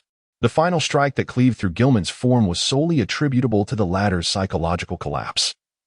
He had lost his will to fight, and even the intensity of his armed Haki had significantly diminished, allowing Sephiroth to deliver the fatal blow. Otherwise, he surmised he would have needed to strike at least 7 or 8 more times. Sephiroth swiftly approached the distant black bag, lifting it and placing it beside Gilman's lifeless body. He unfastened the bag and rummaged through its contents, soon discovering a spherical fruit of a deep purple hue, adorned with spiraling patterns and featuring a serrated spine, the Gomu Gomu no Mi. After a brief moment of anticipation, he found no other devil fruits within the black bag. Nonetheless, he remained undeterred. Acquiring even one of the 3 fruits to undergo rebirth within the bag was a notable achievement. Moreover, the capabilities of the Gomu Gomu no Mi could only be described as extraordinary. Upon consumption of this fruit, the user could devour other ability wielders to acquire their powers, or merge and transform any living or non-living entities they consumed. If cultivated properly, the potential was boundless. Wait a moment, transformation and fusion. A sudden spark of inspiration flashed through Sephiroth's mind, and an expression of uncontainable joy spread across his face. The Shambard Islands, Island number 52. After thoroughly plundering the treasures from 3 pirate ships, Sephiroth summoned 2 bubble-pushed carts to transport the corpses and the riches separately. This haul was exceptionally bountiful. Gilman amassed 210 million, Jones 180 million, and Victor 160 million. In addition, the bounty on their crew amounted to an astounding 840 million. This marked Sephiroth's most profitable venture in over a month. When factoring in the treasures, the total should surpass 1 billion berries. With this fortune, he finally gathered enough funds to acquire the technology necessary for enabling weapons to consume devil fruits. Recently, due to his notorious reputation, many small-time pirates dared not approach the Sabaody archipelago. Only those with bounties exceeding 100 million, or those who had committed grave offenses and were being relentlessly pursued by the Navy, would risk their fortunes to venture to the Sabaody archipelago for ship coating. En route to Fishman Island, even Desaro lamented to him that the drastic decline in pirate numbers visiting the Sabaody archipelago had severely impacted the Umbrella Corporation, as wholesale arms trades flourished while retail sales dwindled. Tap, tap. A man adorned with a black top hat trimmed in white fur, clad in a burgundy-patterned shirt, a black overcoat, white trousers, and black boots, approached Sephiroth with a large black sword slung over his back, his head bowed. It was the bounty hunter Rorano Azaro. I wonder if you might be interested in claiming my head, which bears a bounty of 600 million berries. As he spoke, the visitor gradually lifted his head, his hawk-like, piercing yellow eyes locking onto Sephiroth's masked visage, adorned with a sinister smile. Upon recognizing the face before him, Sephiroth's eyes twitched slightly. He had never anticipated crossing paths with this individual. The visitor was none other than Dracul Mihawk, known as Hawkeye. Years prior, Mihawk had already risen to prominence, relentlessly seeking out formidable foes to engage in battle. Whether they were pirates or navy officers, as long as they were strong enough, he found them intriguing. His prowess had long since ascended to the universally acknowledged realm of the greatest swordsman. Notably, however, Hawkeye had not ventured into the latter half of the Grand Line, instead wandering the first half for many years. Sephiroth once secretly pondered whether the reason Hawkeye chose to become one of the 7 warlords was partly to gain access to the lofty elevator of Mariehua and venture into the New World. Hawkeye finds it difficult to trust others, which is why he has always walked his solitary path, from the Sabaody archipelago to the depths of Fishman Island, submerged 10,000 meters below the surface. It is impossible to achieve such a feat with merely a small coffin-like vessel. While he can navigate the calm belt using his black blade, Knight, it is implausible for him to dive into the abyss with the same blade. As Sephiroth observed Hawkeye reaching for the handle of his sword behind him, poised to draw the black blade, he hastily shook his head in disapproval. Now is not the time. I have just endured a fierce battle, and my physical condition is less than optimal. Unless, Mihawk, you merely seek to take advantage of my vulnerability to claim my head for the sake of some fleeting fame. Such trivial matters do not concern me. I am solely in pursuit of a higher realm of swordsmanship. If that is the case, shall we reconvene for battle on another day? Sephiroth ventured tentatively. Hawkeye gazed intently at the imposing blade hanging at the youth's waist before relinquishing his grip on the sword's hilt. In a voice devoid of any inflection, he replied, "Time and place. 10 days hence, at the same hour and location." "Very well," Hawkeye responded with a nod of agreement, turning sharply to depart. In his view, a man capable of wielding such a ferocious and malevolent sword must possess an extraordinary spirit, one not easily swayed. Moreover, Sephiroth's tattered and bloodied attire clearly indicated he had just emerged from a brutal confrontation. He was far from his peak condition. Engaging with an adversary in such a state, even if victorious, seemed to hold little merit for Hawkeye. After watching his opponent depart, Sephiroth exhaled in relief, dragging 2 bubble carts as he swiftly vacated island number 52. Regarding the upcoming duel in 10 days. What? Apologies, but he had no intention of facing death unnecessarily or subjecting himself to torment. Even with the enhancement provided by his blade, he would need to exert every ounce of strength and unveil all his trump cards to barely secure victory against a bounty of 210 million. To contend with Hawkeye at this juncture would indeed be premature. He would contemplate such matters only after several more years of rigorous training. Onward to the archipelago of Sabaody. Island number 60. After Sephiroth returned the treasure to the hotel where he was staying, he changed into a new outfit and pushed a handcart containing a body toward the naval base. At the entrance, 2 naval soldiers on guard greeted him. Upon seeing him remove his mask, revealing a somewhat gaunt and somber face, one of them called out, "Mr. Zaro. It seems you've hunted quite a number of pirates this time." "Indeed. However, the number of pirates coming to the Sabaody archipelago has been dwindling lately," he replied with a chuckle. "This is all thanks to your reputation." After exchanging a few pleasantries with the soldiers, Sephiroth continued pushing the handcart into the naval base, heading toward the morgue to meet the corpulent Lieutenant Luthuf. Hey, young Zaro, you are truly remarkable. To bring in so many bountied criminals in one go," Luthuf exclaimed as he lifted the gray cloth covering the handcart, his expression shifting to one of astonishment upon seeing the heads beneath. After rummaging through the bounty notices to ascertain the identities of the bodies, the portly lieutenant signed some documents while saying, "Gilman, Victor, Atrish Jones, a total bounty of 840 million berries. Take these upstairs to Major Dolo for his signature, and then you can collect your reward from the finance office." "Major Dolo?" Sephiroth asked. Luthuf casually explained. "Admiral Kizaru has been promoted to a candidate for admiral and has been reassigned to manage the G2 branch. The new commander of this base is Major Dolo." Upon hearing this, Sephiroth narrowed his eyes slightly, a twinge of concern forming in his mind. Major Dolo was affiliated with Admiral Akainu's faction, sharing a belief in absolute justice and employing extremely ruthless methods. There was an incident where he ordered a naval ship to bombard a pirate ship without regard for the civilians taken hostage aboard, resulting in the ship's complete destruction. For this, Dolo faced disciplinary action from the Navy headquarters. Had it not been for Sakazuki's backing, he would have been court-martialed long ago. If this man were to oversee the naval base of Sabaody archipelago, it would complicate matters for Sephiroth upon his graduation when he applied for a position here, especially regarding Umbrella Corporation's affairs. As a group operating in a gray area through arms dealing, they inevitably found themselves entangled with violent groups like pirates. Given Major Dolo's modus operandi, it was likely that even Umbrella Corporation would be targeted. It was peculiar for the Navy to dispatch a hawkish figure to manage the Sabaody archipelago. Did the Navy resolve to take action against the chaos here? Surely the world government would not remain indifferent, as many nobles, even celestial dragons, had shady dealings on this island. Never mind. I must find an opportunity to undermine Major Dolo's authority and set him up. Sephiroth silently resolved. Though he was part of the Navy, he merely viewed it as a platform for opportunities. Having seen through the world government and the Navy, he would not be swayed by the allegiances of either side. He, Carl D. Sephiroth, aspired to be the harbinger of upheaval in this era. At the naval base of Sabaody Archipelago, on the 5th floor, in the commander's office. Knock, knock, knock. Come in. A youthful male voice resonated from within. Sephiroth pushed the door open and stepped inside, immediately encountering a serious-looking man with a handsome face.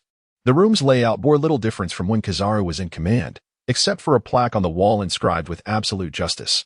Upon seeing that plaque, Sephiroth could not help but ponder whether absolute certainty equated to extremism, or perhaps even insanity. The ruthless and formidable methods employed against pirates seemed inconsequential to him, after all. In Sephiroth's eyes, those pirates, upon hoisting their ominous black skull and crossbones, should have been prepared to meet their demise beneath the waves. Engaging in piracy was no mere child's play. If one sought freedom and adventure, they could simply set sail. Why then resort to flying a black flag? Thus, Sephiroth had never shown mercy in his battles against pirates. Yet, when confronted by a certain female pirate, he did, indeed, falter. Nevertheless, returning to the main point. The treatment of pirates was of little concern, but what was the meaning of involving innocent civilians? To put it bluntly, they were taxpayers, contributing their dues yearly, only to find themselves facing death at the hands of others. Good day, Major Dolo. Would you kindly sign this document? Sephiroth remained composed, his expression tranquil as he discreetly observed the man cloaked in the mantle of justice. Gilman, Victor, Atris Jones. 840 million berries for Roronoizaro. After confirming the photographs of the deceased and the bounty notice, the young man swiftly inscribed his name. I admire your relentless approach towards eradicating pirates. Roronoizaro. Would you consider joining the Navy? With your prowess, you would undoubtedly rise swiftly through the ranks and eventually attain the status of an officer. I have always favored a life of freedom. I appreciate the offer, Major. Very well. If you are unwilling to join the Navy, so be it. The abrupt rejection of his invitation caused a frown to etch across Major Daro's face. He flung the documents onto the table and waved his hand, signaling Sephiroth to depart hastily. I possess precise information regarding a certain notorious pirate. I wonder if the esteemed Major might be interested. Upon hearing this, a glimmer of intrigue flashed in Major Daro's eyes as he inquired earnestly, what information do you have about this pirate? I have received credible intelligence that the bounty of 600 million berries has been placed on Dracul Myhawk, who is set to appear on Island 52 at noon in 10 days. Are you certain this information is authentic? Wait, why are you sharing this with me? Because I wish to befriend you, Major, and I am acutely aware of my own limitations. Alone, I could never hope to vanquish Dracul Myhawk. Hence, I offer you this intelligence as a gesture of goodwill. Surely, as you embark on your new role, you must be eager to establish your credentials. Does this not present a splendid opportunity? Sephiroth's words resonated like the whisper of a demon, enticing the other into the depths of death's abyss. General Dolo narrowed his eyes slightly, tapping the table with the index finger of his right hand, his tone grave as he declared, I trust this information is indeed accurate. Otherwise, you shall face dire consequences. That is certainly the case. Sephiroth nodded with a smile, took the documents, and turned to exit the office, heading to the finance department to collect his bounty. The pit had already been dug, and whether General Dolo would leap into it and meet his demise was left to the whims of fate. In any case, he did not believe that Hawkeye would be vanquished by such a minor adversary. If that were the case, the future world's greatest swordsman would indeed be overhyped. As for Dolor and the naval soldiers who were destined to fall by Hawkeye's hand, he had little remorse. They were merely obstacles in his path. Even if he felt a twinge of compassion, the pit would still be a pit, and mercy must be measured in due time. Moreover, since those individuals had chosen the path of the Navy, had they not realized the peril that lay ahead? After departing the naval base, Sephiroth contacted Tezaloth, expressing his desire to visit the company's weapon factory and meet the weapon designer, Jim. Tezalo promptly assured him that he would arrange the necessary details for the tour of the factory, on the island of Sabaody, specifically at the 27th island. Within the lawless zone, Sephiroth, clad in a white suit and holding a box, approached the entrance of a large courtyard surrounded by towering walls, guided by Tesla. At the entrance of the metallic gate stood two burly men in black suits, sunglasses shielding their eyes, armed and vigilant. Upon sighting Tesla, they promptly bowed in respect and opened the metal gate, granting passage to the two. Within the expansive courtyard, numerous bubble carts were stationed, attended by two groups of workers, one group unloading raw materials from the carts, while the other was loading finished weapons onto the carts. Since establishing its own weapon factory, the company had gradually liberated itself from the constraints of weapon suppliers, and now its arms were being sold far and wide, even reaching the latter half of the Grand Line, thereby securing a prominent position in the underground arms trade. Sephiroth raised an eyebrow, slightly taken aback, and remarked, "Wait a moment, I can comprehend selling arms in the latter part of the Grand Line, but how is it possible to sell arms across the four seas?" Upon hearing this, Tesla chuckled softly and pointed to the sky above. "Of course, it's the CP organization. Quite amusing, isn't it? Initially, I merely intended to test the waters by attempting to bribe a certain high-ranking government official to gain a favor. To my utter surprise, the official agreed without hesitation. Thus, with the support and protection of the CP organization, our arms can traverse the Red Line and reach the four seas without undergoing any inspections." Sephiroth wore a contemplative expression, reminiscent of the storyline in which CP0 sought to acquire the list of transactions pertaining to Don Quixote Doflamingo's arms business, intending to take over his operations. He murmured to himself, "Perhaps they are in pursuit of some form of balance? If the entire ocean were to be enveloped in peace and tranquility, the world government would be unable to assert its authority. Who would heed the world government? And who would continue to pay the exorbitant heavenly gold to sustain a government that exists merely in name?" As the two conversed, they had just stepped into the weapon factory when a young man, towering at nearly 6 feet and as slender as a reed, sporting a distinctive pencil mustache and a monocle over his right eye, hurried towards them. "I have had the pleasure of meeting you both," he said, bowing deeply to the two. Today, he had unexpectedly received a notification from Tesla, indicating that the boss wished to meet him, which left him somewhat flabbergasted. Middle management at Umbrella Corporation was well aware that Tesla was merely the second in command, yet no one knew who the true leader, the boss, really was. 6 months prior, Tesla had been just a small-time thug in the Sabaody archipelago. However, after earning the favor of the boss, he ascended rapidly, becoming a prominent figure in the region. "Boss, this is Jim, the one you wish to meet. How have you progressed with those weapon concept designs I provided last time?" Upon hearing this, Jim's face flushed with embarrassment as he replied, "Due to issues with craftsmanship and materials, I have only managed to complete a prototype of the AWM sniper rifle from your extensive collection of weapon blueprints." Regrettably, while he could replicate many of the designs provided by the boss, the actual parameters were far from satisfactory. After extensive research and considerable investment in new machinery, he had barely managed to recreate the power and range of the AWM sniper rifle. As for its durability, the limitations of materials rendered it a moot point. "Oh, bring it to me," Sephiroth said with keen interest. Jim promptly turned and rushed into the weapon factory, retrieving the entirely black AWM sniper rifle from his personal workspace. After Sephiroth took hold of the sniper rifle, he fiddled with it for a moment before inquiring, "Is there a place to test the firearm?" "Indeed. There is a designated shooting range at the factory. However, we cannot test the range here and must venture outdoors. Nevertheless, I can assure you that the effective range of this rifle exceeds 1,100 meters." Under Jim's guidance, Sephiroth and Tesla arrived at the shooting range within the arms factory. Without much aim, he raised the AWM sniper rifle and fired at a target 50 meters away. In an instant, the 20mm steel plate was pierced by the bullet, embedding itself into the wall behind.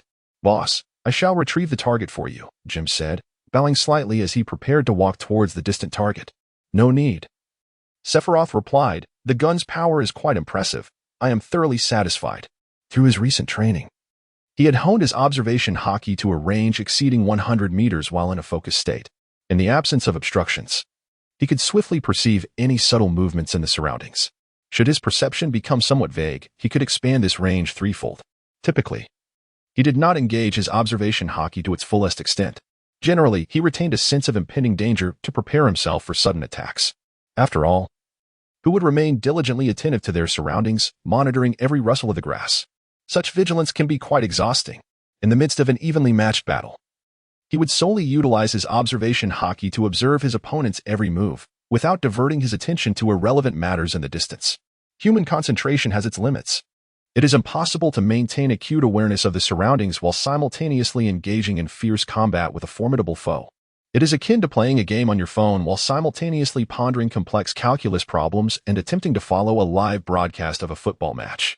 The more distractions one has, the lower the level of focus becomes, resulting in slower reactions, which can only lead to demise in the heat of battle. Upon perceiving through the observation Haki that a bullet penetrated the steel plate and embedded itself within the wall, Sephiroth fully recognized the formidable power of the sniper rifle.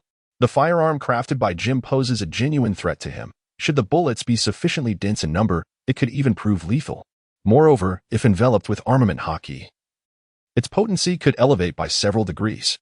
This AWM sniper rifle's range and power surpass those of the sniper rifles currently available on the market by a considerable margin. A satisfied smile graced Sephiroth's face as he placed the sniper rifle upon the table. He turned to the green-haired youth beside him and remarked to Zolo, "Refrain from marketing this firearm externally for the time being. It is to be used solely within our company. In due course, you might consider training some sharpshooters for us. This will significantly enhance our overall strength. Currently, Tizolo is the only formidable force within Umbrella Corporation. In any skirmish, he must lead the charge. Or it falls to me to carry out the assassination myself. This situation renders us, the upper echelons, rather lacking in stature." After testing the sniper rifle's power, Sephiroth proceeded to visit Jim's personal workshop. The modest 20-square-meter room was adorned with blueprints, tools, and firearm components. "4 days, Jim. I acknowledge your talent," Sephiroth declared as he placed the box he had been holding onto the table, opening it to reveal the Munch Munch fruit. "This is the Munch Munch fruit. Consuming it will grant you the ability to devour and synthesize any object. However, doing so will bind you to my service. Are you willing to pledge your loyalty to me?" "Of course, I am willing. From this moment forth, I shall follow your lead without question." Jim's expression was one of fervent excitement, and without a moment's hesitation, he knelt on one knee, bowing his head. After having endured abduction by pirates and a descent into slavery, a profound yearning for power had ignited within him. Now, an opportunity to grow stronger lay before him. And how could he possibly remain indifferent? "Very well, remember your words today. Shortly, I will need you to provide me with some of your nails. These will be utilized to create a life card." Sephiroth nodded in satisfaction, handing over the life card to the other party. The life card is a unique paper that is impervious to both water and fire. Once infused with the owner's bodily tissues, such as fingernails, it not only reflects the vitality status of its owner, but also allows for precise tracking, continually moving closer to them. In essence, this device serves as a relentless locator, ensuring that the owner can be found regardless of how far they might flee. Numerous organizations in this world employ such methods to keep their members in check, instilling a fear of betrayal. After all, failing to reclaim one's life card could result in an unending pursuit. "Ugh, this tastes terrible," Jim exclaimed, grimacing after taking a bite of the fruit. "You must consume it entirely." "Understood," Jim replied through gritted teeth, forcing himself to swallow bite by bite. At that moment, Sephiroth slowly removed the mask from his face, revealing his true visage for the other to see clearly. Since he intended to recruit this individual as a subordinate, it was essential for them to know what he looked like, to avoid any potential misunderstandings in the future. Utilize and develop your fruit abilities wisely. You may attempt to fuse metals such as copper, iron, and chromium. The fusion of biological and non-biological entities is also within your reach. In 1 week, I will assign you an important task. Do not let me down." Sephiroth gently patted Jim's shoulder before donning his mask once more. Having secured Jim's fingernail, he turned and departed from the studio. Before parting ways with Tezolo, he urged him to expedite the transaction for the acquisition of technology from Vegapunk. A week later, on the island of Shambadi, at Villa number 71, Sephiroth, clad in a pristine white suit, reclined elegantly in an armchair, crossing one leg over the other. Beside him, Tezolo and Stella occupied the spacious sofa. After a week's absence, Jim had transformed dramatically, his physique swelling from that of a slender reed to that of a plump sphere. His weight gain remarkably exaggerated. At that moment, Jim stood before the trio, wielding a hefty rocket launcher measuring 1.6 meters in length. With patience, he introduced, "This spear-shaped rocket launcher, enhanced with a special alloy I created using my abilities, boasts an effective range of 1,000 meters.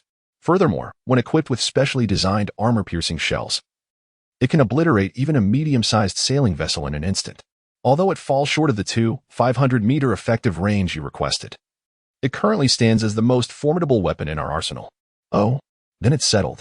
Sephiroth smiled faintly, leaning forward slightly as he opened the box resting on the table, revealing 2 devil fruits within. One, a gray canine fruit, and the other, a dwarf fruit. He picked up the gray canine fruit and handed it to Jim. You should attempt to merge this fruit with the rocket launcher, akin to the creation of an alloy. However, I would advise you to swallow it whole, without chewing. Upon hearing this, Jim shuddered, a bead of cold sweat trickling down his forehead. He was no fool ignorant of the nature of devil fruits. He was well aware that if an individual consumed 2 devil fruits simultaneously, the conflicting powers within their body would erupt, resulting in their obliteration. He glanced at Sephiroth, who was comfortably seated on a single sofa, his heart filled with trepidation. It was evident that this was a test of his loyalty. Should he refuse, Sephiroth would undoubtedly not let him off easily. With a resigned sigh, Jim felt his body begin to swell, growing to over 3 meters in height. A wooden door manifested on his abdomen, while a chimney sprouted from the top of his head. He then opened his mouth wide, transforming it into a massive maw over 1 meter wide. This was Jim's factory, utilizing the abilities of the suck fruit.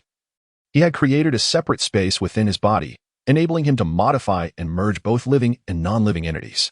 However, this was his first attempt at processing a devil fruit. Without hesitation, Jim tossed the canine fruit into his belly without chewing. He then lifted the rocket launcher with both hands and shoved it down his throat.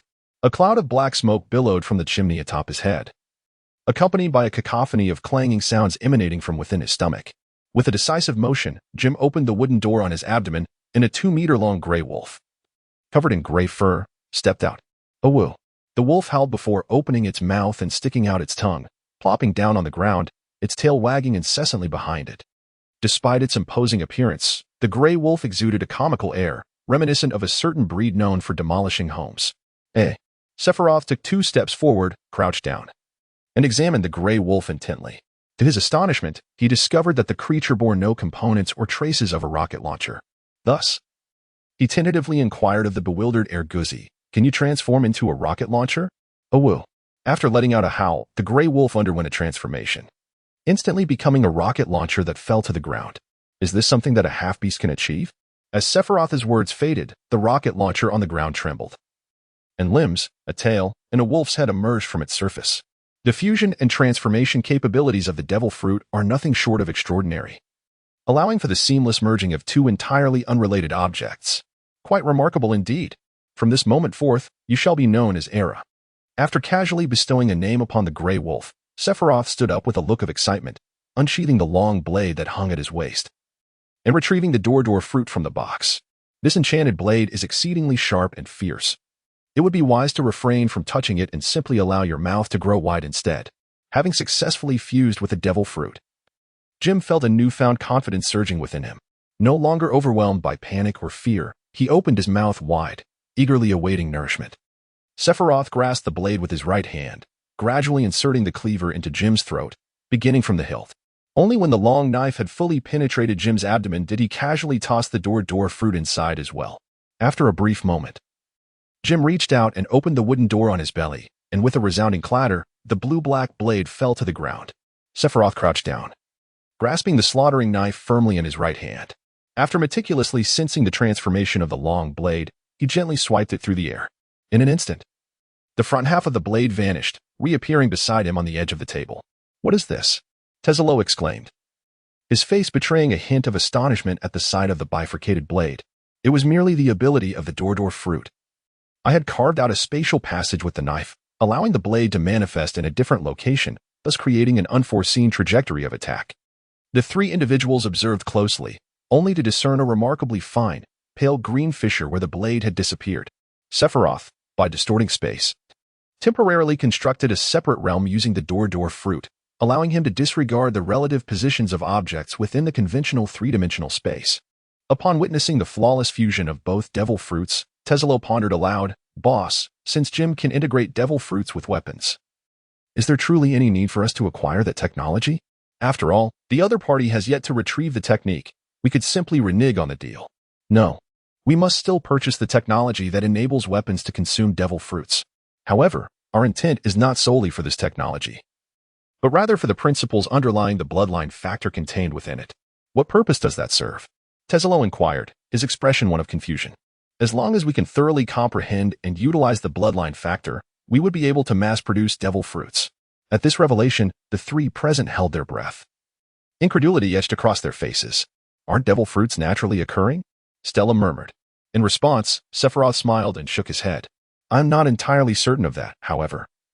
It is indeed possible to artificially create Zoan and Paramecia-type devil fruit abilities through the application of the bloodline factor. Logically, natural types should also be manufacturable.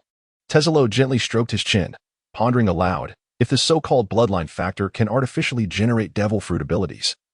Does that imply that the devil fruits we currently utilize were also fabricated by someone? Sephiroth smiled knowingly as he raised his hand, gesturing towards the sky above. Then you must seek the wisdom of the moon people from ancient times. It is said that Vegapunk speculated that the devil fruits emerged from the myriad possibilities of human evolutionary wishes. Thus, this unnatural force of evolution was despised by the mother of life's ocean, rendering the wielder powerless. However, to materialize those imaginative abilities, a medium of technology is invariably required. Belief alone does not suffice. It is not merely a matter of relying on imagination.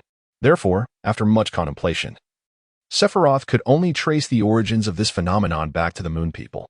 Within the villa's living room, Sephiroth gazed at the trio, their eyes brimming with insatiable curiosity. He chose not to elaborate further, dismissively replying, "Forget it. Let us not dwell on such matters. Sometimes, knowing too much can be detrimental."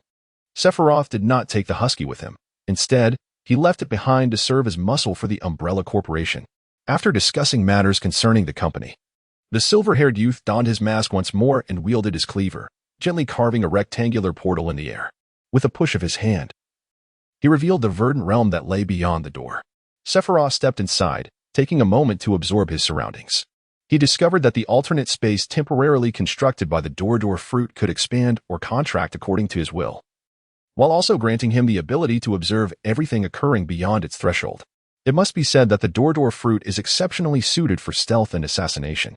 With this in mind, Sephiroth first attuned himself with Kenbunchika Haki, then, wielding his blade, he carved another doorway within this inner world. As he pushed the door open and stepped through, he found himself in an alleyway over 100 meters away from the villa. A remarkable ability to escape. Sephiroth first expressed a heartfelt sentiment, and then, as if struck by a sudden thought, he spread his palm. Instantly, a black bat erupted from within him, flapping its wings as it ascended into the air. After a brief moment, through the shared vision with the black bat, he sensed its presence over 2,000 meters away along the coastline. Subsequently, he wielded his blade once more, opening a portal in the air that interconnected the two spatial points occupied by himself and the bat through an alternate dimension. With a soft push of his hand, the coastline and the vast expanse of the Azure Sea emerged before his eyes from the other side of the portal. Sephiroth, with but a single stride, traversed over 2,000 meters, emerging from the interior to the shores. Possessing the powers of the door fruit, should I desire to flee, who could possibly hinder me? Ha. Sephiroth stood by the shore, facing the vast ocean, one hand resting on his hip while the other brandished his longsword, letting out a hearty laugh towards the heavens. The power bestowed upon him by the door fruit came at a cost. Each opening of a door required a significant expenditure of stamina. However, as a possessor of the vampire fruit, he was never short on vitality. As long as he was willing to expend the lifespan he had absorbed, his stamina could be inexhaustibly replenished. After discovering a small trick to pinpoint his spatial location and estimating his energy expenditure, Sephiroth attempted to send a bat to Marineford. After a half-hour wait, he established a connection through the bat that had already arrived at Marineford, opening an air portal that allowed him to return instantaneously from the Sephiroth archipelago to Marineford. With stamina no longer a limiting factor in utilizing his abilities, the only constraint on Sephiroth's spatial mobility was the strength of his connection with the bat. Previously, he had not deliberately measured the maximum distance over which he could control the bat. Yet, out of boredom, he had experimented with directing a bat to fly continuously in one direction, losing his sense of it only after approximately 2 hours. The bats he conjured through his powers flew at speeds exceeding 80 kilometers per hour. In other words, his current limit for spatial movement was roughly 160 kilometers. Sephiroth silently resolved that he needed to enhance his mastery over the vampire fruit. 2 days later, at noon, on the 52nd island of the Sephiroth archipelago, Hawkeye arrived punctually at the designated meeting place. However, awaiting him was not the pirate hunter Rorino Azaro, but rather over 1,000 naval soldiers encircled under the command of Rear Admiral Dolo. Sephiroth, through the visual sharing capability of a bat, spectated this battle live from the dormitories of the Marine Vondo Military Academy. He could only describe it with a single exclamation, astonishing. Surrounded by thousands of naval soldiers, Hawkeye slowly drew the black blade, knight, from his back with his right hand. An aura of chilling and overwhelming power emanated from him, freezing the air and instilling trepidation in the hearts of the numerous naval soldiers. Thud, thud.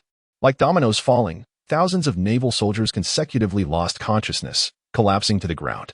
In an instant, only a handful of soldiers remained standing, barely managing to do so. The ensuing battle was devoid of any suspense. Major Dolo and the remaining soldiers were swiftly felled without the slightest resistance, their fates unknown. Having completed this feat, Hawkeye expressionlessly sheathed his blade and turned away. Departing from island number 52, Sephiroth reclined on the upper bunk of a single bed, his hands comfortably cradling the back of his head, his eyes partially closed. The power of Conqueror's Haki, both its release and entanglement, is an exceedingly formidable ability.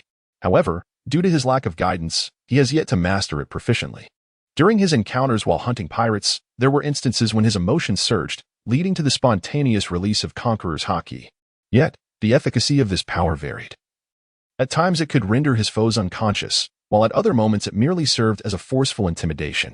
Following such releases, he would invariably experience a sense of mental fatigue. Despite his ongoing contemplation on how to initiate a deliberate release, the Conqueror's Haki within his mind resembled a capricious feline, exuding an air of aloofness. Whenever he sought to unleash it intentionally, it would tease him, always on the verge of action yet remaining playfully elusive. Sephiroth had indeed contemplated revealing his possession of the Conqueror's Haki to Zephyr, anticipating that such a disclosure might secure for him the Navy's appropriate training and mastery of its application. However, he realized that once his Conqueror's Haki was exposed, extricating himself from the Navy in the future would not be a trivial endeavor. The following day, with the assistance of a journalist he had strategically arranged, Rear Admiral Dolor led thousands of Navy soldiers to encircle Hawkeye, only to be effortlessly vanquished by the latter. This incident made the front page of the World Economic News. The newspaper displayed images of Navy soldiers sprawled unconscious on the ground alongside a striking photograph of Hawkeye gracefully departing. Beneath the images, the correspondent employed acerbic and somewhat sardonic language to critique the Navy's blunder and cast doubt upon Rear Admiral Dolor's competence. Upon seeing this report, the current Fleet Admiral Steelbone Kong was immediately incensed, his expression darkening. He promptly issued a disciplinary decision against Dolor, who lay bedridden, demoting him from Rear Admiral to Second Lieutenant and assigning him to a naval outpost in the North Sea. Subsequently, Sephiroth made a point to inquire about the new commander of the Navy base in Sabaody Archipelago. It was said to be a brigadier general named Kaisha, who had been transferred from the general staff, seemingly a figure of pacifism. Meanwhile, Hawkeye's bounty saw a symbolic increase, rising to 650 million berries. Time flew by swiftly, and in the blink of an eye, over 3 months had elapsed since Sephiroth has come under the scrutiny of Hawkeye. He has relinquished the guise of the pirate hunter Rorno Azaro. At present, he is not yet prepared to confront Hawkeye. He successfully completed a transaction for the technique that allows weapons to consume devil fruits at the staggering price of 20 billion. Consequently, in his leisure time, Sephiroth has begun to self-study the biological sciences of this world, aiming to thoroughly understand the lineage factors. On the other hand, the Umbrella Corporation, thanks to Jim's utilization of his fruit abilities, has created a type of memory alloy that cannot be artificially synthesized. This metal possesses immense industrial value and significantly enhances weapon performance when integrated. As a result, the corporation's revenue has surged, compensating for the financial deficit incurred from the initial 20 billion investment in technology. Meanwhile, Tesalo, after reaching clandestine agreements with certain government officials, has also ventured into the gambling and intelligence industries. Overall, the various enterprises of the Umbrella Corporation are flourishing, leading Sephiroth to contemplate whether, upon graduating from the Naval Academy, he should resign from the Navy to focus solely on his career. However, this remains merely a thought. He still requires the opportunities and conveniences that the Navy provides. Within the classroom of the first-year class at the Marineford Naval Academy, after enduring a grueling morning of training, most cadets have succumbed to slumber, their heads resting on their desks.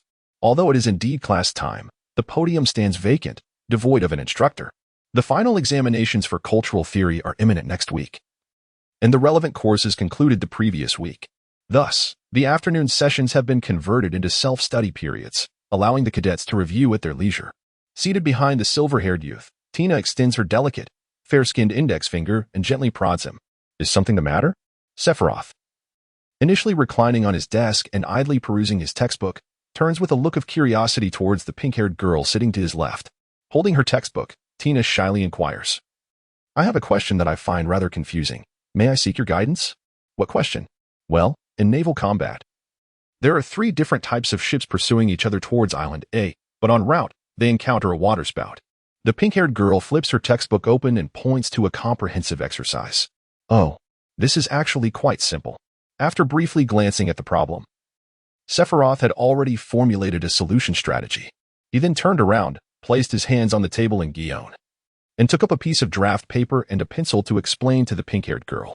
I see now, Tina exclaimed in understanding. But what about this question? To tackle this issue, we can begin with some assumptions. Guion watched the two before her, and an inexplicable wave of discontent surged within her. Sephiroth, my dear, I too have many areas of confusion. Do share your insights with me, and if necessary, I shall repay you in kind. Sephiroth cast a glance at the Guion seated directly behind him. Upon hearing the other's effeminate words, he unceremoniously retorted, Leave. Sephiroth confidently asserts that with the imposing stature and formidable temperament of the tall, elegant woman, her mention of meat compensation could refer to poultry, duck, fish, beef, or lamb. But it certainly does not pertain to any flesh of her own. Faced with this unrelenting rejection, Guion remained unfazed. Instead, she rested her chin upon her hand, wearing a look of profound melancholy as she lamented, men truly are heartless beings. They often engage in various flirtations, yet each time, they unsheathe their swords with relentless cruelty. Hey, what nonsense are you spouting? I have challenged you to a duel. Do you expect me to endure your strikes without retaliating? Sephiroth wore a dark expression, promptly retorting in response.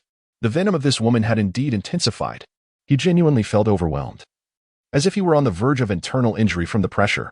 Perhaps he could take a break this week and allow the seasoned driver, Haki, to escort him to the amusement district for a leisurely stroll. After all, Umbrella Corporation had finally found its footing and was financially stable as the esteemed owner. It was time for him to indulge and relish in life's pleasures.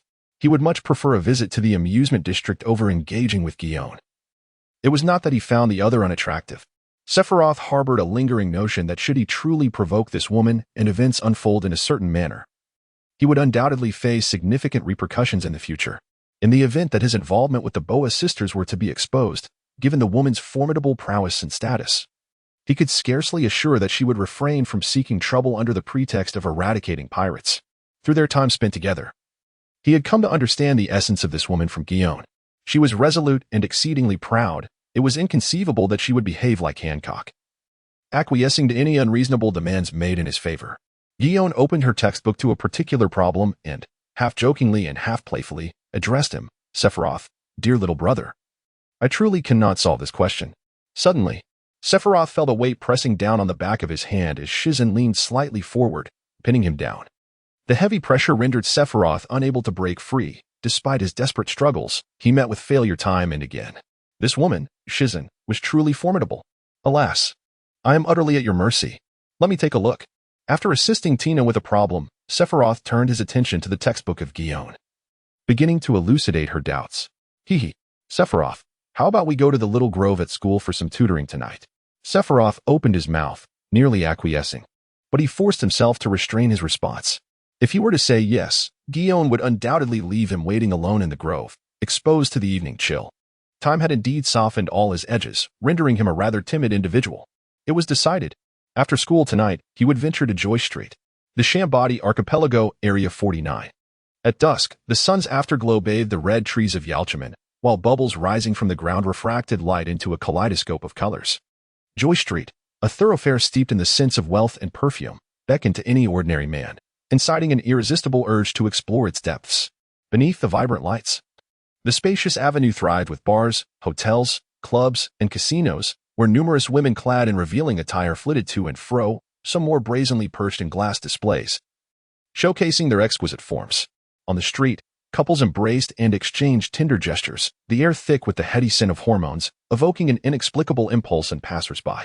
Here, if one possessed wealth, one could enjoy treatment akin to that of a deity. While Joy Street ostensibly represented a unique enclave of the underground world, amalgamating various entertainment industries, countless similarly named locales existed worldwide. In truth, however, Joy Street served as an intelligence-gathering hub established by the CP organization of the World Government's Intelligence Department. No wonder that Guy Kaji frequented this place every week during his time off. Clad in a black leather jacket over a white t-shirt and black leather pants, Sephiroth strolled leisurely down the street, hands tucked in his pockets. With a critical eye, he scrutinized the long legs, ample bosoms, and heavily made-up faces of the women around him. Many alluring ladies cast flirtatious glances in Sephiroth's direction, but their interest lay not in his handsome visage. Rather, they were calculating how to extract every last berry from his wallet. At Joy Street, money reigned supreme. Numerous well-off men, driven by passion and desire, entered this realm, only to emerge empty-handed and disheartened. As Sephiroth aimlessly wandered, his gaze was drawn to a shop's glass window, prompting him to quicken his pace. Crossing his arms as he admired the dancer within. Amidst the bustling street, 3 men walked side by side. On the left, a scruffy man donned in a blue cotton coat, wielding a cane marked with a plum blossom symbol, sporting sunglasses and a runny nose, chuckled, "I say, let Diamante and Doflamingo handle the business. I want to have some fun on the street, hee." In response, the man on the right, wearing a frayed hat, with 2 creases on his face and draped in a red cloak, chastised him, "Tory Bull, we are not here to play. Hee. Well, we will be here overnight anyway. Leaving tomorrow morning, so go ahead if you wish." The speaker was a young man with golden hair, clad in a pink feather coat and cropped pants, exuding an air of nonchalance, walking with a swagger. He was Doflamingo, the leader of the Don Quixote family. Given the business dealings between the Umbrella Company and the Don Quixote family, Sephiroth had long been familiar with Doflamingo's visage. Thus, he recognized him at first glance. As the trio brushed past Sephiroth, their conversation piqued his curiosity, igniting a desire to follow them and uncover their intentions. He casually retrieved a 10,000 yen bill from his pocket, depositing it into the donation box before the glass window. The poor dancer performing the pole dance truly deserved sympathy. She could scarcely afford clothing and toiled so hard in her craft. Sephiroth leisurely trailed behind Doflamingo and Diamante, eager to discover their destination. As for Toripol, he had already retrieved his wallet and entered the establishment where Sephiroth had just observed the young lady dancing, intent on engaging in a fleeting romance devoid of emotional attachment.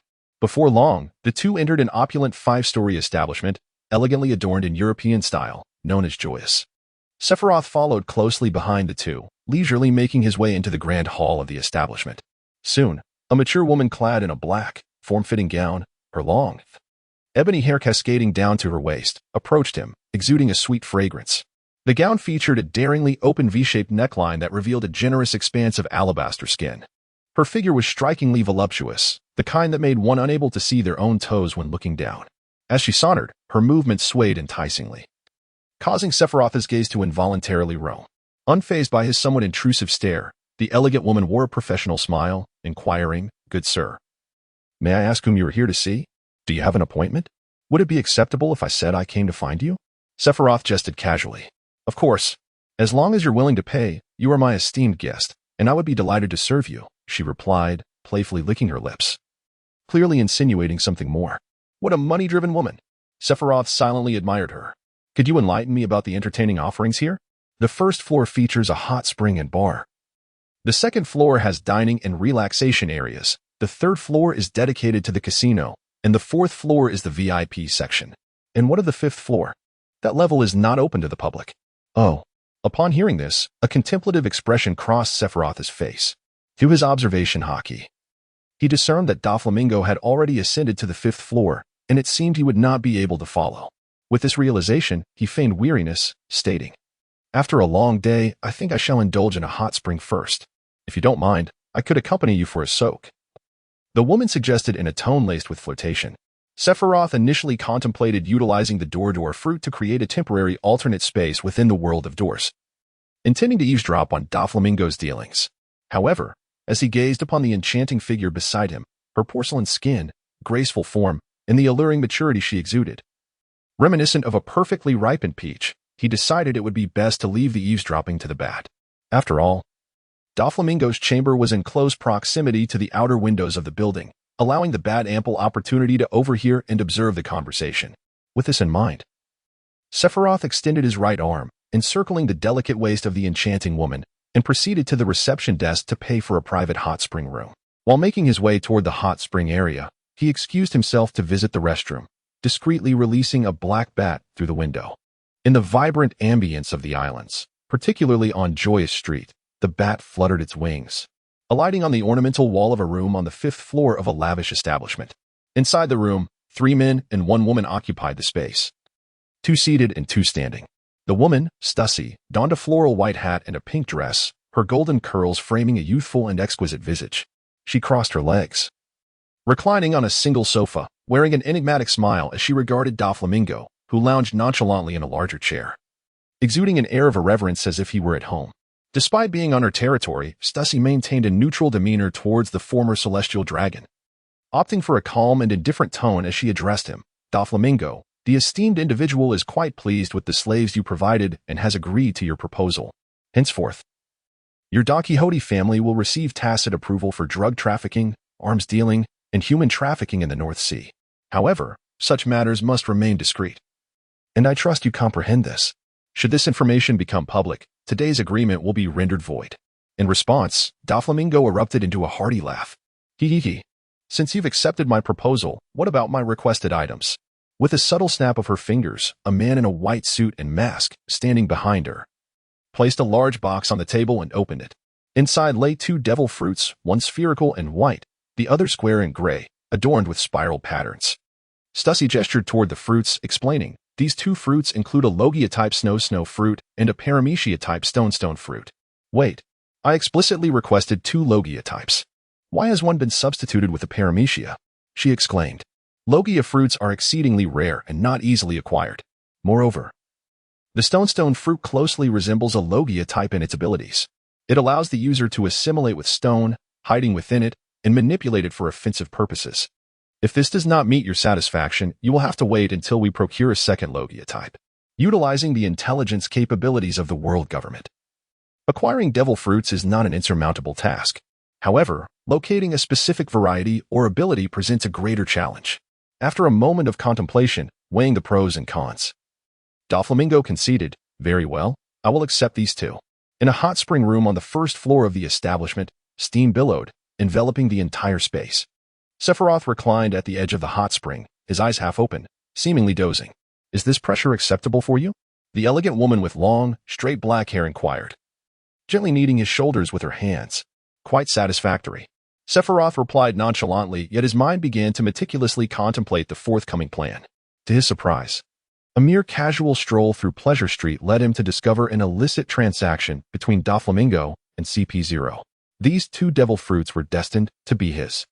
In the depths of the night, the sky was adorned with twinkling stars, and a luminous moon hung in the heavens, casting a silvery glow upon the earth. Pleasure Street reached its zenith of revelry. The atmosphere was vibrant and cacophonous, with individuals indulging in unrestrained excess.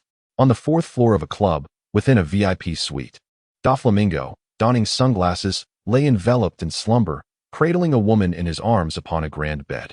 In the bedroom, a metallic case rested quietly on a table. Outside the normal 3-dimensional confines of the bedroom, a shallow green world was temporarily conjured using the powers of the Dordor fruit. Sephiroth, wielding a colossal blade, delicately and deliberately sliced through the spatial barrier, cautious to avoid inadvertently severing the devil fruits contained within the chest. The tip of the blade emerged abruptly from the upper interior of the chest, methodically carving through the air within. Once he had created an aperture, Sephiroth gently pushed the opening inward, granting access to the world beyond. Before him lay 2 devil fruits, igniting a fervor within his heart. He extended his hand with utmost care, striving to avoid any sound that might betray his presence. As Sephiroth retrieved the fruits from the chest and placed them into the other realm, sealing the air door behind him, Doflamingo, reclining on a grand bed, stirred from his slumber, sensing an unsettling disturbance. What transpired? He pondered, perplexed, as he brushed aside the hand of the woman beside him. Rising swiftly, he approached the suitcase and flung it open. Astonishment, bewilderment, fury. With a thunderous crash, he beheld the empty interior of the chest. Enraged, Doflamingo struck the table with a fierce blow, shattering it into a heap of splintered wood. The sudden cacophony jolted the woman from her sleep, bewildered by the man's face. Twisted in rage. Who dares? A wave of overwhelming Conqueror's Haki erupted from Doflamingo, sending shockwaves throughout the immediate vicinity. Almost all within a 100-meter radius succumbed to unconsciousness under the sheer force of his wrath. Still engulfed in his fury, Doflamingo remained unaware that the thief who had pilfered his devil fruits had already returned to Marineford through the spatial portal. Within the military dormitory, Sephiroth casually tossed a briefcase containing 2 devil fruits into his storage locker and then contentedly reclined on his bed, closing his eyes in blissful slumber. He planned to offer the snow fruit to Stella once the fervor had subsided. As for the stone fruit, he had no suitable candidate at the moment, so he decided to set it aside for future consideration. The reason Sephiroth bestowed the snow fruit upon Stella is not rooted in any ulterior motives of benevolence. Rather, it is a strategic move considering the rapid expansion of the Umbrella Corporation. Within approximately 6 months, it is anticipated that sufficient funds will be amassed to establish a dedicated industrial park in the Kingdom of Saldar. As the princess of that realm, Stella possesses an inherent and legitimate claim to the throne. However, during her 2-year absence, many of the royal lineage perished or vanished, leading the nation to elect a collateral branch of the original royal family to assume the throne. What means does a powerless princess, who has been absent for so long, have to reclaim her rightful position? Thus, equipping Stella with the necessary capabilities for self-defense and strength becomes an imperative task. With Tisolo's assistance and armed with wealth and allies, coupled with her own prowess, reclaiming the throne should prove to be a relatively effortless endeavor. It would be unreasonable to expect the Grand Leader of the Umbrella Corporation to continuously intervene to remove obstacles for his subordinates. Such a scenario would render their existence meaningless. In the classroom of Class 1 at the Marinvondo Military Academy, Zephyr stood at the podium, facing away from the students. He picked up a piece of chalk and wrote fervently, "The justice within your hearts." He then turned to face the students, his expression grave. This was the final examination for the Cultural Studies course. Regardless of whether prior tests were met with blank submissions, he was indifferent. However, this time, he urged them to articulate their thoughts and beliefs regarding justice. He implored them not to submit blank papers. The outcome of this examination would not factor into their overall scores. Yet he hoped they would sincerely engage with the question posed, for it holds significant implications for their military careers and their future lives. Upon hearing this, the students lowered their gazes to the pristine sheets of paper before them. The untouched white paper reflected their own uncertainty and indecision in life, echoing the need for them to wield their pens to inscribe the direction and beliefs that would guide their futures. Sephiroth reclined in his chair, his right hand propped against the table, gently twirling the pen in his grasp. He gazed at the blank sheet of paper before him, his mind gradually drifting into contemplation. What did justice mean to him? If he were to articulate this question using the myriad cliches from his past life, he could effortlessly compose thousands of words, infused with fervor and eloquence. Phrases such as "for the sake of the world" or "for love and peace" could easily flow from his pen. However, to speak candidly, such sentiments felt exceedingly insincere, despite their effectiveness in deceiving others. Sephiroth slowly closed his eyes, introspecting within himself. He realized that he was no longer simple or pure. He stood with one foot on the line between darkness and light. Though his heart still harbored goodwill, this benevolence could not impede his relentless pursuit of his objectives. Much like that time he deceived General Dolo. Yet, should this goodwill prove beneficial rather than obstructive on his journey, he would be more than willing to manifest it. How exquisitely self-serving I am, he mused in self-deprecating humor. After much contemplation, he finally shifted the signature pen from his right hand to his left, scrawling the phrase "flexible justice" in a crooked manner on a sheet of white paper. Then, he returned the pen to his right hand to inscribe his name. The bell rang, signaling the end of class, and the cadets erupted in cheers. After a week of grueling cultural theory examinations from Monday to Friday, the arduous days had finally come to an end. Many began to discuss where to unwind and have fun the following day. However, the announcement came. On Saturday at 6 in the morning, all must gather at the naval port for a final practical assessment led by the instructor. Upon hearing this, the cadets' expressions of joy instantly froze, and they began to lament the loss of their day of rest. Zifa paid no heed to the students' disheartened faces. After collecting the examination papers, he turned and exited the classroom. The next day, at the crescent-shaped naval bay, the cadets, each carrying their luggage, boarded a small warship under Zifa's command. This journey did not require passing through the Gate of Justice. Rather, they sailed toward the distant Red Earth continent. On the deck of the ship, Kaji, with a toothpick in his mouth, gazed upward at the towering Red Earth continent, puzzled. "Instructor Zifa, where are we headed this time?"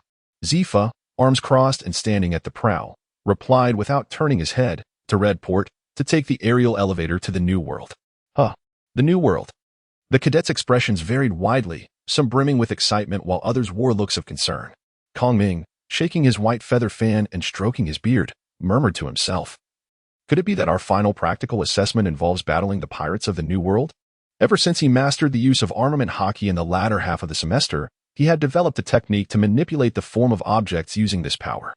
Since then, he had taken to carrying the fan everywhere, claiming it allowed him to practice his mastery of armament Haki at any moment. However, Sephiroth and others were acutely aware that this individual's behavior stemmed purely from a desire to appear ostentatious and stylish. What sane person would fan themselves idly on a frigid day? The temperature barely hovered above 10 degrees, certainly not reaching 20. Indeed, the Navy headquarters had received a plea for assistance from the Kingdom of Dress Rosa. I had been contemplating what kind of practical examination to arrange for you, and fortuitously stumbled upon this opportunity, hence I chose it. Thus, I instructed Admiral Steelbone to assign this support mission to our class. Zephyr nodded and offered a brief explanation. After nearly an hour of navigation over the vast ocean, our small warship finally caught sight of the port town of Red Harbor, hewn from the Redland continent. This location serves as the official route to Mariehua, where numerous merchants and nobles utilize aerial elevators to traverse to the other side of the Redland, the New World. Given the significance and uniqueness of Red Harbor, the Marine headquarters at Marineford directly dispatched over 10,000 soldiers, along with 2 vice-admirals, to safeguard this locale. A similar town exists on the opposite side of the Redland, at the entrance to the New World, which is defended by the Navy's G1 branch. Therefore, any pirate with a semblance of sanity would avoid the vicinity of these 2 towns. As our small warship approached within 3 kilometers of Red Harbor, 2 naval vessels patrolling nearby drew closer. Upon recognizing Admiral Zephyr among our ranks, the commanders of the 2 ships chose to grant passage, allowing our vessel to enter the port unimpeded. Under Zephyr's guidance, the cadets traversed the straight and spacious Central Avenue, making their way to the platform of the Null. 1 aerial elevator. The aerial elevator, resembling a large bubble suspended by 4 metallic cables, ascends and descends between the port and the summit of Mariehua, propelled by the cables and the buoyancy of the bubble itself. After Zephyr presented his officer credentials, the guards stationed at the platform's sides opened the entrance to the elevator, permitting everyone to board the spacious lift. With a rumbling sound, the elevator, secured by its 4 metallic restraints, slowly lifted more than 30 individuals off the ground, ascending towards the heavens and gradually disappearing into the clouds. Bubbles floated gently around the elevator, casting a spectrum of colors under the sunlight. How beautiful! Tina adored it.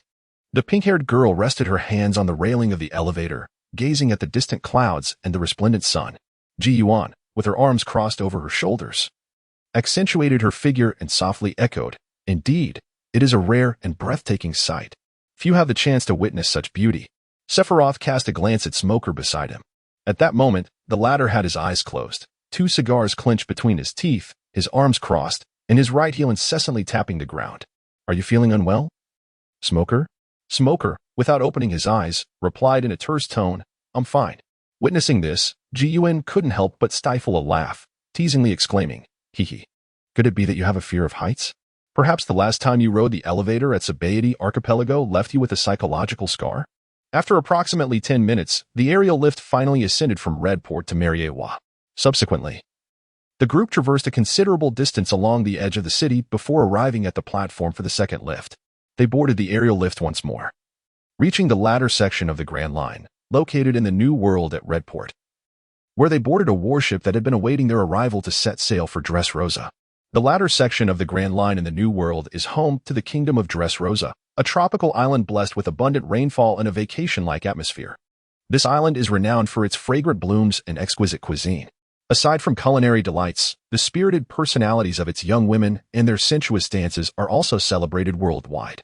Thus, Dress Rosa is often referred to as the land of love and passion. In this kingdom, a legend known as the fairy tale persists. If something mysteriously goes missing, it is attributed to the fairies, and there is no need to pursue the lost item, as it is regarded as a peculiar tradition of good fortune. The origin of the fairy tale is merely a contrivance by the current royal family, the Rika clan, to atone for the past enslavement of the Tontata tribe by the former ruling family, the Dakihote family. 800 years ago, when the Dakihote family departed from Dress Rosa to Mariehua, becoming celestial dragons, the Rika royal family took over the kingdom and vowed that the Tontata tribe would no longer have to labor. All their needs would be provided for them. Thus, the king labeled the bizarre disappearances of supplies as the mischief of fairies, hoping the citizens would take it lightly. Over time, the populace, gradually uncovering the truth behind the so-called fairies, accepted the king's decree and chose to silently protect this once oppressed race. Consequently, the fairy tale of Dress Rosa spread, forming a unique tradition where the loss of belongings was no longer questioned but seen as a stroke of luck. Moreover, out of gratitude for the kindness of the Riku royal family, the benevolent Tontata tribe set aside past grievances and diligently transformed the kingdom into a vibrant, flourishing land, ensuring the island remained perpetually fragrant with blossoms. Gradually, these elusive fairies became the special guardians of Dress Rosa. However, due to the Riku family's promise, the kingdom lost the industrious and inexpensive labor force of the Tontata tribe, resulting in greater impoverishment after the departure of the Don Quixote family. Nevertheless, the Kingdom of Dress Rosa is one of the member states of the world government. To maintain its legal rights and status, it must remit substantial tribute annually, compelling the nation to impose heavy taxes. Thus, the citizens experience a semblance of happiness, yet they are far from affluent, merely subsisting above the poverty line. Dress Rosa falls under the jurisdiction of the Navy's G5 branch, which is primarily designated for the exile and assignment of problematic naval soldiers awaiting retirement. Consequently, this branch has consistently maintained a personnel count significantly lower than that of other G branches. As a result, the maritime security in this region is less than satisfactory, with frequent pirate incursions targeting passing vessels. Beyond this maritime zone lies the territory dominated by various pirate factions in the New World, including Kaido, Charlotte Linlin, Whitebeard, and Wang Ji, who have divided the islands and nations of the New World according to their respective influences. Given the unique circumstances of the New World, most nations are simultaneously ruled by both pirates and the world government, while those not affiliated with the world government fall under the dominion of pirate forces. The allure of the Grand Line, aside from the promise of one piece articulated by Roger before his demise, is also driven by the ambition to carve out a territory amidst the chaos of the New World, with aspirations of claiming kingship and establishing their own nations. This exemplifies the mindset of the pirates in the New World. If nobles can reign, why can't they? Thus, within this tumultuous realm, pirates not only plunder resources from rival factions but also must ensure the security of their territories. For instance, the formidable Whitebeard pirates engage in plundering islands or vessels outside their control, and when territories or nations that pay tribute to them face incursions from other pirate factions, they must retaliate to maintain their pirate crew's prestige. In a sense, this somewhat absurd code of conduct among pirates has led large pirate crews to transcend the mere definition of piracy. They even develop a sense of disdain towards those crews in the first half of the Grand Line, who solely engage in acts of pillaging without establishing their own territories, viewing them as merely playing a pirate's game. In Sephiroth's perspective, the pirate crews of the New World's 4 emperors, although they still fall under the category of pirates, they have, in form, already attained the embryonic shape of a nation. However, this nation is founded upon the absolute strength of each of the 4 emperors at a strategic level. Therefore, in the eyes of the 5 elders, the 4 emperor pirate crews are merely another variant of a nation. With the multitude of nations in this world and numerous non-world government-affiliated states, the addition of 4 more poses no significant threat to the celestial dragon's dominion. Consequently, it suffices to disregard the 4 emperor pirate crews, allowing them to amuse themselves in the New World at their leisure. A century hence, those 4 emperors will have transformed into mere relics, while the world government remains steadfast and unyielding. Compared to the trivial antics of pirates, the revolutionary army established by Monkey D. Dragon poses the true existential threat to the world government. They pursue ideals of freedom and equality and seek to overthrow the celestial dragon's rule, perpetuating these thoughts incessantly. While every man must face death, ideas can endure beyond the grave. The world government has expended a century eradicating the ideologies of a certain ancient kingdom, willingly regressing civilization and enforcing policies of ignorance to ensure that the pursuit of freedom and equality is gradually forgotten. Returning to the matter at hand, the kingdom of Dress Rosa, having paid a substantial tribute of heavenly gold upon joining the world government, can no longer afford to support another pirate faction. This has led to frequent incursions by various pirate crews into their territory, were it not for the Riku royal family's adherence to benevolent governance, characterized by simplicity and the avoidance of extravagance. Along with their minimal taxation, the kingdom would undoubtedly succumb to utter poverty and famine. This time, Zephyr leads a contingent of military academy students to assist in the eradication of a pirate alliance. The eastern coast port of Dress Rosa is adorned with mushroom-shaped rocks on either side. A naval vessel glides smoothly across the surface of the sea, dropping anchor at the shore. Under Zephyr's command, A group of military academy students hastily descends the gangplank and disembarks onto the dock. Not far off, the commander of the Dress Rosa army, the towering 3-meter-tall Cyrus, approaches with 10 soldiers in tow. "You must be Admiral Zephyr," he surmises. "I am Cyrus, commander of the National Army, sent by King Liku to welcome you all."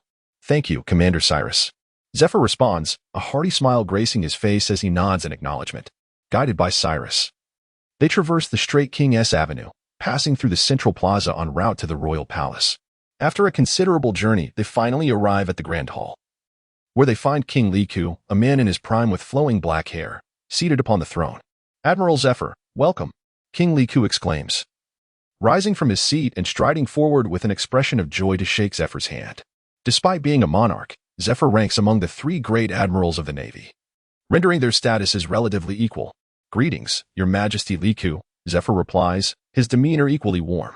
King Liku scans the 30 military academy students behind Zephyr and cautiously inquires, "May I ask how many of you have come?" "Together with those remaining aboard the ship, we number 51, Zephyr responds. "Ah." King Liku's expression shifts dramatically, his voice tinged with concern. "When I requested assistance from the Navy headquarters, I mentioned that the pirate alliance threatening our surrender comprises over 3,000 members. Yet you have only brought 51, and with our Dress Rosa Royal Army's 1,500, we remain at a disadvantage." "Haha. Fear not, Your Majesty Liku. With me here, a mere 3,000 pirates cannot stir up any significant turmoil. Moreover, each of these students is a top-tier elite from the military academy, quite formidable in their own right. Rest assured. Furthermore, the G5 branch will dispatch an additional 100 personnel for support within the next few days." Zephyr chuckles heartily, thumping his chest with a resounding thud.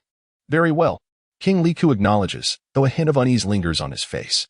For days prior, a band of pirates invaded the kingdom of Dress Rosa, declaring their intention to force the entire kingdom into submission under their rule. Naturally, King Liku could not acquiesce. Thus, he commanded Cyrus to repel them. However, as they retreated, they brazenly proclaimed that they were a pirate alliance formed by 7 supernovas, numbering over 3,000. They vowed to return and assault Dress Rosa, threatening to plunge the entire nation into chaos should they refuse to surrender. Upon verifying the pirates' flag and their claims, King Liku promptly sought assistance from the Navy headquarters, requesting a substantial naval presence to support Dress Rosa. This would enable him to minimize casualties among both the Royal Army and the civilian populace during the impending conflict. It seems the only course of action now is to have Cyrus prepare defensive measures and emergency shelters. After exchanging pleasantries with Zephyr, King Liku dispatched personnel to assign rooms for the naval contingent within the palace. In the kingdom of Dress Rosa, along Lover S Lane, the navy-clad Saphir strolled languidly, hands tucked into his pockets, feeling quite bored. The bustling streets were lined with an array of blooming flowers, their fragrant aroma wafting gently through the air, lingering delightfully in his senses. Sephiroth gazed upon the couple strolling hand in hand along the street, ensnared in the throes of romance, and felt the weight of his solitude, starkly out of place in this vibrant scene. With a quickening pace, he sought to distance himself from the surroundings. After settling into the royal palace, the military cadets were informed that they had a half-day of leisure for afternoon respite, allowing them the freedom to explore. However, commencing the following day, they were to enter a state of readiness, preparing for the imminent threat posed by the pirate alliance. Upon realizing the treasure of a half-day off, the cadets erupted in jubilant cheers, rushing out of the palace, eager to immerse themselves in the land of love and passion. A significant portion of the cadets hastened towards the bullfighting arena, eager to witness the exhilarating contest of the gladiators. Sephiroth pondered deeply, unable to comprehend the significance of witnessing gladiators engage in combat. These individuals were hardly the epitome of formidable warriors. Their fighting techniques offered little in terms of valuable lessons or inspiration. Moreover, the current gladiatorial contests in Dress Rosa lacked the ruthlessness and brutality characteristic of Doflamingo's reign, rendering them somewhat uninspiring. Presently, the gladiators wielded blunted weapons, their purpose being the refinement of swordsmanship and martial arts. Even in defeat, they faced no mortal peril, merely sustaining superficial injuries, and at worst, suffering broken limbs. Given the inherently extraordinary physical prowess of the denizens in the world of One Piece, a few weeks of recuperation would suffice for their bodies to recover adequately. However, recovery did not imply immunity from lingering injuries or hidden ailments. As they aged and their vitality waned, these afflictions would gradually gnaw at their very essence like parasites. Suddenly, Sephiroth's footsteps momentarily halted. The bats he had dispatched to survey the terrain of Dress Rosa relayed to him their findings, and one of them had spotted 2 pirate ships. On the southern coast of Dress Rosa, chaos reigned at a disheveled dock, where the crowd had descended into utter disarray and panic, with numerous individuals sprawled on the ground. Unaware of their fate. This is disastrous. Lord Scarlet has been abducted. Pirates. Where are the guards? They have all been overwhelmed by the pirates. This is grave news. Someone. Come quickly. The princess has been kidnapped. Crack. Amidst the astonished gazes of the onlookers, the blade of a longsword abruptly manifested in the air, cleaving open a rift in space. A silver-haired youth, clad in a naval uniform and possessing an unsettlingly handsome visage, emerged, wielding the long sword as he stepped through the air portal. Gazing at the 2 pirate ships setting sail upon the sea, Sephiroth murmured to himself, at this distance, I can still perceive with my Kimbunshaku. Instantly, he swung his sword with precision, slicing open another air portal, and swiftly entered through the doorway. Sephiroth is indifferent to the exposure of the abilities granted by the door fruit, using his powers with reckless abandon. In fact, this serves as a perfect cover for his vampire fruit. After all, the slaughtering knife has lain in the Navy's warehouse for decades, having been attempted by others before. Thus, many are aware that it is an exceptionally difficult blade to master. The Navy's chief scientist, Vegapunk, has merged the technology of devil fruits, yet remains ensnared in the phase of combining weapons with Zoan-type fruits, with no progress on the integration of Paramecia fruits with weaponry. Therefore, no one suspects that the spatial abilities exhibited by Sephiroth actually stem from the slaughtering knife. Under the weight of preconceived notions, everyone instinctively assumes that this is merely the power of his own devil fruit. Consequently, Sephiroth achieves an effect of confusion, compounded by his consistent refusal to reveal his unique ability to drain blood and life force in the presence of others. Unless one is profoundly familiar with the vampire fruit, it is unlikely anyone would discern the true nature of his powers. Upon the rolling azure waves, aboard one of the pirate ships, stood Scarlet, adorned in a flowing pink gown, her long pink hair tied back in a ponytail. She wore an expression of unease as she gazed at the grinning pirates on the deck. The girl, her form slightly retreating, leaned against the ship's railing, her gaze instinctively drifting towards the sea. It was evident that Scarlet was unwilling to succumb to being captured by the pirates. Thoughts of escaping by jumping overboard had taken root in her mind. Behave yourself. One of the pirates on the deck instantly discerned the girl's intentions. He quickly seized her wrist, pulling her away from the edge, causing her to stumble. Let me go. Scarlet struggled fiercely, clawing at the pirate's hand, inflicting enough pain for him to release her. Witnessing this, the other pirates brandished their weapons, cutlasses, swords, daggers, and pistols, intimidating the pink-haired girl into submission. No one is coming to save you. We can extort a hefty sum from the king of the pirates with her, then sell her off. Hehe. What a splendid idea. Indeed, this genuine princess will fetch a handsome price. The 7 captains will surely reward us generously. Just as Scarlet contemplated whether to risk it all and leap into the sea, a sudden crack echoed as a portal materialized on the deck. From this doorway emerged a strikingly handsome silver-haired youth, wielding a long blade. Hey, you lowly pirates. Is this how you bully a defenseless girl? A cold smirk curled at the corners of Sephiroth's lips, his tone laced with disdain. He is an adept of the devil fruit. Eliminate him. Bang. Bang. The gunfire erupted in rapid succession, yet Sephiroth moved with an air of nonchalance, evading the majority of bullets, while those that could not be dodged were effortlessly cleaved apart with his long blade. However, witnessing this scene, one of the pirates on the ship's deck, consumed by a surge of determination, suddenly fired a shot towards the pink-haired maiden. How outrageous. Sephiroth silently cursed under his breath and swiftly positioned himself in front of Scarlet. A violent explosion of crimson erupted from the silver-haired youth's chest, staining his white naval uniform with a vivid scarlet hue. Witnessing this, the pirates quickly followed suit, unleashing a barrage of gunfire towards the pink-haired girl, leaving Sephiroth with no choice but to absorb the onslaught with his body, as the bullets could not be deflected by his long blade. Although Sephiroth possessed the ability to envelop himself in armament Haki for enhanced defense, such a measure would significantly diminish its protective potency. Consequently, the armament Haki would only serve to reduce the kinetic energy of the bullets, preventing the wounds from being too grievous. For one who possessed extraordinary regenerative capabilities, this approach was utterly superfluous. Rather than engage in such futile efforts, it would have been more prudent for him to reserve his armament Haki to bolster his own attacks. Ultimately, despite the myriad of reasons, the truth remained that Sephiroth's time spent honing his armament Haki was still too brief. A mere half year was insufficient for the quality of his Haki to reach a level where it could disregard bullets entirely. No. Stop. Please stop. Scarlet cried out, tears streaming down her face as she witnessed this stranger, whom she had never met, sacrificing himself to shield her from harm. A wave of guilt and self-reproach surged within her heart. Sephiroth surveyed the 7 bullet wounds adorning his body, murmuring to himself, "Indeed. It seems I am more suited for slaughter than for the protection of others." Given the current predicament, escaping through a door was not a viable option. The capabilities of the door fruit allowed him to create portals only at the tip of his blade, which meant he could not open a door at a location outside his line of sight. Consequently, the bullets hurtling towards him could not be redirected through a portal. As he opened a door, those bullets would unrelentingly strike the pink-haired girl, leaving her with grievous wounds. Unlike him, Scarlet was not as resilient. A single shot to a vital area could spell her demise. With such thoughts weighing on him, Sephiroth swiftly sheathed his blade, turned around, and scooped the pink-haired girl into his arms in a princess carry.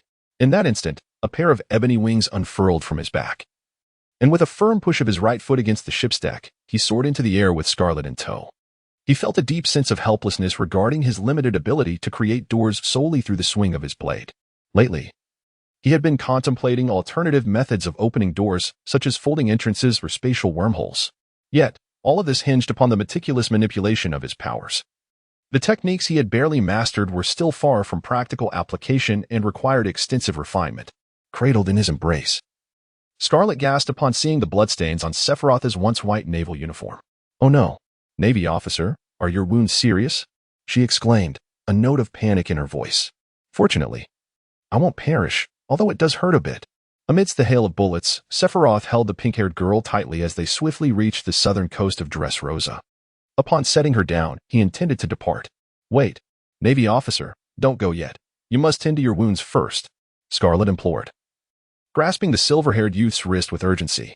"I assure you, I'm perfectly fine," he replied. As he spoke, Sephiroth's form disintegrated into a swarm of black bats, darting towards the distant pirate ships on the sea. More than a dozen bloody bullet casings clattered to the ground, leaving Scarlet in a state of astonishment.